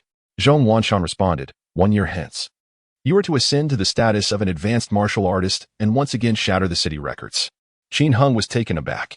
This difficulty seems rather exaggerated. What did it mean to become an advanced martial artist in just 1 year?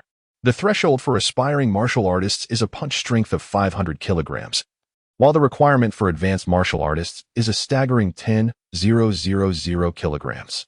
Generally, it takes over 3 years for an ordinary person to transition from an aspiring martial artist to a junior martial artist, and those with lesser talent may find themselves unable to meet the standard even after a decade. Even individuals of exceptional aptitude typically require around 1 year to become junior martial artists, followed by an additional 3 to 5 years to advance to intermediate status. The journey from intermediate to advanced usually spans another 5 to 8 years. Overall, achieving such a transformation in under 10 years appears nearly impossible. Even the elite class members, known for their exceptional capabilities, seldom manage such feats. No one has demonstrated the ability to reach advanced martial artist status within a single year. Qin Heng had reviewed the records of breakthroughs at various levels. In this city, the record for transitioning from aspiring martial artist to junior martial artist was recently set by him, taking merely 9 days, 3 of which were consumed by the evaluation process. The fastest ascent from junior to intermediate was accomplished by Lu Shuyan of the Hero Martial Arts School, who took 6 months, a record established 11 years prior. The swiftest advancement from intermediate to advanced was achieved by Xue Chong, an elite student of the Tiandao Martial Arts School, who required 21 months, a record set 7 years ago. The quickest transition from advanced martial artist to master was accomplished by Chun Yu, also an elite student from Tiandao Martial Arts School, taking 52 months, which was the new record established last year, even if these records were aggregated under one individual. Achieving the status of advanced martial artist from aspiring martial artist would demand a minimum of 27 months. Yet, Master Wang has granted him merely 1 year, which seems rather absurd. I can only strive to the best of my ability, Qin Heng conceded, uncertain of his prospects. Zhong Wanshan remarked calmly, "Is this a lack of confidence?" Qin Heng forced a smile, admitting his unfamiliarity with the process of martial arts training, leaving him devoid of confidence. Zhong Wanshan acknowledged this, noting the vast amount of knowledge Qin Heng needed to acquire. He proceeded to elucidate the significance behind the master's ambitious goal for Qin Heng to become a high-level martial artist within a year, a feat that could potentially shatter global records.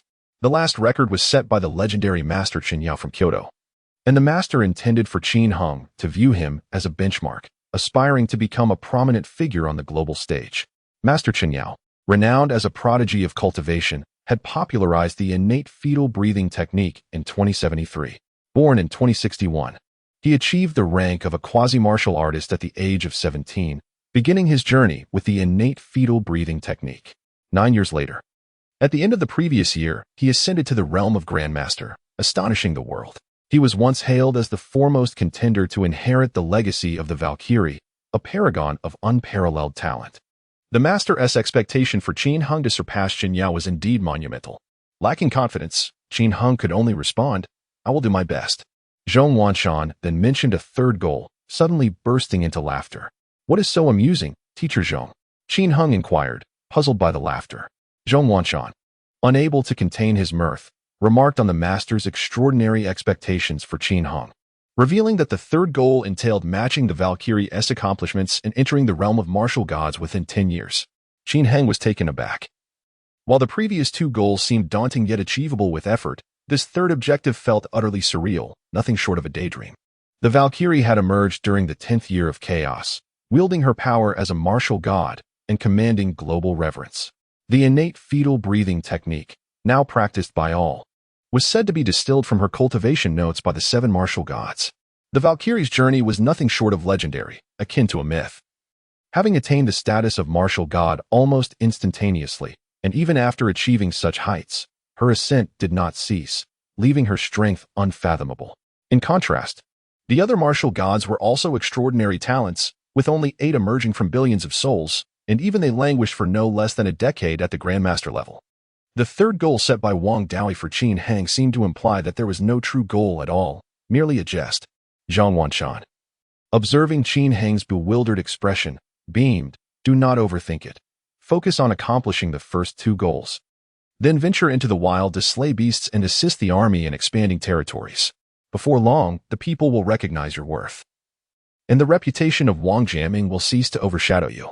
Qin Heng muttered, "Then why set a third goal at all?" Zhong Wanshan speculated. "I suspect he mentioned it offhandedly.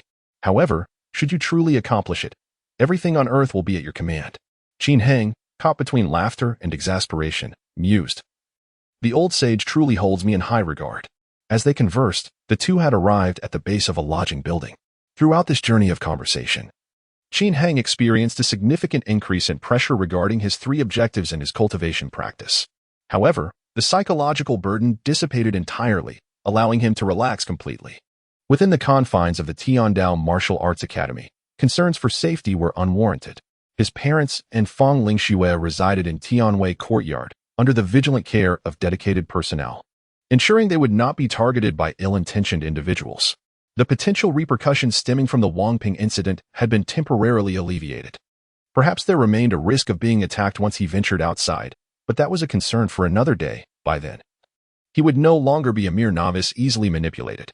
He could focus on his cultivation, striving to fulfill the initial 2 objectives set by the Academy's master, thereby preemptively mitigating any potential public relations turmoil that might arise in the future.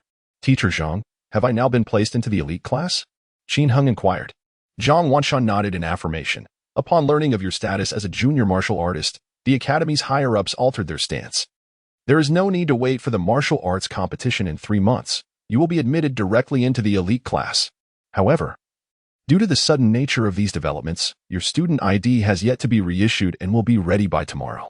The building in front of you will serve as your dormitory henceforth. Volume 1. Heroes Emerge in Youth Chapter 057. The neighboring senior sister, the elite dormitory, is distinctly separated from the accommodation areas of ordinary students. It stands independently on the outskirts of the martial arts complex, with an outdoor training ground nearby, and beyond that, the enclosing wall. Beyond the wall lies the vast expanse of the northwestern border defense fields. In the event of an assault on the border wall, the martial arts instructors and senior experts of Tiandao Martial Arts Academy can swiftly provide support. Is this entire building occupied by the elite class? Qin Hung gazed at the towering 13-story edifice, utterly astonished. He couldn't help but inquire, how many students are currently in our elite class? In his recollection, the number of elite students should not exceed 20. How could such a large building be justified? Qin Hung blinked in disbelief. 13 people residing in a 13-story building. Each on their own floor? Zhang Wanshan replied, the first floor is a communal area and does not count. Previously, with 12 students, it was just right for one on each floor. Since you are new, you cannot have a floor to yourself. But there are 4 suites on each floor to choose from, so it remains quite tranquil. Qin Hang pondered, so this building originally had 48 suites. But due to the low number of elite students, it has been converted to 1 student per floor. Reflecting on his past living conditions in a dilapidated tenement with his parents, where over 100 households resided in a single building, he couldn't help but feel a tinge of inequity. However, he swiftly reminded himself that graduates from the elite class would each become formidable martial masters, capable of vanquishing numerous monsters and making significant contributions to human cities. It is not surprising that they enjoy better living conditions. Teacher Zhang, you mentioned that you can recruit 2 to 3 elite students each year. If we can stay here for a maximum of 10 years, shouldn't there be around 20 to 30 students? Why are there only 13? Qin Hog raised another query. Zhang Wanshan explained. Some students graduate earlier upon reaching the martial master realm, while others may suffer injuries or even fatalities during their wilderness training, necessitating their withdrawal. Although the elite class offers superior benefits, the challenges faced are far greater than those in ordinary classes. You must be mentally prepared. Qin Hung frowned slightly. If that is the case, the elite class is not as easy as it seems. The injury rate appears to be quite high. For martial artists, the health of their meridians is of utmost importance. Once a limb is severed or a meridian is destroyed by external forces, the path of cultivation becomes nearly impossible to tread further. Kochiang Huayan is a case in point. Otherwise, he would not have remained at the intermediate martial artist level. Nevertheless, Qin Hung felt no fear. On the contrary, he yearned for challenges. The more arduous the path, the more one must confront it head-on. Only then can one become a powerful being, wield greater strength, and earn more wealth. Let us proceed inside, Zhang Wanshan beckoned, leading him through the entrance of the elite dormitory. On a summer night, the air remained warm. Yet, the moment they stepped through the doorway, a refreshing breeze enveloped them, instantly dispelling the heat. Hey, Old Lin, Zhang Wanshan greeted the dormitory manager. Old Lin, a wiry elder in his 60s, was seated beside a plump elderly woman of similar age, both engrossed in watching television. As Zhang Wanshan arrived, Old Lin stood up and greeted. Wanshan, what brings you here? Is this child a new student in the elite class? Zhang Wanshan replied, indeed, he is the top candidate this year. Please arrange his accommodation. Qin Hung respectfully addressed. Teacher Lin, Teacher Li, Teacher Lin, Teacher Li, he greeted again. Although this frail old man and the plump old woman appeared similar to the elderly neighbors, a closer observation revealed they were markedly different from ordinary folk. Their presence exuded a remarkable steadiness, and their eyes shone with vigor, clearly indicating their prowess as formidable martial artists. Old Lin scrutinized Qin Hung for a moment and nodded slightly. You possess a vigorous spirit. You seem quite promising. Judging by your attire, you must hail from the impoverished district, correct? Yes, Qin Hung affirmed with a nod. Old Lin took out a notebook and flipped through its pages. Murmuring, the underground levels 5 and below are designated as training zones.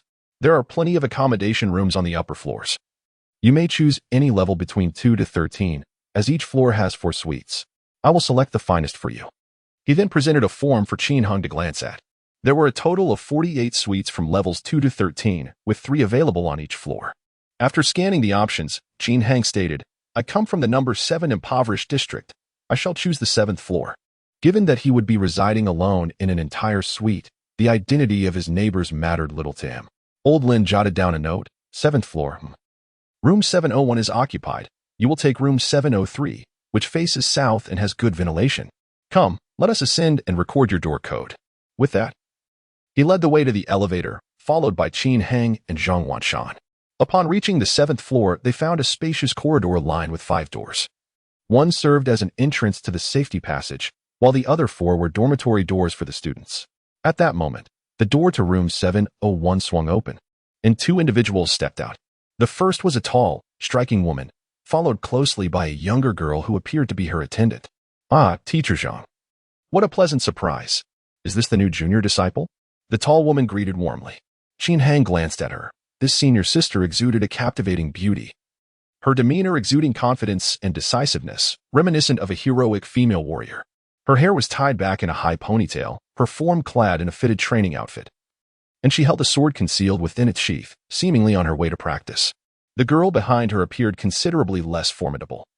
Likely a novice martial artist from an ordinary class. Zhang Wanshan introduced. Yes, this is Qin Heng, the record-breaking candidate from this year's assessment. Personally selected by the hall master for the elite class. Qin Heng, this is Qin Yu, 7 years your senior, now possessing the strength of a martial master. You may address her as senior sister, and feel free to consult her with any uncertainties in the future. Qin Yu. She is the prodigious female martial artist who became a martial master the fastest in the Nasha-based city. She is the one who enlightened Liang Yun on the mysteries of the blood-sucking vine roots. Senior sister Qin Heng quickly clasped his fists in respect, feeling an added measure of reverence. Greetings, junior brother Qin. Understood, Qin Heng replied. Qin Yu then said, Teachers Zhong and Lin, I shall head downstairs to train. Indeed. Junior brother Qin, I am a direct disciple of the deputy pavilion master, skilled in the art of swordsmanship. Should you find yourself intrigued, I can certainly introduce you to my master in the future. With that, he stepped directly into the elevator. Qin Heng blinked in surprise. A direct disciple? Zhang Wanshan elucidated. There is a distinction between a teacher and a master. Once you demonstrate sufficient talent, the esteemed figures within the martial arts hall will naturally emerge to take you as their disciple. Teacher and master. Qin Heng grasped this concept to some extent. A teacher is a public instructor, imparting knowledge of martial arts and cultural wisdom that is accessible to all. In contrast, a master represents a private transmission, teaching disciples more profound and unique skills, akin to a parental bond. Once established, this relationship becomes an integral part of one's life. Aside from the first generation of awakened warriors, every martial artist has a teacher or coach. However, only a select few possess a master. Volume 1. The Emergence of Heroes Chapter 058. The geniuses of the elite class. Qin Heng, come and see your room. The old man Lin approached room 703 and unlocked the password. Here, you can set your own password. From now on, this will be your residence. It comprises 2 bedrooms and a living room, quite spacious indeed. If you happen to find a girlfriend at the martial arts school, you may bring her here to stay. As long as you don't disturb the other students, the elder remarked, suggesting a rather lenient set of rules.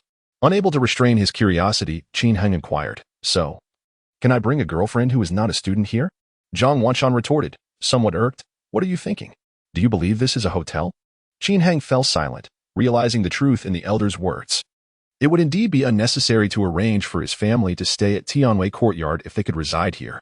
Zhang Wanshan rapped his knuckles lightly on Qin Heng's head, saying, At your young age, it is paramount to strive for progress. Do not waste time daydreaming about romance. It not only squanders precious time but also depletes your vitality. Understanding the underlying meaning of this admonition, Qin Heng felt a twinge of embarrassment and replied, I have been quite diligent. I haven tea. Enough. No need for explanations, Zhang Wanshan interrupted. Old Lin chuckled softly nearby. It's only natural for the youth to be vibrant and passionate. Wanshan, you need not fret over such matters. It is not your concern. Zhang Wanshan shrugged dismissively. I'm merely voicing my thoughts. I have no intention of meddling. He is neither my student nor my disciple. The trio entered the dormitory. The interior of the elite class dormitory was remarkably spacious. The living room alone surpassed the total area of Qin Heng's home. The main bedroom, facing south, boasted large windows, ensuring excellent ventilation and lighting. The 1.8-meter wide bed appeared exceedingly comfortable, a stark contrast to the cramped quarters of the impoverished district that Qin Heng was accustomed to. Old Lin continued, Our accommodation fee is 5,000 per month, directly deducted from your salary. This includes water, electricity, and the rental for the training facilities on the underground 5 floors. You are responsible for cleaning your room. Or you may hire other students to assist you. I, as the building manager, only oversee the common areas. If your room becomes dirty or foul-smelling, I will issue a reprimand. You may prepare your own meals or dine at the various cafeterias within the martial arts school. Of course, you can also hire a maid from the ordinary class to take care of you, considering your generous salary. That little girl beside Shinyu, for instance, is someone she employed, receiving several thousand a month. It is expected that you will reside here for at least 5 years without any unforeseen circumstances. There are no strict rules in this dormitory. As long as you do not disturb other students, you may live as you please. The dormitory operates with a sense of freedom. Upon hearing the monthly accommodation fee of 5,000, Qin Hung felt a pang of regret. However, he reflected that this amount was reasonable, as it encompassed not just lodging and utilities, but also the rental for the training facilities. Let us set your luggage down. I will take you downstairs to familiarize yourself with the training room, Old Lin added. The dormitory was impeccably clean, requiring no additional cleaning. One could simply settle in. Upon entering the Tiandao Martial Arts School, the foremost priority was cultivation, making it essential to acclimate to the training environment. The three then descended in the elevator. Old Man Lin, the elite dormitory building has a total of 5 underground levels. The first and second basements are dedicated to quiet meditation rooms, each containing 24 chambers. Any room with the light off at the entrance is available for use. Qin Hung, can't one meditate in their own room? Old Man Lin.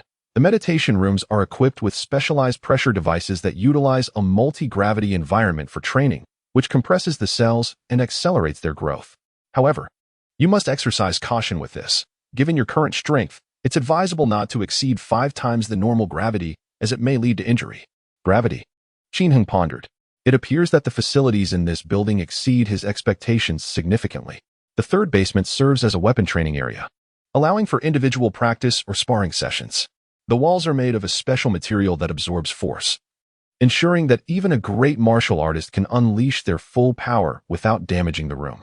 The fourth basement is a testing zone, where strength, speed, reaction time, and resilience can be assessed. The fifth basement is a strength training area, filled with various heavy objects made from special materials, complemented by the gravity facilities for enhanced training efficacy. As Old Man Lin was explaining, the elevator descended directly to the lowest level, the fifth basement. The doors opened to reveal a brightly lit underground training space, populated with an array of peculiar equipment and several doors leading to the gravity rooms. At that moment, one of the gravity rooms had its light illuminated, displaying the number 28. Upon seeing this figure, Zhang Wanshan expressed surprise. Who was training inside to reach 28 times the gravity? Old Man Lin chuckled. It must be Xue Chang. Only he would dare to be so audacious. 28 times gravity. What does that entail? Qin Hung was still trying to grasp the concept. Zhang Wanshan explained. In simple terms, it's akin to having 27 of yourself riding on your back. Qin Hung quickly calculated in his mind. 27 of himself would amount to 2,322 kilograms. To bear a weight of 3 tons while maintaining high-intensity training. Not to mention the pressure on internal organs and blood vessels. Remarkable. Truly formidable. Even someone capable of delivering a punch with a force of 10 tons would likely struggle to withstand such immense pressure. Xue Chang. I have heard that name. He said. Zhang Wanshan chuckled. Not to that extent, but his combat prowess may indeed rival that of a master. So formidable. Qin Heng's eyes widened. Zhang Wanshan elaborated. The top student of the elite class, named Ning Fan, had yet to break any training records, yet he consistently maintained a peak state. He was quite unassuming, refraining from participating in any group activities or seeking the spotlight, rendering his existence nearly unknown to the outside world. As for the reason behind his extraordinary strength, let me put it this way. When he transcended to the martial artist realm, he comprehended a particularly potent form of qi known as Xuanjin Qi. Under equivalent force, it can inflict 3-fold destruction compared to others, making him nearly unmatched among peers of the same level. Qin Hung appeared to grasp some of it. Xuanjin Qi. Is it rare? He inquired. Martial artists must cultivate qi, and different individuals manifest different types. Zhang Wanshan explained. The hallmark of Xuanjin Qi is its sharpness, exceedingly sharp. In terms of cutting power, it ranks among the top 3 of all martial energies recorded within the Martial Artist Alliance. Even when considering overall strength, it secures a place in the top 10. Volume 1. The Hero Emerges in Youth, Chapter 059, Neural Sympathetic Exoskeleton, Global Top 10. At last, Qin Hung comprehended the situation. Senior sister Qin Yu and senior brother Shui Chong were formidable individuals who had shattered records. However, their prowess merely indicated a rapid cultivation speed and did not guarantee overwhelming combat strength against peers. It is only through the possession of a unique battle aura, such as the Xianjin Qi, coupled with exquisite combat techniques, that one can truly look down upon their contemporaries and ascend to the ranks of elite warriors.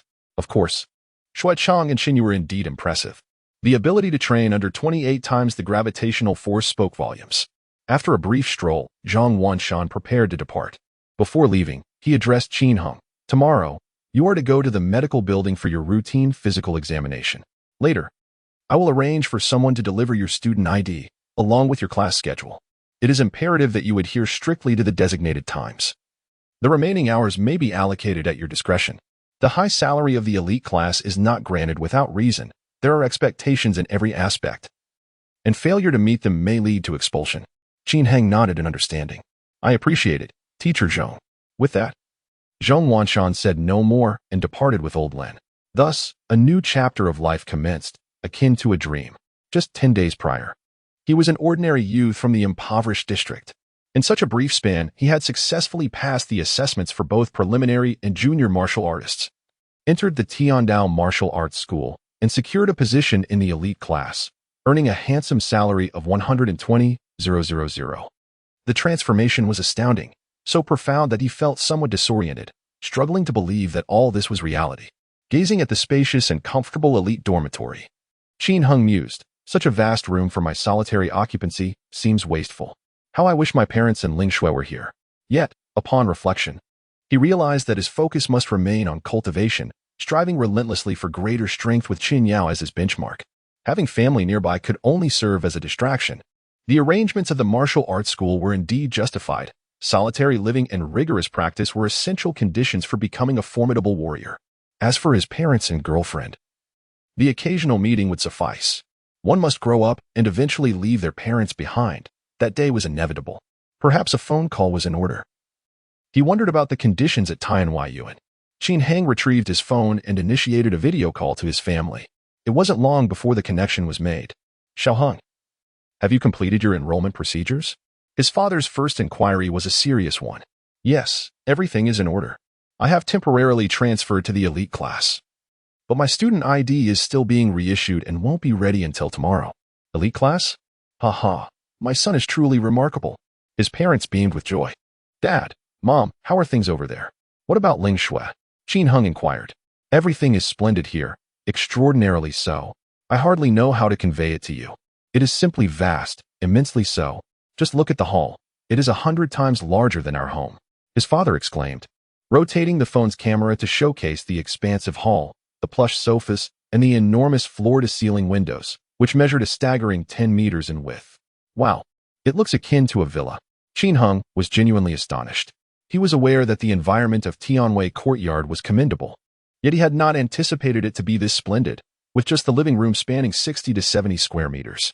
The phone was taken by his mother, Shang Yuhan, who spoke with a tone of disdain, saying, don't listen to your father's exaggerations, his math skills are lacking. It's not 100 times as he claims. Mr. Yu mentioned that the housing area was 400 square meters, which equated to merely 20 times. Qin Heng remarked, 400 square meters is still quite extravagant, you know.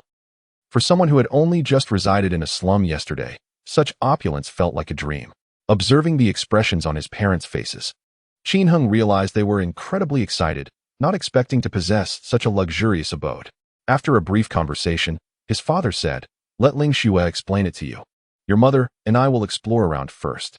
Then, the scene shifted as the phone was handed over to Fang Ling Shui. Qin Heng, have you finished your tasks? Fang Ling Shui's gentle voice inquired. At that moment, she was holding a slender booklet, seemingly an appliance manual. Qin Heng responded, yes, I'm already at the dormitory. How about you? Everything is great. Didn't you see? She replied, I'm not talking about the living conditions, but will there be anyone monitoring you? Restricting your freedom? Qin Heng expressed his slight concern regarding this matter. Fang Ling Shui chuckled softly, silly, why would they restrict us? This is a residential area for martial artists' families, with many talented martial artists' relatives living here, under the protection of the high-ranking experts from Tiandao Martial Arts Academy. Just now, Mr. Yuxian told us that the private residence of the esteemed Wang Daoi is also in this community. It's south nearly the safest place in the entire base city. Oh, is that so? Then I can rest easy, Qin Hing thought as his soul worry dissipated.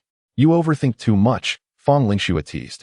Suddenly remembering something, she continued, by the way, Qin Hung, on our way here, I overheard some martial arts students assisting with the luggage mention a device called sympathetic nerve exoskeleton, which can be used as a prosthetic, allowing uncles and aunts to walk and run on their own. You should look into it when you have time. It's worth considering when you have the funds. Sympathetic nerve exoskeleton. I am aware of it, but I currently lack the finances, Qin Hung replied. He had learned about this technology long ago.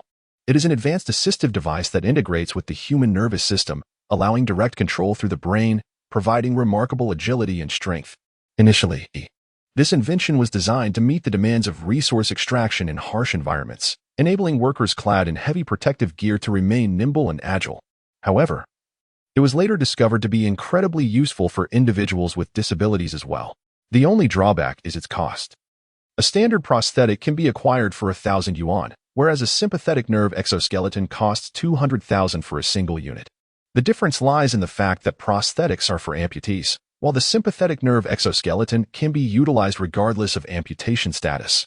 Qin Heng's parents, afflicted by injuries that rendered them disabled with neural degeneration in their lower limbs, remained confined to a wheelchair despite having their legs intact. Long ago, Qin Hung diligently sought information and discovered the existence of neuroprosthetic exoskeletons. However, at that time, financial constraints stifled his aspirations. Presently, with a monthly salary of 120,000 yuan, even after accounting for 25,000 yuan in housing expenses and his daily expenditures, he can still save at least 80,000 yuan. Perhaps in a few months, he could help his parents stand once more. Fong Lingxue reassured him, saying, There's no rush. Focus on your training for now. Money will come in due time. I will assist in earning some as well. I noticed several shops on my way here.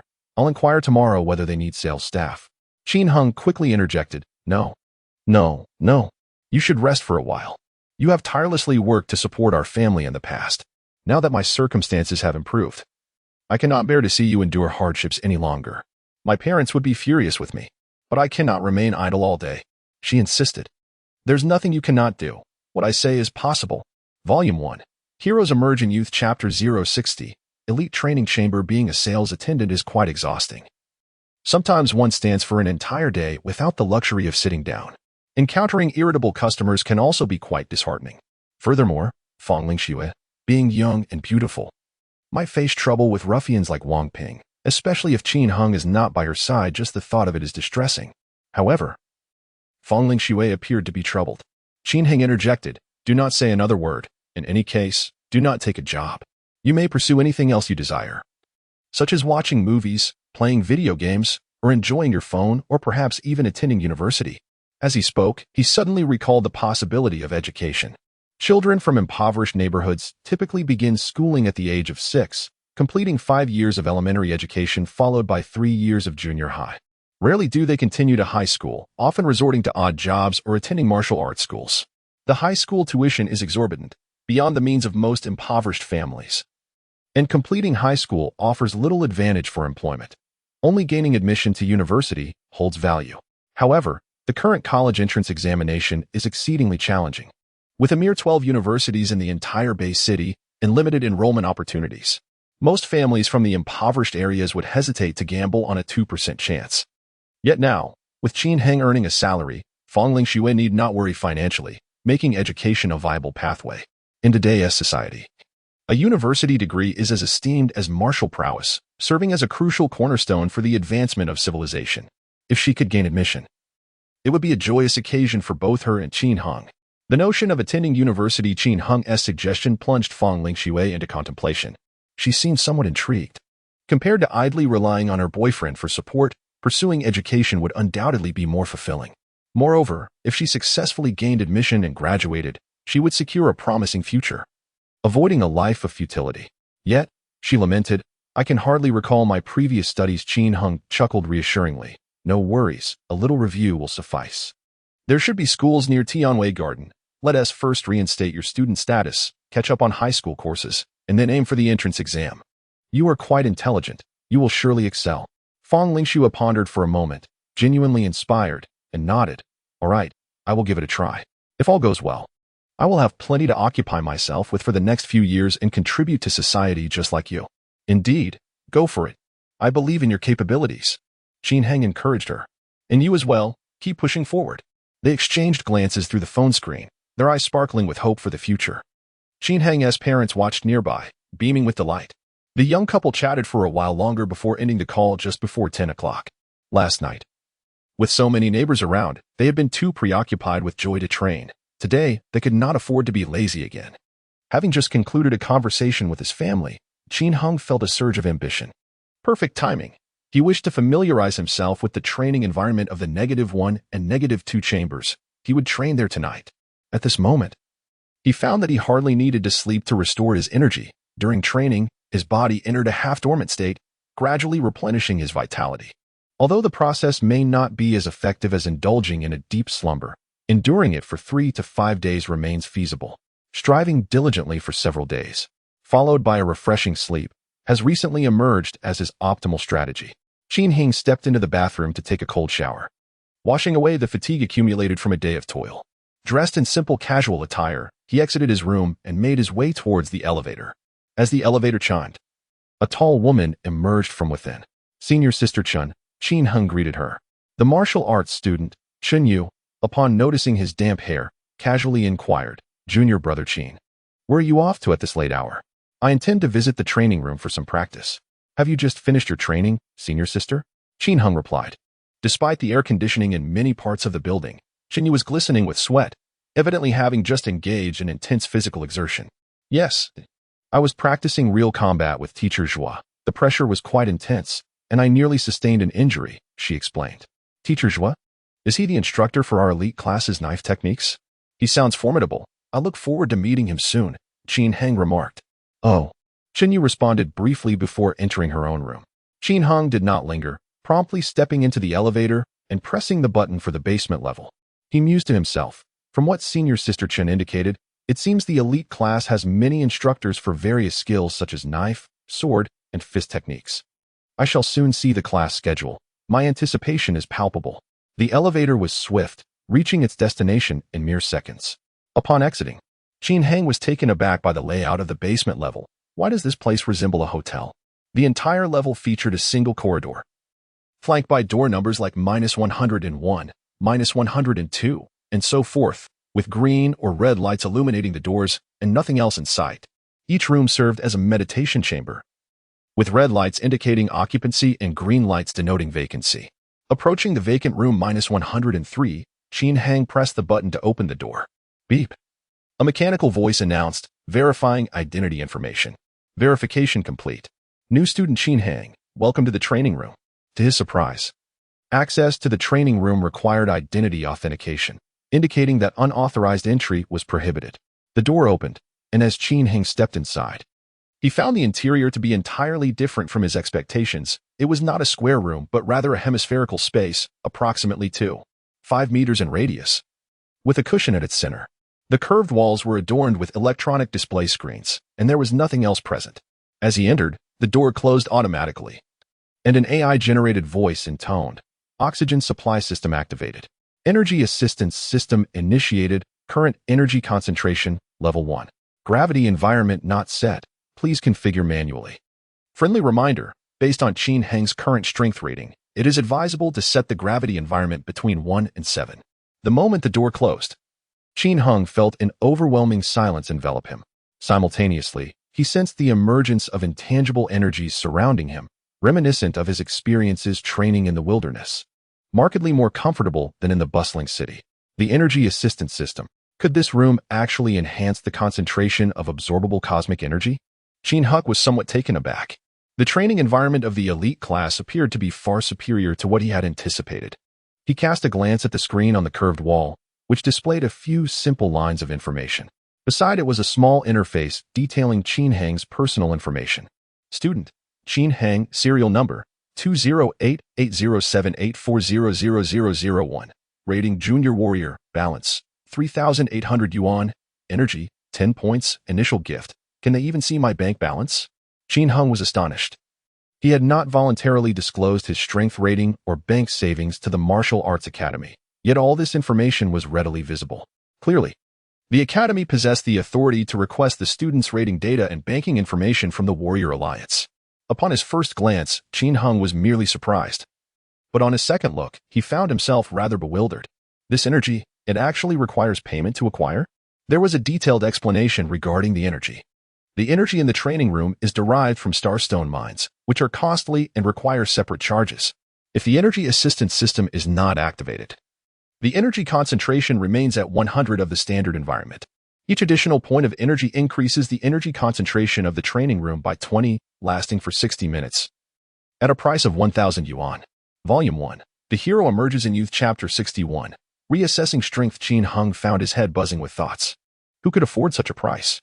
Even with a monthly salary of 120,000, he could only sustain 120 hours.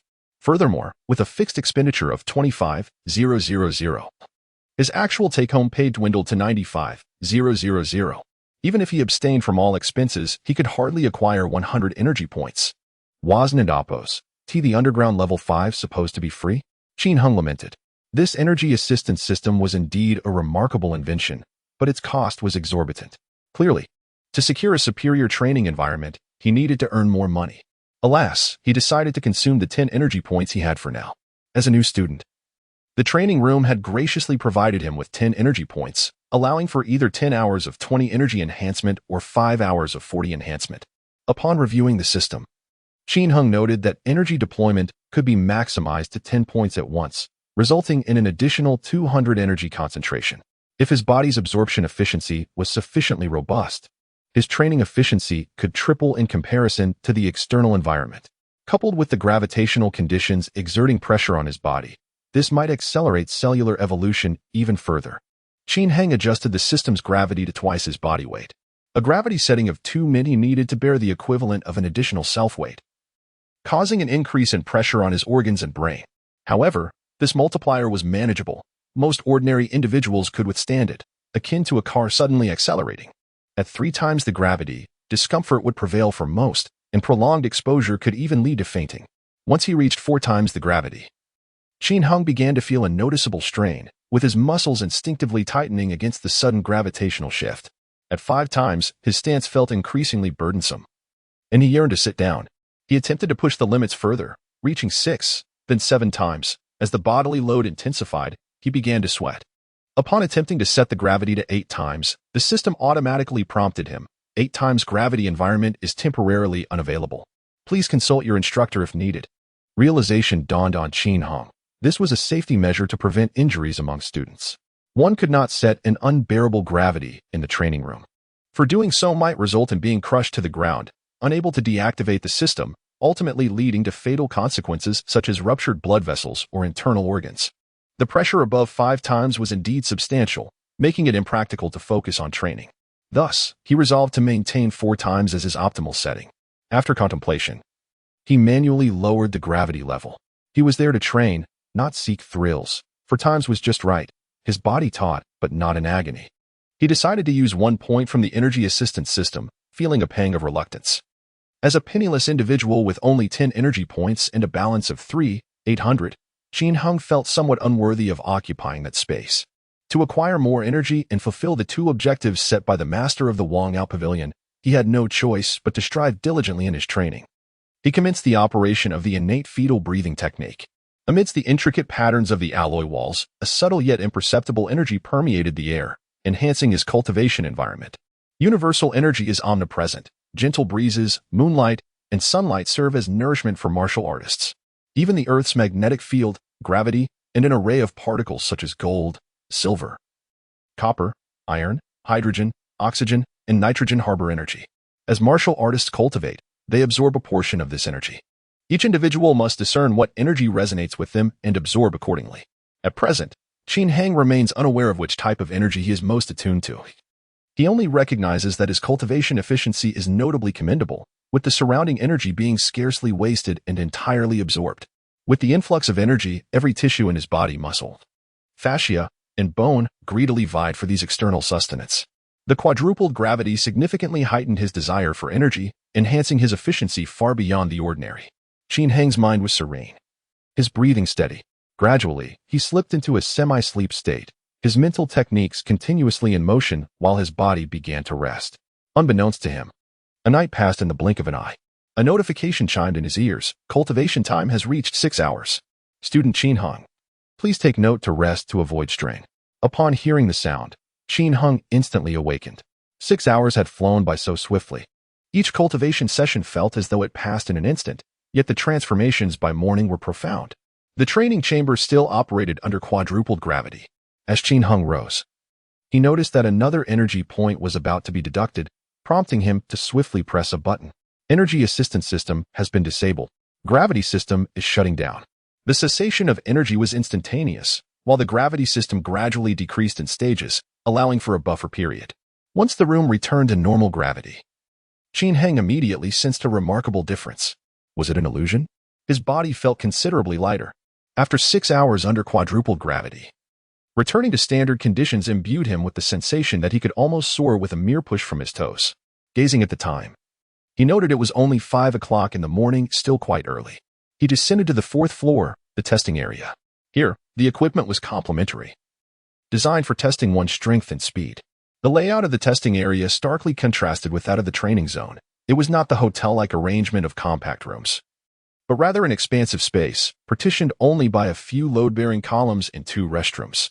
Various devices for strength testing, speed testing, and agility testing were strategically placed across the room.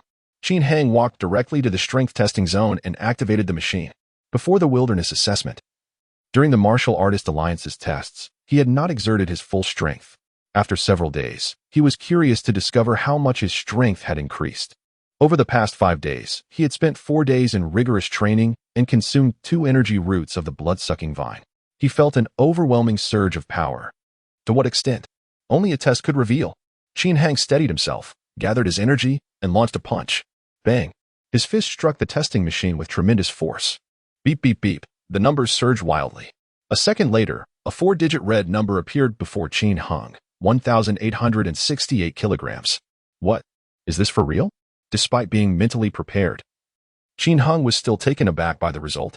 Doubtful, he continued to strike. Boom, boom, boom, boom. The testing machine here was not pressed for time and could be used freely. With each punch, Qin Heng and Appo's force became increasingly fierce and relentless. 1873 kilograms. 1876 kilograms. 1889 kilograms. 1893 kilograms. Boom. As the power accumulated, the number even surpassed 1900. He had only been training for less than 2 weeks. The goal set by Master Wang didn't seem so arduous after all.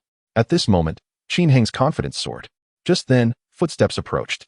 A voice called out from behind. Who are you and how did you get in here? Beside him stood a young man in a t-shirt, whose appearance was rather ordinary. Who are you? Qin Heng inquired.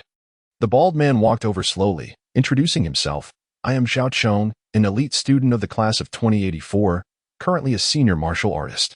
This is Han Liang, from the class of 2087, a junior martial artist. And you? Upon closer inspection, Qin Heng realized that the youth in the t-shirt was the top candidate from last year's martial artist assessment. I am Qin Heng, a new student in the elite class. I hope to receive your guidance, he said, cupping his fists in respect. Zhao Chong nodded in understanding. So you're one of us. It seems there's no need to chase you away. Han Liang, however, stood in a daze, staring at the glaring red number of 1,901 kilograms on the machine. Speechless for a long time. Volume 1.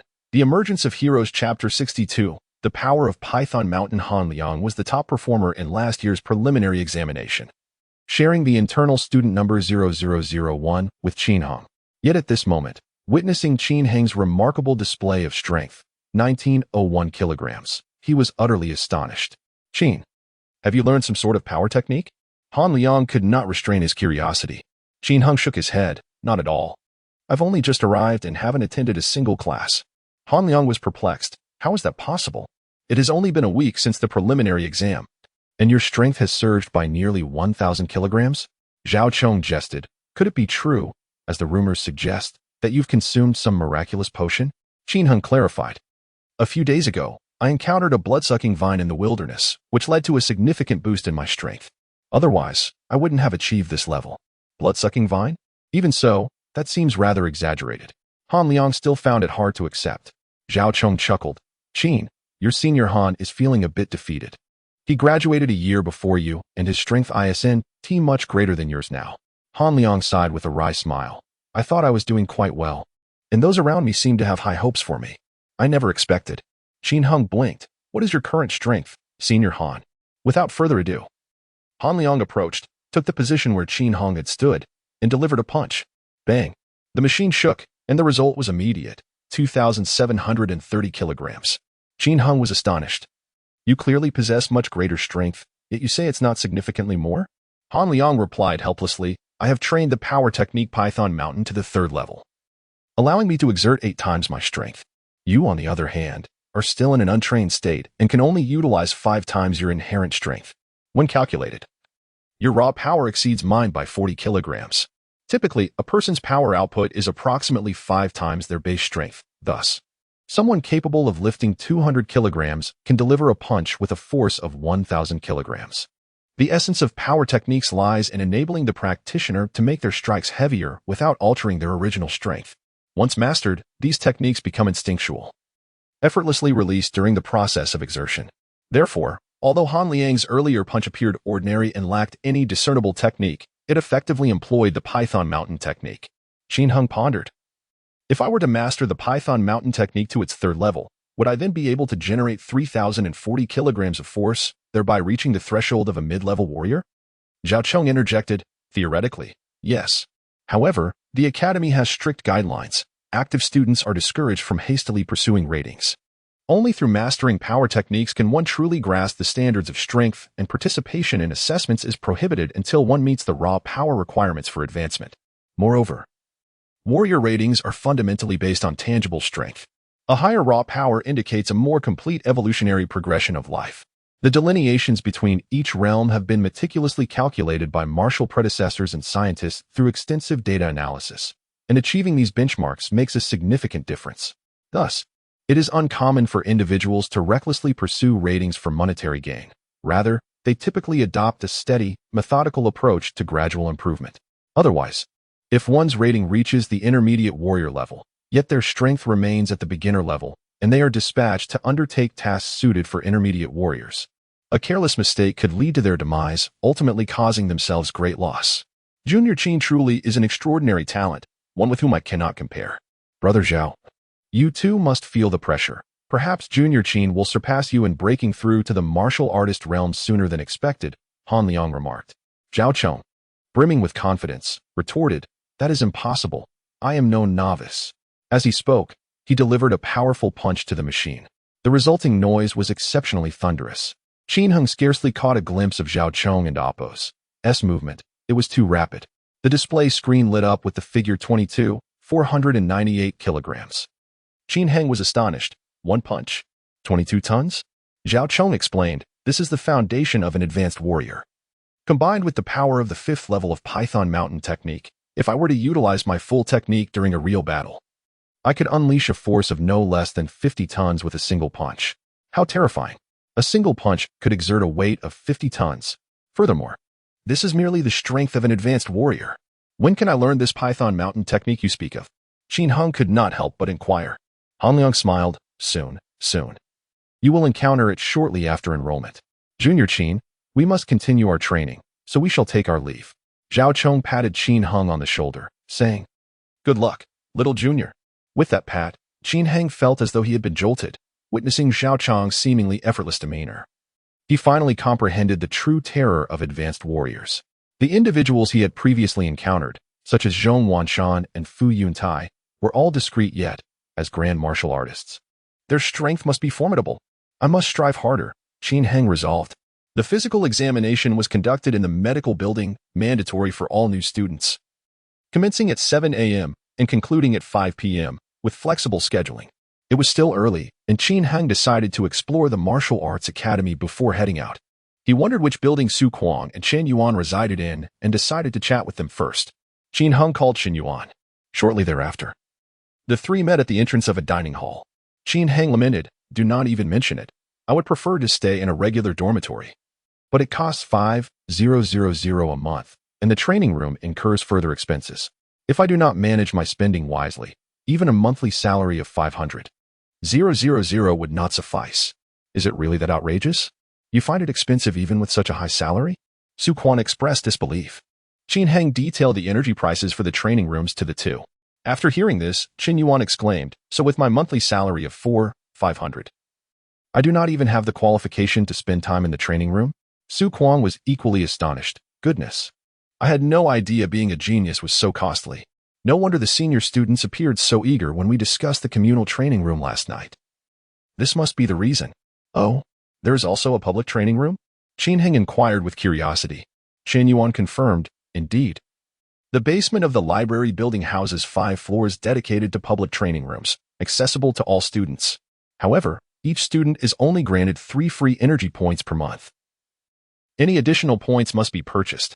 Su Quan, the energy points are manageable, but I have heard that the most troublesome aspect lies in the limited number of training rooms. Everyone desires to utilize them, and at times, one cannot even secure a spot in line. The students here are not all impoverished. Many hail from affluent districts, willing to lavish vast sums for energy points. Although each training session has a time limit, beyond which one must be forcibly concluded. The influx of wealthier individuals stretches the queue considerably. Thankfully, the system employs electronic queuing, and notifications are sent via text as one approaches their turn. However, if one were to stand in line physically, few would possess the patience to wait. Upon hearing this, Qin Heng finally comprehended the significance of those rooms beneath the elite dormitory. Indeed, the treatment of prodigies is remarkably distinct. Volume 1. Heroes Emerge in Youth Chapter 63. What is meant to come will indeed arrive, in the past. We were all merely impoverished students of the Trial Martial Arts Academy, finding joy in our daily foolishness. Now, however, you have transformed into a wealthy individual, leaving us in a state of melancholy. Su Quan wore a look of lament. Qin Heng chuckled. All right. Can I at least treat you to breakfast? Su Quan's expression brightened instantly. Brother, your wisdom is unmatched. It would be even better if you could cover lunch and dinner as well. Get lost. Qin Heng retorted playfully. The three of them entered the dining hall in high spirits, where Qin Heng paid for their meal. Dining in the large cafeteria proved to be quite economical. A bowl of plain porridge, a steamed bun, a small dish, and a boiled egg cost merely 1 yuan each, totaling 3 yuan for the trio. However, this was only the case for breakfast. As martial artists, their demand for meat was substantial. Both lunch and dinner required meat, preferably that of beasts, which incurred significant expenses. While they were enjoying their meal, Qin Heng overheard a conversation from a nearby table that mentioned him. Hey, have you heard? Our martial arts academy has a new student who has made quite a stir. Who? What did he do? Who else could it be but the one rumored to have consumed the divine elixir, student number 1, Qin Heng. Qin Heng exchanged glances with his companions, promptly perking up his ears to listen. The informed individual at the adjacent table continued. This lad, just a few days ago, registered for the beginner martial artist assessment. During a wilderness combat exercise, he encountered a new student from the War God Martial Arts Academy named Wang Ping. Someone interjected with skepticism. What is this? 2 new students and they're both in the beginner martial artist assessment? Come on, can you come up with a more believable story? The gap between the preliminary and beginner assessments is less than a week. The informant replied, Why would I lie to you? This is all true. My uncle is the captain of the Martial Artists Alliance patrol team, and he told me this directly. Can it be false? Well, fine. Just let old Song continue. The table fell silent as the informant, student Song, resumed his tale. It is said that on that day, Qin Heng listened intently. Realizing that most of what was being recounted was indeed accurate, the nearby diners began to take notice. Qin Heng? Which one is Qin Heng? It couldn't possibly be you, could it? What a coincidence.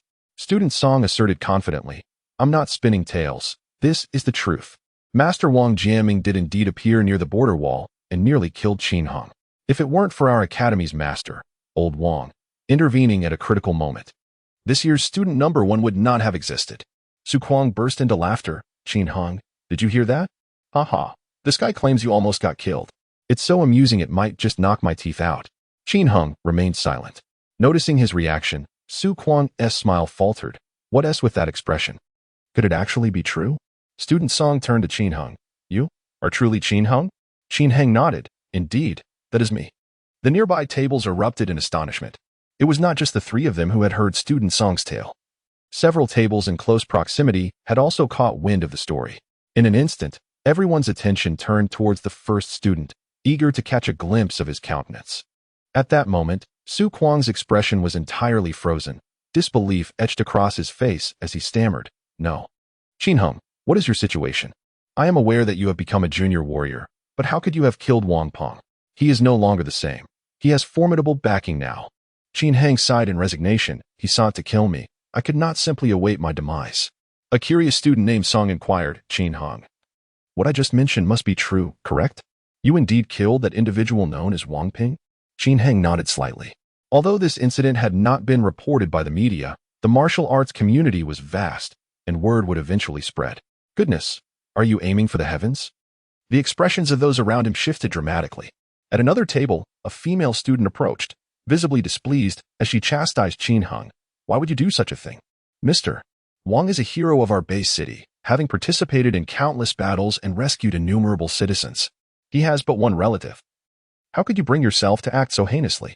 Qin Heng sighed inwardly. As anticipated, this situation had indeed transpired. With the news of Wang Peng's death, the fans of Wang Jiaming could no longer remain passive. As the female student spoke, more voices began to chime in agreement. "He is a hero. How dare you? How can you sit here, comfortably receiving taxpayer-funded wages and feasting on the produce of the working class, while committing acts against the hero of the people? If I were you, I would rather perish in the wilderness than live a life of such disgrace. Truly disgusting, utterly revolting. Begone. The Tiandao Martial Arts School has no need for parasites like you. Those lacking in character pose a greater threat when endowed with talent, and thus." A group resolved to petition for Qin Heng's expulsion from the Martial Arts Academy. One after another, they voiced their outrage, growing increasingly fervent and impassioned. Qin Heng furrowed his brow deeply. Although he had anticipated such a reaction, the reality of the situation left him feeling stifled. Enough. Silence. At that moment, Su Kuang could no longer contain himself and slammed his hand on the table. The crowd momentarily hushed at the sound of his roar. Su Kuang glared at the assembly. "You all ought to cease this self-righteous posturing. You know not the pain that comes from such events when they do not befall you." Just as the leading female student attempted to interject, Su Kuang interrupted her. "If someone sought to kill you, would you refrain from defending yourself?" The female student replied, "I." Su Kuang then pointed at another male student who had been vociferously condemning Qin Heng. "If someone were to attempt to assault your girlfriend, you would remain indifferent, wouldn't you?" The male student was left speechless. "All of you are nothing but a bunch of hollow talkers." Su Kuang's face was a mask of fury as he continued. "Wang Peng was a scoundrel who deserved his fate. The impoverished of District 7 can attest to that. What if Wang Jiaming is a hero? Does that grant him or his kin the right to do as they please? Should the descendants of heroes be exempt from punishment for their crimes? Spare me. With such a mentality, do you even deserve to be called warriors? Have you memorized the Warrior Protection Act and Warrior Management Regulations? Do not speak of the families of heroes, even if the hero himself were to unjustly seek your life. You are entitled to defend yourself." His fervent words, in defense of Qin Heng, ignited a passionate atmosphere, rendering those around him momentarily silent in the face of his rebuke. Yet, soon after, another voice interjected, asserting that one cannot solely rely on legal principles, especially when it involves the esteemed Grandmaster Wang. Su Kuang cast a dismissive glance at him, disdain evident in his expression. "Ah, indeed, indeed. Next time a Grandmaster's kin comes to take your life, do ensure your neck is clean so as not to soil their blade. What is wrong with you? Am I not speaking the truth? You are merely making a ruckus. You are distorting concepts. I'll make a ruckus about your mother, and you can distort your grandmother." With that, Su Kuang found himself embroiled in a heated exchange with the crowd, the atmosphere charged with the potential for conflict at any moment. Just then, a commanding voice resonated from the direction of the cafeteria door. "Silence. What do you think this place is?" Volume 1, The Rise of Heroes, Chapter 064. The administrative deputy director, a woman's voice, cold and authoritative, resonated through the room. The crowd turned to see a woman in her 20s or 30s, clad in a fitted skirt suit and adorned with gold-rimmed glasses, striding towards them. She had not intended to enter the cafeteria. Her presence was merely a consequence of her passing by and hearing the ruckus. "Who is she?" Su Kuang muttered softly. He had been the loudest in his outburst, and the blonde woman's piercing gaze was fixed on him, her formidable presence making it impossible to meet her eyes. A fellow student at the adjacent table whispered, "That's the administrative deputy director, Lang Qingxue. She's a formidable force. You're all in trouble." Su Kuang's expression shifted to one of alarm. "We're finished." The name of this authority figure was well known and feared.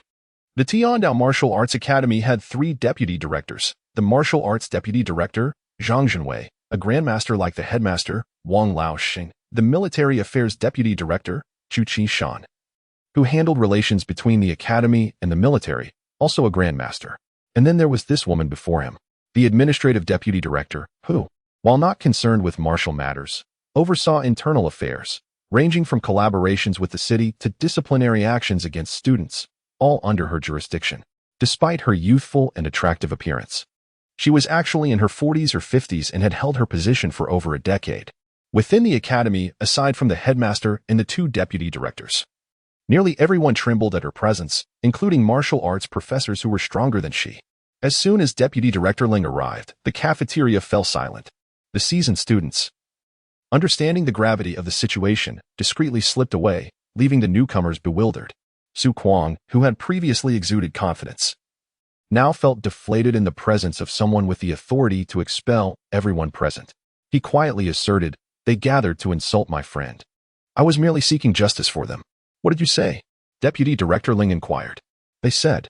Su Kuang briefly recounted the earlier exchange. After listening, Long Qingxue remained expressionless and stated, "It seems you all have too much time on your hands. The General Affairs Office is in need of cleaning staff. Everyone is to report for duty. Failure to perform adequately will result in a deduction of 2 credits for each of you." Su Quan. On the very first day of enrollment, they faced a crisis of credit loss. One timid voice piped up, "Deputy Director, I was just eating." "I didn't say anything. Do I have to go too?" Lung Qingxue replied, "Shall I repeat myself?" "I said everyone." A chorus of dismay erupted from the onlookers. Yet, Deputy Director Ling's expression remained unchanged, her resolve unwavering. She added, "I will be inspecting this afternoon." "What on earth? I merely had breakfast. What crime have I committed?" Oh heavens, even enjoying a snack carries risks nowadays. The General Affairs Office spans 12 floors, each floor covering over 1,000 square meters. How can just a handful of us manage that? Madness. As soon as Deputy Director Ling departed, the crowd erupted in a cacophony of complaints. The earlier confrontation had been swiftly forgotten, overshadowed by the impending task at hand. After all, those matters belong to others. Yet it is they themselves who are about to incur the deductions. Qin Hang glanced at the ceiling around him and curled his lip, remarking, "There are high-definition cameras here. Every face is captured with utmost clarity. It seems there is no escaping this. You are all in for a rough time." Su Kuang, feeling exasperated, sighed, "Alas. In this day and age, even reason cannot be articulated clearly. What does it matter to merely share the blame? I truly..." "Shh, keep your voice down. The surveillance has audio. If it picks up what we say, we are doomed." Chen Yuan hurriedly seized him. Su Kuang quickly fell silent.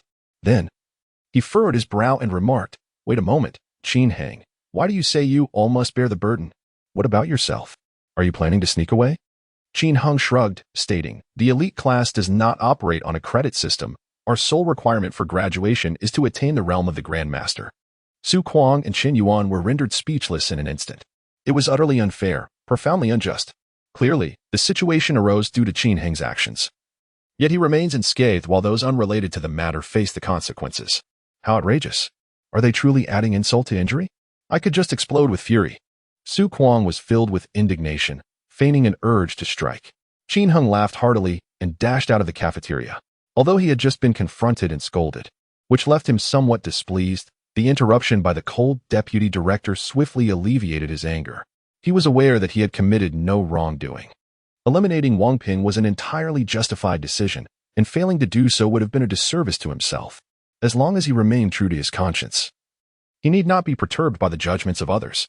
Director Wang had already provided him with a clear path to solving the problem. Now, his focus should not be on engaging in disputes or publicizing the malevolence of Wang Peng. Instead, he needed to concentrate on enhancing his own strength, as time would inevitably bring about justice. The trio hurriedly made their way to the medical building. This year, the Tiandao Martial Arts Academy had recruited approximately 200 students, a significant increase compared to previous years. The medical examinations were concentrated within a single day, resulting in a bustling environment at the medical buildings, where long queues had already formed, despite the fact that the time had not yet arrived. Fortunately, Qin Hang and his companions had arrived relatively early, placing them near the front of the line. Before long, the examination process commenced. The primary purpose of the medical examination for aspiring martial artists was to screen for genetic diseases, terminal illnesses, organ failure, skeletal deformities, and other issues that could hinder their training prospects. Superficial metrics such as height, weight, and vision were of little concern. One by one, individuals underwent blood tests and X-rays, with the process being rather swift. After completing their examinations, they congregated in the lobby of the medical building, awaiting their results. The testing procedures were expeditious. The medical facilities of the Martial Arts Academy were among the best in the entire Bay City, boasting high efficiency, typically delivering results within 60 minutes.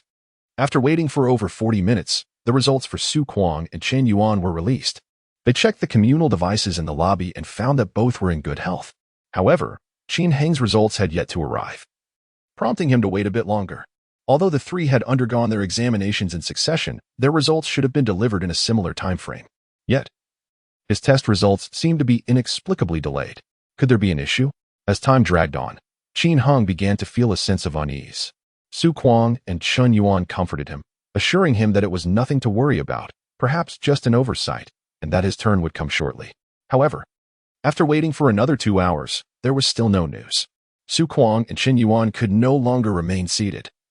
They had to proceed to the administrative building to fulfill their cleaning duties, lest they face a deduction in credits. Reluctantly, Qin Heng allowed them to leave, resigning himself to wait alone. What on earth is taking so long? As time ticked by and the lunch hour approached, he still could not access his test results. Finally, at 11:31, a call came in from an unfamiliar number. Qin Heng answered, and the voice on the other end immediately inquired, "Is this Qin Heng? Please come to the 8th floor of the medical office. We need to conduct a more detailed examination." Upon hearing this, Qin Heng's heart leapt into his throat. Could there be an issue with my health?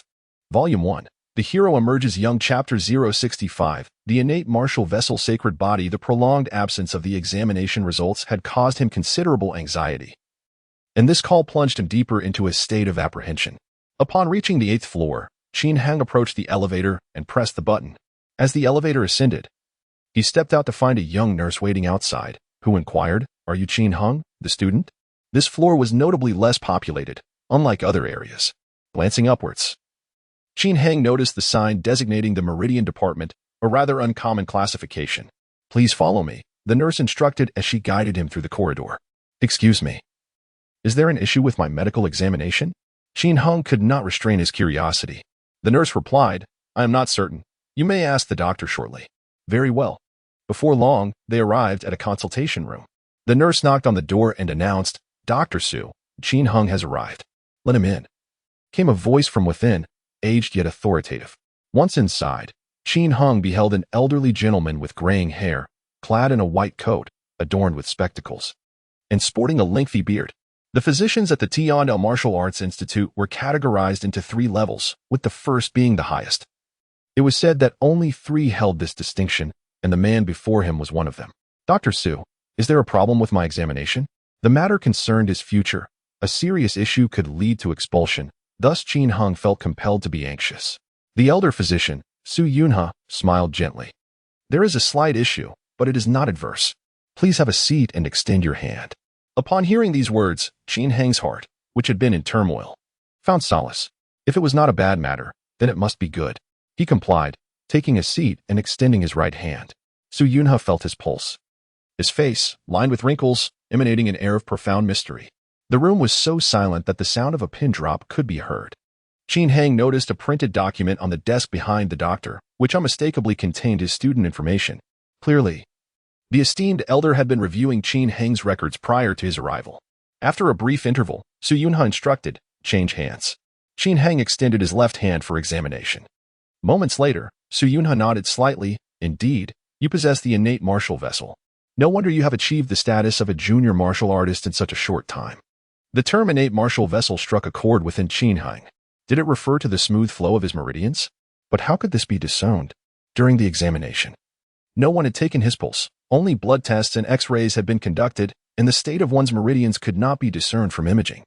The elder physician nodded thoughtfully, his ancient voice imbued with a calming resonance. "Your blood maintains a constant temperature and does not coagulate. The physician who conducted your tests initially suspected a deficiency in coagulation factors, but upon closer examination, this was found to be untrue. When the data reached me, I surmise that you are indeed a rare individual with the martial vessel sacred body. Blood maintaining a constant temperature, not coagulating? Was this the reason for the clarity of his meridians? Qin Heng was momentarily at a loss for words. This was indeed news to him. From a young age, he had seldom encountered injuries. Although he had engaged in a few skirmishes with Wang Peng over the past 2 years, resulting in minor abrasions that hardly bled, he remained largely unscathed. Upon hearing Dr. Su's remarks, he was astonished to learn of his body's remarkable characteristics. So, are you certain now? Qin Heng inquired. Doctor Su nodded affirmatively. What is so special about being born with a martial vein? Qin Heng asked, only aware that his cultivation progressed more swiftly than others, but lacking further understanding. Su Yunhe elucidated, those endowed with a natural martial vein find their path to cultivation remarkably smooth. Attaining the rank of a grandmaster is nearly inevitable. Moreover, your blood differs from that of ordinary individuals, possessing an extraordinary self-healing capability. Even in the face of severe injuries, you will recover swiftly.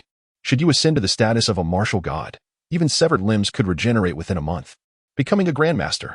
Regenerating severed limbs. Qin Heng's eyes widened in astonishment. While the prospect of becoming a grandmaster did not surprise him, he felt his training was exceptionally effortless. And he harbored confidence in reaching the level of a grandmaster with ample time. The notion of limb regeneration was truly astonishing. Dr. Su's implication was clear. Once he achieved the status of a martial god, even if his limbs were severed and discarded, his body would miraculously regrow them. Such a phenomenon was simply unheard of. Is this truly the case, esteemed sir? Are there any precedents? Qin Heng questioned, still somewhat skeptical. Su Yunhe nodded. There is one instance. Who? Qin Heng pressed eagerly. The martial god Woden, the esteemed master of the War God Martial Arts Academy, Su Yunhe replied. Indeed, there truly exists someone who has regenerated limbs, and he is a martial god. Qin Heng reflected in awe. Woden was one of the world's most formidable beings. With his prowess, how could he have lost a limb? It turned out that the battle held such a hidden truth. Growing up, Qin Heng had heard tales of the 9 great martial gods and was well aware of this narrative. Yet, the martial deities depicted in textbooks were predominantly glorious and powerful, with no mention of limb loss. Woden had just broken through when he single-handedly faced 2 opponents, successfully slaying a beast god, marking him as a paragon among the 9 great martial gods. That pivotal battle earned him the title of War God, leading to the establishment of the War God Martial Arts Academy. So, Woden was also born with a martial vein, suggesting I may have the opportunity to reach his heights in the future? Qin Heng mused, a surge of excitement coursing through him. Su Yunhe chuckled lightly. That will depend on your diligence. While the natural martial vein is indeed rare, it is not invincible. There are only a few among thousands. As far as I know, there are currently about a dozen such prodigies across the globe. For instance, the highly acclaimed youngest Grandmaster, Qin Yao, is one of them. Grandmaster Qin Yao also possesses a natural martial vein. Qin Heng exclaimed, further astonished. It appeared there were at least a dozen individuals on Earth with similar cultivation talents, some of whom had already achieved remarkable strength. In that light, perhaps he was not so extraordinary after all. Nonetheless, being one among billions was indeed a source of pride. Thank you, esteemed sir, for sharing this knowledge with me. Qin Heng remarked, at last, he had achieved a clear understanding of his circumstances. Su Yunhe stroked his beard with a faint smile, saying, young man, your potential is quite remarkable. At present, you are the only individual with an innate martial pulse in our Southern Summer branch. I shall inform Master Wang of this shortly, and in due course. The esteemed masters and grandmasters within the academy may well compete eagerly for the honor of becoming your mentor. You must choose wisely. Well, Qin Heng scratched his head, a bashful smile gracing his lips. The prospect of grandmasters vying to take him as their disciple was indeed a matter of great honor. With a grandmaster as a backing, even those under Wang Jiaming's command would think twice before causing trouble. Volume 1. The Heroic Youth Chapter 066. Student ID and class schedule very well. You may leave now. Do not speak of this matter to anyone. Lest jealousy leads to your harm, Su Yunhe advised, waving his hand dismissively to signal Qin Heng's departure. Thank you, esteemed elder. Qin Heng replied respectfully as he withdrew. He was acutely aware of the adage that a tree standing out in the forest is bound to be felled by the wind. Since his first foray into cultivation, upon discovering the peculiarities of his meridians, he had kept this knowledge to himself, never divulging it to anyone. Had it not been for the physical examination revealing hints of his condition, he might have remained oblivious to his innate martial pulse for a considerable time. Zhong Wanshan, I have sent your student ID. Remember to collect it from Old Lin. In the future, should you wish to visit the Beast Arena, the archives, or other restricted areas, a valid ID is required. The class schedule has been included as well. Please be mindful of the class times and locations. Unexcused absences will be recorded, and although the elite class does not operate on a credit system, accumulating more than 5 infractions could lead to a council trial, with expulsion remaining a possibility. With a sense of urgency, he descended the stairs, eager to meet Old Lin. The individual tasked with delivering his student ID had yet to arrive, and it was clear that walking could not compete with the speed of messages. Qin Heng waited downstairs, enjoying the cool air conditioning for several minutes before finally spotting someone entering. To his surprise, the messenger bore a familiar face, a petite girl, the very maid of senior sister Chinyu. Upon seeing Qin Heng, she cheerfully approached and said, "Senior brother Qin Heng, here is your student ID and class schedule." Why do you call me senior brother? I am younger than you," Qin Heng said, feeling somewhat awkward. He was a freshman this year, while this young lady was evidently a senior student. The girl explained, "I am merely an ordinary trainee in the martial arts class. According to the customs of our Tiandao Martial Arts Academy, students from the ordinary classes must address those from the elite class as senior brothers or sisters, regardless of age or enrollment duration." "Oh, is that so?" Qin Heng mused, pursing his lips. Would he soon be addressed as senior brother by many who were in their late 20s? As a young man, he felt quite embarrassed. The young lady was on her way to prepare lunch for Chinyu and took the elevator with Qin Heng. During their ascent, they exchanged a few pleasantries. Qin Heng learned that her name was Su Qingqing, hailing from the new district. Despite appearing to be of similar age to Fang Lingxue, she was actually 22 years old and had been enrolled for 3 years. Her punching power was nearing 1,000 kilograms. Though she had yet to participate in the preliminary martial artist assessment, every noon she prepared lunch for Chinyu, tidied the room, and occasionally ran errands or delivered packages. The remainder of her time was freely scheduled. This relatively leisurely work afforded her a monthly income of 2,000 yuan, which, while not comparable to the dangers of the wilderness, offered a serene and comfortable lifestyle. Coupled with her base salary of 4,500 yuan, her total monthly earnings amounted to 6,500 yuan, placing her among the higher income brackets within the entire base city. After learning all this, Qin Heng could not help but internally scoff. Senior Sister Chun is truly extravagant. Paying such a sum for a meal and running errands, 2,000 yuan for such tasks, is simply disregarding the value of money. This 2,000 only covers labor costs, excluding the expenses of groceries and cooking. To understand, Fang Lingxue previously worked in frosty Snow City from 8 a.m. to 6 p.m., without a single day off throughout the month, earning a mere 900 yuan. Despite such meager remuneration, countless individuals from the impoverished district were envious, clamoring for such an opportunity. Indeed, the circles of the affluent starkly contrast with those of the less fortunate. If given the choice, Qin Heng would rather walk a few extra steps to the cafeteria than squander an additional 2,000 yuan unnecessarily. Upon returning to his residence, Qin Heng activated the complimentary air conditioning. He opened the envelope, and the first thing that caught his eye was a resplendent student ID card. Having seen the student IDs of Su Kuang and Chun Yuan, which were white cards resembling identification cards adorned with photographs, names, and student numbers, he found his own card strikingly different. It was golden, proudly emblazoned with the words elite student, and bore the student number ending in 00001, undeniably impressive. Qin Heng snapped several photos and shared them with Fang Lingxue and his parents. Next, he began to peruse the class schedule. As he looked, his mind buzzed with bewilderment. How could there be so many classes? Before him lay an overwhelming array of course arrangements. Throughout the week, he would only have the afternoons of the weekends to rest, with the rest of his time devoted to study. Monday, 8 a.m. to 12 p.m., Wilderness Knowledge, Wu Fang. 2 p.m. to 6 p.m., Basic Theories of Martial Arts, Sun Cook. Tuesday, All Day, Techniques and Physical Training, Zhu Qianqiu. Wednesday, 8 a.m. to 12 p.m., Combat Practice, Zhang Songyun. 2 p.m. to 6 p.m., Basic Theories of Martial Arts, Sun Ku. Thursday, All Day, Techniques and Physical Training, Zhu Qianqiu. Friday, 8 a.m. to 12 p.m., Beast Fighting Practice, Qin Ziang. 2 p.m. to 6 p.m., Law and Business, Yu Weiwei. Saturday, All Day, Techniques and Physical Training, Zhu Qianqiu. Sunday, 8 a.m. to 12 p.m., Combat Practice, Random Elder. Compared to the free training at the Trial Martial Arts Hall, these classes seemed exhausting at first glance. However, The effort seemed worthwhile in pursuit of strength. Today was an adaptation period with no classes, and tomorrow, Friday, would commence with the beast fighting practice at the arena. Qin Hang glanced at the schedule's times and locations, feeling a flicker of anticipation. Combat involving beasts was rather enjoyable. Previously, battling monsters in the wilderness had exhilarated him immensely.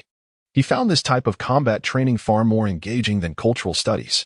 With the afternoon free, Qin Hang took a brief rest before entering the underground training space, seeking a meditation room to focus on his practice. Having expended 6 energy points the previous night, he had 4 remaining, just enough to utilize. He activated both the gravity system and the energy assistance system, setting them to the same levels as yesterday, then settled into a meditative stance, entering the state of innate breathing cultivation. For hours swiftly passed, when the system emitted a notification sound indicating that his energy points had been depleted and required timely recharging. Qin Hang slowly opened his eyes. Time had flown by. It felt as if only a fleeting moment had passed. Those 4 energy points, equivalent to 4,000 yuan, had vanished just like that.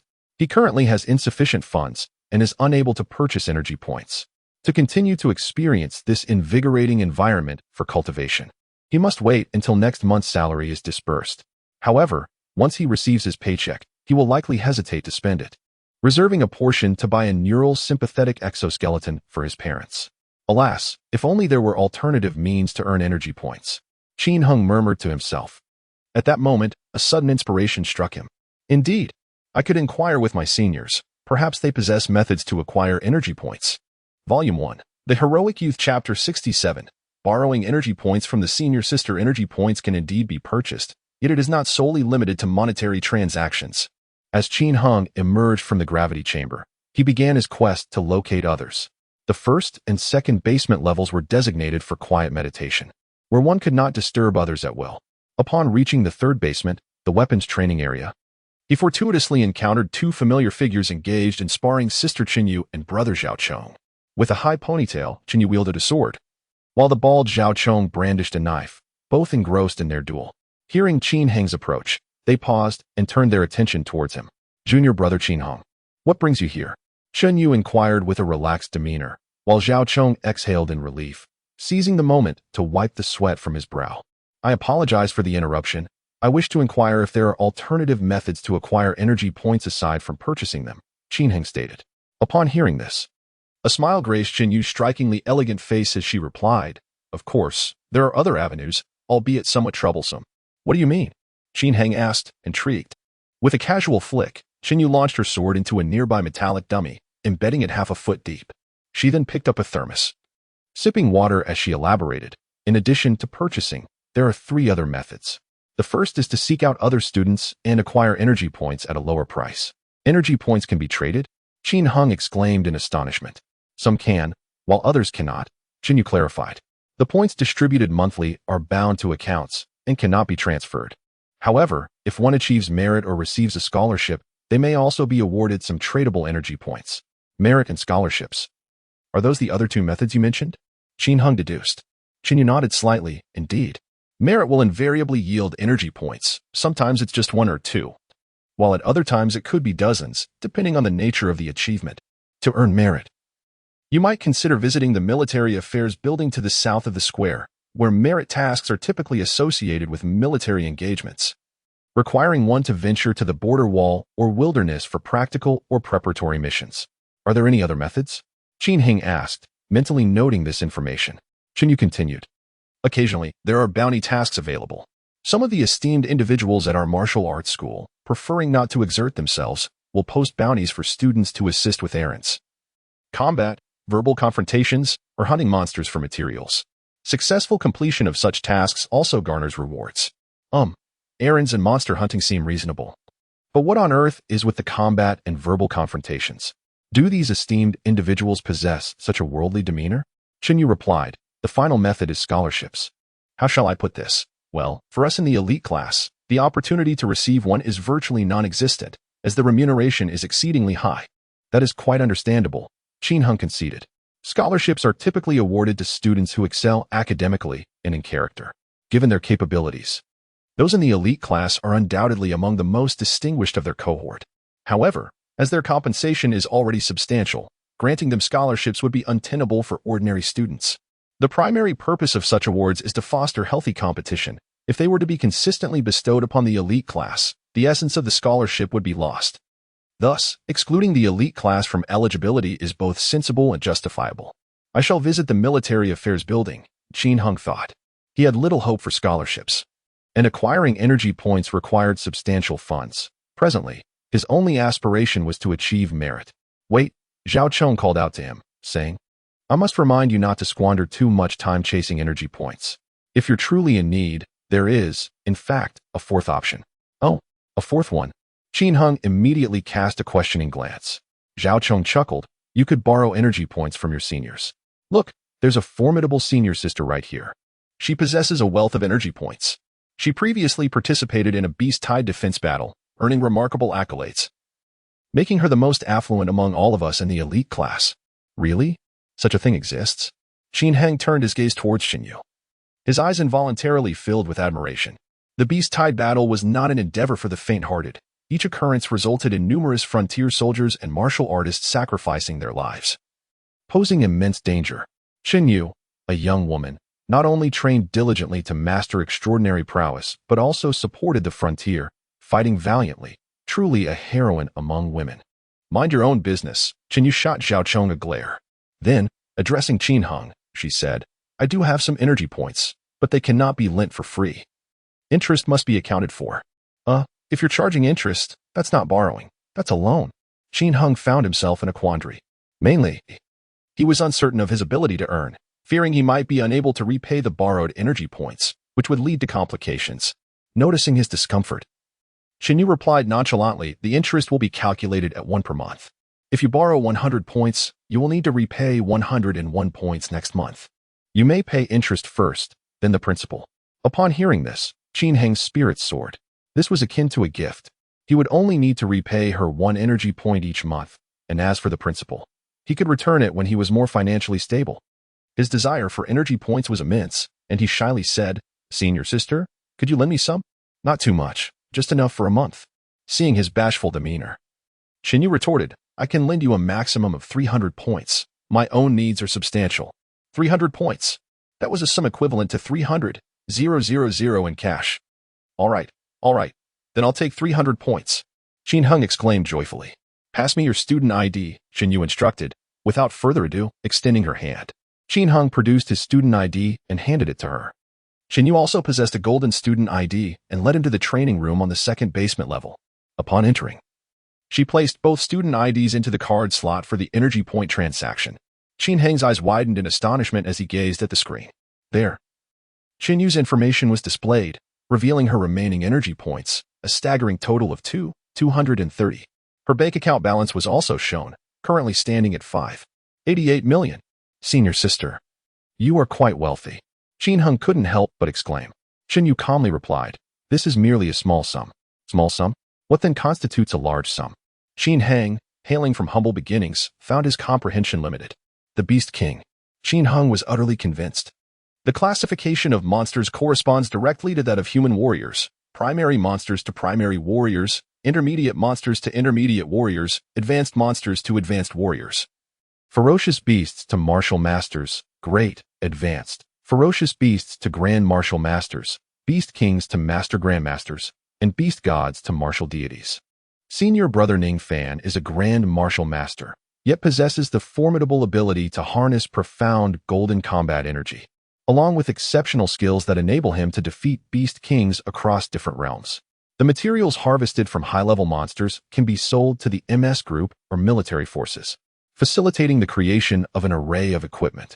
In terms of average value, a primary monster is worth 3,000 yuan, an intermediate monster 8,000 yuan, an advanced monster 20,000 yuan, a ferocious beast 50,000 yuan, and a great ferocious beast 200,000 yuan.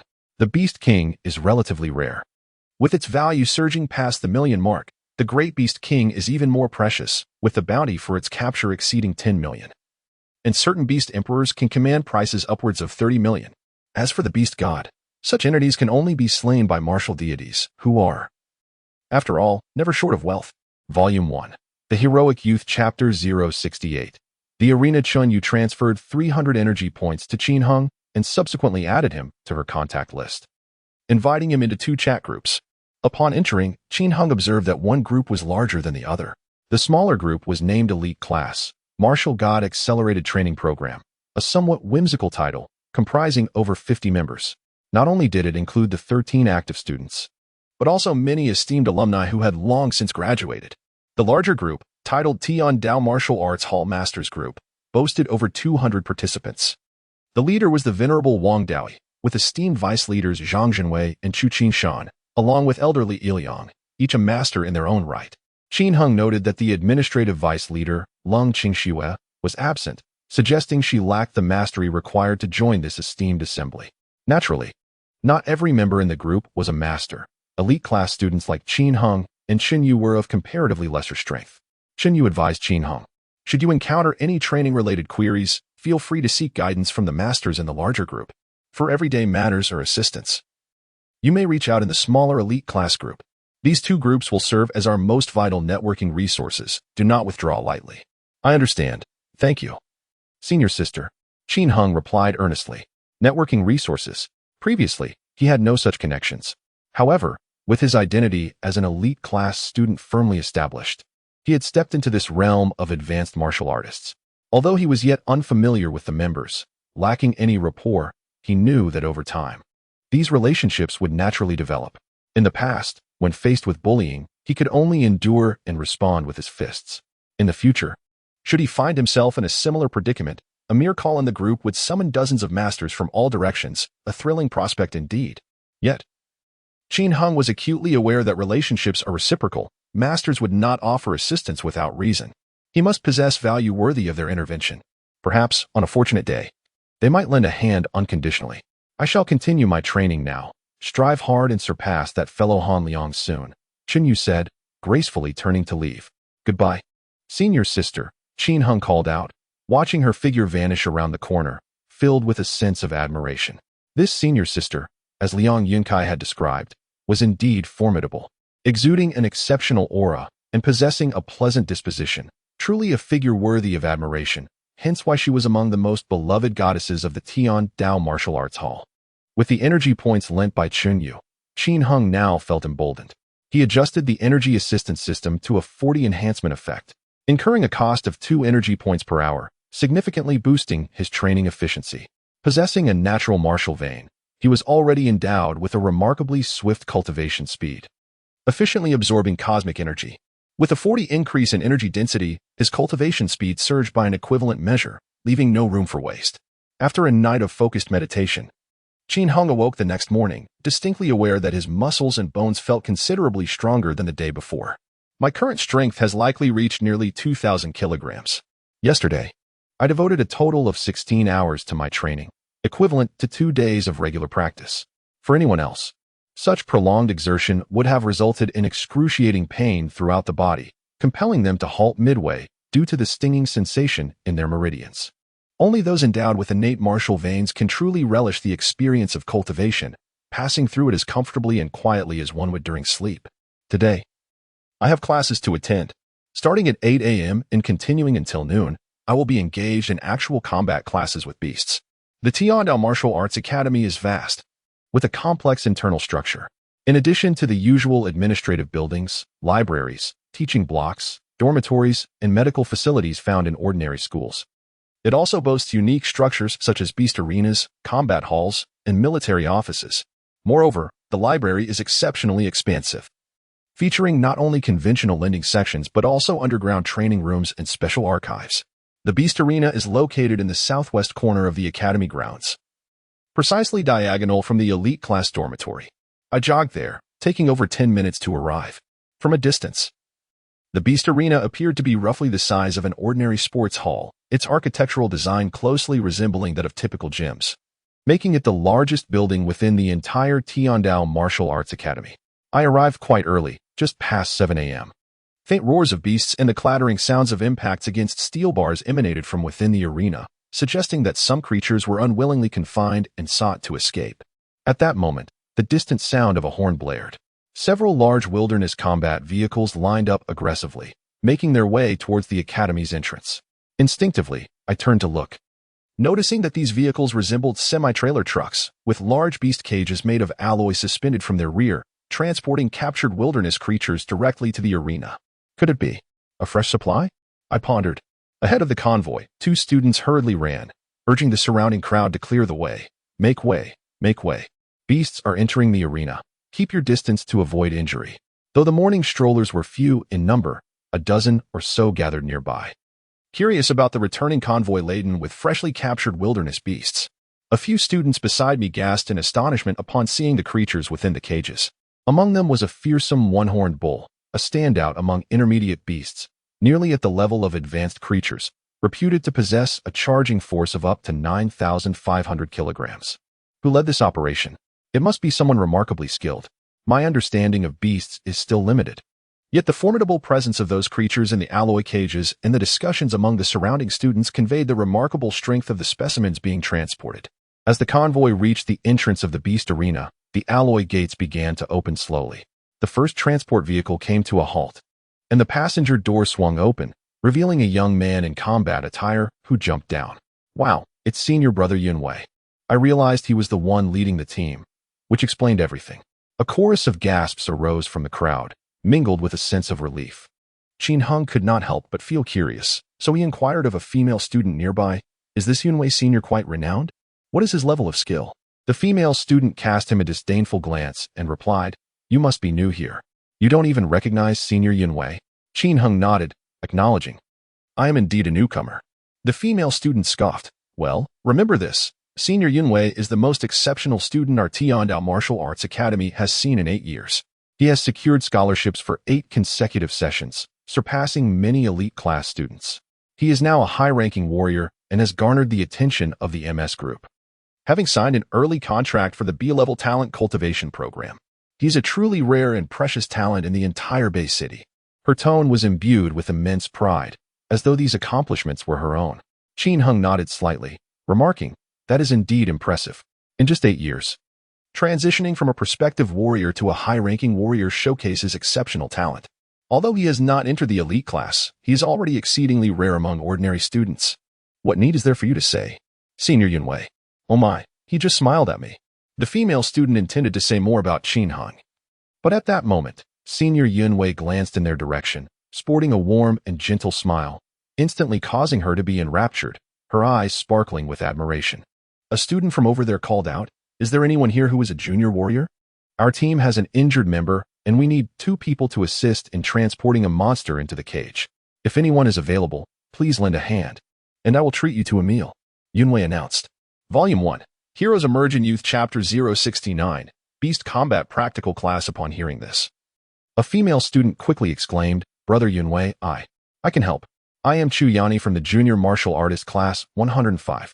Yunwei inquired, "Are you a junior martial artist?" Chu Yani replied, "I am nearly there." Yunwei promptly shook his head. No, that won't do. These are intermediate monsters. Even with tranquilizer guns for suppression, only a junior martial artist possesses the strength to manage them. Otherwise, it is far too perilous." Clearly, Chu Yani was an admirer of Yunwei, and upon hearing his words, a look of disappointment crossed her face.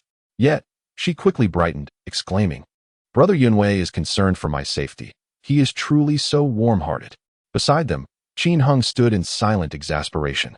"I will assist," he declared, stepping forward. Yunwei, as customary, asked, "Junior brother, who are you?" At this, an immediate hush fell over the surroundings. "Ah, an elite class student? Is it true? What a coincidence. There are only 13 elite class students in the entire Martial Arts Academy, and I happen to encounter one. Qin Hung. Is he the one who shattered records this year, the prodigious talent who consumed the divine herb?" Though the crowd was small, the chatter was quite lively. The female students, who had previously looked down on him, now wore expressions of surprise, though deep down they remained somewhat stubborn, whispering, "He is merely a junior martial artist. Not as formidable as my brother Yunwei." Qin Hung heard this, but chose not to respond, merely stepping forward to offer his assistance. Yunwei smiled broadly. Come. With an elite class student, I feel reassured. These creatures are no easy foes. Ordinary students may struggle to handle them." As they spoke, the convoy had already entered the beast combat arena. Yunwei found another junior martial artist student to join him, and Qin Hung, jogging alongside the convoy. Brother Qin Hung, you are a new student this year, are you not? I hadn't heard your name before, Yunwei inquired. Yes, I just registered 2 days ago, Qin Hung replied. Brother Yunwei, you must have spent quite a while in the wilderness? Qin Hung mused, as expected. Although his name wasn't universally known, it had gained some notoriety, and many were aware of him. Yunwei feigned ignorance, clearly due to the lack of information from the wilderness region. Qin Hung asked, Is capturing monsters the responsibility of the military affairs building? What rewards are offered? After hearing Shen Yu and Xiao Chong discuss it yesterday, he had grown quite interested in the tasks of the military affairs building, though he had yet to solidify his foundational skills and could not undertake any missions at present. Encountering Yunwei was an opportune moment to inquire further. Calculating in his mind, Qin Hung felt quite optimistic. Their hunting team consisted of 10 individuals, having successfully captured 8 monsters, which would yield an average of 40 energy points per person, equivalent to 40,000 yuan. However, capturing monsters was considerably more challenging than killing them, and the endeavor carried significant risks, as one could be killed by the monsters during the hunt. Upon entering the inner arena, a chorus of roars echoed around them. Qin Hung surveyed the arena, noticing its remarkably simple structure. A vast central space the size of a football field, surrounded by spectator stands, beneath which lay an array of beast cages. These cages, crafted from alloy, numbered in abundance. Although a significant portion remained unoccupied, over 200 beasts were confined within. These creatures had a clear view of the combat zone, and whenever a battle ensued, they witnessed the demise of their kin. With their level of intelligence, they were undoubtedly aware of their fate. Thus, once released, they would fight with all their might, striving to perish alongside the martial artists, ensuring that even in death, they would take someone with them. A palpable aura of bloodlust permeated the atmosphere, prompting Qin Hung to remark on it. Yunwei concurred, stating, Indeed, each beast is driven nearly mad by confinement. When released, their combat strength exceeds 120 of their prime, and even the elite class members have sustained injuries in these encounters. Qin Hung inquired, Are all the beasts here accessible to everyone? Or must one pay to engage in combat? Yunwei chuckled, while payment is not required. Not everyone can freely engage with the beasts. The elite class enjoys the privilege of claiming a beast for one-on-one practice, whereas we in the ordinary class typically share a single beast among 100 students during our combat classes, taking turns to experience the essence of battling a beast. Sharing a beast among 100 people, Qin Hung found the notion absurd. That's rather impoverished, even for a mere meal. Sharing would be insufficient to sustain anyone. However, given the difficulty of capturing beasts alive and the necessity to conserve resources, this arrangement seemed reasonable nonetheless. Let us categorize the beasts into their respective cages, Yunwei suggested. Agreed. The locations of the cages were clearly designated: feline beasts, canine beasts, primates, reptiles, insects, and so forth, each requiring different cage specifications. Smaller beasts were housed in correspondingly smaller cages, while some, known to gnaw on metal, were protected by high-voltage electric barriers. Following the layout of the arena's cages, Qin Hung and his companions paired up, using tranquilizer guns to subdue the captured beasts before dragging them into their cages. During the transport, Qin Hung encountered numerous beasts confined within the cages, expanding his horizons. At that moment, a voice called out from nearby, Junior Qin, arriving so early? Have you been conscripted for manual labor? The voice carried a hint of teasing. It was Han Liang, who had also come to the arena, wielding 2 wind-slicing blades. Resembling Qin Hung in purpose, Han Liang smiled, Of course not. One must bring their own weapons. Knowing you lacked one, I brought an extra. He tossed the surplus wind-slicing blade over. Qin Hung caught it with one hand and was about to express his gratitude when Yunwei interjected, Han Liang. Which instructor is teaching your class today? Han Liang shrugged. According to the schedule, it should be teacher Qin Ziyang, but who can say for certain? Perhaps even the esteemed Wang Guanju may make an appearance. Qin Hung blinked in surprise. Does this imply that our teachers are not fixed? Is it really that outrageous? Qin Hung found it hard to believe. Yunwei looked on with envy. You peculiar individuals truly enjoy remarkable privileges. I have nothing on my agenda today, and I simply must join you for a class. Qin Hung was left speechless. Can one really audit a practical class? This isn't merely a theoretical lecture. Volume 1. The Emergence of Heroes Chapter 070. Grandmaster Sui Chin as the clock approached 8. A group of students entered through the gates of the Beast Arena, evidently arriving for class. The arena, spacious enough to accommodate multiple groups for practical training simultaneously, allowed for the possibility of overlapping schedules for different classes. Qin Heng scanned the area in search of Chenyu and Zhao Chong. But after waiting for a considerable time without sighting them, he inquired of Han Liang, "Senior Han, are we the only ones from the elite class today?" Han Liang replied, "Indeed. The course arrangements differ based on varying ages and combat prowess among the members. The beasts confined here are at most of intermediate level. And since only the two of us are novice warriors in the elite class, the senior warriors do not need to participate." This implied that the senior warriors deemed intermediate beasts beneath their notice, which surprised Qin Heng. Han Liang continued, "As elite class members, our benchmarks are set against adversaries of a higher realm. Since you are new, the instructor's expectations for you will not be excessively high. However, come next year, the standards will become stringent, and failure to meet them may result in expulsion." Qin Heng finally grasped the reason behind the immense pressure faced by elite class students. Engaging an opponent from a higher realm was no trivial task, yet this was the standard requirement for their class. Han Liang elaborated, "Once you become an intermediate warrior and have excelled in all indoor subjects, you will commence wilderness combat training. At that time, instructors will lead you deep into the wild for a duration of 1 to 2 months, so prepare yourself mentally." Qin Heng remarked, "No wonder I seldom see other seniors." The elite class was inherently small, with the most formidable students, Ning Fan and Xue Chong, engrossed in diligent cultivation, striving to break through their realms. Very few others ventured into the wilderness. The only ones he regularly encountered were Chenyu, Zhao Chong, and Han Liang. Ding ling ling. The class bell rang precisely at 8. With a series of creaking sounds from the hinges, a metallic barrier rose in the center of the arena, dividing the area into 2 halves.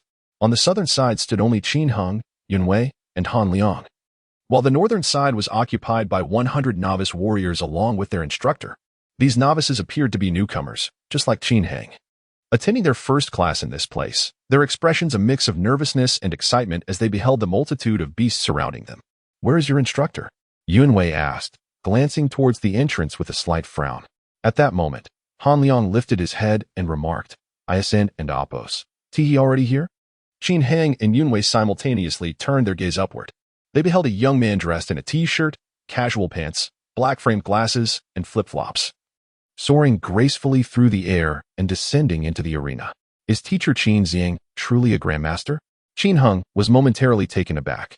Just days prior, he had witnessed the impressive sight of Wang Jianming and Wang Daoyi flying through the air, leaving a profound impression of the grandmaster's formidable presence.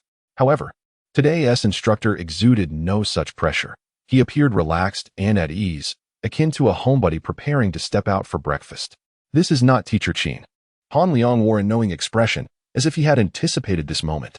Qin Heng immediately comprehended the situation.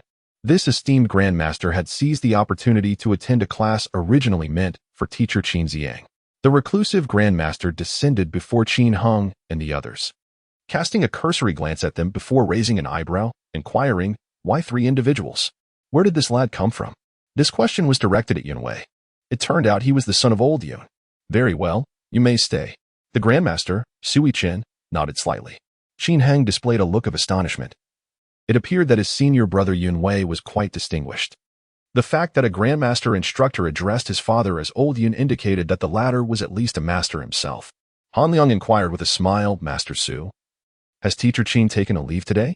Sui Chen replied nonchalantly, "Yes, his wife is undergoing a prenatal checkup and requested leave from me, so I had to step in as a substitute." Han Liang wore an expression of barely contained amusement. The reality was likely that teacher Qin Xiang had wished to attend the class but was compelled to take leave, yielding his spot to Sui Chen. Sui Chen's gaze fell upon Qin Heng, lingering for a moment before asking, "Have you ever slain a beast?" Qin Heng nodded. "A few days ago, during the wilderness practical assessment, I killed several low-level creatures." Commendable. Yunwei, release a mid-level beast, something balanced, Sui Chen commanded directly. "Understood." Yunwei immediately complied, sprinting towards the central control panel of the arena. The control panel was overseen by dedicated personnel, as the entry and exit of beasts required careful operation to avoid errors. Yunwei, being quite experienced, glanced at the inventory of mid-level beasts and swiftly selected one with well-rounded abilities for release. With a clank, an iron door at the corner of the enclosure descended, revealing a brown-furred gorilla confined within. Though the door was open, the gorilla remained motionless, huddled in the corner, showing no intention of emerging. Its eyes cautiously observed Sui Chen, clearly sensing the aura of power emanating from him and feeling a sense of trepidation. Sui Chen recognized this fear and addressed the beast. "Come out and engage in a match with my student. If you win, I shall grant you your freedom. If you lose, I will ensure a swift end." Beasts are generally quite intelligent, particularly primates, and can even comprehend human speech. The brown-furred gorilla hesitated momentarily, perhaps realizing it had no choice, before finally rising and making its way towards Qin Heng and the others on all fours. Qin Heng furrowed his brow slightly as he observed the gorilla, remarking, "This creature appears formidable. It seems significantly stronger than the subadult bloodclaw demon wolf I encountered in the wilderness. Engaging it. I do not possess absolute confidence of victory." Han Liang expressed concern. "Master Su, this is Qin Shidi's first day in class, and he has no foundation. Will this be too challenging?" Sui Chen calmly responded, "He won't die, so why not give it a try?" The three exchanged glances, understanding that this implied a desire to gauge Qin Heng's capabilities. Should he truly struggle against the brown-furred gorilla, Sui Chen would intervene. While the power of a grandmaster was sufficient to ensure Qin Heng's safety from death, injury was another matter altogether. Such a nonchalant attitude was indeed rather casual. However, Qin Heng harbored no fear. He remarked, "Let us give it a try. I am equally eager to discover the extent of my limits." Compared to his encounter with the bloodclaw demon wolf, he has significantly grown in strength. This mid-level beast, the brown-furred gorilla, may not pose a formidable challenge to him after all. Volume 1, The Rise of Heroes, Chapter 071, A Single Stroke to Victory with a Melodious Sound. Qin Heng withdrew the wind-cleaving blade. "You may unleash your full potential. I shall observe your combat style and tailor my instruction accordingly," Sui Chen remarked. After speaking, he gracefully retreated, taking Han Liang and Yun Wei with him. In the arena, only Qin Heng and the brown-furred gorilla remained. This gorilla, scientifically known as the iron-fisted gorilla, is renowned for its strength, with fists as solid as iron, exhibiting agility and ferocity. An adult S-punch can typically reach a force of 3,800 kilograms, while that of a dominant male can approximate 5,000 kilograms. Although this particular specimen was not a king, it had reached adulthood and possessed formidable power. Having been imprisoned for an extended period and knowing its chances of survival were slim, the iron-fisted gorilla now seemed to clutch at the straw of hope. It emitted grunting sounds and, upon noticing Sui Chen and the others retreating, lunged at Qin Heng with astonishing speed. What remarkable velocity! Qin Heng sensed the intense battle spirit emanating from the beast, instantly tensing his body and entering a state of combat readiness. Whoosh! A massive fist swung towards him. Qin Heng met the attack with his blade. Clang! The creature did not shy away from the blade, instead striking down with its fist. The overwhelming force transmitted through the blade into Qin Heng's hands, forcing him to step back. A gash appeared on the back of the gorilla's fist, though it was not deep, resulting in only a slight trickle of blood. What incredibly resilient skin!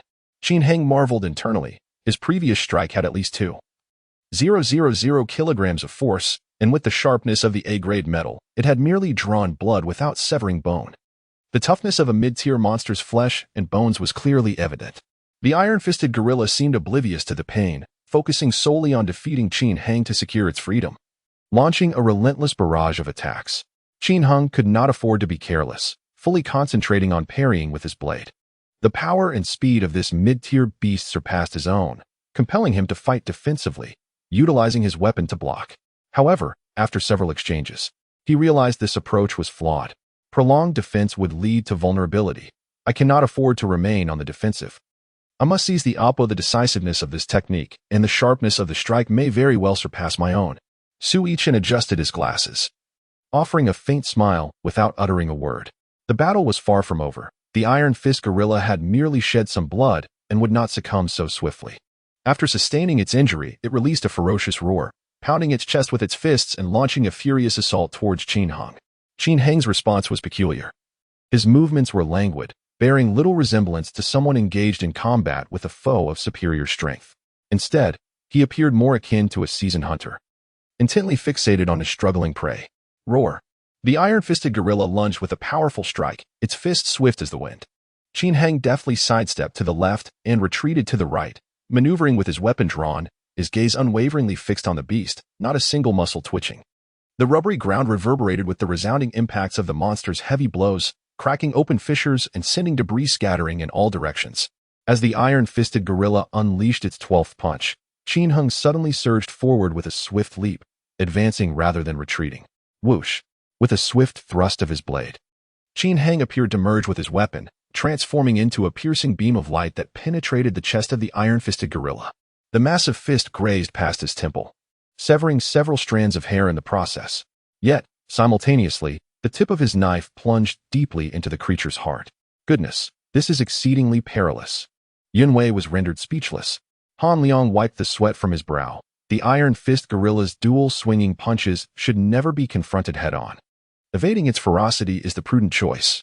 Junior brother Qin has taken a perilous risk. If he were to deviate by even a millimeter, his skull would shatter. Sui Qin remarked lightly. Do you think he appears to be taking a risk? As Han Liang observed, Qin Heng's demeanor appeared to be excessively composed. At this moment, he seemed to have transformed into an entirely different individual, starkly contrasting with the bashful youth who had first arrived. He resembled a seasoned hunter, battle-hardened and resolute. After vanquishing his prey, he calmly withdrew his blade, allowing the monster's blood to spurt forth, his expression disturbingly serene. In truth, to Qin Heng, there was nothing terrifying about it. The Iron Fist gorilla was a beast, standing in opposition to humanity. Its demise was simply a matter of course, devoid of sorrow or panic. However, as the prey succumbed, he gradually exited the combat mindset, experiencing a ripple of emotion. Did I truly possess the capability to slay an intermediate monster? Moreover, this was achieved without ever having received guidance from the esteemed instructors of the Tiandao Martial Arts Academy. At this moment, he found himself compelled to reassess his own capabilities. Just how formidable am I? Qin Heng felt perplexed. Junior brother Qin, are you all right? Han Liang rushed over, and Yunwei also approached to assess the creature's condition. Soon, Yunwei remarked, a single strike to the heart. It was almost instant death. What a fierce killing move. Qin Heng, you are truly formidable. Qin Heng, having regained his composure, was devoid of the aura of menace that once surrounded him. Upon hearing Yunwei's praise, he offered a bashful smile, remarking, perhaps it was merely a stroke of luck. In that fleeting moment, I suddenly sensed an opportunity and decided to strike. He was acutely aware of the disparity between his state during the battle and after, recognizing his commendable prowess. However, in the presence of his senior brothers and esteemed teachers, he understood the importance of humility, opting to temper his confidence with a touch of modesty. Han Liang and Yunwei regarded him with expressions akin to those witnessing a marvel. Sui Qin approached slowly, casually waving his hand, and a gust of energy surged forth, pushing Yunwei and Han Liang aside. Teacher Su? Qin Heng gazed at Sui Qin, uncertain of the intentions of this esteemed master. Sui Qin met his gaze and said, consider me a beast and strike at me. Qin Heng hesitated, thinking, isn't this somewhat disrespectful to a teacher? However, in the next moment, he suddenly felt a heavy weight on his shoulders and knees, as if a mountain had descended upon him. Glancing ahead, he realized that the leisurely and languid Sui Qin had vanished, replaced by a towering tiger, standing 3 meters tall, with eyes the size of bowls. What is this? Qin Heng felt a lump in his throat, struggling to breathe as an unprecedented sense of peril engulfed him from all directions. A chilling sensation surged from the soles of his feet to the crown of his head, akin to plunging into a frigid abyss. Roar! The colossal tiger roared at him, the fierce wind causing Qin Heng and Appo's skin to sting. Strike now, or you shall perish, a stern voice urged in his ear. Deep down, Qin Heng knew that there was no tiger before him, only Sui Qin standing there, yet the illusion felt too vivid to dismiss. With no time for contemplation, driven by his instinct for survival, he lunged forward, wielding his blade with determination. Volume 1. Heroes Emerge in Youth Chapter 072. The instinctual treasure with a resounding thud. Qin Heng's movements, swift as they were, could not compete with the staggering speed of the immense tiger. It raised its massive paw and struck, sending Qin Heng hurtling backward for over 10 meters, crashing to the ground in excruciating pain. Was this a high-level beast? A fleeting thought crossed his mind. Despite knowing that no actual tiger was present, only the Grand Master Sui Qin, his eyes betrayed him. All he could perceive was a colossal patterned tiger, advancing menacingly towards him. The creature exuded an overwhelming sense of pressure, compelling Qin Heng to revert to that earlier state of heightened awareness. The giant tiger did not charge like the Iron Fist gorilla, but its deliberate approach was far more terrifying, instilling a sense of helplessness as he sought a flaw to exploit, yet found none. As the threat loomed closer, Qin Heng dared not hesitate. He summoned all his strength and attacked the tiger's flank. Thud! In the next instant, he was sent flying once more. His speed remained inadequate against the high-level beast. Su Shi, the gap is too vast. This training is futile, called out Han Liang from the side. Su Yichen remained silent. Qin Hang scrambled to his feet, tasting iron in his mouth, a sure sign of injury. Yet, he could not afford to dwell on it. The beast was upon him, launching a fierce assault. He hastily rolled aside, attempting to strike at the tiger's lower body with the sharp edge of his blade. However, when his weapon descended, the force of 2,000 kilograms combined with the sharpness of grade A alloy merely left a shallow gash on the tiger's leg, failing to inflict any significant damage. Instead, this provocation enraged the beast, which retaliated with a powerful paw and gaped its massive maw to bite at his neck. It was over. A chill ran through Qin Hung as the shadow of death loomed, his mind racing back through his life and the faces of his family. In that fleeting moment, he momentarily forgot he was in the arena, consumed by the terror of mortality. Yet, his days lasted but a fraction of a second. Remembering his parents' expectations and his promise to Feng Lingxue, an overwhelming force of combat spirit surged within him, surpassing all his previous strength. Just as the tiger was about to deliver a fatal bite, he miraculously slid backward close to the ground, retreating 3 or 4 meters. The tiger, taken Su Yichen, spoke, his approval evident. Teacher Su, what was that just now? Qin Hang, momentarily distracted from the pain of his wounded palm, felt his heart racing. The terror of their life and death battle still lingering. Han Liang sprinted towards the distant supply storage room. Yunwei explained, just now. Teacher Su utilized a Grandmaster-level mental projection to engage you in a simulated battle. What you perceived might have appeared as a monstrous creature, yet in reality, it was Su Laoshi himself sparring with you. Ah, I sparred with a Grandmaster? Qin Hang blinked in astonishment, overwhelmed by the honor. After all, this was a Grandmaster, a being whose mere stomp could cause the earth to tremble. During the battle, he had been acutely aware that no monstrous tiger had been present. It must have been some peculiar illusion, leading him to suspect he was merely fighting the air. Yet the sensation had felt so vivid that he could not afford to dismiss it, treating it as genuine. He had not anticipated that his opponent was not a mere figment of his imagination, but rather Su Yichen himself, engaging him with the prowess of a high-level warrior. Teacher Su, you must have gone easy on me just now, right? If that had been a genuine high-level beast, I would have surely perished, Qin Hung inquired. Su Yichen nodded slightly. Indeed, I held back. At the outset, I provided you with the opportunity to strike. If you were truly ambushed by a high-level beast in the wilderness, your chances of survival would be 0. This was undeniably true, and Qin Hung did not dispute it. High-level beasts surpassed him in both strength and speed. If they were to exploit the terrain for an ambush, even seasoned high-level warriors could easily meet their demise. However, Su Yichen shifted his tone, adding, your combat adaptability is remarkable. You can swiftly enter the fray and identify your opponent's weaknesses for counterattacks. This is commendable. He did not hide his admiration. Han Liang felt a mix of envy and respect. Junior brother Qin, Teacher Su seldom praises others like this. He is a senior member of our Martial Arts Academy's Elder Council and a direct disciple of Master Wang, ranking among the elite grandmasters worldwide. Gaining his recognition places you above 99 of the global population. Well, Qin Hung was taken aback, realizing that Su Yichen was indeed a disciple of Wang Daoyi, with a grandmaster as a master and a grandmaster as an apprentice.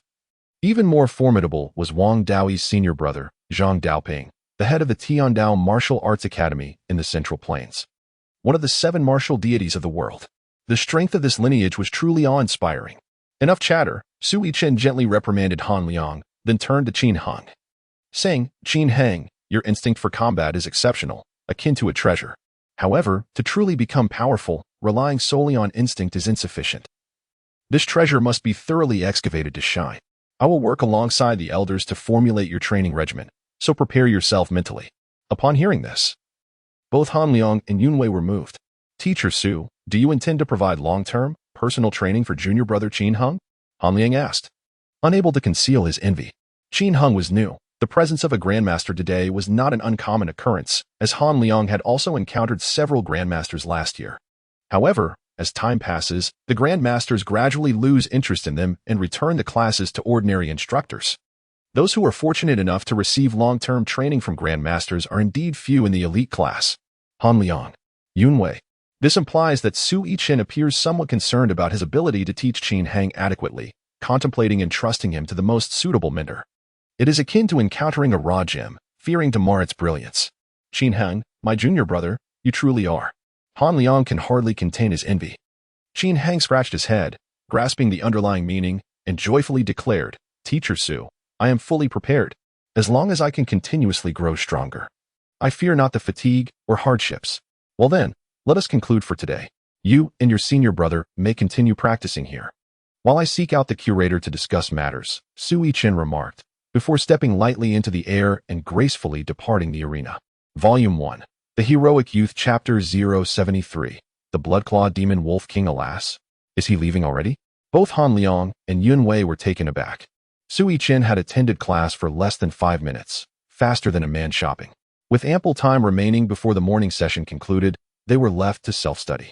Yun Wei, who had hoped to audit the class, wore a disappointed expression. Today, I learned nothing, only witnessed Qin Heng's impressive maneuvers. Sigh. I'll take my leave. You all practice on your own. Very well, we shall have opportunities to train in the wilderness together. Han Liang waved his hand. Indeed, Yun Wei's background was quite remarkable. Though not a member of the elite class, his prowess was commendable. Qin Heng sensed that he would likely interact with such individuals frequently in the future. After Yun Wei departed, Qin Heng inquired, Brother Han, how shall we train? Han Liang glanced at the nearby beast cages and suggested, Since Master Su has left us to self-study, why not release a few more monsters for us to battle? Sounds good. Qin Heng agreed. However, he soon reconsidered. Capturing monsters is laborious work, and these creatures are shared among all the Academy's students. Would it be inappropriate for us to slay too many? Han Liang chuckled. What is there to fear? We are the elite class, entitled to deplete resources. If we kill a few, we can always let Yun Wei and the others capture them later. After all, they will receive rewards too. Doesn't that sound a bit inconsiderate? Can your hands still manage? Han Liang asked. Qin Heng nodded. Just a minor injury. It's nothing serious. Han Liang, then prepare yourself. I am about to release a prominent creature from the intermediate beasts for us to confront together. Qin Heng curiously inquired, What creature? Han Liang, the Bloodclaw Demon Wolf. Qin Heng. Upon hearing this name, he immediately perceived the opponent as rather weak, feeling that 2 of them were unnecessary to contend with it. Yet Han Liang quickly added, Moreover, it is the king among the Bloodclaw Demon Wolves, comparable to an advanced monster. I have coveted it for quite some time. Today, it must fall. The term king caught Qin Heng's attention. Adult Bloodclaw Demon Wolves are classified as intermediate monsters, while the king represents the most formidable of its kind, standing at the pinnacle of its clan's combat strength. It is akin to an extraordinarily muscular strongman, possessing several times the strength of an average adult before humans even embarked on the path of martial arts. The prowess of a monster king typically reaches around twice that of a normal adult, presenting a considerable challenge. Prepare for battle, Han Liang stated, then shouted a cage identification command towards the control panel. Shortly, amid the clattering of metal, a beast cage opened, revealing a towering demon wolf, standing 6 meters tall. Its body cloaked in long, dark red fur, with claws measuring an impressive 35 centimeters.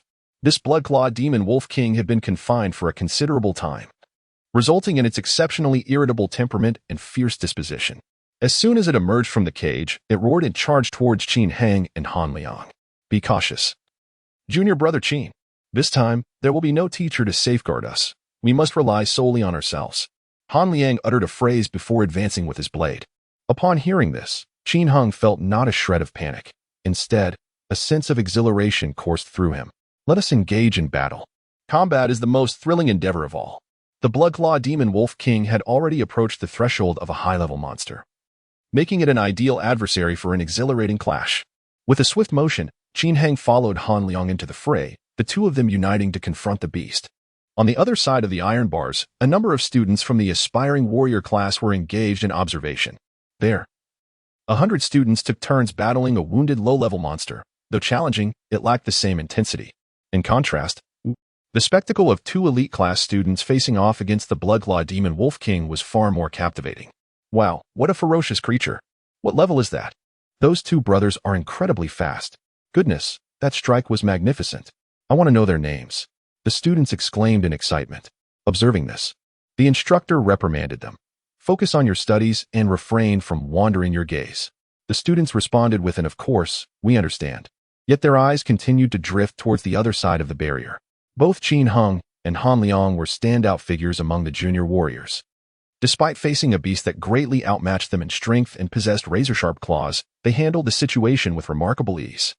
A 2-on-1 scenario is entirely distinct from a solitary confrontation. As the saying goes, 2 fists cannot contend with 4 hands. And even the mightiest of heroes cannot withstand overwhelming numbers. No matter how powerful the Bloodclaw Demon Wolf might be, it remained flesh and blood. When confronted with the A-grade alloy wind-cleaving blade, its defenses were not significantly superior to those of a junior warrior. Swish, swish, swish. Qin Heng's blade danced like the wind, swift and fierce, employing his prior experience against the Bloodclaw Demon Wolf to continuously assault its vulnerable flanks. Han Liang coordinated seamlessly with him, launching an attack from the opposite side, inflicting deep, bone-revealing wounds on the wolf's back and flanks, eliciting furious howls from the beast. In a mere 5 minutes, the Bloodclaw Demon Wolf collapsed, blood pooling around it as it let out a final, mournful cry. Finish it off. We can make a meal of my brother Han. It is still quite early. Shall we release another one? Qin Heng suggested, feeling unsatisfied after the brief encounters. Han Liang coughed lightly. That's enough. Why are you more eager for battle than I am? Qin Heng smiled shyly. He truly felt unfulfilled. The 3 bouts had only lasted about 10 minutes. Merely warming him up. With ample time remaining, idleness seemed rather tedious. How about we practice against each other? He proposed again. Han Liang pondered for a moment. That sounds good. Our combat abilities should be fairly matched, making it a suitable match. However, we should switch weapons to avoid any unfortunate accidents. No weapons needed. Let us rely on our fists and feet, Qin Heng declared, tossing his blade aside. Han Liang followed suit, discarding his weapon with a hearty laugh. Brother Qin, I am eager for your guidance. He charged forward swiftly. Qin Heng replied, Brother, please. Volume 1. The Emergence of Heroes Chapter 074. The Council of Elders in the Arena. 2 elite class students engaged in a fierce battle, their bare hands colliding with such force that each strike reverberated through the air. Qin Heng's foundational strength had surpassed that of Han Liang, and his agility and reflexes were on par with those of his senior, who had enrolled a year earlier. Although there remained some gaps in the finesse of his techniques, his unique combat state allowed him to elevate his fighting prowess significantly once his body was invigorated, resulting in a fierce contest that left both contenders evenly matched. The aspiring martial artists on the other side of the barrier stood in awe, their gasps of astonishment echoing throughout the arena. They were truly formidable. Teacher Zhang remarked that they are members of the elite class. And when combined with the 10 sessions of the Tiandao Martial Arts School, there are only a little over a dozen individuals in total. No wonder they are so formidable. Goodness, they appear to be of similar age to us, yet their speed is astonishingly swift, almost beyond comprehension. What level of strength is this? The monstrous corpses strewn across the ground, along with the rapid exchange of blows between the 2 combatants, left the ordinary students of martial arts in awe. Yet, for the individuals involved, Qin Heng and Han Liang, there was no room for distraction. Their focus was solely on their adversary. The sounds of punches echoed, bang, bang, bang, bang, bang, followed by the resounding crashes. Han Liang proved to be an excellent opponent, and Qin Heng reveled in the exhilarating combat, feeling as though he had never experienced such unrestrained pleasure in his life. Even when battling beasts, the life and death tension of those encounters paled in comparison to the sheer thrill of their fierce and visceral struggle. Brother Han, muster your strength once more. I sense that I have yet to fully unleash my potential. Qin Heng let out a hearty laugh, feeling the weight of his power increasing with each strike. As if he had unlocked a hidden potential, Han Liang, burdened by unspoken woes, thought to himself, this lad seems to have grasped the art of striking with increasing force during our battle. Each punch lands heavier than the last. If this continues, I may very well find myself defeated by him, though I may not possess the same strength as Qin Heng. The rigorous training of the elite class over the past year has not been in vain. If this match ends in defeat, how can he justify his monthly salary of 20,000 yuan? Brother Qin, this is what you asserted. I too shall exert my utmost effort. Han Liang shouted sharply, perceiving Qin Heng as a monstrous adversary, and exerted all his strength to confront him. The battle intensified. The 2 combatants traversed the arena from one end to the other, relentlessly expending their energy. They endured punches and kicks without uttering a word of pain. Even the wounds on Qin Heng and Appo's palms split open, oozing blood, yet he remained indifferent. The beasts within the surrounding metallic cage, which had previously been howling and clamoring, were now captivated by the fierce clash, their gazes fixated on the spectacle. The entire arena transformed into a grand stage for the duel between Qin Hang and Han Liang, drawing the attention of all. Meanwhile, on another front, Sui Qin soared through the air, arriving at a tranquil spot to the southwest of the Tiandao Martial Arts School. Nestled within a small bamboo grove stood a modest villa, adorned with the three prominent characters of the Elder Council.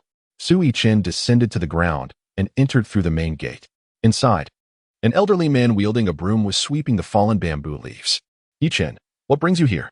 Isn't it time to impart knowledge to the newcomer? The elderly man noticed Sui Qin and inquired. Sui Qin's expression was grave, markedly contrasting with his previously languid demeanor in the arena. He stated, Elder Zhang, I am about to issue a decree from the elders. A decree from the elders? What matter is so serious? Zhang Zhenwei, who was sweeping the floor, promptly set down his broom and approached. What seems to be the issue? He inquired. Su Yunhe remarked that the individual in question was a congenital martial vein sacred body, which was merely a slight elevation above the ordinary elite. Sui Qin shook his head, clarifying, I am not referring to foundational strength, but rather to his instinct for combat. This young man transforms entirely once he enters the fray, ferocious and relentless, displaying decisiveness and killing, entirely unlike someone who has only recently begun to cultivate. Are you implying? Zhang Zhenwei, an esteemed grandmaster and a peer to Wang Daoyi, possessed a profound understanding of martial arts, surpassing even that of Sui Qin. Upon hearing this, he quickly deduced Sui Qin's insinuation. Sui Qin nodded. I suspect he may possess the nascent form of a domain. With proper training, once he attains the martial master realm, he could potentially awaken a complete battle domain. Zhang Zhenwei's expression shifted dramatically as a multitude of thoughts flooded his mind. After a brief moment, he retrieved his phone, accessed the elder group chat, and sent a voice message. Everyone, convene at once. The message sparked a lively discussion among the elders. Even the rarely seen head of the hall, Wang Daoyi, made his presence felt at the conference table. In the meeting room, Wang Daoyi occupied the main seat, with Zhang Zhenwei in the secondary position, leaving the right side vacant. Sui Qin took the second seat on the left, and before the assembly of elders, he articulated his hypothesis once more. Following his explanation, a profound silence enveloped the room. The term battle domain held significant weight for the grandmasters present. Wang Daoyi stroked his beard and chuckled, addressing Sui Qin. Disciple, are you certain you are not jesting? What degree of confidence do you possess in asserting that Qin Hung has the potential to awaken a battle domain? 30%, quite substantial. Many elders present exhibited signs of excitement. Zhang Zhenwei remarked earnestly, even if there exists only a 10% chance, it is worth our utmost effort to nurture Qin Hung. The innate martial vein marks him as a dragon among men. Should he additionally acquire a battle domain, his future achievements may well eclipse the present 7 martial deities, positioning him as a figure just shy of the Valkyrie. Such an individual is an invaluable asset, both to our martial hall and to humanity as a whole. We cannot afford to squander his innate talent. Indeed, the battle domain is extraordinarily formidable. It is precisely because of his battle domain that the head of the hall can rival the martial deities with the power of a grandmaster, securing his position in the southern summer base city. Otherwise, with the eastern sea dragon god lurking, we, as mere grandmasters, would be insufficient to withstand a single bite. Currently, only 3 individuals documented on Earth possess a battle domain. Even including the uncertain Valkyrie, there are merely 4 in total. In comparison, congenital martial veins are relatively common, with at least 300 to 500 emerging over the decades, many of which have yet to undergo training and remain undiscovered. However, the battle domain, each one is exceedingly rare, even more so than martial deities. All the elders present express their agreement, even if the odds are slim. Any hint of promise must be seized to cultivate this opportunity thoroughly. Old Wang, what is your perspective?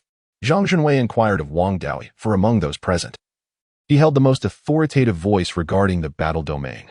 The old sage smiled and remarked, look at your excitement, as if nurturing is all that matters. Do you believe that a battlefield can be cultivated simply by desire? At these words, the atmosphere grew tense and awkward. Indeed, such a realm cannot be nurtured by others. It must be comprehended through one's own efforts. Sui Qin interjected, Master, we cannot remain idle, can we? Even if we cannot artificially cultivate the battlefield, we must create conditions to help him unlock his potential. Wang Dao glanced at his disciple and replied softly, if only I had a mentor like you back in my day, perhaps I would have grasped the battlefield sooner. Su Yichen's expression froze in surprise. Wang Dao stood up and stated calmly, "A fine seedling, when planted in a garden and tenderly cared for, will surely thrive and cast its shade. Yet, a fine seedling remains merely that. It cannot grow into a towering tree. True strength is forged step by step through trials and tribulations." With that, he vanished without a trace, his speed so astonishing that even the other grandmasters could scarcely perceive it. This statement left the elders in the conference room in profound silence. After a moment, someone murmured, "So the curator's implication is that we should carry on as usual, without further interference?" Vice Curator Zhang Zhenwei sighed.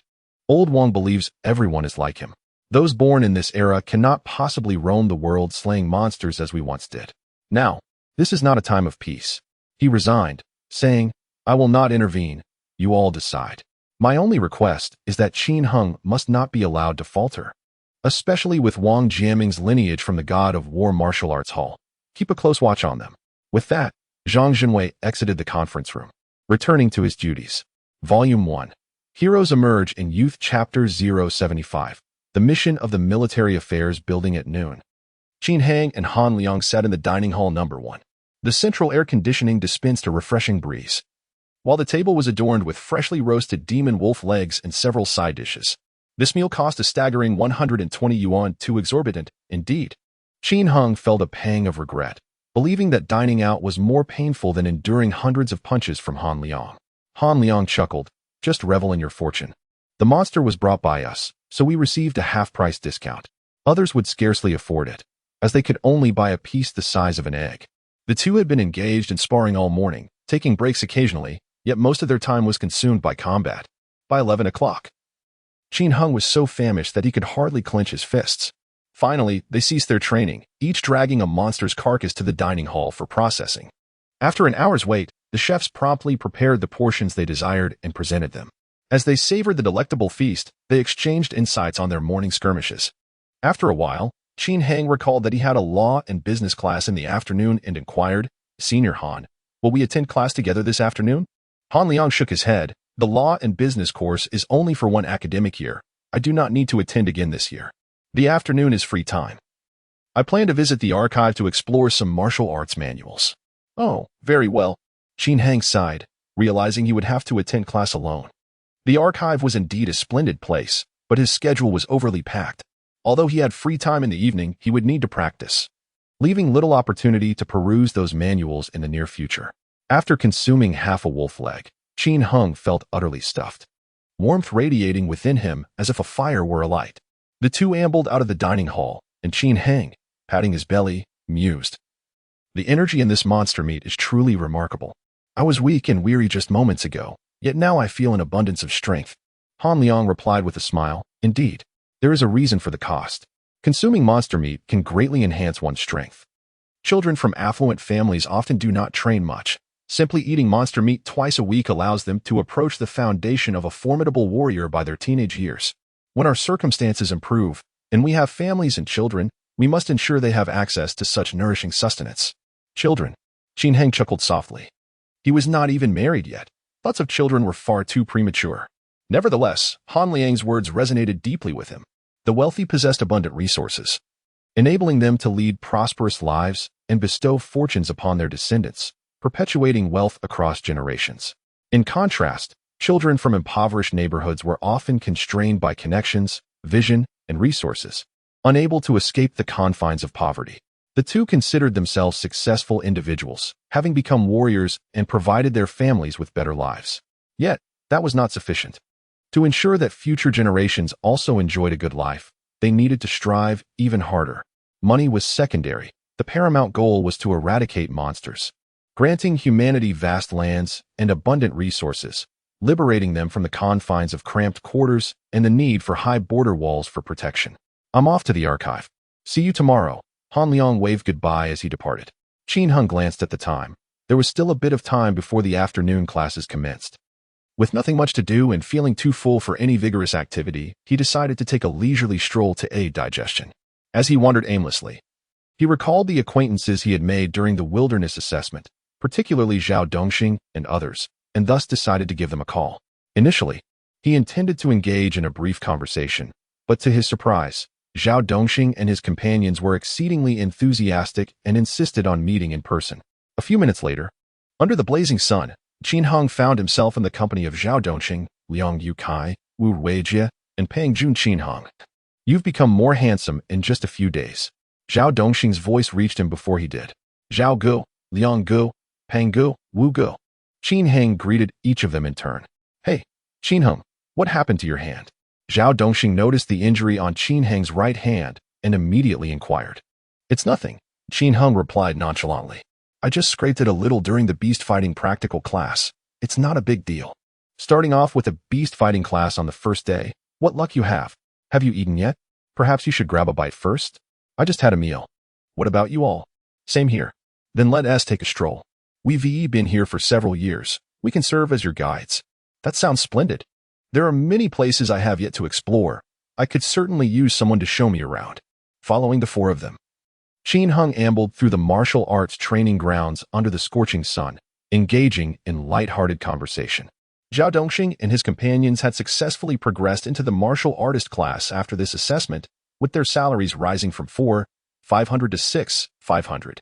While this sum may not be substantial for novice martial artists, in a place where one could enjoy life and enhance their skills, the fact that they could earn money while spending little was already a significant advantage. They felt quite content without demanding too much.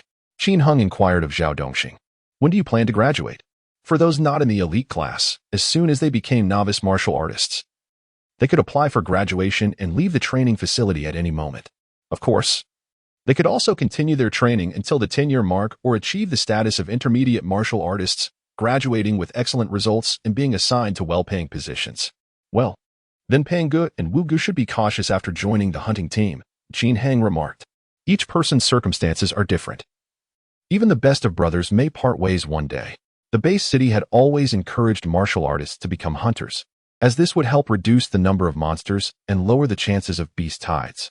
However, the number of human martial artists was somewhat limited, and registered hunting teams remained relatively few. As they conversed and walked, they unknowingly arrived near the military affairs building. Zhao Dongxing pointed towards the entrance and said, let us go check if there are any suitable tasks available. With fewer classes lately, we can earn some energy points in our spare time. Sounds good. I'm quite interested in the tasks at the military affairs building, Qin Heng agreed eagerly. The group entered the grand hall of the military affairs building. The spacious lobby featured numerous touchscreens that allowed for task selection. The five of them gathered around one of the touch control machines, where Zhao Dongxing inserted his student ID and opened the selection page. A message flashed across the screen, indicating that your strength rating was that of a novice martial artist. And subsequently, dozens of tasks suitable for Zhao Dongxing appeared. Qin Heng glanced over them. These tasks were predominantly related to strength. Some required the acquisition of particular monster hides. Others sought fresh internal organs from specific creatures, while some simply involved standing guard at a designated location for an entire day. There were even requests for assistance in administering a beating to a certain individual. Without sufficient capability, it would be exceedingly challenging to undertake these tasks. The clients remained anonymous, their identities hidden, but the energy point rewards were visible, mostly amounting to a mere 1 point, with a scarce few offering 2 or 3 points. Energy points were woefully limited. If novice martial artists found it so difficult to earn them, how dire must it be for aspiring martial artists? Qin Heng couldn't help but smirk. Zhao Dongxing elucidated, tasks for aspiring martial artists provide direct monetary compensation, ranging from a minimum of 10 yuan to a maximum of 100. Many individuals engage in these tasks. Yet each person is restricted to completing only one task per day, as our primary focus should be on learning. Understanding dawned on Qin Heng, and he nodded in acknowledgement. Do you wish to accept any? He inquired of them. Zhao Dongxing seemed intrigued, as did Liang Yunkai. Let us sift through the options first. The two began to peruse the tasks listed on the page. Suddenly, an alarm blared throughout the hall. Following this, an announcement crackled over the intercom. Emergency task, emergency task. A level 3 beast tide has erupted at the northwestern border wall. The military is calling for assistance from the 4 major martial arts academies. All novice martial artists and above are requested to voluntarily assemble in the square. The battle vehicles will depart in 10 minutes. Volume 1. The Rise of Heroes Chapter 76. The level of the beast tide. The announcement echoed thrice, startling everyone within the military affairs building. A grave situation has arisen. A level 3 beast tide. Quickly, assemble at the square. The previously leisurely students and teachers instantly felt a surge of tension. Many dashed outside, heading towards the square, eager to contribute to the fight against the beast tide. A level 3 beast tide. Qin Heng turned to Zhao Dongxing. Zhao Dongxing's eye sharpened, and he remarked, every summer, the monsters in the northwest become particularly active. There was a beast tide last year. Who would have expected another this year? Dongxing, let us go. Liang Yun spoke with few words, yet exuded a fierce determination.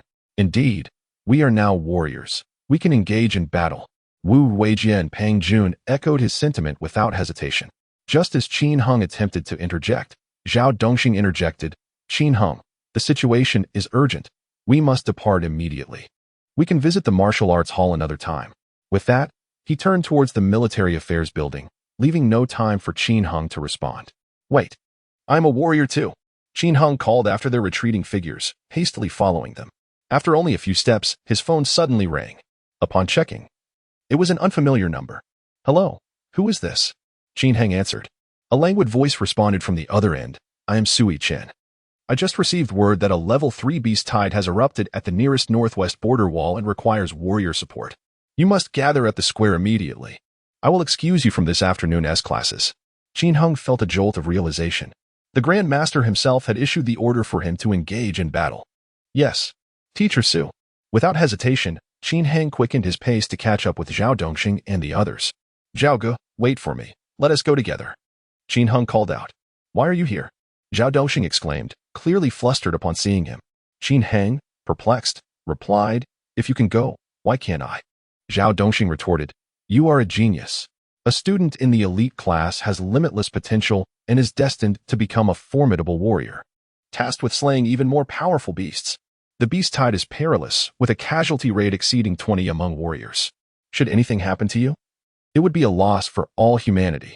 Qin Heng was taken aback. He had not anticipated Zhao Dongxing, who usually bantered with him, to hold such a high regard for him. However, this is an order from Grandmaster Sui Chen. I am merely following orders. Qin Heng countered, invoking authority. At such a moment, discussing his desire to join the battle with Zhao Dongxing seemed futile. Invoking the Grandmaster's name was far more persuasive. Is that true? Zhao Dongxing and the others appeared skeptical, yet their resistance to Qin Heng's participation noticeably diminished. Qin Heng asserted, Teacher Sui Chen just personally called me, indicating that he wants me to experience real combat and sharpen my skills. He pondered a possibility. Perhaps the morning's practical class had been too brief, with too few monsters in the arena to adequately hone his abilities. Thus, upon receiving the news, Sui Chen had promptly notified him. However, Qin Heng, the speed at which he slays monsters is astonishing. No matter how hard the hunting team strives, they cannot keep pace with his rapid kills. Only the wilderness serves as the finest forge for honing one's blade. Qin Heng and his companions arrived at the plaza. Qin Heng, what brings you here?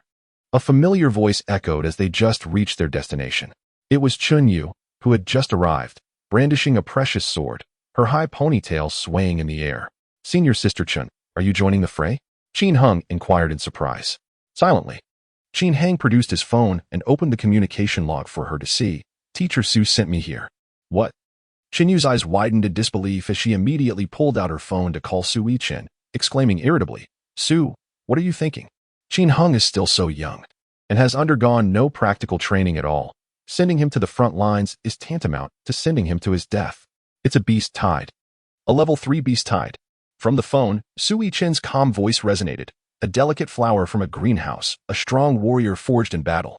Sui Chen continued. Do not act recklessly. Do you believe he is merely a little tiger? How could you not see that he is a true dragon, capable of traversing both heaven and sea? Nonsense. I will inform my master. Qin Yu was furious and was about to hang up to report to her mentor, Zhang Jinwei. However, Sui Chen's words immediately quelled her intention. This is also Master Zhang's wish. What? This? How is that possible? Qin Yu was taken aback. Once the call ended, she found it hard to believe that the esteemed Grandmaster Sui Chen and others would push a promising talent like Qin Heng into the flames of danger. After all, it was a level 3 beast tide. Looking at the youthful and somewhat bashful Qin Heng, her heart trembled. Senior Sister Chen, what is wrong with you? Qin Heng asked, sensing her reaction was somewhat excessive. Qin Yu closed her eyes and sighed, saying to him, stay close to me and do not wander off. A level 3 beast tide is akin to hell for you. This. Qin Heng frowned, feeling slightly underestimated. However, upon reflection, he realized that senior sister Chun was expressing concern for him. Thus, he nodded. All right, I will try not to stray too far. He was somewhat aware of the peril posed by beast tides. Beast tides are categorized into 6 levels, with level 5 being the lowest, followed by levels 4, 3, 2, and 1.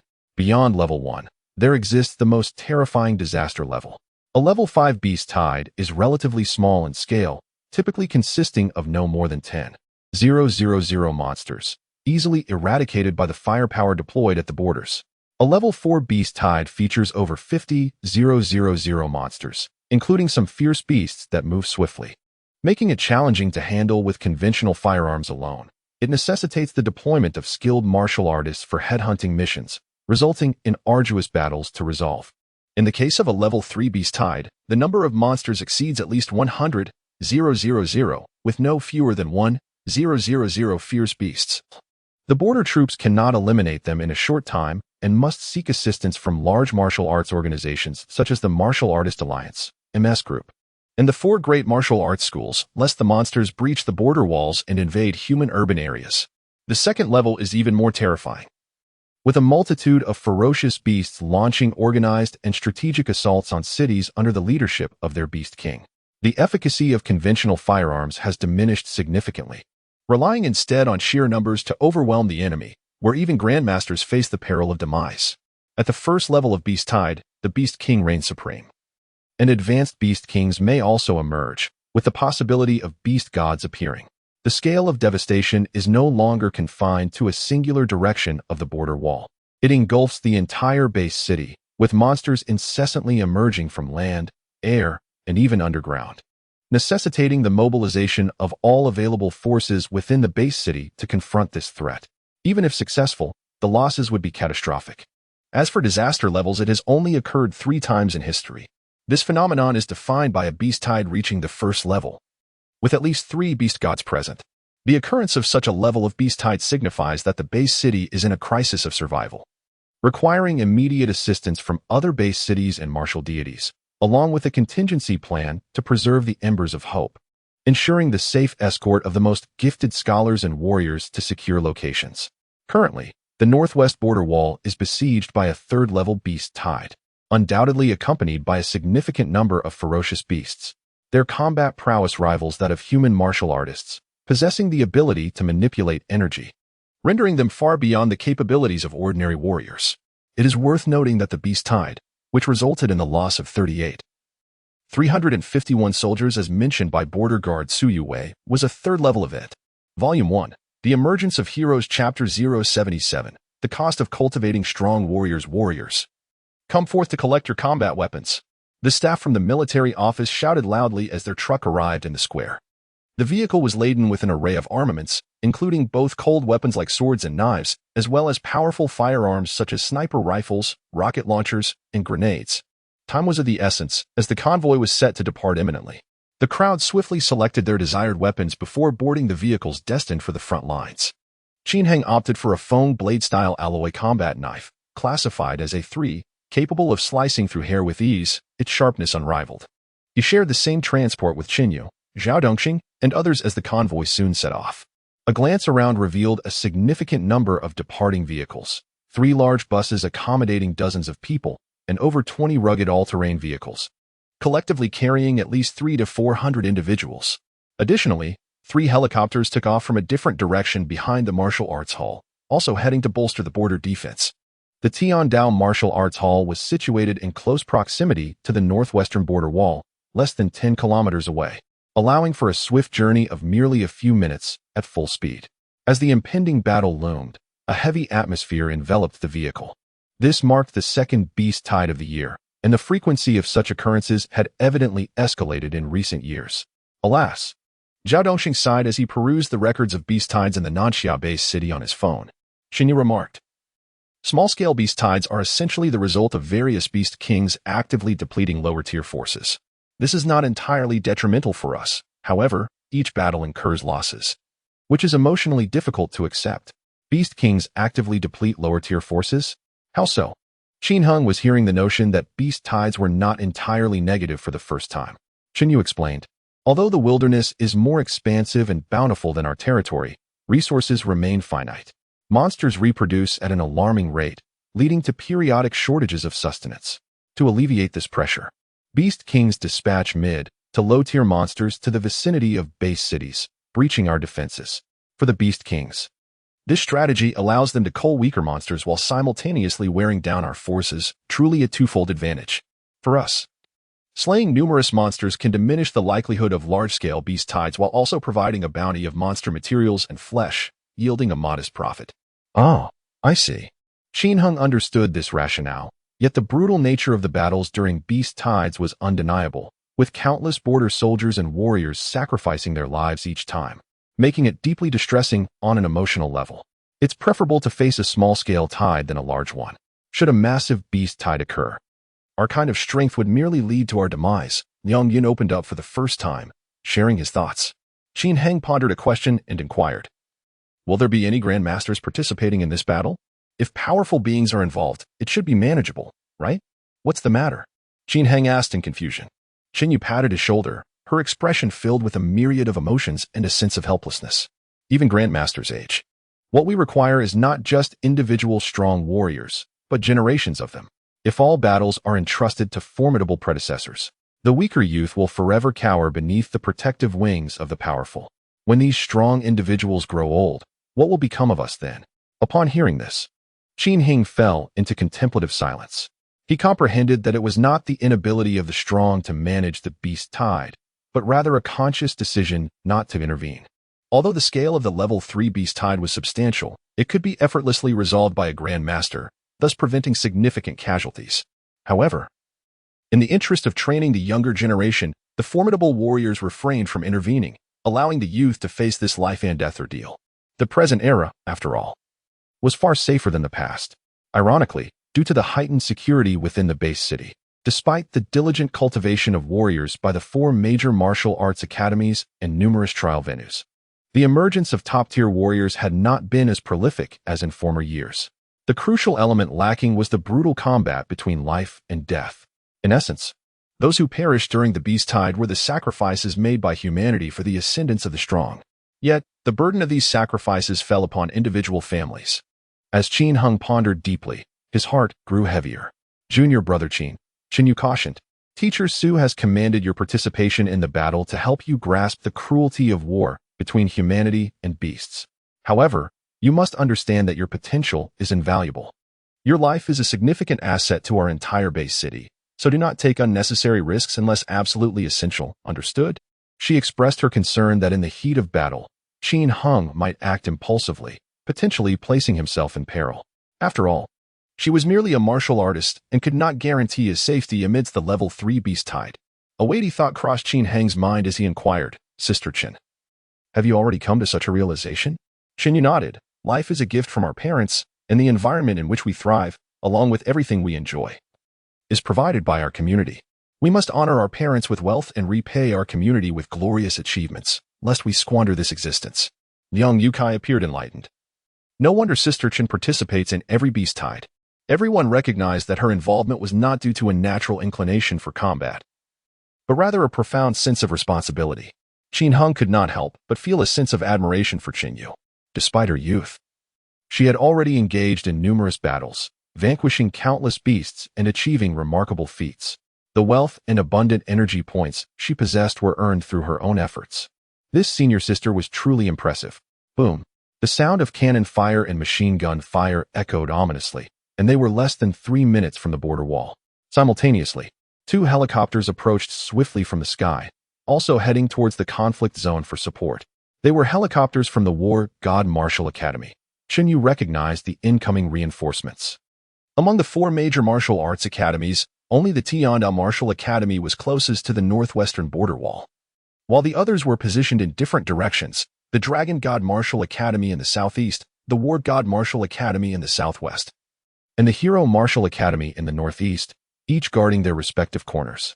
Given the distance, the War God Martial Academy should not have arrived so quickly. With only 2 helicopters, it seemed the Academy's higher-ups happened to be nearby and hastily responded upon receiving the news. "Prepare for battle. Remember, life comes first, and defeating the enemy second." Do not act recklessly. The driver of the combat vehicle, a teacher from the Tiandao Martial Academy, proclaimed solemnly as they neared the operations site. Yes, teacher. The students replied in unison. The closer one gets to the border wall, the more resounding the sounds of artillery fire become. Hurry, hurry. The monstrous creatures have surged near the checkpoint. The warrior units swiftly engaged in battle, determined to prevent the beasts from encroaching upon our main artillery. A commander stood atop the battlements, issuing orders to the recently arrived warrior team. The warriors, upon entering the battlefield, became instruments of military strategy, executing commands without question. Their mission was rather straightforward: to fend off the most formidable of the monsters and protect the three main cannons, allowing the powerful artillery to continuously inflict damage on the beasts and diminish their fighting force. Let us move. This time, the leader of the Tiandao Martial Arts Academy was a high-ranking military officer named Zhuang Yuyang, who beckoned to the group and made his way directly to the checkpoint. Qin Hang and Qin Yu, among others, followed closely behind, racing towards the checkpoint. Along the way, Qin Hang took a moment to glance at the scene below the walls. Feeling a profound sense of awe. Volume 1. Heroes Emerge in Youth Chapter 078. Fierce battle against the beast tide. This was not his first visit to the border wall. Yet each previous occasion had been during tranquil times, devoid of conflict. At this moment, the wilderness beneath the city was teeming with monstrous creatures. Tens of thousands of ferocious beasts relentlessly assaulting the border wall. The most congested area was the gateway to the wilderness, where a breach several meters wide resembled a funnel, filled with tanks, armored vehicles, and soldiers, while outside, a myriad of beasts clashed violently in chaotic disarray. Even the formidable walls of the fortress beyond the gateway were not peaceful. Many beasts attempted to scale the walls, some even taking to the skies, striving to invade the heart of the military ranks.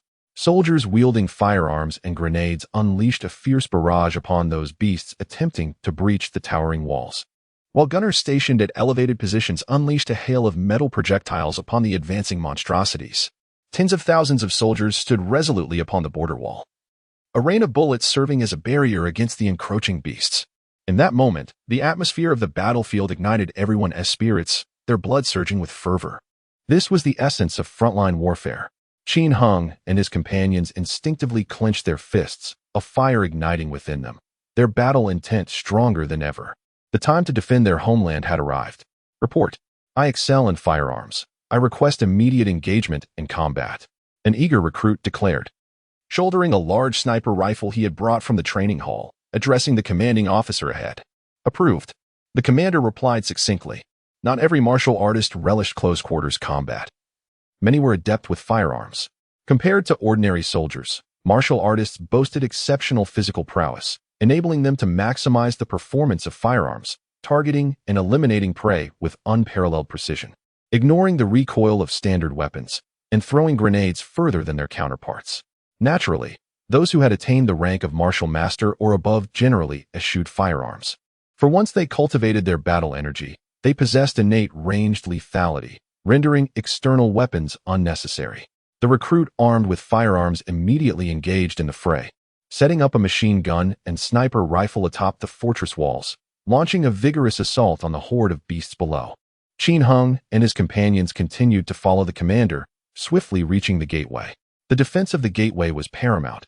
Should it fall, a deluge of beasts would pour in, subjecting the soldiers, many of whom were not even proficient martial artists, to an unspeakably brutal fate.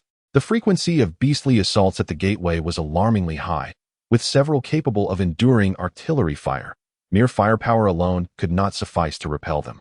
It was imperative for the martial artists to form a human barricade for defense. Martial artists, your task is to assist the armored divisions in holding this gateway. Our artillery will focus on the heart of the beast tide. The front lines are all combat zones. Confident warriors may charge forward, slaying those foul creatures that roar the loudest. Commander Yin Taijun proclaimed, his voice booming with authority. He oversaw the martial artist units and was himself a formidable martial master, his voice resonating like thunder, even amidst the cacophony of cannon fire. Leave it to us, they responded, then leapt several meters forward, vaulting over the line formed by tanks and armored vehicles, directly charging towards the outermost perimeter of the gateway. Whoosh! A blade of dark crimson light erupted as the great axe swung through the air, resembling a half-moon of blood, instantaneously slaying dozens of monsters. Splendid! It is the Grand Master of the Tiandao Martial Arts School. The soldiers surrounding the scene felt a surge of encouragement upon witnessing this spectacle. Artillery. Engage the heart of the beast horde. As the warriors entered the battlefield, the tactical plans near the checkpoint were swiftly revised. The 3 heavy cannons elevated their angles and commenced fire towards the rear of the beast swarm, clearing the path ahead to prevent friendly fire. We shall join as well. Yu could barely contain her eagerness. Seeing Zhuang Yuyang take the field, she drew her treasured sword and charged forth. Sister Chen, wait for us. Zhao Dongxing and others were equally unwilling to lag behind, each yearning to vanquish monsters and earn merit for the base city. In an instant, over 300 martial artists from the Tiandao Martial Arts School surged toward the monstrous tide. Zhuang Yuyang and several instructors who had arrived earlier by helicopter wielded formidable power, plunging directly into the heart of the beast horde. With weapons in hand and fighting spirit unleashed, they harvested the lives of the monsters as effortlessly as one reaps rice. Yet, amongst the beasts lurked formidable adversaries. A few colossal advanced ferocious beasts detected their presence and charged forth, leading to a fierce confrontation. Qin Heng and his companions, possessing comparatively weaker abilities, were unable to penetrate deep into the beast swarm and could only engage in combat on the slope near the checkpoint. As a monstrous creature charged, over 100 warriors united their efforts, swords and blades falling like rain, reducing it to a mangled heap. Another beast soon followed, swiftly meeting its demise as well. However, the number of warriors was insufficient, and the defensive line was perilously thin. As more monsters surged forward, the group found themselves embroiled in a harrowing struggle. This was Qin Heng's first encounter with such a multitude of beasts: large felines, giant canines, ferocious bears, savage wild boars, half-human-sized rodents, goats with razor-sharp teeth, and bloodthirsty bulls. Each creature possessed distinct abilities. Some moved with remarkable speed, others wielded immense strength, while some had tough hides that rendered them more formidable than anticipated. In the blink of an eye, a cunning feral black cat tore open the throat of a nearby student, blood gushing forth. Li Nanqi. His familiar companions gasped in shock, shouting, "Quick, someone get him out. He requires urgent medical attention." Among the armored forces, a dedicated rescue team prepared for the martial artists, closely monitoring the unfolding battle. Upon witnessing a warrior sustain a fatal injury, the brave young soldiers rushed forward, applying bandages to staunch the blood pouring from Li Nanqi's throat, swiftly carrying him away. Already suffering casualties so soon into the battle, the beast tide proved truly terrifying. Qin Heng mused in silent astonishment. For them, the fight had only just commenced, and such intensity right from the outset had startled many students. However, for the border defense troops, such combat was a well-trodden path.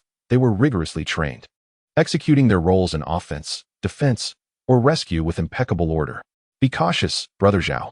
The sheer number of beasts was overwhelming.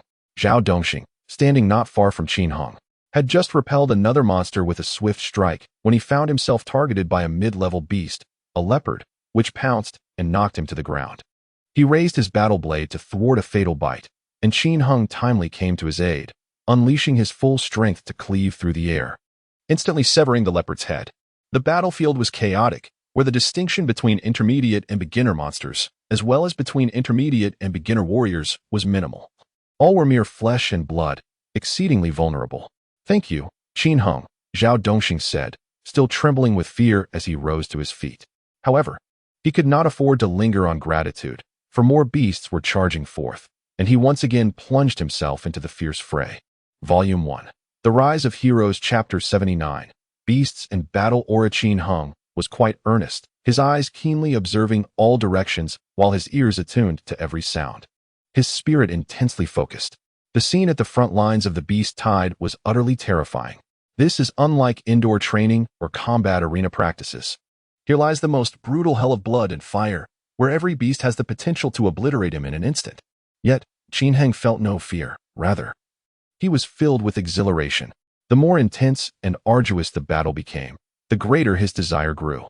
It seems as though a small entity resides within him, ready to spring forth at the onset of battle, exclaiming in his mind, "Precisely, just so. Slay, slay, slay. Annihilate all the monsters. Swish, swish, swish." The A-grade alloy windcleaver blade danced like the wind in Qin Heng's hands, moving with such swiftness that it seemed to leave afterimages. Each strike carved deep scars into the monstrous foes before him, some lethal, others crippling. Even those that were not fatal were left gravely weakened, stripped of their combat efficacy. Witnessing his valor, Liang Yukai and Zhao Dongxing, among others, felt a surge of motivation. How could Qin Heng be so formidable? How long has it been since he became a martial artist? We cannot allow ourselves to be outdone by him. Attack. Strike swiftly. Have you not eaten? Where has your strength gone? Obliterate these beasts. The students shouted fervently, their roars seemingly enhancing their combat prowess.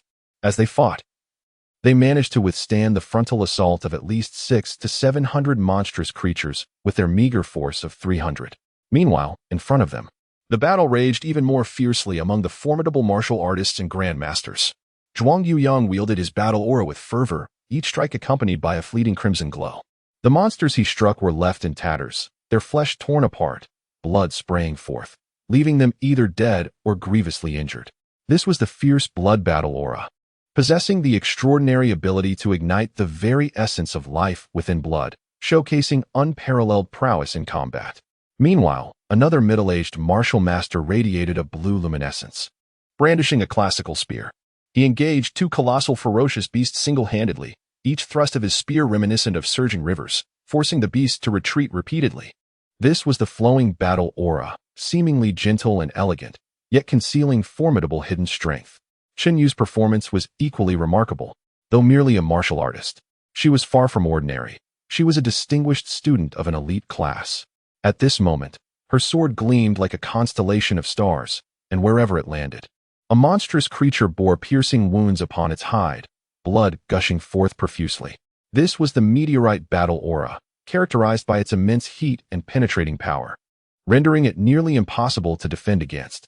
With their presence, the onslaught of the beast tide was finally alleviated. The monsters, realizing that this group of human warriors was swiftly dispatching their comrades, abandoned their assault on the stronghold and turned to encircle the individuals instead. Whoosh! A dull roar echoed from a distance, and from within the herd emerged a creature of peculiar form, measuring over 5 meters in length. It bore a head reminiscent of a crocodile, with 4 sturdy limbs grounded firmly beneath it. Its elongated body resembled that of a lizard, adorned with shimmering silver scales that glistened in the light. With its proud posture and majestic presence, it entered the battlefield, charging directly towards the formidable Zhuang Yuyang, unleashing a torrent of radiant silver light from its gaping maw. The silver-scaled serpent. Beware, Teacher Zhuang. The formidable silver-scaled serpent of monstrous proportions has appeared. Upon sighting this creature, Chen Yu's spirited visage shifted to one of palpable tension. Zhuang Yuyang, possessing extensive combat experience, was acutely aware of the monstrous creature without the need for external reminders. As silver light cascaded down, he leaped nimbly, evading danger while simultaneously slaying 2 formidable beasts. The radiant silver light illuminated the area, striking an intermediate creature, the giant rat.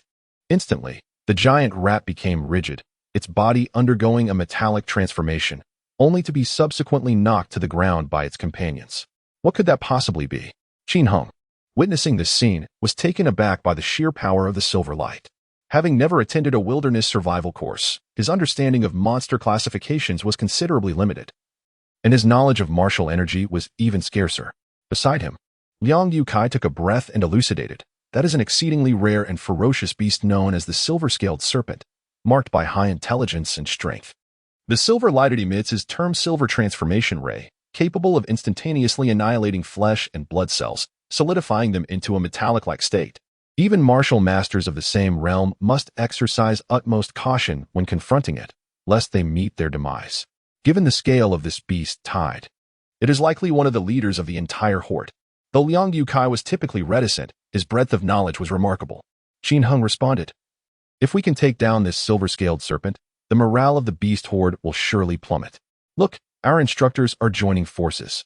As he spoke, the 4 Grand Masters of the Tiandao Martial Arts Academy had reached a consensus, preparing to unite their efforts to vanquish the beast leader.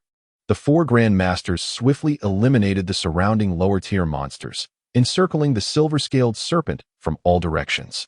However, the monsters were not oblivious, seeing their leader surrounded. Dozens of fierce beasts, including several formidable ones, plunged into the fray. "Zhuang Laoshi, allow me to assist," Qin Yu exclaimed, charging forth with her sword, dispatching monsters with decisive strikes as her stellar martial energy pierced through their skulls. Numerous martial artists joined her in this endeavor. Yet, even in sheer numbers, Humanity remained at a severe disadvantage. Moreover, as the martial masters and grand masters pressed forward, the pressure on Qin Heng and his companions at the slope intensified dramatically. An expansive area devoid of defenders appeared ahead, with the number of monsters surging, launching a ferocious assault on their defenses. It will be exceedingly difficult to withstand this onslaught. Are there no other martial artists? Is there no reinforcements? Zhao Dongxing called out, seeking assistance. In truth, reinforcements were present, albeit watching from a distance. 18 martial artists and grand masters from the War God Academy stood near a heavy artillery platform, analyzing the situation, observing the battle against the silver-scaled serpent. A robust grand master remarked, "The silver-scaled serpent is a tough adversary. The Tiandao Martial Arts Academy is under considerable strain. We must intervene," a middle-aged female grand master added. "There is no rush. They can hold on for now. Let us first ascertain whether there are other powerful, ferocious beasts to prevent the martial artist strength from becoming overly concentrated, leaving them vulnerable to a breakthrough from weaker points elsewhere. When will our academy's reinforcements arrive? They are en route. After all, the distance is considerable, and it will take at least an hour. The Tiandao Martial Arts Academy has sent too few personnel. The situation does not look promising." The heavy artillery unleashed a relentless barrage upon the heart of the monstrous horde, each shell capable of claiming the lives of several beasts. And even the most formidable of creatures would meet their demise upon impact. Yet, despite the incessant firing of the three main cannons, the tide of beasts showed no sign of abating. On the slope, Qin Heng and his companions found themselves increasingly beleaguered, with comrades falling injured and being carried away. When would reinforcements arrive? They could scarcely hold on any longer. Zhao Dongxing had sustained an injury. A beast had bitten into his left arm, blood gushing forth, exposing bone, causing him to break into a sweat from the excruciating pain. Nevertheless, he clutched his sword in his right hand, resolutely continuing to fight, unwilling to retreat. Qin Heng fared somewhat better. Upon entering the fray, he became acutely aware of his surroundings, instantly detecting the slightest disturbance in the air, thus rendering him largely impervious to any effective threat from the beasts. However, scrapes and bruises were inevitable, and numerous bloodstains marked his body. The ground was littered with the carcasses of the fallen monsters, and the scene grew increasingly gruesome and chaotic. Suddenly, a formidable advanced beast, a savage bull creature, charged towards the defensive line, sending Pang Jun, who stood not far from Qin Heng's right, soaring through the air. Volume 1. The Heroic Youth Chapter 80. The Tragic Encounter, Jun. Liang Yunkai exclaimed in shock, rushing forward in a desperate attempt to assist. Yet, it was a formidable beast. The brute force of the creature was far beyond what a novice warrior could withstand. Instead of providing aid, Liang Yunkai found himself hurled away by a single violent swing from the bull, leaving a crimson mark across his chest. "Senior brothers," Qin Heng gasped, his focus shattered by the chaos of battle. Witnessing Pang Jun being violently thrown several dozen meters, crashing against a distant armored vehicle, his ribcage caved in, and his eyes bulging from their sockets. The grim realization struck him. His comrade, who had once shared trials with him in the wilderness, had perished. Jun. No. Zhao Dongxing's eyes instantly filled with tears as he beheld the death of his longtime friend, a brother in arms. Without a thought for his own safety, he charged toward the rampaging bull. "Zhao, do not act recklessly." Qin Heng grasped him firmly, admonishing, "Do not make a futile sacrifice. Preserve your life and slay more beasts in vengeance for Pang." The stern reprimand jolted Zhao Dongxing back to his senses. Yet, someone had to confront the beast. Surrounded by ordinary martial arts students, none could contend with the ferocious creature. Scanning the area, Qin Heng realized that reinforcements had yet to arrive, and he appeared to be the strongest in the vicinity. A sense of duty surged within him. As the bull lunged toward a female student not far away, he sprang into action. "Beast, your opponent is me." With a flash, Qin Heng's battle blade glimmered under the blazing sun, aimed directly at the bull's vulnerable abdomen. The towering beast charged forward, its physical structure rendered it incapable of altering its course, fixated still on the female student. Fortunately, it lacked the momentum it had possessed earlier. Qin Heng seized the opportunity, striking first. With a swift slice, he created a gash along the bull's side. Yet, alarmingly, the wound was less than 10 centimeters deep. For a creature standing 2 meters tall with robust muscles, this was hardly significant. Mooing in pain, the bull erupted with fury, swinging its tail and pivoting to face Qin Heng, lowering its head and raising its horns to charge. Quick to react, Qin Heng anticipated the bull's movement and deftly evaded, delivering another strike. Regrettably, the beast's hide was too thick. The blow resulted only in a superficial wound, failing to threaten its life. This creature may not possess the agility of a tiger, but despite its advanced status, I still have hope of whittling it down, Qin Heng mused internally. In a one-on-one confrontation, he was confident that he could exploit the advantages of human anatomy to defeat the bull. The question lingered, however, whether the current circumstances would allow him the luxury of engaging the beast at a deliberate pace. Thud, thud, thud. Qin Heng continued his strategy, reminiscent of an ancient matador, teasing the bull while searching for an opening to strike. After several failed charges, the bull had achieved nothing, while Qin Heng had managed to inflict multiple wounds, leaving the creature battered and bleeding. Before Qin Heng could revel in his joy, a heart-wrenching roar suddenly echoed from below the slope. Another life had been lost. And not just one. Beasts, you wretched beasts, I shall make you pay. The students, bereaved of their dear friends, were consumed by rage. The beast-tide no longer instilled fear in their hearts, but ignited a thirst for vengeance. Where are the reinforcements? Someone cried out anxiously. It takes time to assemble the second batch of warriors from the martial arts school. As the vanguard, we must grit our teeth and hold our ground. Stand firm, declared an experienced student who had fought in several beast-tide battles. A level 3 beast-tide is not easily dealt with. A significant number of warriors are required. This group had assembled rapidly within 10 minutes as an emergency team, while the real main force was still en route. Hold the line, we cannot retreat. Qin Heng understood his mission, relentlessly entangled with the formidable bull beast. The surrounding students, witnessing his duel against the advanced beast, instinctively diverted the weaker monsters. Even if it meant confronting multiple foes themselves, they fought desperately to shield Qin Heng from any potential ambush. In mere moments of carnage, the bull beast was already riddled with knife wounds, blood flowing profusely from its many injuries, yet it remained standing, its vitality astonishingly resilient. The pressure in front was overwhelming, and dozens of students had already been injured and carried away. Boom! From the direction of the armored unit, a soldier stood atop a vehicle, launching rockets aimed at areas devoid of human warriors, attempting to alleviate the mounting stress. However, the effects were minimal. The increasing number of advanced beasts left the students in dire straits. Most were novice warriors, with only a few intermediate or advanced warriors among them. Faced with a relentless onslaught of high-level beasts, they were forced to retreat continuously. As the defensive line faltered, Qin Heng found his maneuverability severely restricted, making it exceedingly difficult to evade the rampaging bull beast. Zhao Dongxing had also been carried away, after enduring a brutal strike to his chest from the beasts. He coughed up blood and lost his ability to continue fighting. As he was taken away, he shouted, "Someone, send a martial officer to assist Qin Heng. That is a high-level beast." But where could they find a martial officer to dispatch? They had already charged to the front lines. With a swift motion, Qin Heng carved another wound into the bull beast, yet he felt the fatigue creeping in. Compared to the illusionary tiger conjured by Sui Chen, this battle was far more tangible and arduous. The bull beast, though not as ferocious as the giant tiger, posed its own challenges. Despite Qin Heng's efforts, his strength fell slightly short, hindering his ability to penetrate the beast's muscular layers and deliver a fatal blow. In the distance, the experts from the War God Martial Arts School had begun to take notice of Qin Heng. An elderly master remarked approvingly, "That young man possesses commendable strength.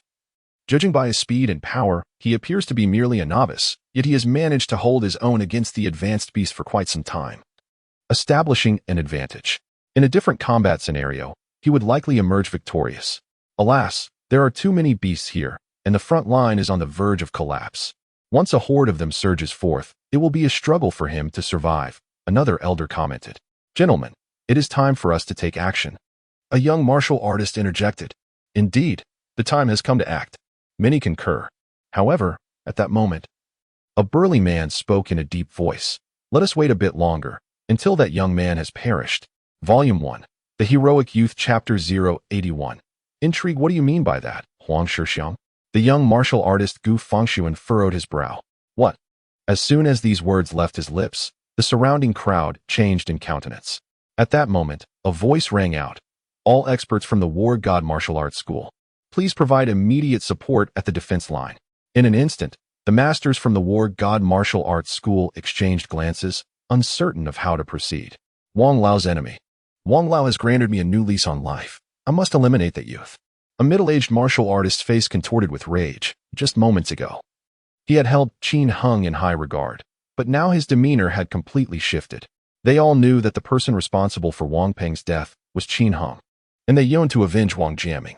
However, few had seen Qin Heng's visage, and it was only when Huang Shixiang spoke that they recognized him.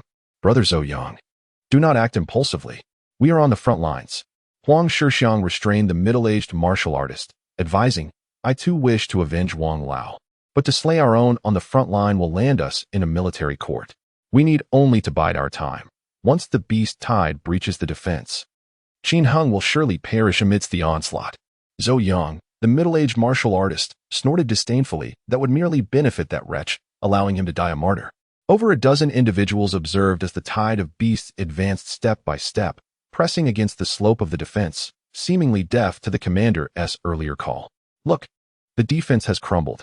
In less than a minute, the barrier was shattered. The line formed by over 300 martial arts students ultimately could not withstand the overwhelming horde of monsters. As numerous students fell, the beast swarm surged forth with relentless vigor. Excellent. That lad is doomed. The experts from the War God Martial Arts School wore expressions of delight. At this juncture, the commander shouted once more, all masters from the War God Martial Arts School, engage immediately. This is an order. The expressions of the masters shifted. They had feigned ignorance moments prior, but now the commander stood not far from them, shouting directly. To continue to pretend they had not heard was no longer plausible. Strike from the flanks. Disregard the youth. Move.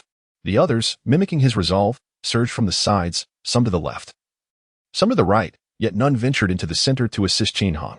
In truth, even without assistance, Qin Heng was capable of dealing with the savage bull. As time passed in battle, he had already inflicted grievous wounds on the creature's flank. Even without a fatal blow, the loss of blood alone could spell its doom. Yet, the threat was far from singular. The savage bull had not yet succumbed, and with the defenses collapsing, swathes of monsters surged into the fray, overwhelming him despite his doubled strength. Bang! Qin Heng was struck by a wild horse-like beast, tumbling across the ground in agony.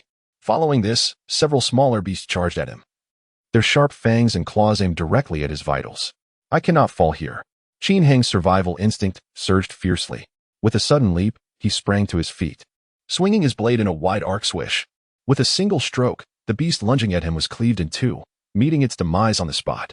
As more monsters surged forth, he remained utterly focused, his neural reflexes honed to perfection.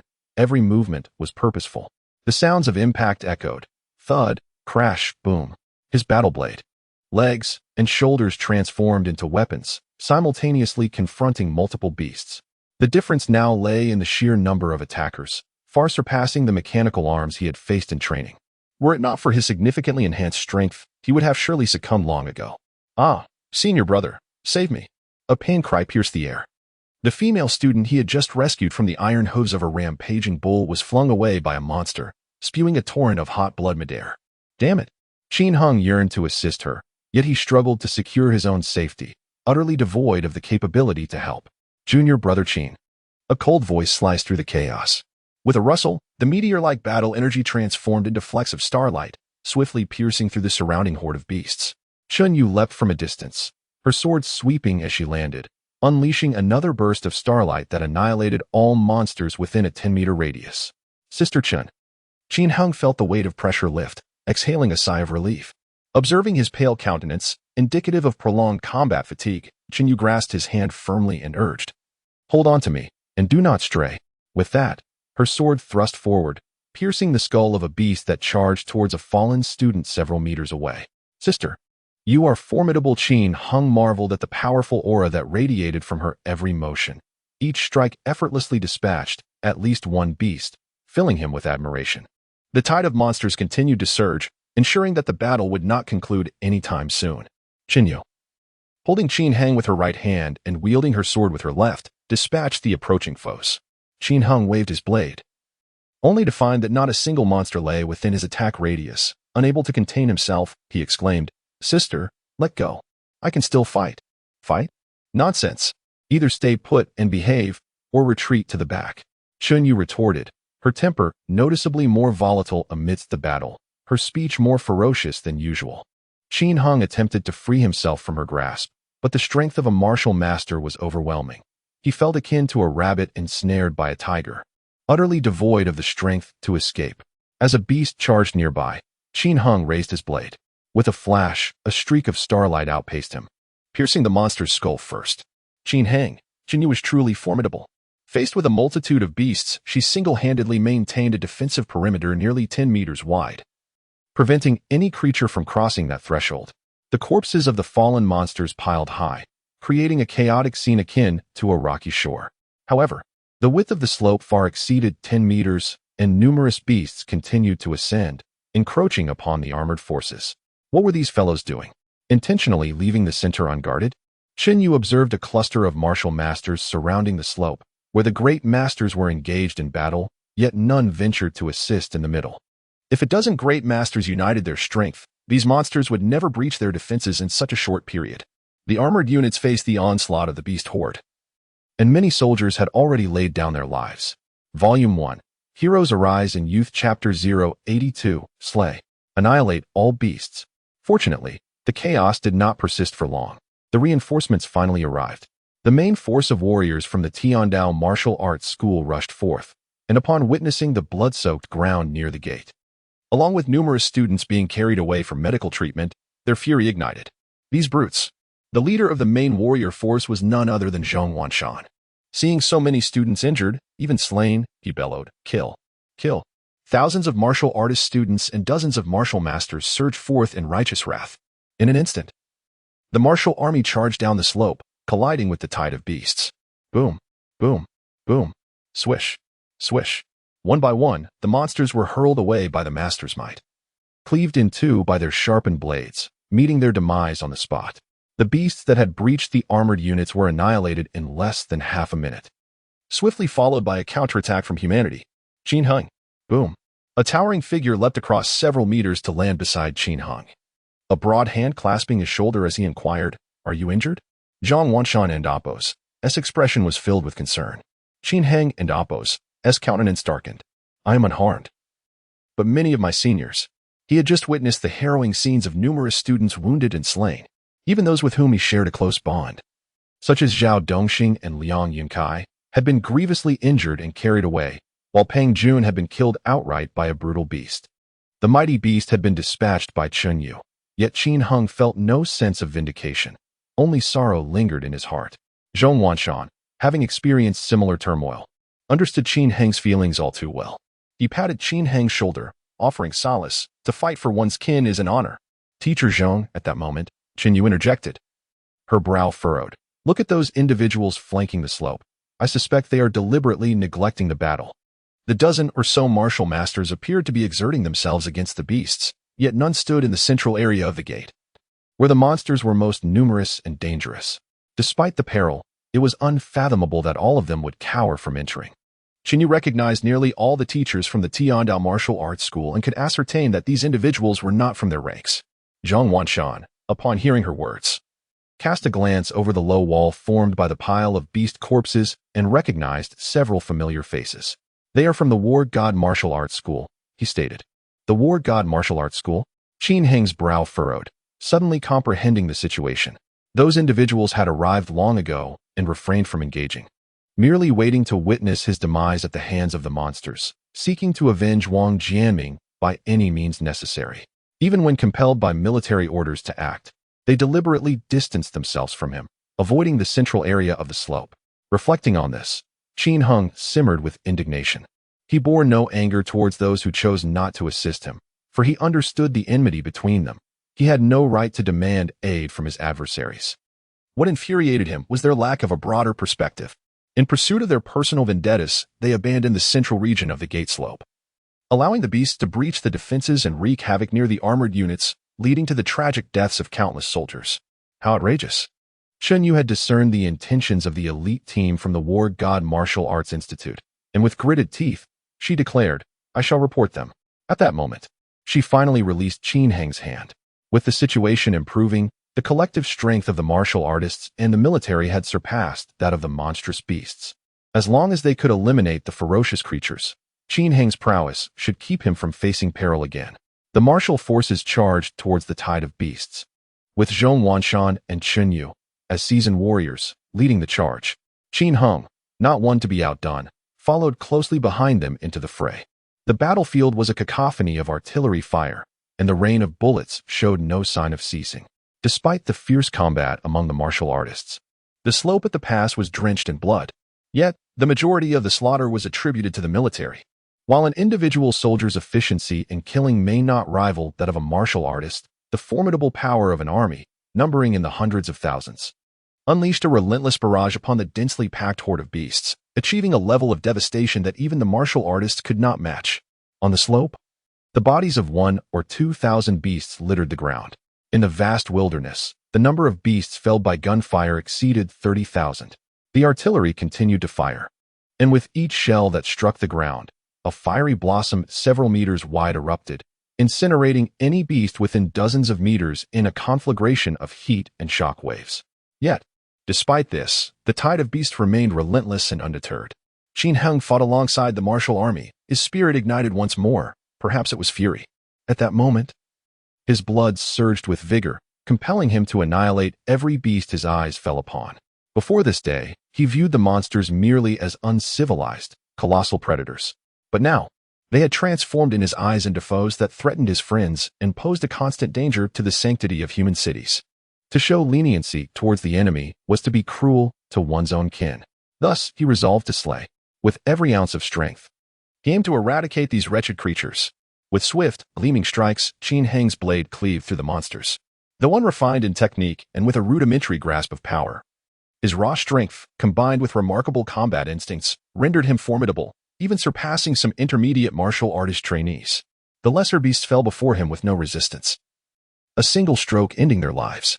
The intermediate beasts posed a greater challenge. Occasionally, a single blow would not suffice, necessitating a follow-up strike. Fortunately, surrounded by his martial comrades, he often found assistance, with allies dispatching any beast he had not slain outright. Observing a companion being knocked down by a beast, he swiftly intervened, delivering a decisive blow that severed the creature's head. If a comrade's attack missed and the beast attempted to flee, he seized the opportunity to kick it down, allowing his ally to deliver the finishing blow. "This senior brother fights valiantly," remarked an onlooker, unable to contain their admiration for his prowess.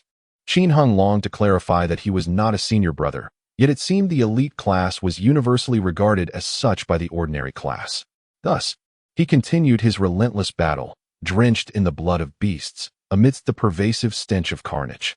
The war between man and monster has always been a brutal one. The battle endured for 6 hours, stretching from noon until dusk. Although the formidable leaders of the beasts had been vanquished by skilled human warriors, the remaining creatures remained obstinate, unwilling to retreat, and determined to fight to the bitter end. 3 hours into the conflict, the lethality of the firearms became markedly diminished. As the density of the monsters began to wane, the martial teams and the beasts became intermingled, compelling the military to cease fire in order to prevent collateral damage. Snipers occasionally succeeded in taking down a monster or two, yet for the most part, it was the warriors who engaged in the fray. At 6 o'clock, as the sun dipped below the horizon, the battle finally came to a close. Volume 1. Heroes emerge in Youth Chapter 083, When Law Fails. Resort to violence. The crowd routinely passed through the inspection equipment to prevent any monsters from infiltrating. Subsequently, the injured sought treatment from the military medics, while the unscathed proceeded to take showers. There was no other option. Covered in blood, even the fiercest hunger could not tempt them to eat until they were cleansed.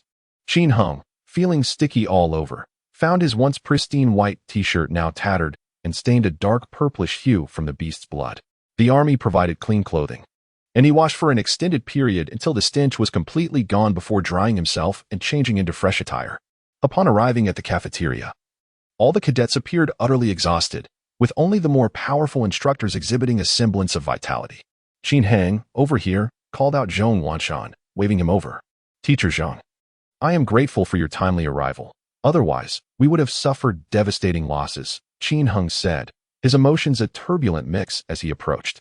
Zhong Wanshan gestured for him to sit and sighed. "This is an unavoidable circumstance.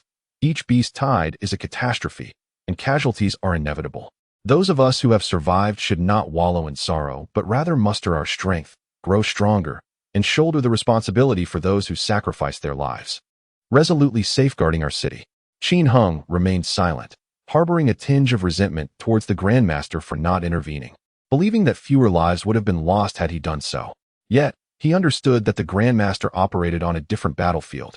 The third-level beast tide was a conflict for mid-tier warriors and should not disturb the powerful. There existed an unspoken understanding between beasts and humans. In the absence of a beast king during the tide, the humans were not to summon a grandmaster. Should the grandmaster intervene, the beast king would inevitably appear, escalating the conflict and resulting in even greater devastation and loss of life. While conversing, his gaze inadvertently drifted towards the contingent from the war god martial arts school in the distance. Initially, only a dozen had arrived, but reinforcements had since come, swelling their ranks to over 100, occupying a substantial area in the cafeteria. Many of them cast their glances in this direction, their gazes laden with hostility directed at Qin Hong. He had never craved power as intensely as he did today. Had he possessed sufficient strength? Pang Jun would not have sacrificed himself, and many cadets would have emerged unscathed. Moreover, the experts from the war god martial arts school. The thought was quite revolting. So many were fighting for the base city, yet those individuals were scheming, refusing to support the cadets stationed at the central line, indirectly causing the deaths of many. Teacher Zhong, Teacher Zhuang. Chen Yu approached, her military-style short sleeves damp and her hair disheveled, her expression dark and brooding, clearly in a foul mood. Everyone was already aware of the unfolding events. After listening, Zhang Wanshan shook his head. This may prove quite difficult. Why? Chen Yu protested. Zhang Wanshan replied, I just inquired with the commander.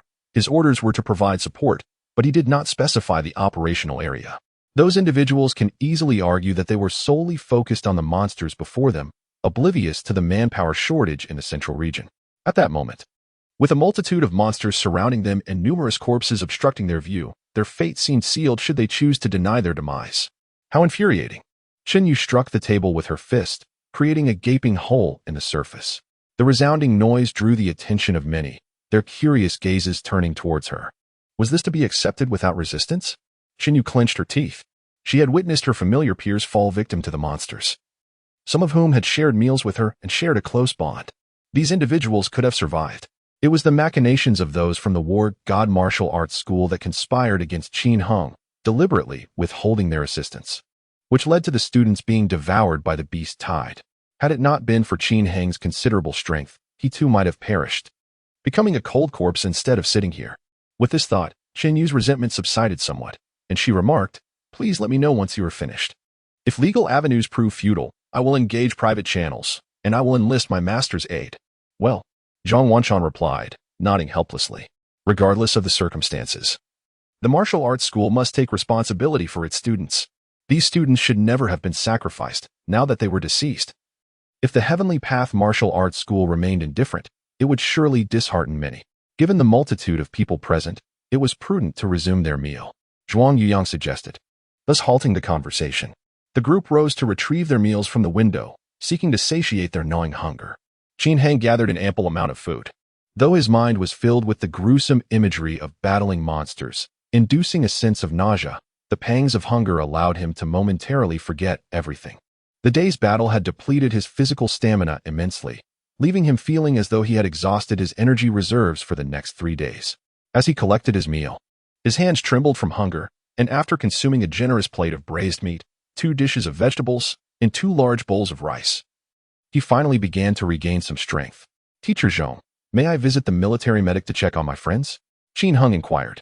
Zhao Dongxing and Liang Yunkai were injured, and having not seen them at dinner, he feared their conditions might be serious, still receiving treatment at the medical station. Zhang Wanshan pondered for a moment before nodding. Very well, I will accompany you. The 3 then proceeded together towards the military medical facility. The border wall was currently overwhelmed with activity. The beast tide battle today had resulted in the deaths of no less than 100,000 monsters, and with so many corpses, swift action was necessary to prevent the foul stench of decay and the potential spread of infectious diseases under the sun's rays. The injured soldiers required medical attention, while the fallen soldiers necessitated proper arrangements, in addition to the maintenance of weapons and artillery, post-battle data compilation, and ground sanitation. In summary, there was an abundance of tasks at hand, and despite the efforts of various military divisions, the atmosphere remained bustling. Upon arriving at the military medical facility, Qin Hang and his companions were struck by the sheer number of injured individuals. The wards were filled with patients, some lay with vacant stares, dazed and still under anesthesia, while others were in a state of unconsciousness. These were all severely wounded. Those with minor injuries had tended to their wounds and departed, leaving the beds vacant. After inquiring with a nurse at the front desk, Qin Hang located the rooms of Zhao Dongxing and the others. Upon entering the ward, the sight of his two friends weighed heavily on Qin Hang and Apos' heart. Liang Yukai lay in a deep slumber, his chest enveloped in layer upon layer of gauze. Yet blood continued to seep through. Zhao Dongxing occupied the adjacent bed, his right leg suspended and his head wrapped tightly in several layers of bandages, rendering him immobile. Wu Ruijie, suffering from lighter injuries, tended to both of them. When Zhao Dongxing, still conscious, noticed the arrival of 3 visitors, Teacher Zhong, Sister Chun, and Qin Heng, he mustered a weak greeting. "Brother Zhao, how are you faring?" Qin Heng inquired with genuine concern, hesitating to touch him. Zhao Dongxing forced a pained smile.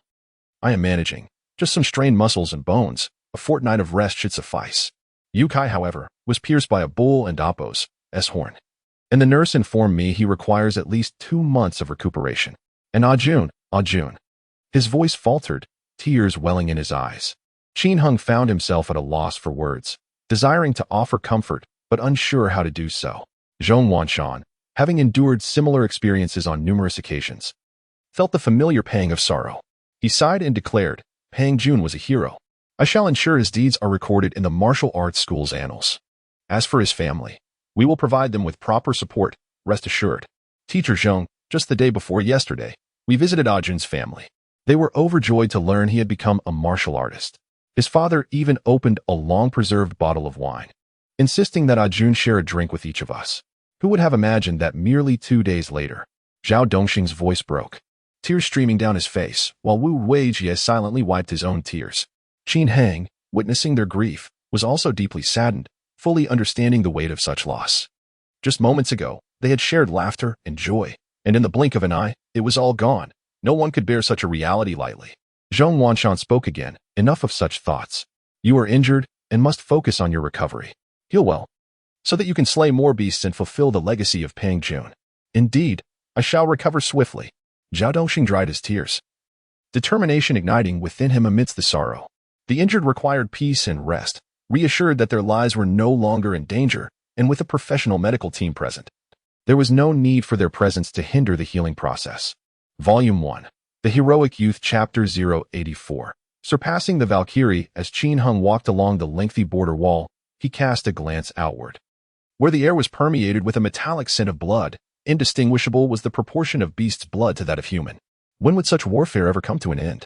Qin Heng pondered, having personally witnessed the ravages of war and the tragic demise of vibrant lives.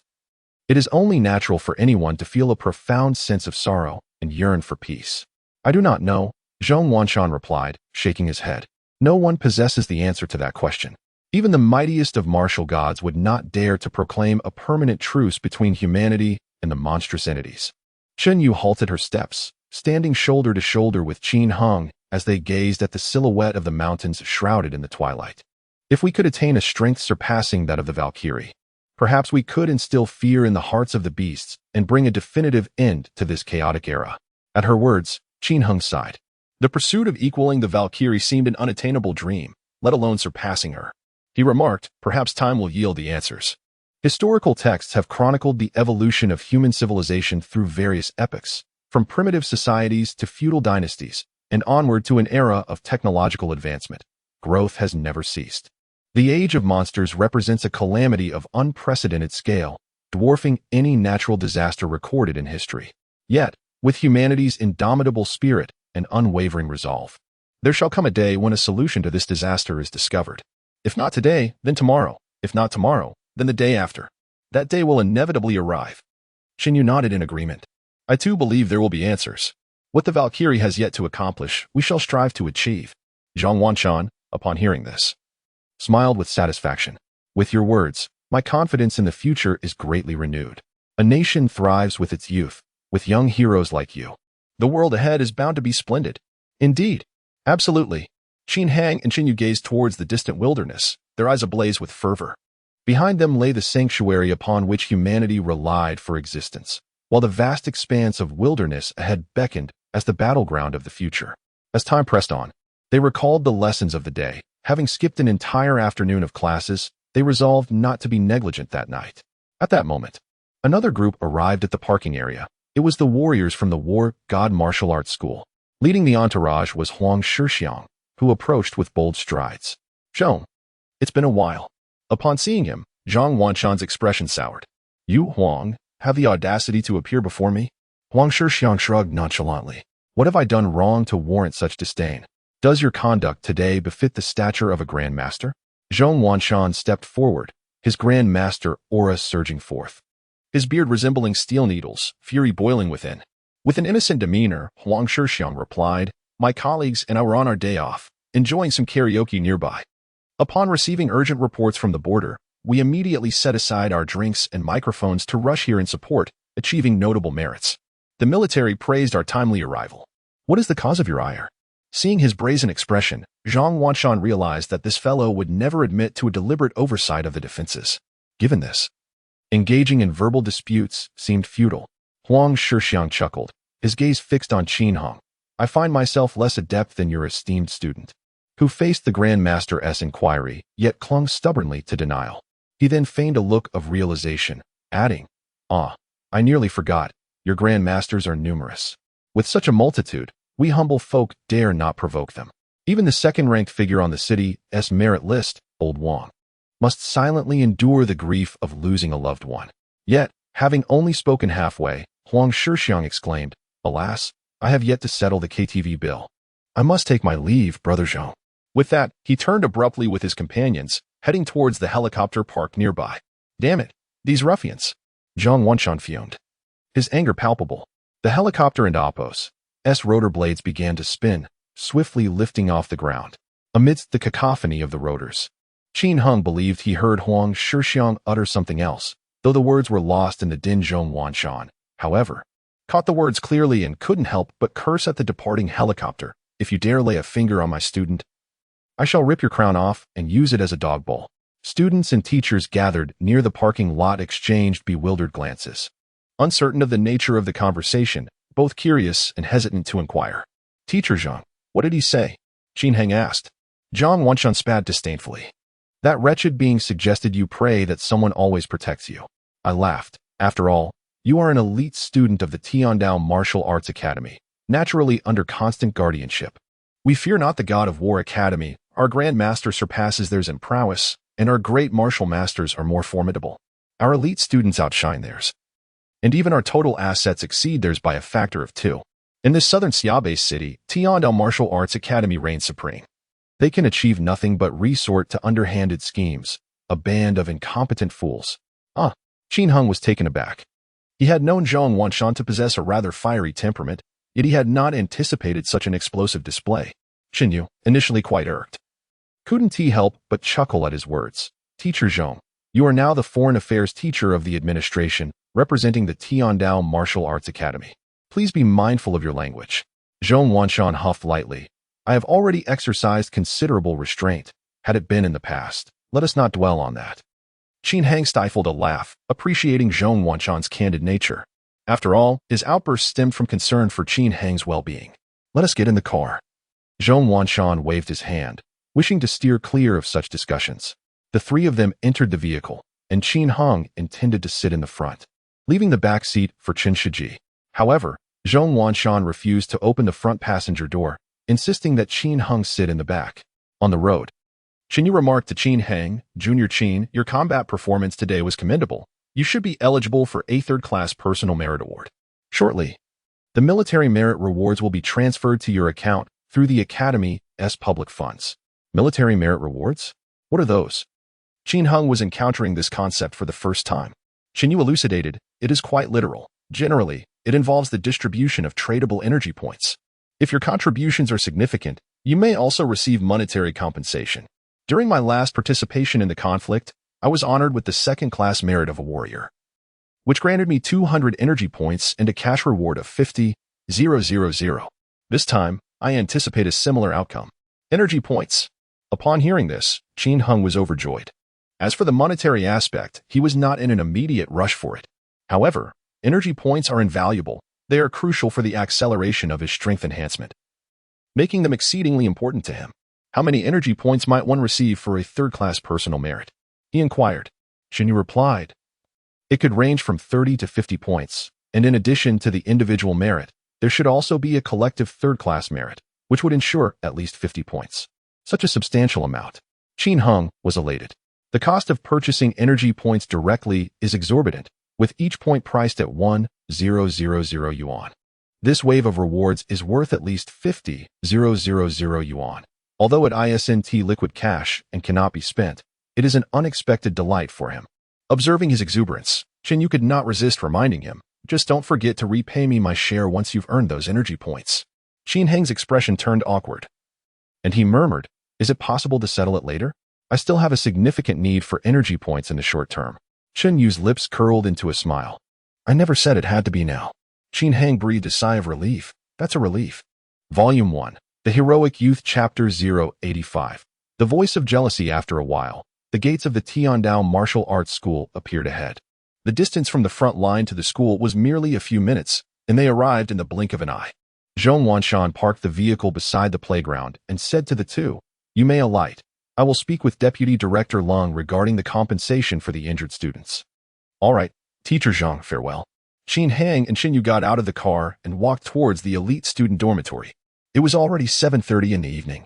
Yet the martial arts school's playground was still bustling with activity. The news of the beast tied at the border had spread, and many were aware of it. The television stations had reported it, albeit without live footage, but the news of the victorious battle had circulated, and numerous students gathered on the playground, eager to welcome the returning heroes. Originally filled with joy to celebrate the heroes' return, the students were now infected by a somber mood. "Senior Sister Qin Yu. Senior Sister Qin Yu." At that moment, someone spotted Qin Yu and hurried over. "What is it?" Qin Yu turned around. "How was the battle today? Was it as dire as Brother Xiaolin described?"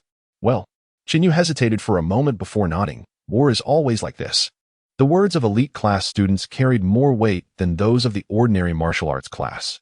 Hearing her say this, many students felt a heavy gloom settle over them. However, not everyone shared the same sentiment. A voice from the crowd inquired, then, "Senior Sister Chun, as a member of the elite class, did you slay more beasts than Brother Xiaolin?" Brother Xiaolin was an exceptionally talented student from the ordinary class, possessing the strength of a senior martial artist and enjoying considerable renown at the Tiandao Martial Arts School. Yet, comparing him to Qin Yu was akin to a small fish in the presence of a great whale. The questioner pressed on, "How could it be otherwise? You must at least have an approximate idea, right? Brother Xiaolin killed over 100 beasts today, including one suspected to be a fierce beast, which might earn him a second-class merit as a warrior. With your monthly salary of 80,000, you surely cannot be inferior to him?" Qin Heng furrowed his brow. The speaker's words were quite harsh, seemingly intentionally provoking a dispute. Observing Qin Yu's reluctance to argue, he could not help but interject, "Today, Senior Sister Chun cooperated with the instructors to slay the formidable silver-scaled serpent. She single-handedly killed no fewer than several hundred beasts, and at least 20 to 30 of them were fierce beasts. I am unaware of her exact merits, but she is undoubtedly the best among all students." "Wow, that's incredible. Is that true?" The surrounding students were somewhat incredulous. Qin Yu was indeed formidable. She had participated in numerous battles against beast tides, having slain at least 2,000 to 3,000 beasts. However, she was not one to boast of her achievements, so few were aware of her accomplishments. The figure was so astonishing that the students felt Qin Heng must be exaggerating. The earlier questioner spoke again. "Who are you, brother?" Clearly doubtful of the veracity of Qin Heng's words. Qin Heng introduced himself directly, "Elite class, Qin Heng." "Well, another elite class student." "Huh? Qin Heng? A name so familiar. Is it not the one recently mentioned in the news?" A wave of unrest rippled through the crowd. Qin Heng's name has frequently graced the internet and news outlets. Few have encountered him in person, yet many have heard of him and engaged in discussions about him. At this moment, witnessing the real Qin Heng standing before them, some individuals voiced their discontent. "Brother Qin Heng, I have heard your salary reaches a staggering 120,000 a month, surpassing even Sister Chen's. If Sister Chun has slain hundreds of beasts, then you must have vanquished at least 1,000, correct?" Qin Heng felt a surge of frustration. What nonsensical logic is this? Yet, oddly enough, those surrounding him seemed to agree wholeheartedly. Indeed, the elite class's salaries are determined by the Martial Arts Academy's assessment of potential. Earning 120,000 a month, higher than Qin Yu, indicates your superiority. The Tiandao Martial Arts Academy does not support idlers. Compensation correlates with strength. Brother Qin, do share your accomplishments. Can you not claim first-class honors as a warrior? A cacophony of voices erupted, transforming the initially celebratory atmosphere into something else entirely. Qin Heng was at a loss for words.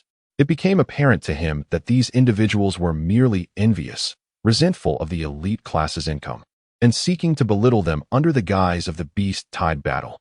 Such a mentality is juvenile and foolish, yet many delight in engaging in such self-sabotaging behavior. Xinyu, irritated by the incessant chatter, raised her voice and admonished, "Have you all not had enough?" Instantly, the crowd fell silent. Xinyu continued, "As for our military achievements, the armed forces have a dedicated team to assess them. If you wish to know how many beasts we have slain and the honors we have earned, check online in 3 days." She then disregarded the murmurs of the crowd and firmly led Qin Heng away. Hey, Sister Chun, don't leave. Please don't be upset. We meant no disrespect. Check online." Which site? The voices of the crowd gradually faded into the distance. Under Chen Yu's guidance, Qin Heng walked several hundred meters before pausing. "Sister, are you angry?" he inquired. Once they departed the training ground, the surroundings became significantly quieter. Qin Heng asked, "Sister, earlier you mentioned that military achievements could be checked online. Which site are you referring to?" Chen Yu replied, "The official website of the Warrior Alliance has a global merit leaderboard." "You didn't know this?" Qin Heng responded, "Should I know about it?" Qin Yu sighed. Somewhat exasperated, "How is it that you are unaware of anything?" Qin Heng scratched his head. "I just arrived and have only attended one practical beast fighting class." Qin Yu conceded. "Fair point, it's my attitude that needs adjustment." As they walked, she explained the merit leaderboard to Qin Heng. This global merit leaderboard, recently introduced by the Warrior Alliance, serves to document the military achievements of warriors on behalf of the base city. The leaderboard exclusively records the combat results against beasts, with points awarded for each slain creature, showcasing both hunting merits and beast-tide accolades. Killing a novice monster awards 1 point of merit, while slaying an intermediate monster grants 3 points. A high-level monster yields 10 points. A ferocious beast bestows 40 points. A great ferocious beast offers 200 points. The Beast King provides 5,000 points. The Great Beast King delivers 50,000 points, and the Beast God awards 1 million points. Due to the fact that certain monsters cannot be accurately identified by appearance alone, and numerous battle outcomes in various scenarios remain unrecorded, there exists a degree of discrepancy within the merit rankings. Nevertheless, regardless of the extent of this discrepancy, the list possesses considerable persuasive power. This is particularly true for the merits garnered during the beast-tide battles, as the military maintains extensive high-definition surveillance that can be repeatedly analyzed and quantified, thus reinforcing its credibility. Since the Global Merit Leaderboard was introduced 6 years ago, it has systematically compiled and summarized the achievements of numerous warriors across the top 10 base cities, incorporating even the previously recorded kill counts of these warriors. As a result, the leaderboard has now expanded significantly. Additionally, it is further divided into 10 sub-leaderboards corresponding to the 10 base cities. Previously, at the border wall parking area, Huang Shixiang referred to the second-ranking individual on the merit leaderboard, Elder Wang, indicating this very list. However, as the names at the forefront of the leaderboard have seldom changed, it is rare for individuals to peruse it. After listening to Qin Yu's explanation, Qin Heng gradually formed a clearer understanding. He mused, "Previously, Master Wang set 3 objectives for me, hoping I could demonstrate my formidable strength as a warrior on par with Wang Jiaming, thereby achieving a victory in public opinion. If I were to surpass Wang Jiaming on the merit leaderboard, would it not yield a similar effect?" Volume 1. The Emergence of Heroes Chapter 086. The merit list slaying monsters to earn merit and shake off the reputational damage caused by the enmity with Wang Jiaming seemed like a commendable strategy. However, when Qin Heng picked up his phone, followed Qin Yu's instructions to input the URL, and opened the global merit list, Nansha Division, his expression abruptly froze. Top 10 on the Nansha Base City merit list. 1. Wang Daoi, merit value. 2. 215, 000. 2. Wang Jiaming, merit value. 1. 162, 000. 3. Su Feng, merit value. 1. 086, 000. Chu Xianjun, merit value. 1. 055, 000. 5. Zhang Wending, merit value. 1. 036, 000. Su Rang, merit value. 991, 000. 7. Zhang Jinwei, merit value. 957, 000. 8. Oral, merit value, 930,000, 9. Luo Ning, merit value, 922,000, 10. Ji Dingjiang, merit value, 904,000, 1, 162,000 merits. How many monsters must one slay to achieve that? Qin Heng was utterly bewildered. Even defeating a beast king comparable to a grandmaster only yields a mere 50,000 points. Was Wang Jianming's record not equivalent to vanquishing 23 grandmasters among the monsters? He was aware of Wang Jianming's formidable reputation as a veteran hero and guardian of the city, yet this data was overwhelmingly astounding. This merely reflected the achievements of the past 6 years. Countless ordinary monsters slain long ago were not even accounted for. It was unimaginable how much merit Wang Jianming had accumulated over the years and how many battles he had fought. Had it not been for the incident involving Wang Peng, Qin Heng would undoubtedly hold this venerable figure in the highest esteem. Now, while respect still lingered, a sense of caution prevailed, necessitating vigilance against Wang Jianming's followers. The merit of the museum owner surpassed that of Wang Jianming by nearly double, an even more terrifying revelation. Qin Heng glanced again at the top of the list, feeling an increasing admiration for the elder at his own martial arts school. He had heard of nearly all the names on this list. Setting aside the top 2, the third, Su Feng, was a general in the Nansha-based city military, commanding significant forces and also a grandmaster, stationed at the front lines daily, undoubtedly racking up a considerable enemy count. Furthermore, this general was the elder brother of Su Rang, who ranked 6th. Both were grandmasters, with the elder protecting the city while the younger served as the governor of the Martial Artist Alliance in the Nansha region. Both vital guardians of Nansha. The 4th-ranked Chu Xianjun was the head of the Hero Martial Arts School. The 5th, Zheng Wending, was the head of the Dragon God Martial Arts School. The 7th, Zhang Zhenwei, needed no introduction, being the deputy head of the Tiandao Martial Arts School and Chen Yu's true master. The 8th, Oral, was the head of the War God Martial Arts School, a foreigner who had lived in Nansha for decades, renowned for his martial prowess and beloved by the populace. The 9th, Luo Ning, was a senior member of the MS group stationed in the Nansha-based city, of advanced age. The individual ranked 10th, Ji Dingjiang. Qin Heng found this person to be quite enigmatic, knowing only that he was a grandmaster, not affiliated with the 4 major martial arts schools, the government, or the MS group. He seemed to operate independently, having established his own familial influence. As for his appearance, he had yet to be seen on television, remaining an exceptionally low-profile hero. While Qin Heng perused the rankings on his phone, myriad thoughts crossed his mind. Beside him, Chen Yu remarked, in a few days, once the battle achievements are tallied, you will also make the list. At that time, you can search for your name or identification number to check your ranking. Qin Heng replied, let me see your ranking, senior sister. He then searched for her name. In the Nansha-based city, there was only one martial artist named Chen Yu, and upon searching, it was indeed her. Upon inspecting the results, Qin Heng noted that Chen Yu's merit stood at 522 points, placing her at the 637th position in the Nansha-based city. In comparison to the grandmasters, this was modest, yet when translated into the number of monsters defeated, it was quite formidable. Chen Yu stated, once this round of achievements is included, I should have a shot at surpassing 6,000 points, which could potentially place me within the top 30,000. This figure was rather daunting. Qin Heng could not help but express his astonishment. So, there are still tens of thousands in the city whose monster kills are not fewer than yours. Given Chen Yu's accomplishments, she would have needed to slay around 1,000 or 2,000 monsters. The sheer number of individuals surpassing her prowess was astounding. The prevalence of monsters in the wilderness seemed rather exaggerated.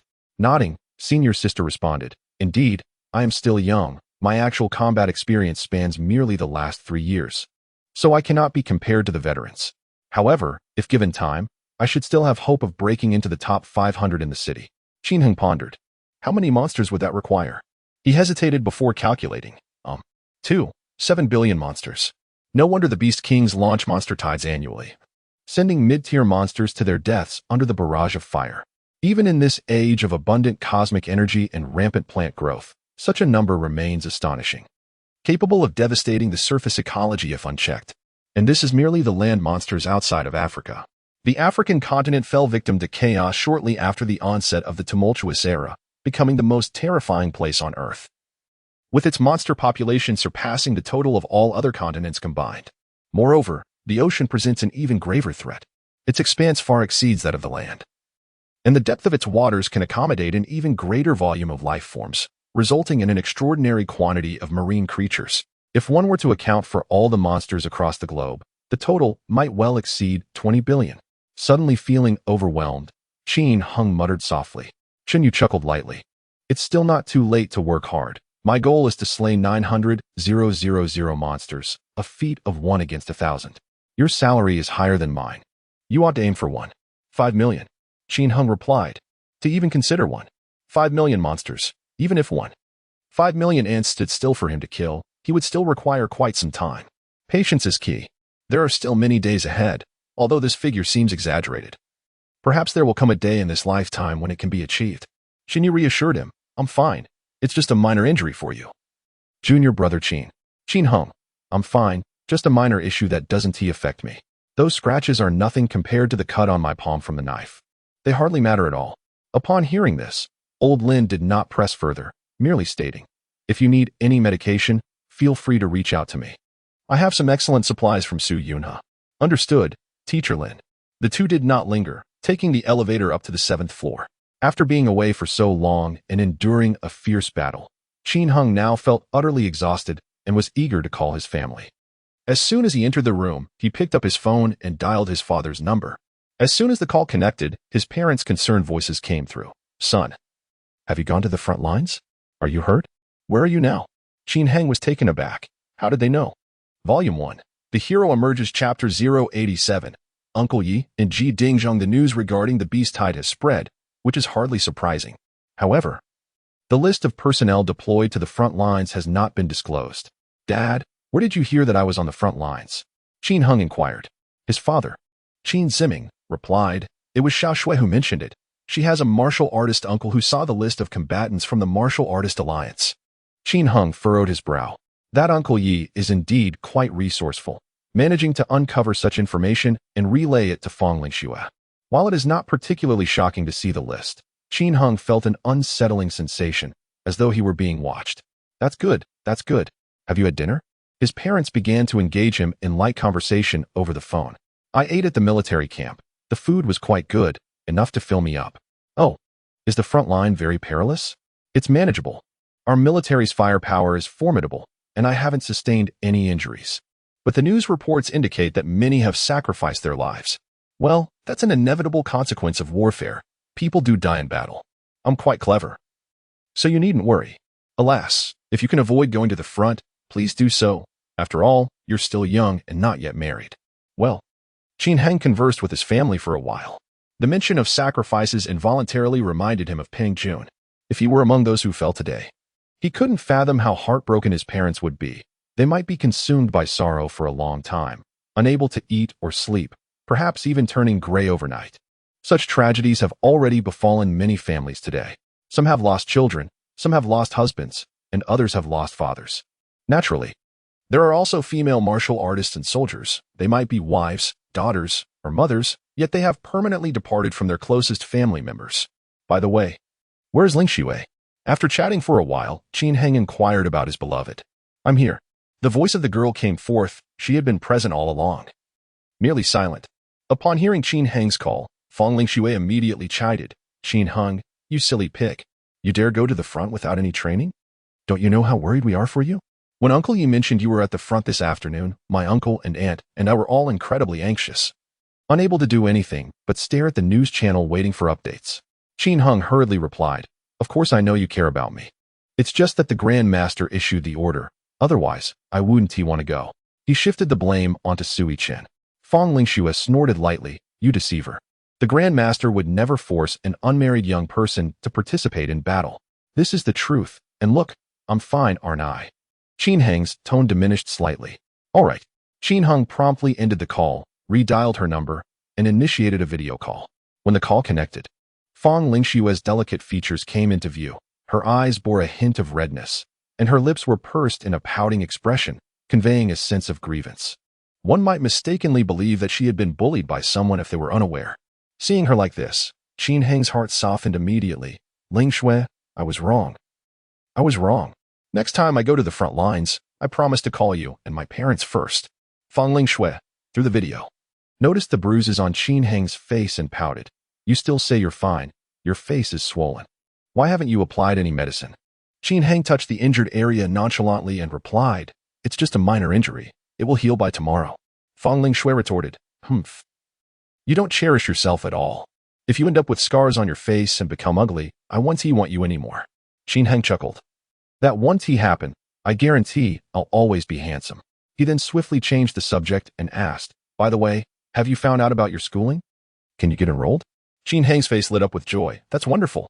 It's summer vacation now, so if you complete the enrollment procedures, you can start school by the end of August. Fang Lingshui murmured, I'll be nearly 18 and still in the first year of high school. Won't that be a bit strange? Qin Heng reassured her, What is strange about it? There are people in their 40s still taking the college entrance exam. Besides, with your beauty, your classmates will undoubtedly adore you. Who knows, you might even have boys pursuing you. Fang Lingshui's lips curled into a smile. What if someone steals me away? Qin Heng waved his fist. I'll smash that person's head.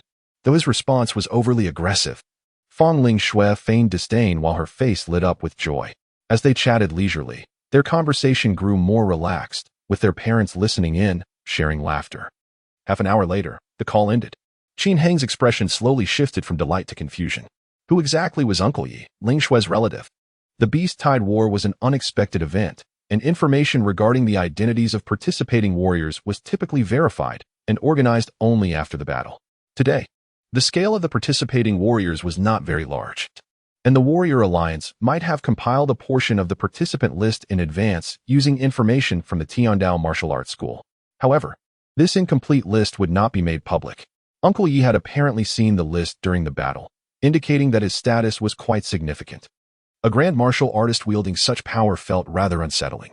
Qin Heng picked up his phone, opened the Grandmaster group of the Tiandao Martial Arts School, and sent a message inquiring, Does anyone know a grand martial artist named Yi Jianan? Yi Jianan was the name of Uncle Yi. Several messages scrolled through the group. Grandmaster Zhu Qinxiu replied, I haven't heard of him.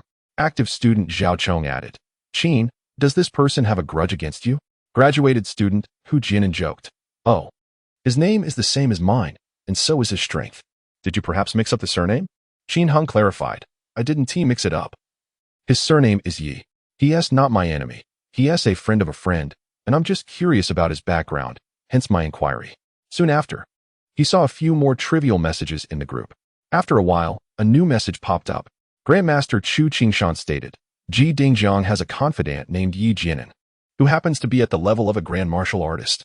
I wonder if he is the person you mean. The name Ji Dingjiang sent a shiver down Qin Heng's spine. Unbelievably, Master Yi is actually an underling of the Grandmaster? The name and strength align perfectly. So it cannot be mistaken. If he is indeed a confidant of the Grandmaster, it would not be surprising for him to access the internal display list of the Martial Artists Alliance. Who exactly is Grandmaster Ji Dingjiang? Qin Heng posed a rather naive question. Zhao Chong responded, Allow me to enlighten you on behalf of Sister Weiwei. Grandmaster Ji is the proprietor of the Wasteland Wanderers Company, one of the 3 major civilian forces in the Nansha base city. His company has over 300 contracted martial artists, including 9 grandmasters. Furthermore, he is an esteemed honorary elder of the Dragon God Martial Arts Hall. In terms of strength and influence, he is securely positioned among the top 10 grandmasters in Nansha base city. Volume 1. The Rise of Heroes Chapter 088. The 3 major civilian forces. The name Wasteland Wanderers Company felt remarkably unfamiliar to Qin Heng. He continued to inquire, What are the other 2 major civilian forces? Zhao Chong replied, The other 2 are called Stormy Cloud Tavern and Pharmaceutical Deity Group. Unlike the MS Group, these 3 forces have minimal collaboration with the government and military, primarily focusing on their own profits. The Wasteland Wanderers Company can be likened to a large hunting legion, frequently organizing skilled individuals to hunt in unison, accumulating wealth in the process. The Stormy Cloud Tavern serves as a social hub for martial artists, although its expenses are steep. The value it offers justifies the cost. Its internal Stormy Cloud auction regularly features coveted items, making it a favorite among elite martial practitioners. The Pharmaceutical Deity Group specializes in divine medicines, employing signed martial artists to scour for various qualities of these medicines, selling them at premium prices to those in need. Though their orders are infrequent, each transaction yields substantial profits. Understanding now, Qin Heng realized that these 3 civilian forces were each governed by grandmasters and wielded considerable influence. However, they were not officially recognized and did not receive subsidies from the government. Instead, they thrived on their own capabilities, even contributing significant taxes during minor skirmishes along the borders. These forces could decline to participate in combat only during large-scale beast tides, when the entire base city faced dire peril. Would they acquiesce to government summons and engage in warfare? Fang Lingshue's Uncle Yi was affiliated with the Wasteland Wanderers Company and was a trusted aide to a grandmaster, akin to an assistant. This position granted him access to the upper echelons of various organizations, allowing him to grasp information unknown to the outside world. However, Qin Heng found this individual somewhat bothersome. Whenever an incident occurred, Uncle Yi would promptly inform Fang Lingxue, causing her to fret at home, which was quite irksome. Although Uncle Ye's intentions were not malicious, Qin Heng preferred that his family remain uninformed, sparing them unnecessary worries. He resolved to meet with Yi Jianan to discuss this matter. But for now, there was no urgency. As time passed beyond 8 o'clock, it was time to practice. Qin Heng took the elevator down to the training room on level -1. The rewards for his combat achievements had yet to be distributed, and his energy points remained those provided by Qinyu. He increased the energy concentration by 40, setting a timer for 10 hours, and began to meditate in tranquility. Engaging in this serene practice overnight would consume 20 points of energy, equivalent to spending 20,000 yuan in a single evening. Though the cost was considerable, Qin Heng did not hesitate, eager to expedite his enhancement of strength. As the gravity and energy systems operated, he felt an intensifying pressure on his body, while the surrounding energy became significantly more abundant. Adjusting his breathing, he swiftly entered a meditative state, greedily absorbing the cosmic energy that permeated the air. Having just emerged from 6 hours of intense battle earlier that afternoon, thus, the effectiveness of his training was heightened even further. Qin Heng distinctly sensed that every facet of his being, his blood, muscles, fascia, bones, organs, and even his brain, was fervently breathing an invisible cosmic energy, absorbing and transmuting it into the most fundamental essence of life. During this process of growth, he vaguely perceived that something profound was transpiring deep within his body. Could this be what the text referred to as genetic metamorphosis? Qin Heng pondered. The elevation of a martial artist realm is, in essence, a form of genetic evolution, a transcendence of life as hierarchy. There exists a tier for martial artists, another for martial masters, and yet another for grandmasters. Only the transformation from grandmaster to martial deity signifies a qualitative leap. According to scientific discourse, a martial deity is theoretically no longer human. While the external physical form appears unchanged, its genetic structure is utterly distinct from that of an ordinary person, rendering the term divine being more pertinent. Yet, with each session of cultivation, he could palpably feel his growth. This growth was exquisite, akin to the exhilarating surge of adolescence when one awakens to find oneself taller overnight. And this delight continued day after day. 10 hours passed swiftly. Qin Heng spent the entire night in a semi-conscious state until the intelligent assistant in the training chamber emitted a notification that 10 hours of cultivation time had elapsed, urging him to rest. Only then did he open his eyes, feeling a surge of strength. He could always distinctly sense the transformation of his muscular power after each session. However, today he felt somewhat fatigued. It had been several days since he had enjoyed a proper night's sleep, as he had been substituting sleep with cultivation, drifting between wakefulness and slumber night after night. It was now 6 a.m., and with 2 hours until class, he had time to catch up on sleep. This bed is so comfortable. I'll sleep for an hour, wake at 7 to freshen up and have breakfast, then head to my physical and skills class. Qin Heng reassured himself, then turned on the air conditioning and closed his eyes. He closed his eyes and opened them again. It was 8 o'clock. Upon glancing at his phone, Qin Heng was momentarily speechless. Had his mental suggestion failed?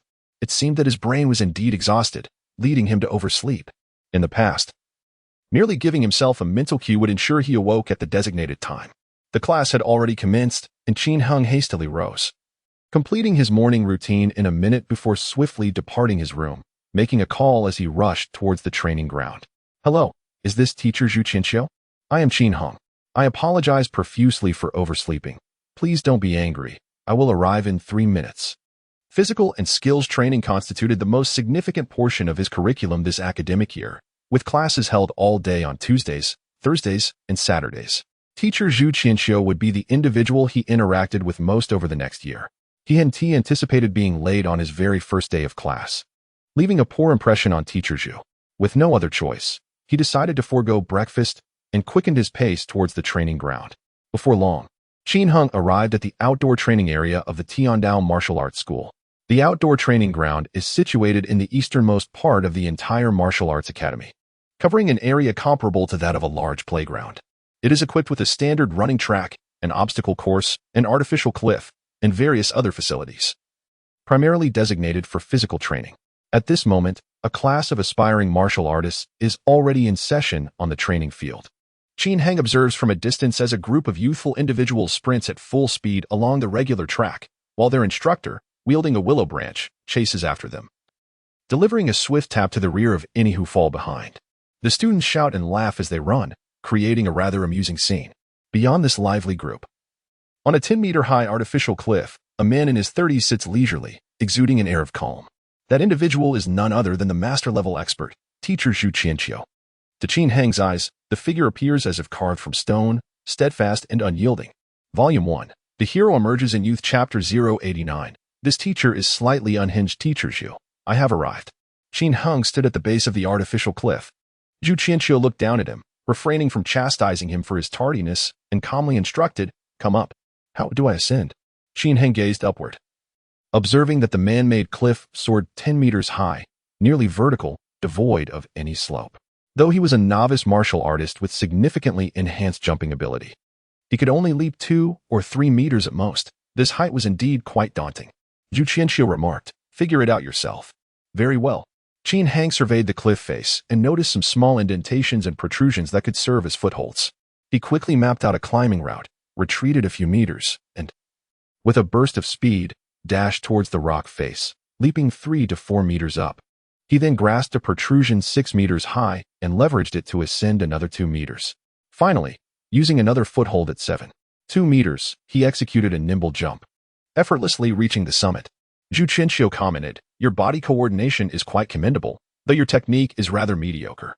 With your physical capabilities, you could have climbed up without using your hands. Without hands, relying solely on my legs would make it challenging to gain traction. Qin Heng furrowed his brow. This was no slope but a sheer cliff. Even with a running start, climbing continuously for 3 or 4 steps seemed nearly impossible to reach the top. Understood. Qin Heng realized that teacher Zhu was testing him, and promptly leaped from the 10-meter-high artificial cliff. For a novice martial artist, a 3-story height posed little threat.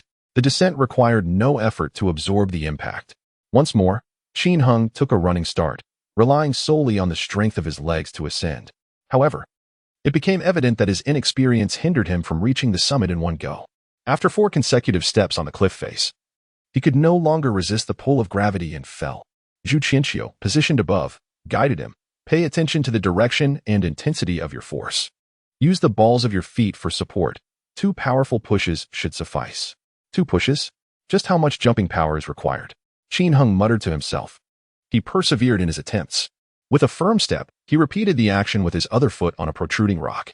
After 3 continuous steps, Qin Heng found himself at the cliff's apex, mere moments away from success. He grasped the ledge with one hand, hanging from the rock face, and inquired, Teacher Zhu, is this what you meant? Zhu Qianqiu displayed a look of surprise. Your comprehension is quite high, and your force application seems satisfactory. It appears your aptitude surpasses that of Han Liang. Receiving this acknowledgement, Qin Heng beamed. Though I may not be particularly clever, I learn quickly. As long as you are willing to teach, I will not disappoint you. Zhu Qianqiu nodded slightly. Indeed, a willingness to learn is all that matters. You are quite humble. Unlike Xuechong and Zhao Chong, who, upon their arrival, strutted around with their tails high, insisting on having a grandmaster as their teacher, looking down on me. Haha. Senior brother Xuechong and senior brother Zhao Chong actually have such a history? What happened next? After I taught them a few lessons, they became quite obedient. Rest assured, I typically do not strike students, provided you are not a blockhead and understand the importance of respecting one's teachers. I am quite easy to get along with. Zhu Qianqiu stated with a smile, though his gaze conveyed an unmistakable hint of danger. Qin Heng, feeling apprehensive, refrained from speaking. He was a diligent student, never causing trouble during his academic pursuits or his days at the Trial Martial Arts Academy, always showing respect towards his instructors. This might be attributed to the brevity of his time as a prodigy. Since Qin Heng began his training, a mere 10 days had passed, and he had yet to cultivate any sense of arrogance. Come, let us commence with some physical training, Zhu Qianqiu declared. leaping off the cliff and leading Qin Heng towards a series of lead weights nearby. Upon inspection, Qin Heng noted these weights varied in size and were all rusted, their surfaces marred by a layer of oxidized black residue. The embossed markings on the weights indicated their respective loads: 25 kilograms, 50 kilograms, 100 kilograms, and 200 kilograms, totaling 4 categories. "Are we to engage in weighted training?" Qin Heng inquired. Zhu Qianxiu nodded, stating, "I have heard that your punching power is nearing 2,000 kilograms. So we shall not start from the beginning. We will directly commence with the 100 kilograms weights. Now, lift this and run 20 laps along the standard track." Qin Heng's eyes widened in disbelief. 20 laps? Did I hear you correctly? 20 laps, indeed. Now go, as I will be timing you. Should your pace be too slow, you will have to repeat the task, Zhu Qianxiu replied in a flat tone. Qin Heng was momentarily stunned. Carrying 100 kilograms while running 20 laps, each lap measuring a daunting 400 meters. Even as a distinguished novice martial artist, this would undoubtedly prove to be a formidable challenge. However, he understood that true training necessitates a degree of hardship and exhaustion to be meaningful. Gritting his teeth, Qin Heng resolved, "Very well, I shall begin at once." He then lifted the 100 kilograms weight. "Wait, put on the exoskeleton first." "Are you foolish? How can you run while holding it in your arms?" Zhu Qianxiu pointed towards a small room nearby. Inside lay a selection of wearable exoskeletons crafted from robust alloys. However, these were not the complete versions. The full exoskeletons would connect to the ground, transferring the weight through mechanical means to alleviate the burden on the human skeleton. Otherwise, even if the exoskeleton could bear immense loads, the human knees and legs would surely suffer. The training exoskeletons existed solely to free the user's hands, allowing them to run while carrying weights, hence lacking any weight dispensing functionality. Once Qin Heng donned the exoskeleton, Zhu Qianxiu effortlessly secured the 100 kilograms weight to a fixed bracket on his back. As Qin Heng felt the weight settle onto him, the added burden of 100 kilograms noticeably increased the difficulty of his strides. However, for his current capabilities, this weight was not excessively daunting and remained manageable. The true challenge lay ahead, running 8,000 meters while bearing that weight. "Now go, the timer has begun," Zhu Qianxiu announced, pressing the stopwatch in his hand. Without indulging in unnecessary chatter, Qin Heng commenced his run. The neighboring class of aspiring martial artists had already completed their laps and were engaged in warm-up exercises. When they beheld Qin Heng sprinting with a staggering 100 kilogram weight on his back, leaving them utterly astounded. "Goodness, am I seeing this correctly? Is that truly 100 kilograms? Who is that individual? Remarkably impressive." With a load of 100 kilograms, coupled with the weight of the exoskeleton, he was astonishingly running faster than I could without any burden. The instructor, observing the scene, scolded them sharply. "What are you staring at? Do you wish to give it a try?" The students quickly silenced themselves, shaking their heads vigorously. The thought of running with a 50-kilogram load was daunting enough, let alone enduring a long-distance run. Qin Heng, seemingly unfazed, basked in the sweltering summer sun as he raced down the track, his speed akin to that of a sprinter. The heavy lead weight rhythmically shifted with his strides, transmitting force through the exoskeleton, creating a tight sensation across his back and shoulders. Despite his considerable strength and resilient muscles, the 8,000-meter distance was no trivial feat. During the first 5 laps, Qin Heng maintained a steady pace, his expression unwavering and his breathing effortless. In the next 5 laps, he began to feel the strain. His breaths quickened, and his speed diminished slightly. After another 5 laps, the burden on his back felt as though it had multiplied, hindering his movements and causing him to sweat profusely. In the final 5 laps, he found himself gasping for air, his speed barely exceeding that of a walk. Yet, through sheer willpower, he persevered without faltering. Upon completing the last lap, Zhu Qianxiu effortlessly lifted the weight from his back, a look of admiration gracing his face. 21 minutes and 48 seconds, 2 minutes faster than I anticipated. It appears your physique and tenacity are quite suited for my tutelage. Qin Heng felt a pleasant lightness as the weight was removed, though a pained expression crossed his face. "Teacher Zhu, does this imply that you intend to increase the intensity further?" Zhu Qianxiu chuckled. "Indeed, this is merely the beginning. Deputy Director Zhang has instructed us to delve deep into your potential and cultivate you into the most exceptional student our dojo has ever seen. I have held back today out of concern for your well-being. From the next class onward, we will gradually increase your load, distance, and obstacles, rest assured. The difficulty will only escalate." Qin Heng thought to himself, "This is it. I am doomed. Teacher Zhu is a madman. Teacher, When will we begin training on force application techniques? Qin Heng timidly inquired. Right now, Zhu Qianxiu replied. Volume 1. The Heroic Youth Chapter 90. The Power of Python Mountain and the Might of Thousand June. At present, I find myself utterly drained.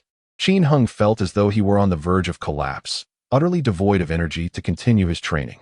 Zhu Qianxiu removed his exoskeleton, saying, in moments of weakness, one can more acutely perceive the role each muscle plays during exertion. Drink some water. I shall teach you Python Mountain Technique and Thousand June Break. Python Mountain Technique. Splendid. I am quite intrigued. Upon hearing the name of the technique, Qin Heng's spirits were instantly rejuvenated. Previously, Han Liang had utilized the third level of Python Mountain Technique, demonstrating a force even greater than his own, despite having slightly inferior foundational strength. Should he master this technique, he might soon unleash the lethality of an intermediate martial artist. As Qin Heng took a moment to hydrate, Zhu Qianxiu elaborated on the characteristics of the Python Mountain Technique in the Thousand June Break. The Python Mountain Technique, conceived by the martial god Zhang Daoping, who was a senior to our esteemed Wang Guanju, is a method of exertion. Its essence lies in enduring power that does not necessitate additional force. Rather, it requires the cultivation of muscle instinct, fundamentally enhancing one's strength. Much like a python constricting its prey, it can overpower even those larger than itself through sheer suffocating embrace. Qin Heng found himself perplexed. How does one train muscle instinct? I have heard from senior brother Han that once this technique is mastered, it becomes engraved in muscle memory, allowing for effortless execution of power without specific forms. Zhu Qianxiu nodded in affirmation. Indeed, it is not a mere technique but rather a subtle skill, easily initiated yet challenging to master at a profound level. Profound level? Qin Heng inquired. The Python Mountain Technique can be divided into 9 levels, each representing a doubling of strength. Your foundational exertion multiplier is 5. Upon initiation, you will reach 6. Mastery of this technique could elevate you to 14 times. 14 times. With my current foundation, that would amount to over 5,600 kilograms of force, quite formidable among intermediate martial artists. Indeed, yet it is not an easy skill to acquire. While many endeavor to learn it, few truly master beyond the 5th level. Teacher, to what level have you attained? Qin Heng asked with curiosity, with a hint of pride. Zhu Qianxiu replied, naturally, I have reached the 9th level. Otherwise, how could I instruct you? Well, in that instant, Qin Heng felt a profound respect for his teacher. Zhu Qianxiu continued, training in Python Mountain Technique is a long-term endeavor. Your immediate priority is to learn the Thousand June Break. What, may I ask, is the Thousand June Break? Qin Heng queried. It is a technique of instantaneous exertion, mobilizing one's vital energy or battle aura to unleash significantly enhanced strength, which is crucial in life and death confrontations. Zhu Qianxiu meticulously recounted the origins and significance of this powerful technique. The Thousand June Break is an esoteric skill, distinct from the Python Mountain Technique, with a more limited dissemination, taught solely to elite class students at Tiandao Martial Arts Institute. Across the globe's top 10 base cities, the cumulative number of students who have mastered it does not exceed 1,000. It comprises 3 realms. The first grants double strength. The second triples it, and the third quadruples it. Though the explosive force multiplier may pale in comparison to the might of the Python Mountain Technique, it possesses the remarkable ability to be seamlessly integrated with any skill or martial arts maneuver. For instance, one could harness the power of the 9-fold Python Mountain Technique while simultaneously executing the 3rd level of the Thousand June Break, with an initial force of 14 times. Multiplied by an additional 4, the result is a staggering 56 times the strength. This implies that, with Qin Heng's current foundational brute strength, he could exert an astounding 400 kilograms of force, rivaling that of a martial master. Of course, mastering these techniques requires time and insight. It is not an endeavor that can be accomplished overnight. Should Qin Heng delve into the depths of these arts, he would transcend the status of a novice martial artist, unlocking an explosive power far more terrifying than this. Upon hearing Zhu Qianxiu's introduction, Qin Heng was taken aback. Such a formidable secret technique, taught so readily, does it not require kneeling in reverence to a master? Zhu Qianxiu replied, the techniques that involve such reverence are even more powerful. Once your foundation is solid, seek out a formidable master, and you will come to understand the true magnitude of a top-tier martial artist's explosive power. Is that so? Qin Heng pondered. His understanding of the martial arts realm remained rather superficial, limited to mere notions of strength, realm, and status. The Python Mountain Technique and the 1000 June Break are considered high-level skills within the martial world, and encountering them for the first time was indeed a profound shock. However, he could envision that he would undoubtedly encounter many more formidable secret techniques in the future. Let us begin, Zhu Qianxiu announced as he commenced instructing Qin Heng on the application of the 1000 June Break. This explosive technique primarily derives from the mastery of deep-seated muscular energy. For a martial artist, each cell in the body functions as an engine, operating at a slow pace during routine life, merely providing the energy necessary for daily activities. In the heat of battle, however, these engines must rev up to unleash their latent energy in full force. The process of training in the 1000 June Break involves elevating the maximum rotational speed of these countless engines. Conversely, the Python Mountain Technique enhances the conversion efficiency of these cellular engines, allowing equivalent life energy to yield greater impact. Only through the simultaneous cultivation of both can one ascend to greatness. Zhu Qianxiu meticulously elucidated the principles of training, and Qin Heng listened intently. Once Zhu Qianxiu concluded his explanation, Qin Heng's physical stamina had somewhat recovered. "Give it a try," Zhu Qianxiu encouraged him. With determination, Qin Heng approached a nearby stack of automobile tires on the obstacle course, steadied himself, took a deep breath, and adjusted his state of mind. With a focused gaze, he unleashed a powerful punch. Bang! The rubber tire emitted a dull thud as his punch exceeded 2,000 kilograms of force, concentrated at the tip of his fist, demonstrating considerable might. Yet Zhu Qianxiu shook his head. "The force dissipated. You wasted much energy during the punch. Try again." Without a word, Qin Heng readied himself once more. Bang! Another punch, this time with even greater force. Still, Zhu Qianxiu shook his head. "Do not rely on primal instincts akin to street fighting. You are now a martial artist. You must understand how to channel your power from the cellular level, intertwining the strength of all your muscles into a singular force. I shall give it another attempt." It seems that Qin Heng comprehended his meaning, yet executing it proved to be rather challenging.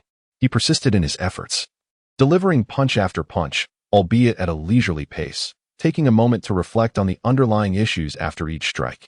Unbeknownst to him, over an hour had elapsed. "Qin Shidi, take a break and hydrate." Han Liang appeared at some point.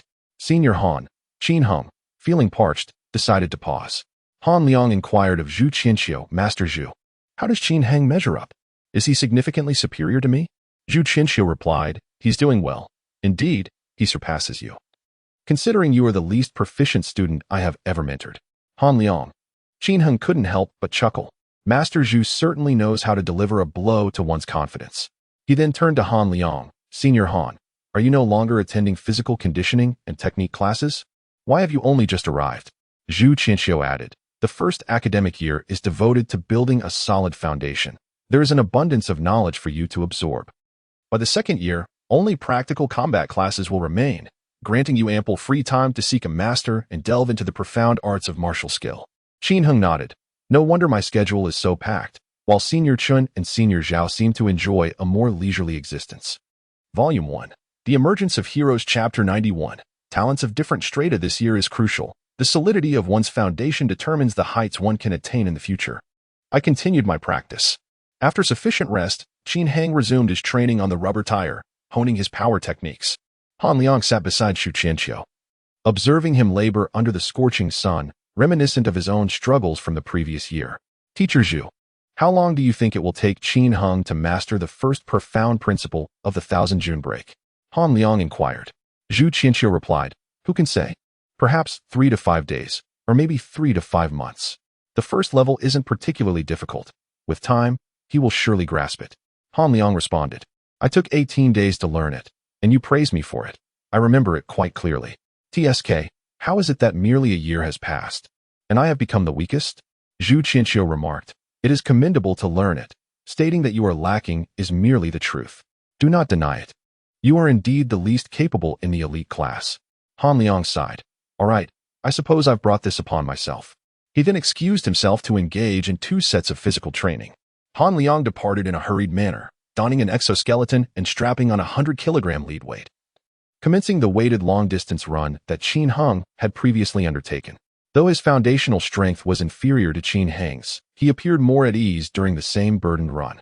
Completing 7 laps, totaling 2,800 meters, Han Liang maintained a steady and even pace. It was only upon reaching the 12th lap that signs of fatigue began to surface. Yet he still appeared more composed than Qin Heng had moments ago. After 20 minutes, Han Liang finished 20 laps and continued undeterred. Suddenly, a thunderous explosion resonated from the obstacle course area. Boom! The rubber tire, which Qin Heng had been striking for 2 hours, was abruptly propelled away by an immense force, severing the very locks that had secured its position. What was that noise? The nearby aspiring martial artists and instructors turned their attention towards the commotion, and Han Liang followed suit, glancing towards Qin Heng. In a swift motion, Zhu Qianxiu leapt to his feet and appeared at Qin Heng's side. What have you done? Zhu Qianxiu stared in astonishment at Qin Heng. Zhu Qianxiu's expression stiffened, inwardly contemplating. Could this lad have already reached that level? He approached Qin Heng, extending a hand with his palm facing up, and solemnly commanded, "Strike my palm." All right. In the next instant, he unleashed a punch, connecting squarely with Zhu Qianxiu and Appo's palm. As a master of his caliber, Zhu Qianxiu remained unyielding, his hand steady as a mountain. He furrowed his brow slightly, shaking his head. No. This punch lacks the ferocity of your earlier strikes. The force is only around 2,000 kilograms. Qin Heng too frowned. I sensed it as well. This is different from before. He seemed yet to fully comprehend the technique. Zhu Qianxiu instructed, once more. Yes, teacher. Qin Heng gathered his strength anew and struck again. Not right. Still not right. Recall how you executed it previously. It is too light. Far too light. Zhu Qianxiu, while gauging Qin Heng's power with his palm, provided guidance. After enduring numerous attempts without replicating the earlier intensity, Qin Heng felt a twinge of anxiety. What had happened to that sensation? He took a moment to steady his breathing, ensuring the flow of blood remained even, channeling strength from his tendons to engage his muscles. Yes, this is it. A moment later, bang! Qin Heng's fist struck the palm of Zhu Qianxiu. Zhu Qianxiu's eyes lit up. Indeed, this time it was correct. Qin Heng rejoiced. Teacher Zhu, have I succeeded? Let me try again. He continued to throw punches, attempting to replicate the previous strike. However, he faltered once more. Mastery of technique is not achieved in a single bound. It is through countless failures that one encounters success, and after that success, a multitude of failures ensue. Zhu Qianxiu remained unperturbed, patiently standing by to assess him. After a few minutes, Qin Heng finally managed to unleash the tremendous force of the 1,000 June break for the 3rd time. Witnessing Qin Heng's progress, Zhu Qianxiu felt an overwhelming urge to hide his face. Qin Heng was indeed a prodigy. It seemed that soon a Grand Master would emerge from the elite class. In comparison, he and Brother Zhao, as elite students of their caliber, paled in significance. Han Liang sighed inwardly. Yet, when he considered the disparity in their salaries, he quickly found solace. In this world, there will always be a few individuals who stand apart from the rest. Being part of the elite class was already a source of pride. There was no need to constantly compare oneself to others. Han Liang understood that he was merely an exceptional talent within a city for a year. In contrast, Qin Heng might very well become the finest individual this city has seen for a long time. Looking at a broader scale, he could be among the most outstanding of humanity, perhaps even the greatest throughout history. In the presence of such unparalleled genius, any talent would seem insignificant. Thus, it was perfectly acceptable not to measure up. What mattered was to surpass his former self. As evening approached, Qin Heng finished his classes. After a full day of skill and physical training, he felt utterly exhausted, longing to collapse into bed for a good night's sleep. Despite his fatigue, the rewards were substantial. Through relentless practice, Qin Heng had nearly mastered the rudimentary techniques of the 1,000 June break, achieving double the force in 7 or 8 out of 10 punches. This doubling was calculated based on a 5-fold increase in foundational power, enabling him to unleash a force 10 times his own. However, through his practice, he also uncovered the drawbacks of the 1,000 June break. While the technique was formidable, its toll on stamina was daunting. After delivering 10,000 June break strikes, his arm would begin to feel slightly numb. This sensation was distinct from weakness. His physical energy remained ample, yet his arm felt heavy and devoid of strength. Zhu Qianxiu explained that this was due to the continuous high-intensity exertion of muscles and tendons, necessitating rest. As his strength increased, his muscular endurance would improve, allowing for prolonged application of power. At present, if he were to engage in battle with a monster, he could not frequently utilize the 1,000 June break, reserving it for decisive strikes. In addition to honing his skills today, Teacher Zhu also treated Qin Heng to a lavish meal to bolster his physical endurance. Lunch was a sumptuous monster meat set meal at the first canteen, costing an exorbitant 200 yuan, even though it was split between two people, leaving Qin Heng feeling quite pained. However, Zhu Qianxiu remarked, "If you wish to gain weight, this is how it must be done. Solely relying on absorbing cosmic energy to build strength is insufficient. You must consume meat to elevate your protein levels and muscle strength, thus enabling you to harness greater power and ultimately achieve the goal of genetic transformation." He insisted that Qin Heng must eat at least one meal of monster meat daily, specifically from creatures no weaker than himself. Currently, as a novice warrior, Qin Heng could suffice with lower-tier monsters, but as his strength increased, he would need to consume stronger beasts. The thought of the prices involved was daunting. Gazing at the few thousand yuan in his account, Qin Heng worried that if he continued this way, he might not last until next month's salary. The merits of the warriors who participated in yesterday's battle had already been tallied, and rewards would be distributed tomorrow. Among his rewards, there was indeed a monetary compensation. Volume 1. The hero emerges in Youth Chapter 092. Second-class Merit Warrior Strength Rating. Primary monsters vanquished. Primary monsters, 153. Intermediate monsters, 13. Advanced monsters, 2. Ferocious beasts, 0. Advanced ferocious beasts, 0. Beast kings, 0. Advanced beast kings, 0. Cumulative merit, 212. Assistance to comrades. Approximately 30. Final merit assessment. Individual second-class merit. Collective third-class merit. At the bottom of the table lies the reward details for this combat engagement. The content reveals merely 2 energy points, totaling 220, alongside a cash reward of 10,000 yuan. As for honors such as certificates, banners, or plaques, these are not mentioned in the correspondence, should one require them. Applications may be made to the martial arts hall or military. After all, the number of meritorious individuals is substantial, and with the frequent conflicts of this era, the demand for such items would be overwhelming if distributed after every occasion. To receive a second-class merit is somewhat unexpected. Qin Heng had anticipated a personal third-class merit alongside a collective third-class merit, hoping to acquire a modest sum of 30 to 50 energy points. Surprisingly, after military verification, the ultimate evaluation proved to be remarkably high. It appears that on the battlefield, not only the act of slaying enemies contributes to merit, rescuing comrades and aiding others in evading peril carries significant weight as well. Otherwise, based solely on Qin Heng's tally of defeated foes, he would surely not have attained a second-class merit. Achieving a personal merit rating as a warrior is a formidable challenge. On one hand, the criteria for killing enemies are stringent. On the other, it is contingent upon one's own strength. The mightier the individual, the more formidable the monsters that must be vanquished to attain a higher rating. Otherwise, the evaluation remains modest. Typically, securing a third-class merit is already commendable. Following the dispatch of the email, the rewards are swiftly processed. After a brief respite in his dormitory, Qin Heng received a text notification indicating an increase of 10,000 yuan in his bank account, and his energy points surged by 220. This influx allows him to indulge in an additional half-month of effective training. In high spirits, Qin Heng recalled that Qin Yu had borrowed 300 energy points from him. After 2 training sessions consuming 40 points, he retained 260. With the infusion of 220 points, his total now stands at 480. Assuming a regimen of 10 hours of training daily, with an energy investment of 2 points per hour yielding a 40 enhancement. This reservoir of energy points enables him to sustain this intense practice for 24 consecutive days. Given his rate of progress, transcending to the intermediate warrior realm should pose little difficulty. Furthermore, with an increase in funds, he can heed the advice of Master Zhu Qianxiu, dining daily on dishes made from monster meat to bolster his physical constitution. With a buoyant heart, Qin Heng proceeded to the underground training chamber, preparing to enter a state of focused meditation. Although the daytime training was arduous and left him somewhat fatigued, he saw no justification for complacency.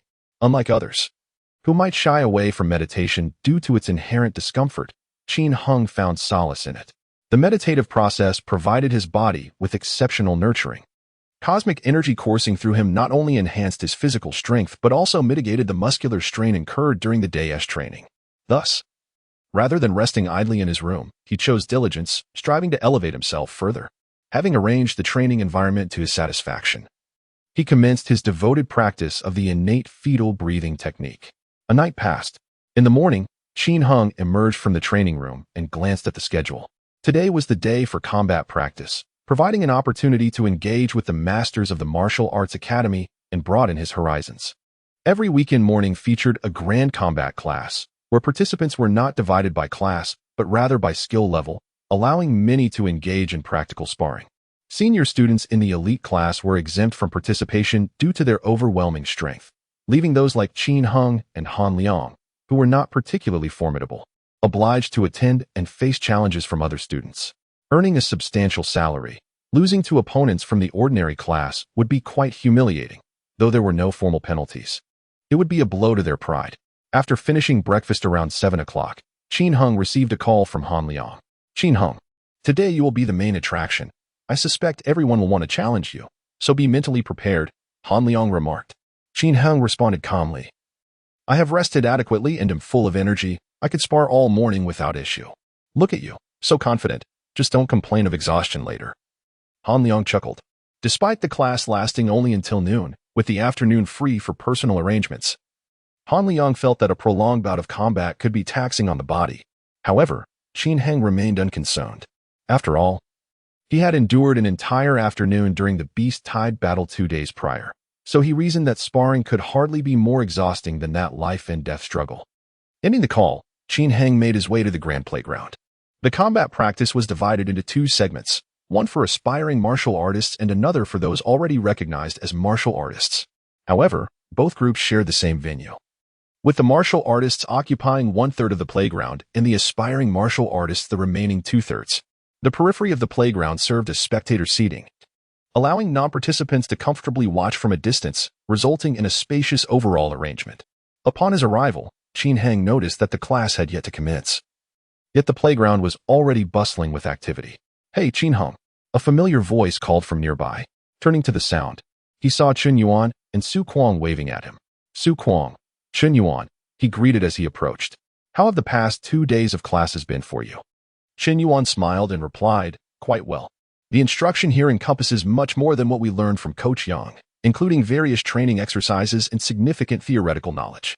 Su Kuang, on the other hand, had transformed from a habitual sleeper in class to one of the most dedicated learners, memorizing the material even better than Chen Yuan. Su Kuang retorted dismissively, I didn't study hard. You just have a terrible memory. Qin Heng couldn't help but smile, easily recognizing Su Kuang's bravado. Enough about you. How does it feel to be in the elite class? Chen Yuan inquired. It's fantastic. The Beast Combat class allows for direct confrontation with actual monsters, and the skills training is quite advanced. Moreover, I participated in the Beast Tide battle at the border wall 2 days ago and gained a wealth of experience. Upon hearing this, both friends were taken aback. The Beast Tide battle? You participated? Seriously? Don't play tricks on us, brother. The matter of the Beast Tide has now become known to all the students, and throughout yesterday, many engaged in fervent discussions about it. However, due to the military still compiling data, the martial arts school has yet to issue an official announcement.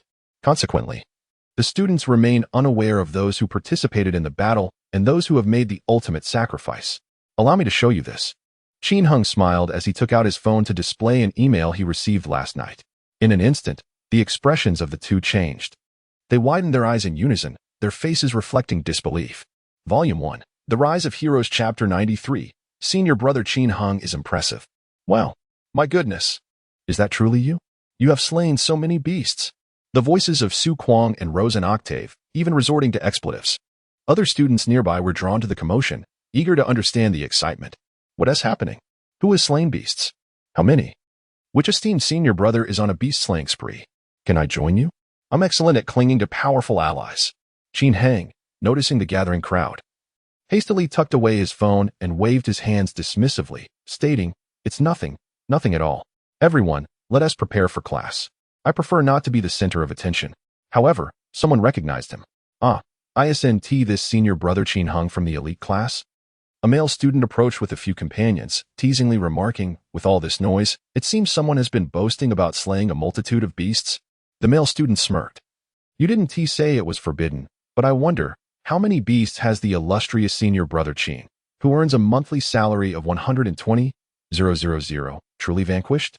Might we have the honor of witnessing your exploits, so we may pay homage to such a prodigy? Qin Heng, already somewhat renowned, found the mention of his 120 000 monthly salary to be an eye-catching label that instantly captured everyone's attention. Is he truly the record-breaking Qin Hung of this year? Wow. He is not only charming, but also commands such a high salary. I wonder if he has a girlfriend? Bah, he doesn't look that remarkable. His limbs aren't even as muscular as mine. Some perceived Qin Hang's appearance favorably, while others were envious of his substantial salary. What? A second-class merit award? The surrounding students were taken aback by this statement. Some widened their eyes in disbelief. How can that be? A second-class merit award is not easily earned. One would have to risk life and limb for it. Qin Hang appears unscathed. Surely this must be a fabrication? The leading male student furrowed his brows, expressing skepticism. Senior brother Qin, battlefield honors should not be claimed falsely. If one lacks the requisite strength, it is wiser to maintain a low profile. He clearly doubted that the newcomer, Qin Hung, possessed the capability to earn such a merit. The duo, Su Kuang and exchanged smirks. Their expressions a blend of disdain and amusement as they observed the male student. They had witnessed Qin Hang's combat achievements firsthand, though it was indeed astonishing. They were aware that his accolades were legitimate. Qin Hang's prowess had exceeded their expectations, no longer the ordinary boy from a humble background. The male student's bravado was akin to courting disaster. Qin Hang maintained a tranquil demeanor, gazing directly at the male student, and inquired, "What is your name?" Ping Siming. From the class of 86. Class of 86, meaning he was from the previous cohort and was now in his third academic year. Qin Hang nodded, acknowledging, "Ah. So you are an experienced student. No wonder you were so keen to learn about my achievements." Ping Siming frowned slightly, perplexed by the implication of Qin Hung's words. With a smile, Qin Hung continued, "Rest assured, I am worthy of my salary, and I uphold the honor of being in the elite class. You, who have trained for years yet remain uninitiated warriors unable to step onto the battlefield, need not feel anxious. We shall channel your strength as well, vanquishing more monstrous foes to ensure the stability of our base city. As for you, Brother Pong, merely enjoy your idle days here, reaping your salary without effort." With that, I tossed the phone to him. "The records are there. Peruse them at your leisure." It was then that Ping Siming comprehended that Qin Hung was employing sarcasm to retaliate against him. He instinctively caught the phone and glanced at the email's contents. His eyes widened in disbelief. He was utterly taken aback. This cannot be. Peng Siming was flabbergasted. He was aware of Qin Hang's circumstances, a newcomer who had recently participated in the preliminary examination and had previously exhibited a strength exceeding 900 kilograms, possibly having consumed forbidden substances that might hinder his progress for life. Yet, the contents of this email were astonishingly exaggerated. Qin Hung had slain over 100 monsters. Among them were numerous intermediate and even advanced beasts. This was terrifying. It was inconceivable for a novice to achieve such feats. Even those prodigious students who had been enrolled for 2 or 3 years would find it challenging to attain such accomplishments. What is happening? What indeed are these achievements? The onlookers, intrigued by Peng Siming's reaction, began to gather around, eager to glimpse the phone's screen. For a prolonged moment, Peng Siming remained speechless, rendered mute. After a while, gasps of astonishment erupted from the crowd. Goodness! Truly, he has earned a second-class merit for slaying 168 monsters, including 2 of advanced rank. Brother Qin Hung is magnificent. Brother Qin Hung is extraordinary. I declare that Brother Qin Hung is the most exceptional genius in the history of Tiandao Martial Arts Academy. Eventually, the phone and Oppo's display was visible to all. In an instant, the playground resonated with astonished exclamations, as everyone was profoundly shocked by Qin Hung. The elite student who had only recently enrolled. Ping Siming had vanished, likely too embarrassed to face Qin Hung, fleeing in disgrace. The playground buzzed with excitement. With Qin Hang encircled by numerous students eager to greet him and become acquainted, seeking to establish familiarity, Qin Hung felt overwhelmed. He had only aimed to assert himself against Ping Siming, not wishing to appear as an easy target for bullying, yet the surrounding students reacted with fervor beyond his expectations. Unbeknownst to him, the act of slaying monsters had long been a predominant topic at Tiandao Martial Arts Academy. Those who vanquished more beasts were regarded as heroes in the eyes of their peers. As a newcomer, he had participated in a level 3 beast tide within mere days of enrollment, earning a second-class merit for his efforts. Such an achievement had not been witnessed since the Academy's inception. Moreover, for decades to come, few would likely rival his exceptional prowess. Hence, the students were so exhilarated, eager to forge bonds and acknowledge him as their elder brother. Brother Qin Hung, let us be friends. You shall be my idol. Brother Qin Hung, add me. I wish to be your #1 supporter. The students were brimming with enthusiasm, and Qin Hung found himself ensnared in their midst, unable to move. While even Su Kuang and Chen Yuan seemed to have been swept away to an unknown location, he felt a mix of amusement and exasperation, having no choice but to greet the students while simultaneously using his phone to scan and add them as friends. In no time, he had received 99 friend requests. Fortunately, the class bell finally rang, and a deep and resonant voice echoed from afar, alleviating Qin Hung from the scrutiny of the crowd. Soon after, a towering figure descended gracefully from the distance, landing in the center of the grand playground. The instructor for the martial arts practical class was always chosen at random, assigned by a senior elder. Today, however, the esteemed visitor was none other than a Grand Master. Volume 1. The Emergence of Heroes, Chapter 94. The disparity between ordinary and elite classes. Though the Tiandao Martial Arts Academy boasts a multitude of Grandmasters, opportunities for ordinary students to encounter such esteemed figures remain scarce, let alone receive their guidance. Today, however, an exceptional elder has come forth to enlighten all, filling each individual with joy. As order was restored on the training grounds, Qin Hang finally felt a sense of relief. Thousands of aspiring martial artists and enrolled students formed orderly lines, dividing the training area into 2 sectors, with a central space designated for the upcoming combat exercises. The number of martial artists present was relatively small, as many seasoned students had ventured beyond the academy to hone their skills in the borderlands, wilderness, or martial artist alliances. Including Qin Hang and Han Liang, merely 200 to 300 martial artists were in attendance.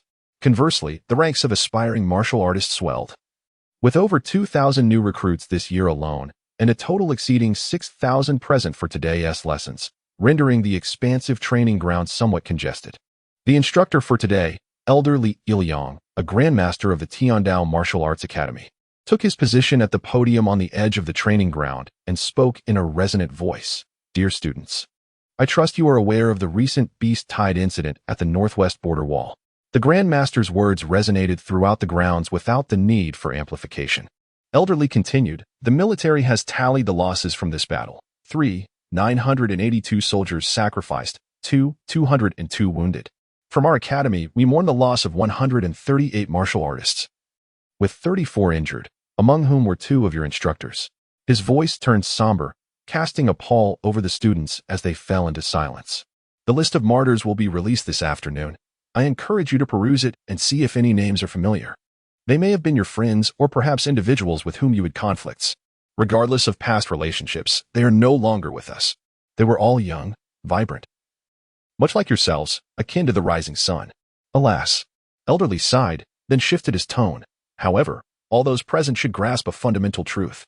We are martial artists, warriors of the Tiandao Martial Arts Academy. We are funded by taxpayers, enjoying the finest training and living conditio. Li Iliang's insights are indeed comprehensible to all. However, in the wake of a catastrophic Beast Tide battle, where numerous students and even teachers have perished, the sentiment surrounding such discussions differs significantly. Many students are already aware of the identities among the fallen. The seniors they once encountered daily have suddenly become unreachable, a reality that resonates deeply within them. Death signifies an eternal farewell. This time it was the seniors who departed. And next time, it could very well be oneself. Thus, it is imperative to strive for self-improvement, to avert becoming a casualty in the next looming conflict. In the warrior class, a student stepped forward. I shall go first. I welcome guidance from all esteemed seniors. Similarly, someone from the aspiring warriors class also came forth, ready to engage with other students. The content of the combat training course is straightforward. Students voluntarily enter the arena to spar. After the bouts, the Council of Elders provides them with insights, indicating where corrections are needed and where reinforcement is necessary. Although there are 2 arenas with simultaneous confrontations for the elders, all of whom possess mastery-level strength, managing attention across both venues poses no challenge. Occasionally, the elders conducting the lessons will accompany others to provide more detailed instruction. From the warrior class emerged an experienced student, around 26 or 27 years of age, robustly built. He clasped his fist in greeting. I am Pan Ruofing from the class of 81, having just entered the ranks of intermediate warriors. I seek guidance from the elite class seniors or advanced warriors. This declaration compelled the elite class students to step forward. Greetings, Senior Han. Pan Ruofing expressed his delight upon seeing Han Liang step out. Every student at the Tiandao Martial Arts Academy aspires to defeat those from the elite class. Although such victories may not lead to financial rewards, they certainly satisfy their vanity. The two took their stances and soon engaged in combat. Although Han Liang had only trained for a year, he was considerably outmatched in combat experience compared to Pan Ruofing, who had trained for 6 years. Nevertheless, as the fight commenced, Han Liang not only held his ground, but also continuously pressured Pan Ruofing. Qin Heng, observing from the sidelines, discerned that Han Liang was employing the Python Mountain technique in conjunction with the Thousand June break, complemented by a series of intricate martial arts maneuvers that established his advantage. In terms of sheer brute force, Han Liang fell short of Pan Ruofing. Yet, Pan Ruofing was no pushover. With 7 years of training, his fighting experience and martial arts foundation were formidable. At that moment, Han Liang suddenly surged forth, his fist striking with the ferocity of a dragon, unleashing a terrifying force that sent Pan Ruofing stumbling back several meters, crashing to the ground. What technique was that? Pan Ruofing lay on the ground, nursing a minor injury, his expression a mix of astonishment and reluctant acceptance of defeat. You are indeed formidable, as expected from an elite-class student, he sighed, furrowing his brow. Qin Heng watched with keen interest. He was familiar with the Overlord Fist, reputed to be one of the most explosive techniques within the public martial arts of the Tiandao Martial Arts Academy, known for its high difficulty and considerable lethality. Indeed, the primary reason Han Liang was able to defeat Pan Ruofing so decisively lies in his mastery of the Python Mountain technique, which he has elevated to its 3rd level, alongside his proficiency in the 1st level of the Thousand June break. These two skills enable him to unleash a formidable force, transforming his inherent strength of approximately 380 kilograms into an explosive punch exceeding 7,000 kilograms. In contrast, Pan Ruofing, although skilled in the Python Mountain technique, lacks knowledge of the Thousand June break. Even if he were to comprehend the 4th level of the Python Mountain technique and possess a raw strength of 600 kilograms, the effective power of his strike would only amount to 5,400 kilograms. Coupled with the instantaneous explosiveness of the Overlord Fist, he was inevitably unable to withstand such an onslaught. Humbly, he expressed his desire for guidance from Elderly, awaiting his feedback. Elderly meticulously pointed out each of his shortcomings, clarifying where his technique faltered and where he exerted excessive force. He even discerned which muscles were unnecessarily strained during the execution of his move.